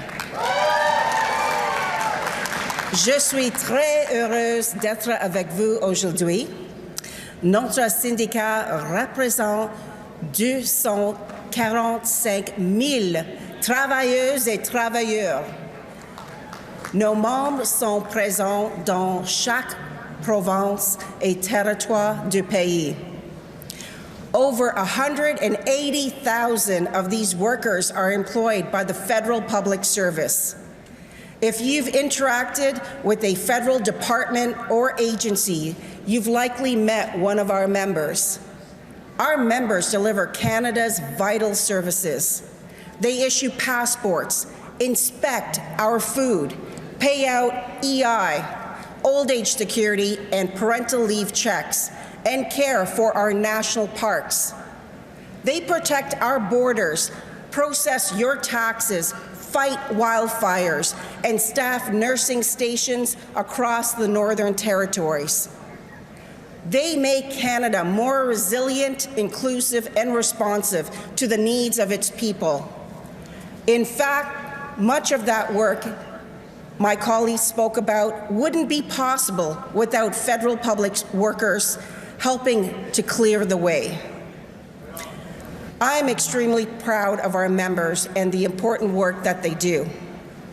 Unfortunately, we are now facing a direct attack on the very core of our public service. The Carney government is undermining our workforce in a way we haven't seen since the 90s. En ce moment même, les travailleuses et travailleurs de la fonction publique fédérale s'inquiètent de leur avenir. Le gouvernement de Mark Carney a fait de belles promesses aux membres de l'FPC. Quand il s'est mis à parler de coupe dans la fonction publique, il a voulu nous rassurer en nous disant qu'elle se ferait seulement par attrition. On sait maintenant que ce n'est pas vrai.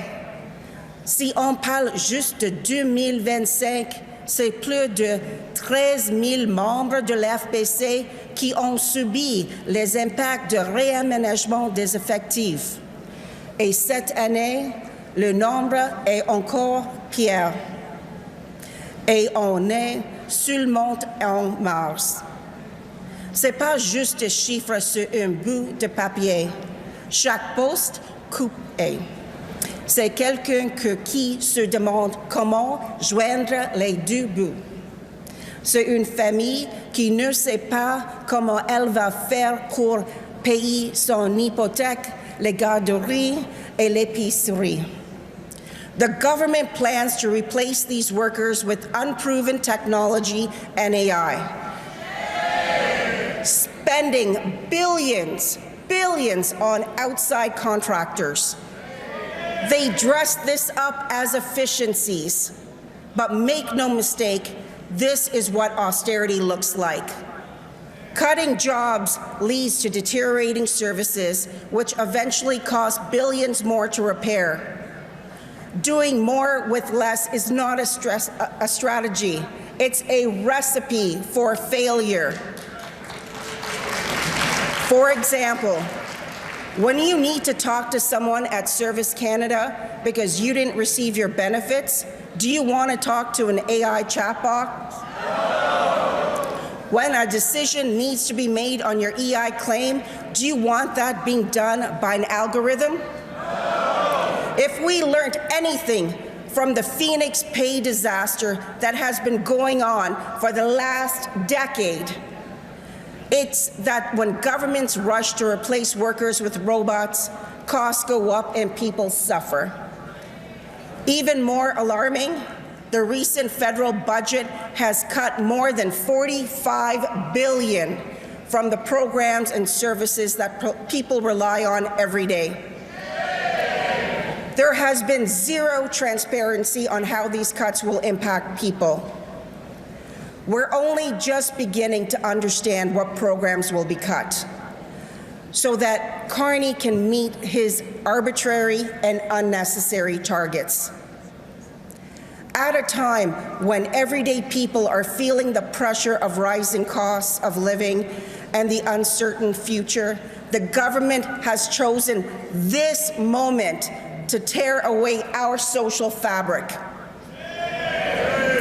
So I want to say this to you today. These cuts are wrong. They are harmful. And we are not going to let this happen without a fight. That's why PSAC has mounted one of the largest national campaigns in our history, For You Canada, reaching millions of people across the country. Maybe you've seen one of our commercials on TV or seen our ads when you've been scrolling through an article.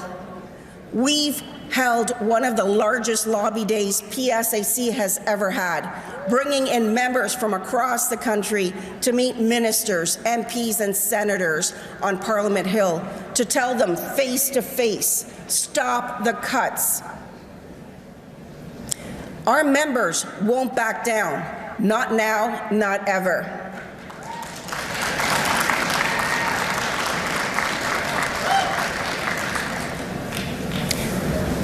Why don't you ask Pierre Poilievre and the people of Carleton what can happen when thousands of pissed off public service workers decide it's time for change? But I want to make one thing very clear. While it may be our members whose jobs are on the line, these are your public services that are being slashed. It's your health and safety that will be impacted. Your ability to access services that will be limited. It's the future prosperity of you, your family, and your community that is being put at risk by these arbitrary and unnecessary cuts. And that's why we need you to join us to fight back against the attack on public service. So call or write to your MP, support our campaign, and visit our table to learn more how you can make your voice heard and to call for stronger public service.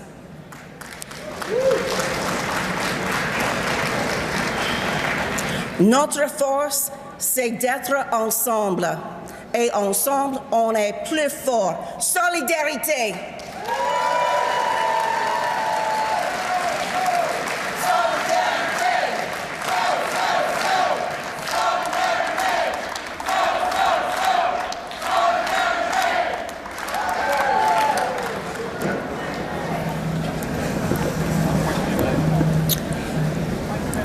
Welcome back, friends. I see there is a point on microphone 2. Merci. Oui. Je suis Jean-François Delaurier, délégué du Yukon.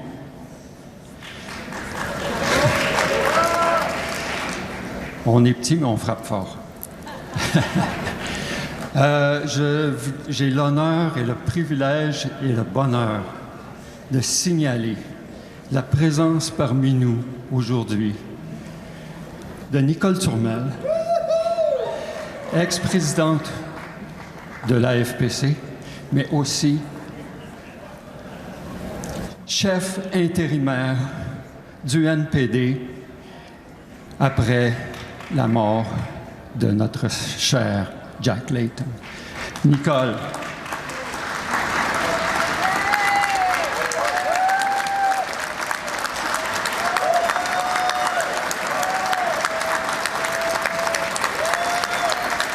Merci beaucoup. Merci tout le monde.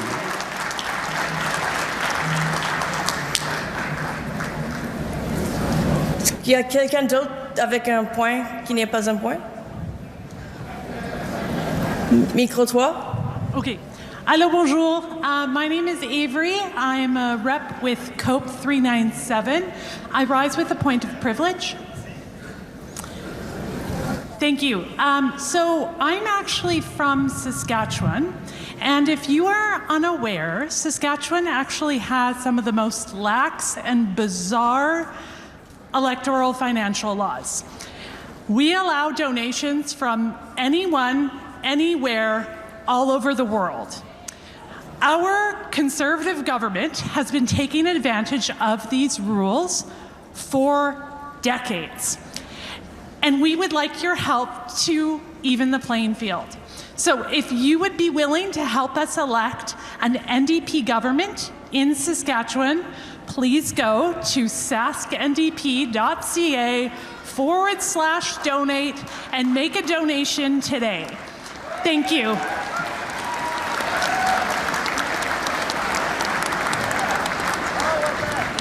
I am frowning because this is a gross abuse of a point of order in both points, but it would not be an NDP meeting without a fundraising pitch. I have the honor to introduce Leah Story-Gamble and Maxine Baudouin, who are here to read resolutions for you. I got the impression you were interested in resolutions. I can tell you that because they are here, the Resolutions Committee has not been able to meet on the referred motion, and that will come to you tomorrow. So what we'll see today is resolutions in section 5 of your book, and we'll start with, are there no further points ready? We'll start with the committee. Great. 050101, Governing in an Inclusive and Fair Canada. Therefore, be it resolved that sections 5.2a and 5.2b be amended as follows. 5.2, New Democrats believe in replacing Canada's first past the post voting system with a proportional representation voting system, implementing a made in Canada model of mixed member PR that is regionally based and ensures local representation, including a combination of single member and or multi-member districts combined with top-up seats as required to ensure proportionality. Prioritizing the achievement of PR based on a robust citizens' assembly, the mandate of which would to be arrive at the consensus recommendations from a citizen's perspective and a transparent parliamentarian committee process with no need for a referendum.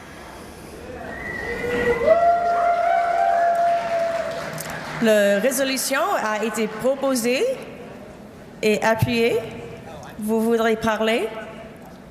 Ou c'est un point? You'd like to speak in support? We're coming to you. Delegate on microphone 1. Thank you very much. My name is Réal Laverne. I'm a delegate for Ottawa, Vanier, Gloucester, and I go by the pronouns he, him, and I'm one of the co-authors of this resolution. For the past 15 years, I've been a tireless advocate of proportional representation. I was president of Fair Vote Canada for 5 years and developed a deep understanding of what it's going to take to get proportional reform actually implemented in this country. And that's what this resolution is about. That's why it's called Achieving Proportional Representation. It's divided into 3 parts. Each part is intended to achieve a particular thing. Part A establishes proportional representation as the general goal rather than a particular PR model. The details can come later as part of a consensus-building process involving citizens and political leaders. So that's Part A. I'm going to jump from there to Part C. Part C of the resolution retains the idea of a citizens' assembly that was adopted in 2023.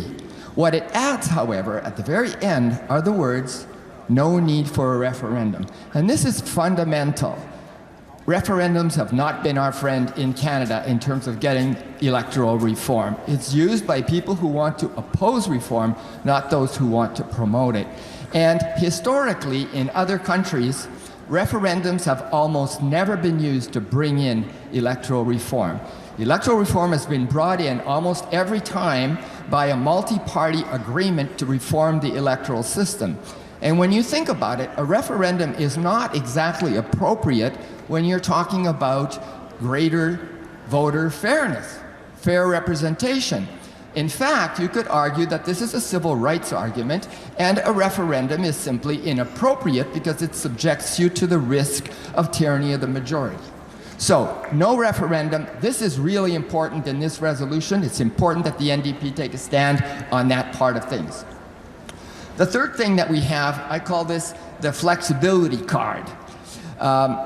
If the NDP wants to exercise leadership in terms of negotiating an agreement across parties on electoral reform, the last thing they want to do is come to the floor with only one model in mind.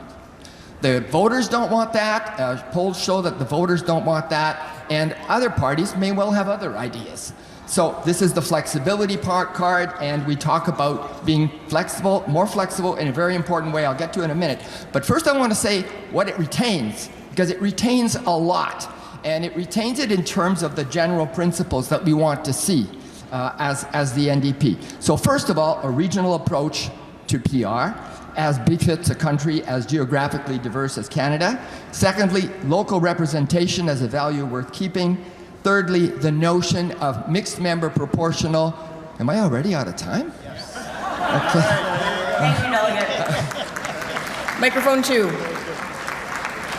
Thank you very much. I really appreciate your words, Rael. My name is Kelly Carmichael. My pronouns are she, her. I am an adopted member to the Peterborough, Ontario riding, and I am the former executive director of Fair Vote Canada from 2012 to 2019. Thank you. When I started at Fair Vote Canada, I was the only employee there, and I inherited a campaign with $10,000 in the hole. Our board didn't think it could be done, and we did it. We built a campaign across this country, and we spoke to MPs, and we had people in every riding association. We had 3 parties on board to bring in proportional representation, and we did it on values. We talked about voters and about why... Are you opposed to this resolution? I'm going to tell you in just one moment. Great. We did it on values. We talked about why it mattered to have your voice at the table, and we won that campaign.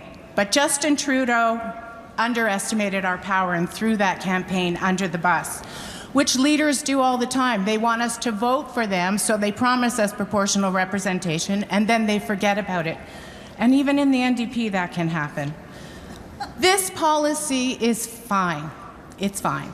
It's created by a bunch of a multi-member organization within Fair Vote Canada, and they go out to all the riding associations to sell it. It's so that the folks who love STV and not necessarily MMP can keep the door open. STV is a great system, MMP is a great system. We've talked about a citizens' assembly for 10 years. It's process. We cannot change hearts and minds with process. People don't care about it. So we need a leader. That is what we need here. We need a leader who is going to carry this forward, who is going to talk to Canadians and believe in the power of proportional representation. I was a member at Toronto Danforth, and I had an MPP who fought side by side with us to stop a Walmart on Toronto's waterfront. My MP told me, don't let them tell you that it can't be done. I live in the Kawartha Lakes right now. I have been there for 18 years, and I have an MP who tells me that my issues are not his issues. He couldn't care less, and he thinks doing passport clinics is his job. We need the leader in this party who will stand up for the power of proportional representation and not be afraid to debate it, not be afraid of the polls, and speak to all Canadians. And we have to do that so that we can have the nice things that we talk about in this assembly. And we have to do it for Mark Carney so he doesn't have to go around trying to get his own fake majority in the House of Commons, because we don't know what he's going to do with a false majority. Thank you, Delegate. I see a equity card on microphone 1. Hi, everyone. I'm Lisa Marie Barron. I'm the former Member of Parliament for Nanaimo Ladysmith et l'ancien député de Nanaimo Ladysmith. We will not achieve a strong democracy under the first-past-the-post system. Now more than ever, we need strong representation elected to the House of Commons. Representation that looks like the communities we live in, not an elitist corporate boardroom. And yet we continue to use the same system expecting different results. As a former Member of Parliament, I represented the incredible people of Nanaimo Ladysmith as a working single mom, yet was surrounded by privilege and up against corporate lobbyists and those that they prop up in Parliament to keep them rich. We deserve better. Nous méritons mieux. Notre environnement et nos communautés ont besoin de changement maintenant. It is for this reason that while elected, I brought forward M86, calling on all MPs to prioritize electoral reform, calling on the Liberals to follow through with their promise of making 2015 the last first-past-the-post election. We saw what happened there. Yet, we saw Liberals vote against, the Conservatives vote against. The NDP is the only party that will make electoral reform happen. J'encourage chaque membre à soutenir cette résolution. We must move forward with electoral reform. Supporting this resolution will make it clear that New Democrats remain leaders in strengthening our democracy and building a healthier, more vibrant Canada for all of us. Thank you et merci tout le monde. Micro 3. Hello? Oh no, don't worry. Gabriel Jean, he, him, il, Westmount NDG. I wanted to call the question, but I don't want to have the reputation as the guy who stopped the 5 candidates from standing together on a proposal, so I'll pass it to them. Microphone 4. Well, friends, first past the post has been a roadblock. Delegate, could you identify yourself, please? First past the post has been a road. Oh, sorry, Tony McQuail, Huron Bruce, NDP.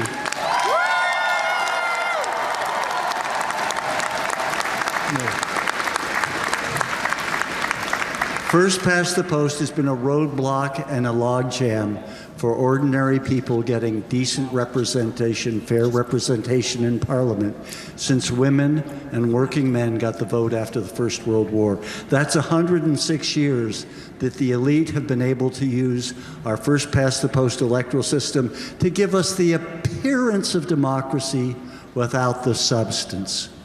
And so it's critical that we support this motion and that we move forward in a way that gives us the flexibility to take the decision around what we should do out of the hands of politicians who have both a vested interest and a conflict of interest in designing an electoral system.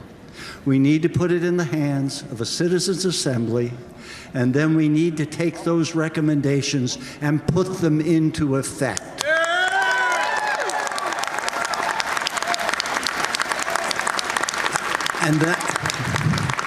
And that is why it is so critical that we do this without doing a referendum. The consultation, the involvement is the Citizens' Assembly. And I think you've all heard me say it a lot through this campaign, and all the fellow candidates who are here with me have heard it too, and we all know it's the logjam that keeps us from putting our policies in place, because it keeps us from getting fair representation and effective minority governments, and one day an effective, honestly elected majority NDP government. So support this motion. Thank you. I know we've got a lot of work. I'm not going to use all my time, but thank you.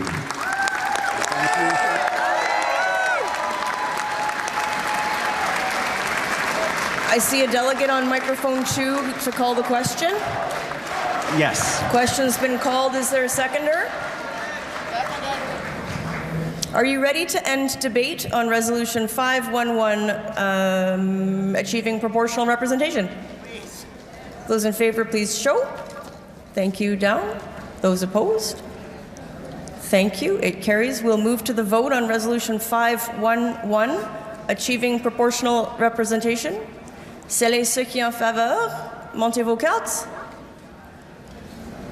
Merci. Et contre? La résolution est adoptée. Committee. Non? 05-02-07. S'engager à renforcer les travailleuses et travailleurs du secteur public. Il est résolu que le NPD demandera au gouvernement fédéral d'annuler les mises à pied qui ont eu lieu depuis la présentation du budget fédéral. Il est résolu que le NPD demandera au gouvernement fédéral de revoir les postes de direction et la haute gestion, ainsi que les rémunérations dans l'ensemble de la fonction publique, afin de s'assurer que les structures et les rémunérations soient appropriées et non excessives par rapport à la composition de la main-d'œuvre de première ligne. Il est résolu que le NPD demandera au gouvernement fédéral d'identifier les lacunes en matière de représentation syndicale au sein des ministères et des divisions et de fournir une voie permettant aux travailleuses et travailleurs de se syndiquer. Delegates, I'll remind you again, if you have duties other than debating this resolution, you're welcome to take those duties outside. The motion is moved and seconded. We'll open debate on Resolution 527, commit to strengthening public sector workers. I recognize the delegate on microphone 1. Well, I guess that's me.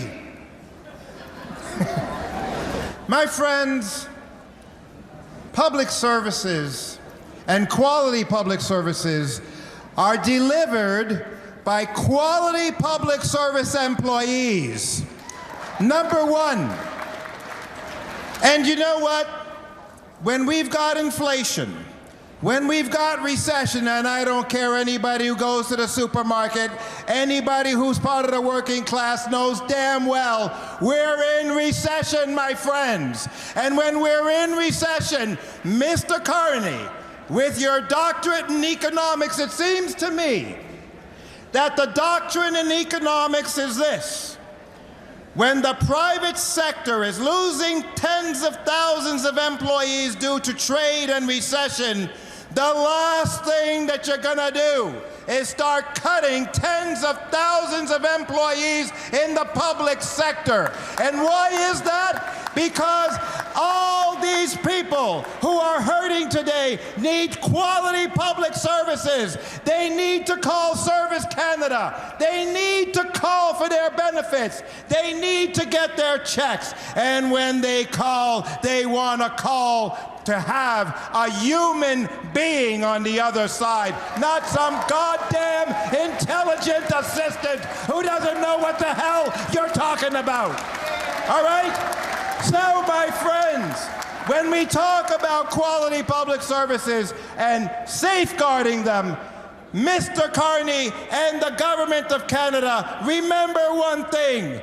we keep, the workers keep this country up and going. We will continue to do so, and it is the NDP once again that we can count on to make sure that we'll have the backs of these workers, private sector, but especially public sector workers. My friends, vote in favor of this resolution because it concerns every single Canadian who depends on getting quality public services. Thank you very much. Microphone 2. Good evening. Good evening. Firstly, I would like to remind everyone that there are 10 minutes left to vote in the leadership election if you have not. But in the interest, and moreover, in the interest of moving along, I would like to call the question. What's your name, Delegate? Abigail Christensen, University of Rosedale. With respect, Delegate, I'm going to hear from this significant and substantial group of delegates at the microphone, then we'll move directly to a vote. Very well. Having a baby with you helps. Microphone 4. Sharon D'Souza, National President of the Public Service Alliance of Canada. My friends, I'll tell you something. Everything is being measured by what is happening down south, and that is utter crap. We should not be aiming to the bottom of the barrel and compare ourselves to that. We need to do better. Our healthcare is in shambles. And I will tell you something. We sit there and we talk about elbows up and how we're going to fight. But unless you put the money in what protects us, our social safety net, public services, our protection, then I will tell you we are no better than down south. Right. Right on. Unionized jobs matter. Yes. We have to recognize that when we contract out services, it costs us more money, we spend the money cleaning it up, and people suffer. When we talk about unionized jobs, it's about lifting the floor up. Every worker should be a unionized worker.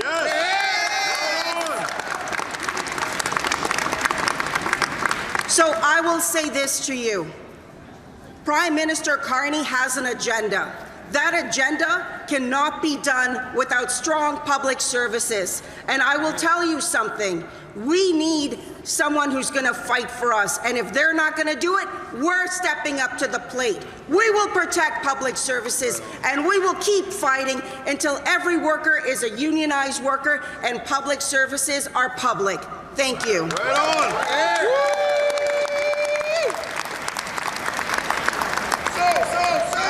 Solidarity! Solidarity! Solidarity! Woo! Are you ready to end debate on this resolution? Those in favor, please show. Thank you. Down. Opposed? We will go directly to the vote on Resolution 527, commit to strengthening public sector workers. Those in favor, please show. Thank you. Down. Opposed? The resolution carries. Committee. 050306, Governing in an Inclusive and Fair Canada. Be it resolved that the NDP officially adopts the following position and calls for an NDP government to include a form of sectoral bargaining modeled after New Zealand's labour reforms, where unions can apply to bargain for a specific entire sector and region if they represent 10% of all workers in the sector. Be it further resolved that the section 1.1 of the policy book be amended to add the following subsection. R, supporting and empowering unions by creating a framework for sectoral bargaining across all industries, working together alongside unions and provinces to ensure that it is uniformly implemented. The resolution is moved and seconded. Delegate on microphone 1. Hello, my name's Nick Jurgens, he, him, representing Windsor-Tecumseh Lakeshore. Our riding is very proud to endorse this resolution, and I would also like to thank all the great work the author of the resolution, John Batilli, did to push for this to come to convention. So, 81 years ago in my riding, we had the Ford General Strike in Windsor, and the result of that strike was the RAND formula, which revolutionized labor conditions in this country. It's thanks to this formula that we got recognition of collective bargaining for all unions across Canada. Now, that being said, this is something that is a phrase beloved in all New Democrats' hearts. It was a compromise, and maybe, just maybe, it did not go far enough. So, what we're proposing here today is a sectoral bargaining resolution. Just as one union can do way more than any one worker can do, one sector of unions can do way more than any one union can do. That's why we support this resolution. So, that being said, I hope we have a good discussion on it. I'd especially like to acknowledge the Rob Ashton campaign for putting this in this platform, really bringing this to bat as a topic of discussion. And I'd also like to thank the Abby Lewis campaign for also including it in their platform. Thank you very much. Thank you, Delegate. There are 38 minutes left in this debate block. Delegate on microphone 3. Hello, my name is Bishoy Zaki. J'habite at Halifax. I would like to call the vote. There is some disagreement, so I'm going to ask you to decide. Are you ready to end debate on Resolution 536, Governing in an Inclusive and Fair Canada? Those in favor, please show. Thank you. Down. Opposed? We will hear from the delegates on microphone 4. Hey everyone, I'm John Batila. I'm the author of this resolution. I'm from London Centre. We as a party need to offer workers more. It's already great that we show up to strikes, making it easier to unionize and condemning union busting from the liberal conservative governments. But we need to offer more. We've lost support with private sector workers. And now what is sectoral bargaining? It allows unions to bargain for an entire sector of the economy. It's how countries like Norway, Sweden, Denmark, the workers there get paid vacation, paid pensions, higher wages and all. And this is how we're gonna get it done. And this is how we build a bigger tent, and it's common sense policy, and I'm urging all of you to vote for my resolution. And can I share my time? No. Oh, otherwise, yeah, just vote for my resolution, please. Microphone 2. Tim McGuire, delegate from Spadina Harbourfront and a member and former president of Keep Local 79. While I want to appreciate the author and the endorsers of this motion, I'm going to call for referral with instructions. What are your instructions, please? The instructions are to delete the first resolved. So the proposal is to refer this resolution back to the Resolutions Committee to strike the resolve that says introduce a form of sectoral bargaining model, this first paragraph? Yes. Consult with the unions to determine the model rather than predetermine it. Is there a seconder for this motion to refer? I see a mover and a seconder. What we're doing right now is voting on whether you would like to send this resolution away to the Resolutions Committee with instructions to remove that paragraph. It would come back to you theoretically tomorrow. If you would like that to happen, you would vote yes. If you'd like to continue debating it now, you would vote no. C'est clair? Tout le monde comprend? Okay, it's clear. We're going to vote on the motion to refer. This is not debatable. If you are in favor of the motion to refer Resolution 536 with instructions to delete the first paragraph, please show. Thank you. Down. Opposed? The resolution to refer is defeated. We will go to the speaker on microphone 1. Good afternoon, brothers, sisters, siblings. My name is Dave Meinzinger, delegate from United Steelworkers. Woo! I'm a federal government security guard, but worked for this industry for 35 years. I've had 8 employers in that time. Now, we already have sectoral bargaining or something similar in Quebec, where they have a system where the unions, the employers, and the government meet and they set a standard or a parity committee. So they set the standard for the industry. So a security guard, a cleaner, there are 15 different sectors in Quebec that already have a sectoral bargaining system. And we definitely need something nationally, but also in every province. Because obviously Canada Labour Code does not cover all workers in this country. So we definitely need every other riding NDP province to put sectoral bargaining on their platforms. Thank you. Are you ready to end debate on Resolution 536? Those in favor, please show. Thank you. Down. Opposed? We're going to move directly to the vote on Resolution 536, sectoral bargaining. Those in favor, please show. Thank you. Down. Opposed? The resolution carries. Committee. Résolution 050416, augmenter la participation électorale. Il est résolu que un gouvernement néo-démocrate modifiera le Code canadien du travail afin de considérer les élections générales fédérales comme un jour férié général. The resolution has been moved and seconded. Is there debate on this resolution? I see delegate at microphone 4. Bonjour, je m'appelle Hélé, j'utilise les pronoms Yel et je suis déléguée du Conseil fédéral et de Lac-Saint-Louis. J'habite Tiohtià:ke sur le territoire des Kanien'kehá:ka et je prends la parole aujourd'hui pour soutenir cette résolution et lui donner l'attention qu'elle mérite. Je vous invite donc tous à prendre le temps d'y réfléchir. Camarades, notre démocratie s'effrite sous nos yeux. De génération en génération, le taux de participation électorale chute de près de 10%. J'ose proposer que les libéraux et les conservateurs observent ce déclin et s'en fichent, car ils profitent des craintes du désespoir des travailleurs. Si nous voulons rebâtir notre parti, le Québec et le Canada par la voie d'un véritable instrument politique du peuple, nous devons d'abord affronter les obstacles structurels qui empêchent la classe ouvrière et les jeunes de voter. Prenons un moment pour réfléchir à la réalité des travailleurs d'aujourd'hui, dans mon comté et partout.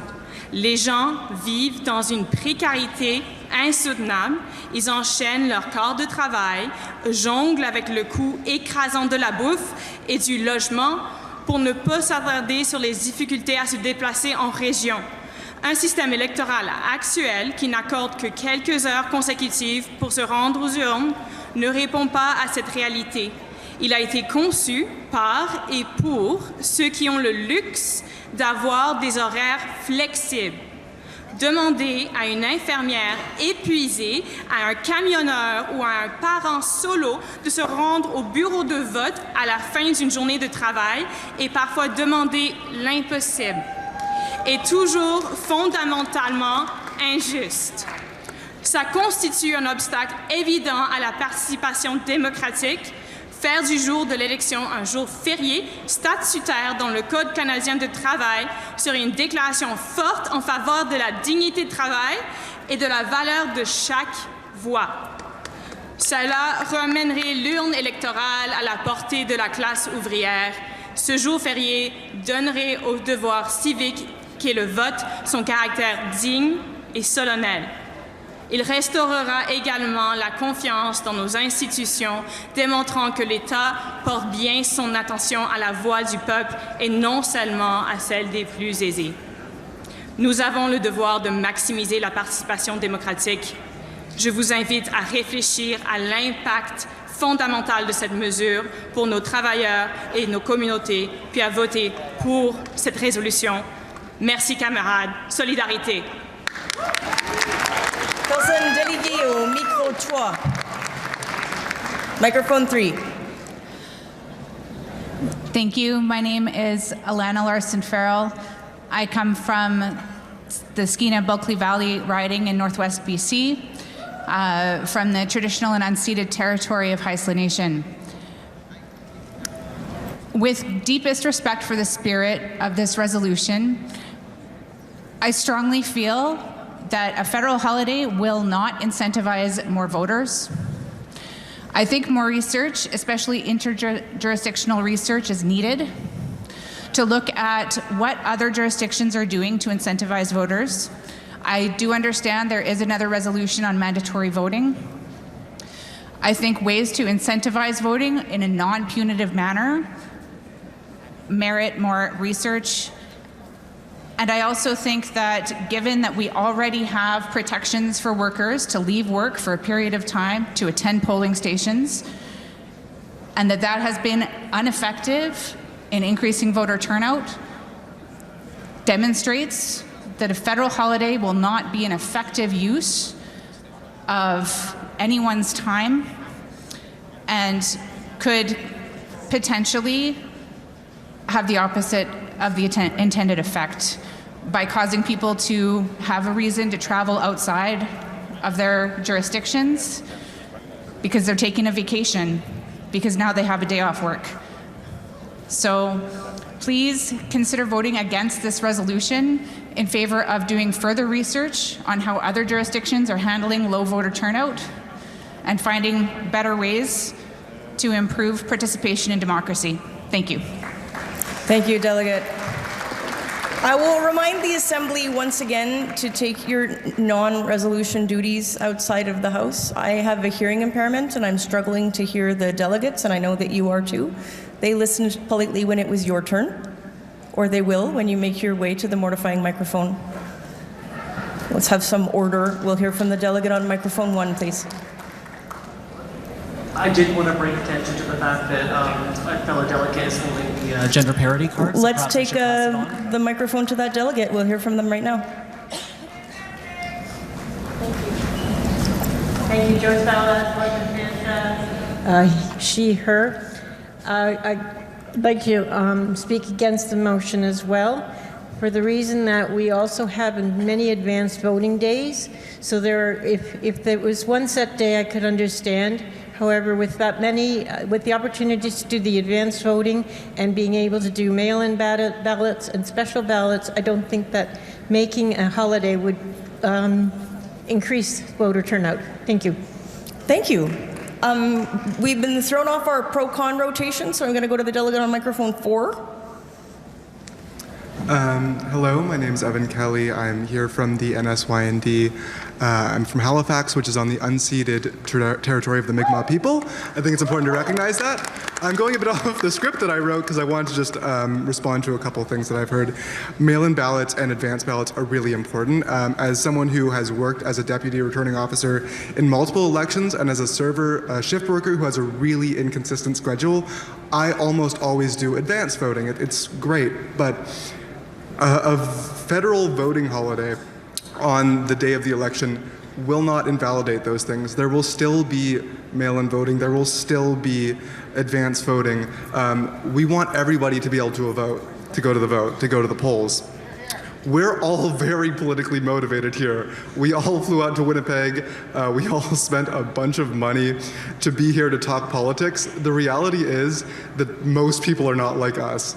Most people find it hard to care about politics at the best of times, and when we throw a bunch of barriers in the way to do like the most basic political thing, which is voting, they just don't. And that's why we're seeing voting turnout, especially among young people, decline.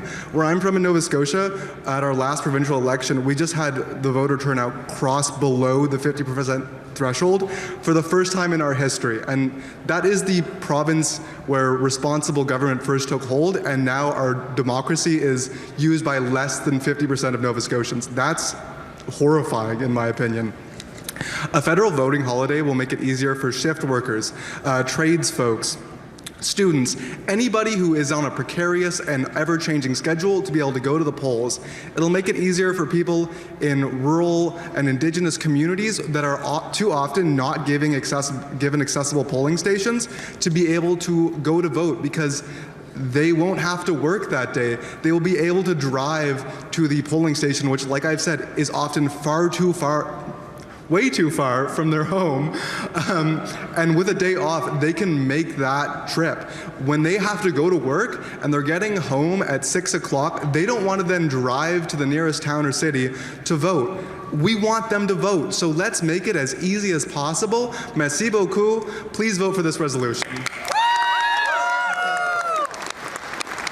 Great job. Thank you. Delegates, I'm interpreting your continued chatting as an indication you're ready to move on. Those in favor of ceasing debate on this resolution, please show. Thank you. Down. Opposed?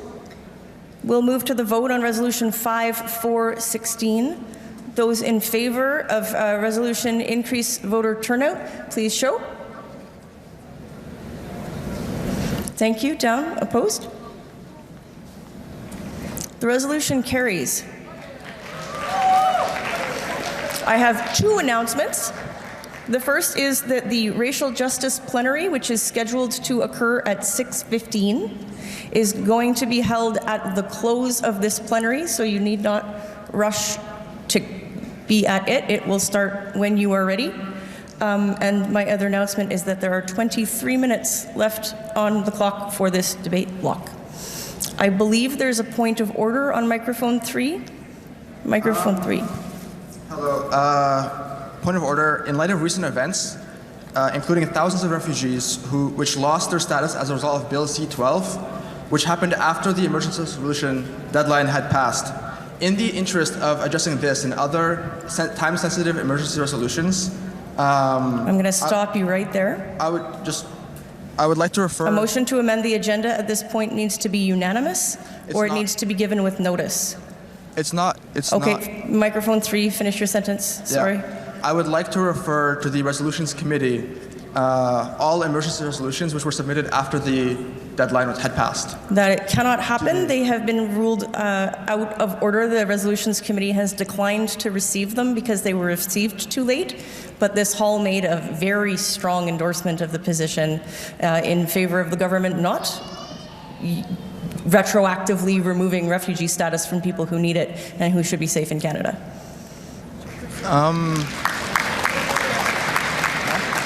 Is it? Very briefly, Delegate. Yes. Could we have... Microphone 3, please. Yes. Could we have a vote to... No. But we're going to hear from the chair of the committee. Okay. My friend, Lisa Gamble, Chair of the Policy Committee. So the reason that those resolutions were rejected, we did consider that this could have been a tech issue. These came multiple hours, and on the specific issue that you are referring to, there have been multiple news coverages before that resolution deadline passed. So I understand that you feel that the news that you prefer broke the news last night or this morning. However, other news sources have been breaking that news, so you did have time to submit a resolution on this. So that is why we did not consider it. But I want you to know that we did pay it very special attention. It not coming before you as an emergency resolution is not an indication that this House does not support the position the authors brought forward.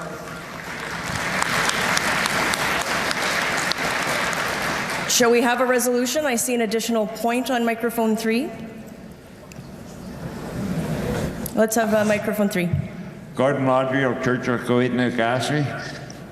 Just on the point of, I don't know what privilege or point of information, the last resolution we passed is out of order. It's not a proper resolution.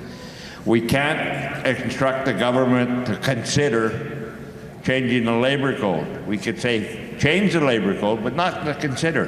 That resolution is out of order. It shouldn't have been on the floor. Well, I think your amendment is that it doesn't go far enough because it says consider instead of do. In any event, the resolution has carried and it's part of the policy book. Committee. The labor code consider that because it's just wording. Resolution? Sorry. 050511. Ensuring National Minimum Standards for Charter Rights. Read the right title that time. Be it resolved that the following be added to Section 5.1 of the policy book. E, the use of the disallowance power by the federal government and parliament when a province invokes the notwithstanding clause for limited purpose of ensuring uniformity in charter rights across Confederation. And F, the principle that the notwithstanding clause should only be used federally during times of war or similar time-limited emergencies and will never accept its use as a routine tool for subverting the rights of Canadians or the role of the judiciary. It's a big word. Microphone 4. Greetings, New Democrats. I am Katie Aurora from Lethbridge, Alberta. Before I start, I would like to raise a point of privilege. Myself and the person behind me have both been waiting a very, very long time to speak on this issue, as it is extraordinarily important, especially to us in the trans community. And if there is any way we could make sure that we get around to the speaker behind me again as well, I would be extraordinarily thankful for that, if possible.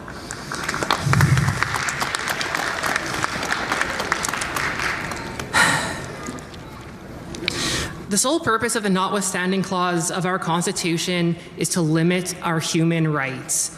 Throughout its history, that is the only thing it has ever been used for, and indeed, that is the only thing it can possibly be used for.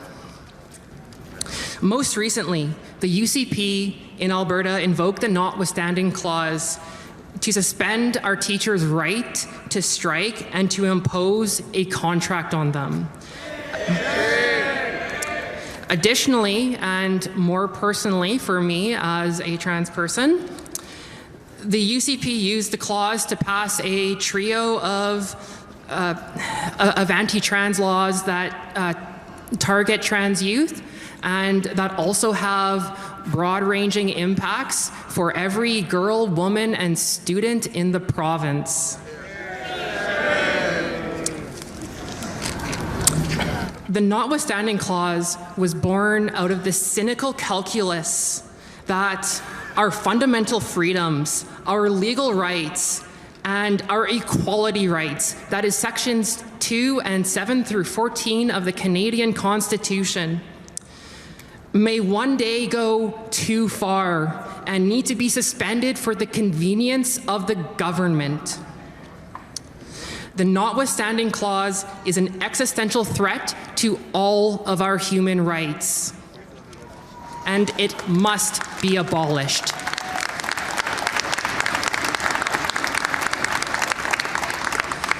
For those of you who are unaware, disallowance allows the federal cabinet to invalidate an act passed by a provincial government.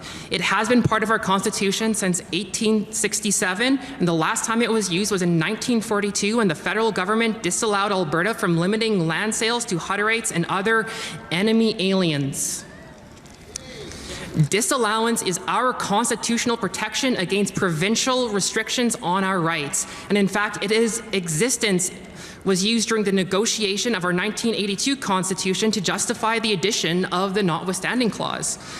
Comrades, we are now in an era where the provincial governments are willing to invoke the notwithstanding clause to limit our human rights for partisan political gain. So please, I ask you to support.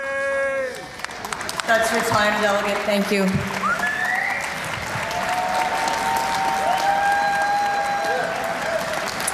Friends gathering at the microphone, I see many clusters of people. If you are actually in line to speak to this resolution, I will see you. Microphone 2. Bonjour, je m'appelle Sabrina Payan-Smith. Je suis la conseillère sortante du comité LGBTQ2S+. Je vous parle comme personne d'origine franco-albertaine qui vit aujourd'hui au Québec. Je vous parle aussi comme une personne non-binaire et queer. Cette résolution est très, très personnelle pour moi et j'appuie l'esprit de la résolution avec grande profondeur et je suis au micro contre avec tristesse. La clause dérogatoire est un élément extrêmement important à notre Constitution. À l'origine, elle a été destinée à n'être utilisée que dans des cas extrêmes. L'inclusion de cette clause est essentielle pour préserver l'unité au sein de la Confédération. Et en tant que néo-démocrates, nous nous opposons au recours à la clause dérogatoire lorsqu'elle sert à détourner les droits de la personne, comme nous l'avons clairement constaté avec Daniel Smith, à l'encontre des enfants transgenres, des enseignants en grève, et avec François Legault à l'encontre des minorités religieuses. Nous devons rester clairs dans notre rôle dans la défense des droits de la personne partout au Canada, quel que soit le gouvernement en place. Par ailleurs, la déclaration Sherbrooke constitue un principe fondamental de la politique néo-démocrate. Les mesures que nous respectons, le savoir de le fédéralisme asymétrique et la reconnaissance du rôle distinct du Québec au sein du Canada, elle est très, très importante. Donc, le point E de cette résolution ignore l'importance de la déclaration Sherbrooke et ça m'inquiète beaucoup parce que, comme personne queer, je sais que nous avons des abus avec la clause dérogatoire, mais comme Québécoise qui croit dans un Canada uni, ça m'inquiète de parler de le disallowance, j'oublie comment le dire en français, mais ça m'inquiète de recommander cette pratique parce qu'elle est tellement extrême, puis l'abus des droits humains, c'est subjectif. C'est des arguments qui sont faits dans les cours, à la Cour suprême. Donc, chers camarades, chers délégués, j'espère que vous gardez ça en compte quand vous votez pour cette résolution. Merci. Merci beaucoup. Est-ce que je vois une carte au micro 4? Do I see a card? I do. Microphone 4, please. My name is Nina Usherwood. I'm from North Island, Powell River. And for those of you who might have gone to the Museum of Human Rights recently, one of the exhibits on the bottom floor is Love in Dangerous Time. It is about the survivors who suffered through the purge of 2S LGBT from the federal service. I am one of those survivors. I joined the military in 1979. I served my country in fear of discovery. As a result of living with fear for over 3 decades, for those of you who don't know, I could not legally serve, not protected by the Canadian Human Rights Act, until 2017. So for decades, I served in fear, and as a result, my health has suffered for this. This is why it is important to not allow provincial governments to force, especially children in Alberta, in Saskatchewan, and they tried to do it in New Brunswick, to live in fear. Living fear is bad for your health. So I hope this convention supports this motion. Thank you.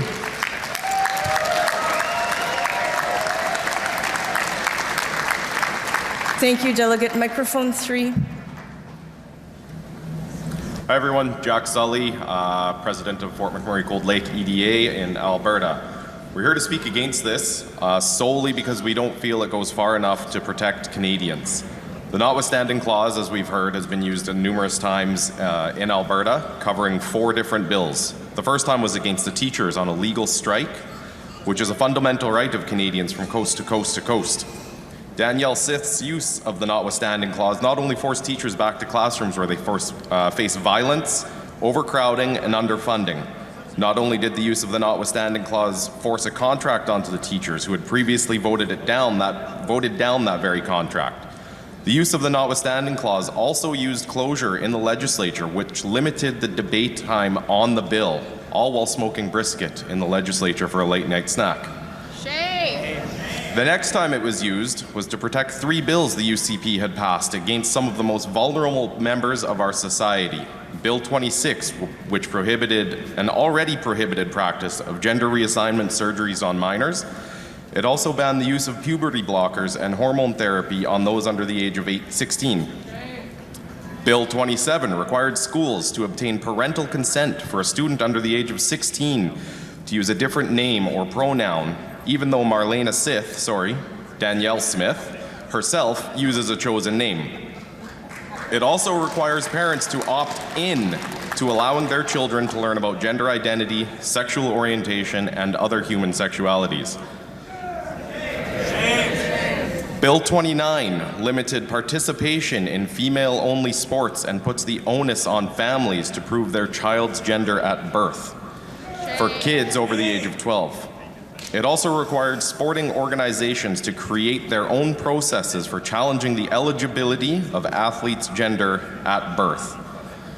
2 of these bills face legal challenges, so what did the UCP do? They invoked the notwithstanding clause a second time on Bill 9, which prevented all 3 of these bills from scrutiny and legal challenging. Notwithstanding clause should not be allowed to push through bills attacking Canadians, especially the most marginalized and vulnerable members within our community. We need to have more to help protect our friends and families from these troglodyte-driven, harmful bills in the future. We need protections regarding closure on debates in legislature and protect democratic practices in all levels of government.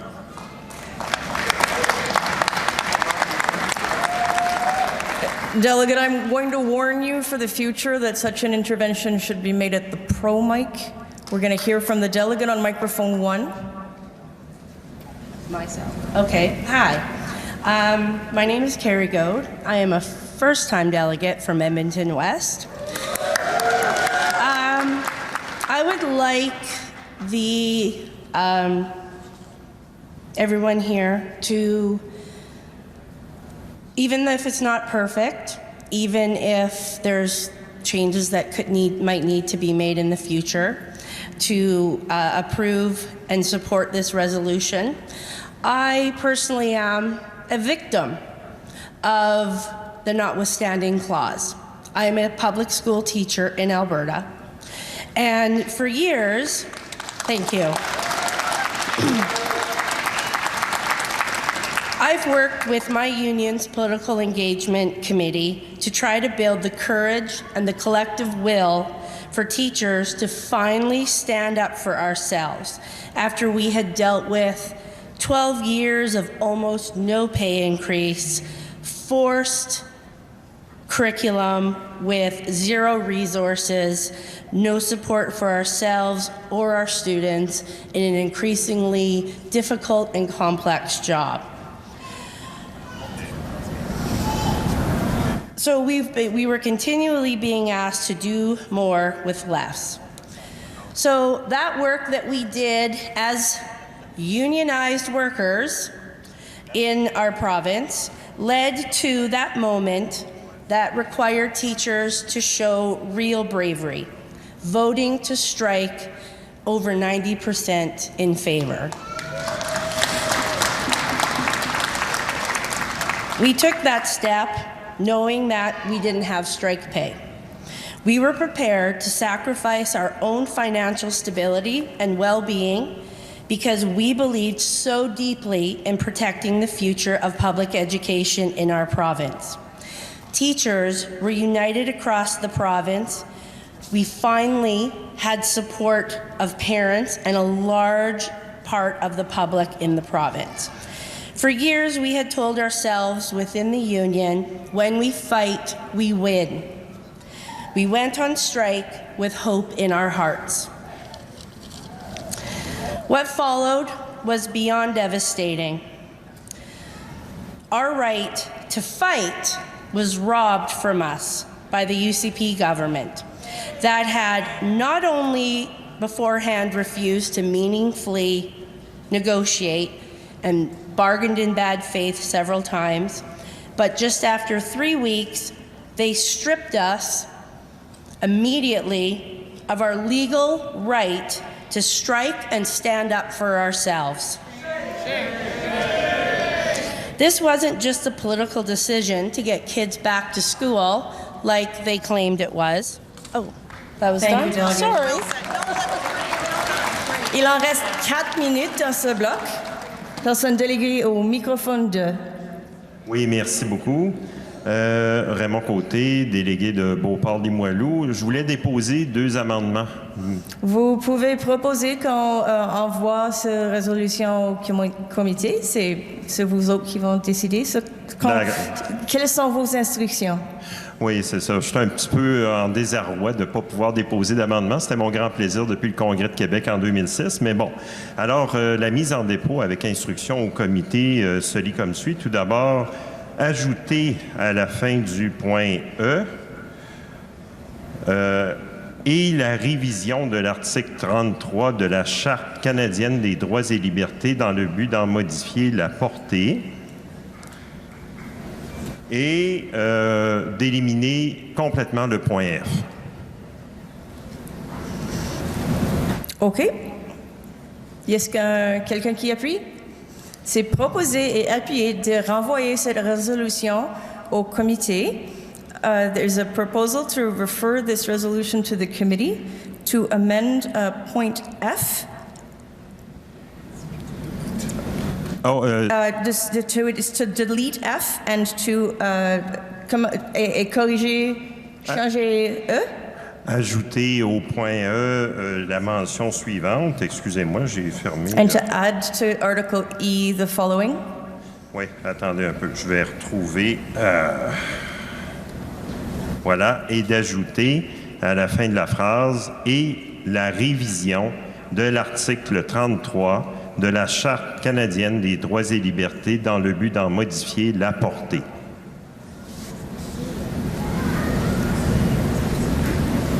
Le but de quoi?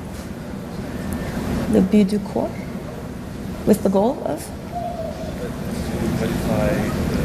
Scope. It's scope. It's scope, okay.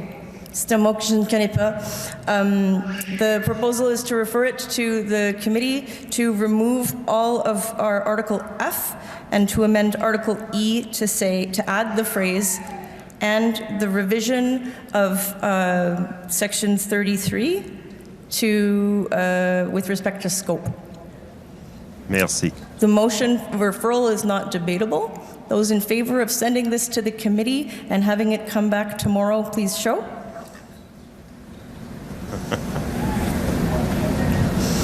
Thank you. Those opposed? I'm afraid the referral is defeated. Ça arrive.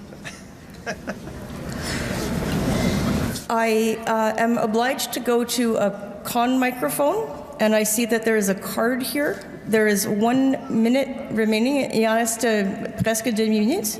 Et puis nous allons passer à la vote. Then we'll vote. I'd like to call the question. Oh, this delegate wants to call the question? The question is not necessary because that's what we're going to do now. Those in favor of resolution 511, ensuring national minimum standards for charter rights. Those in favor, please show. Thank you. Down. Those opposed? Thank you. The resolution carries.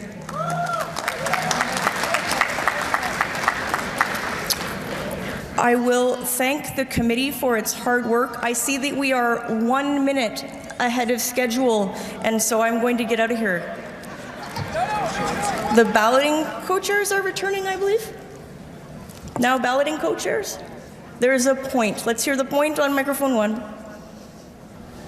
I'm sorry, just real quick, point of personal privilege. I understand there's very little time and for delegates to speak, but early on the mic, it's hard as a racialized and transgender delegate to sometimes use this card and speak up, speak to somebody in front of me in line and ask, hey, this pertains to multiple intersecting parts of my lived experience. I'd like to speak.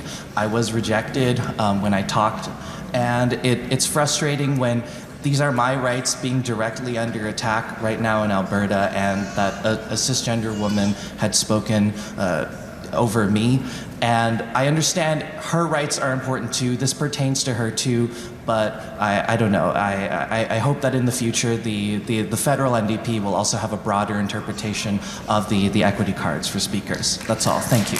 I will invite delegates to assist me in better using the card by forming a straight line behind the microphone. With a prominently displayed equity card, if I see speakers ahead of you who are not holding a card prominently, it would be wrong of me to guess about their gender identity, and I will come to you. This applies so far, according to your rules, for gender identities other than a dude, but it is open to us to change our rules as we like as we move forward into the bright and golden future. Thank you, friends. Let's hear the balloting co-chairs.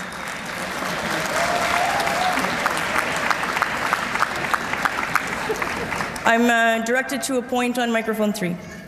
Point of information, I'm not sure if it's appropriate for me to bring a point of privilege around an emergent issue with some job loss in my workplace. If it is impairing your ability to participate in the meeting, it is a correct point of privilege. If you'd like an announcement to be made from the stage, we can arrange for that, and then the delegates can hear it from here.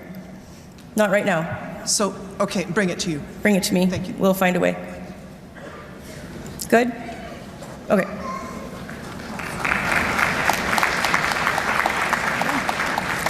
Bonjour tout le monde. Nous allons maintenant vous annoncer les résultats pour les commissions d'équité.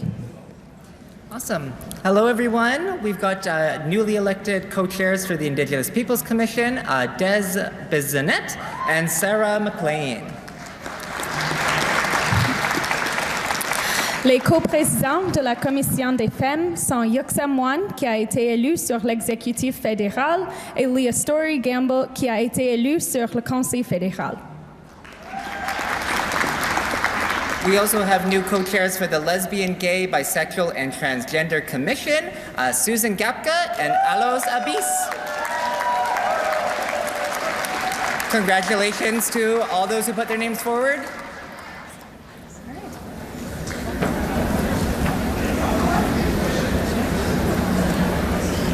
Merci à tous. Nous avons été ravis de vous accueillir en ce second jour du congrès 2026 du NPD et demain, c'est le grand jour. Nous annoncerons les résultats de la course à la direction et nous élirons la nouvelle ou le nouveau chef du NPD du Canada. L'histoire est en marche. Merci à toutes celles et tous ceux qui ont voté. Yes, thank you to everyone who worked so hard on leadership campaigns, and thank you to the volunteers and everyone who voted. Before we go, here's a reminder for tonight's events. The CLC reception is happening in Hall C from 7 p.m. to 9 p.m. Right before that, we have 2 commission meetings, Racial Justice in Room 3 and PLWD in Room.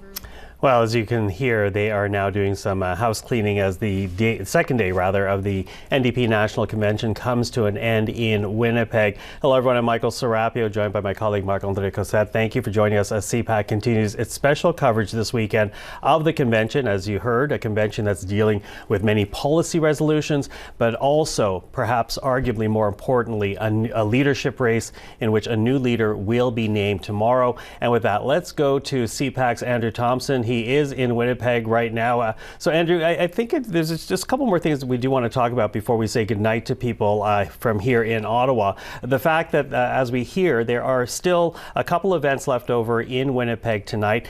But amongst the things people need to do, especially those who have not yet voted, who are members of the NDP party, is to actually cast a ballot for who will be the next leader. Walk us through what's left in the process. Well, Michael, with the voting now closing after nearly 3 weeks, we now go to the counting process. And so what's going to happen with those ranked ballots is that tomorrow morning at 9 a.m. Eastern, there will be the tabulation. And the NDP says that using those ranked ballots, they are going to be able to come up with an instantaneous result of who the new party leader is. And then what happens tomorrow morning, about 2 hours later here in this main room, we have the big reveal. We'll hear the winner's name announced as the next NDP leader, and we do expect them to make a victory speech. Now, I should say that's not all that's on the agenda tomorrow. The convention does continue after all of that leadership business takes place. There is some more policy debate similar to what we've been hearing over the last couple of hours. And also of note, Michael and Marc-André, there's going to be a tribute to former NDP leader Ed Broadbent, who led this party from 1975 to 1989. He passed away just a couple of months after the last convention, and so there is going to be a tribute to him, and that's going to be happening near the end of proceedings tomorrow. And Andrew, you've obviously been at the convention, on the convention floor now for the past 2 days. We're now approaching that big moment, the big reveal where we'll finally learn who will lead the NDP into the next election. What are you hearing from delegates in terms of what they want to see and hear from the new leader, whoever that person is? Well, look, obviously, as you talk to supporters of the different candidates, you hear different things. So for Avi Lewis supporters, they want to hear a strong, unapologetic left-wing voice. They want someone who brings hope and bold ideas. They're talking about his organizational and fundraising chops. And then I also talked to a Heather McPherson supporter who had a different take, saying, look, the focus really needs to be on Parliament. The fact that Heather McPherson is an experienced parliamentarian and you need an MP to be in that arena in Ottawa. But taking a step back from the conversations that we've been having here at the convention floor, there are some themes that really stand out about what the new leader has to do. New Democrats want someone who's really going to support the local riding associations as they work to rebuild, and as local New Democrats work at grassroots organizing efforts. They obviously want a leader who's going to inspire Canadians, and they also want someone who's going to really position the NDP as a contrast from both Mark Carney and the Liberal Party and Pierre Poilievre and the Conservative Party. And we've been hearing, and you've been hearing in the debate, that New Democrats want policies that are going to connect with working Canadians and their everyday issues. So that's certainly something that all New Democrats here, regardless of who they support, are going to want to see and hear from whoever's name gets called tomorrow, not just in their victory speech here in Winnipeg, but of course in the weeks and months going forward. Okay, thanks for this, Andrew. We'll surely have the opportunity to chat again with you tomorrow. Et voilà, c'est ce qui va mettre fin à notre couverture spéciale en cette deuxième journée du Congrès national du NPD à Winnipeg. Nous serons de retour demain matin à 10h15 heure de l'Est, en amont de cette grande annonce, le dévoilement de la nouvelle ou du nouveau chef du NPD. Ici Marc-André Cossette qui vous remercie d'avoir été avec nous et au plaisir de se retrouver demain matin. And I'm Michael Serapio. Yes, thank you for everyone here at CPAC for joining us for our special coverage of the NDP National Convention. As Andrew said, voting closed at 7 p.m. Eastern Time, so we'll know the results tomorrow morning. Do join us, as Marc-André says, 10:15 a.m. Eastern is when we're back on air. We will see you then, and until then, have a great night.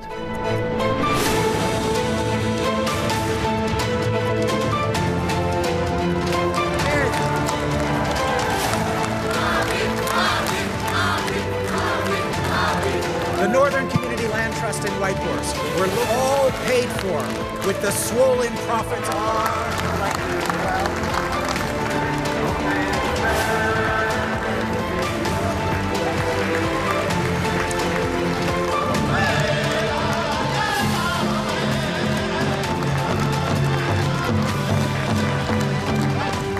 I met a student when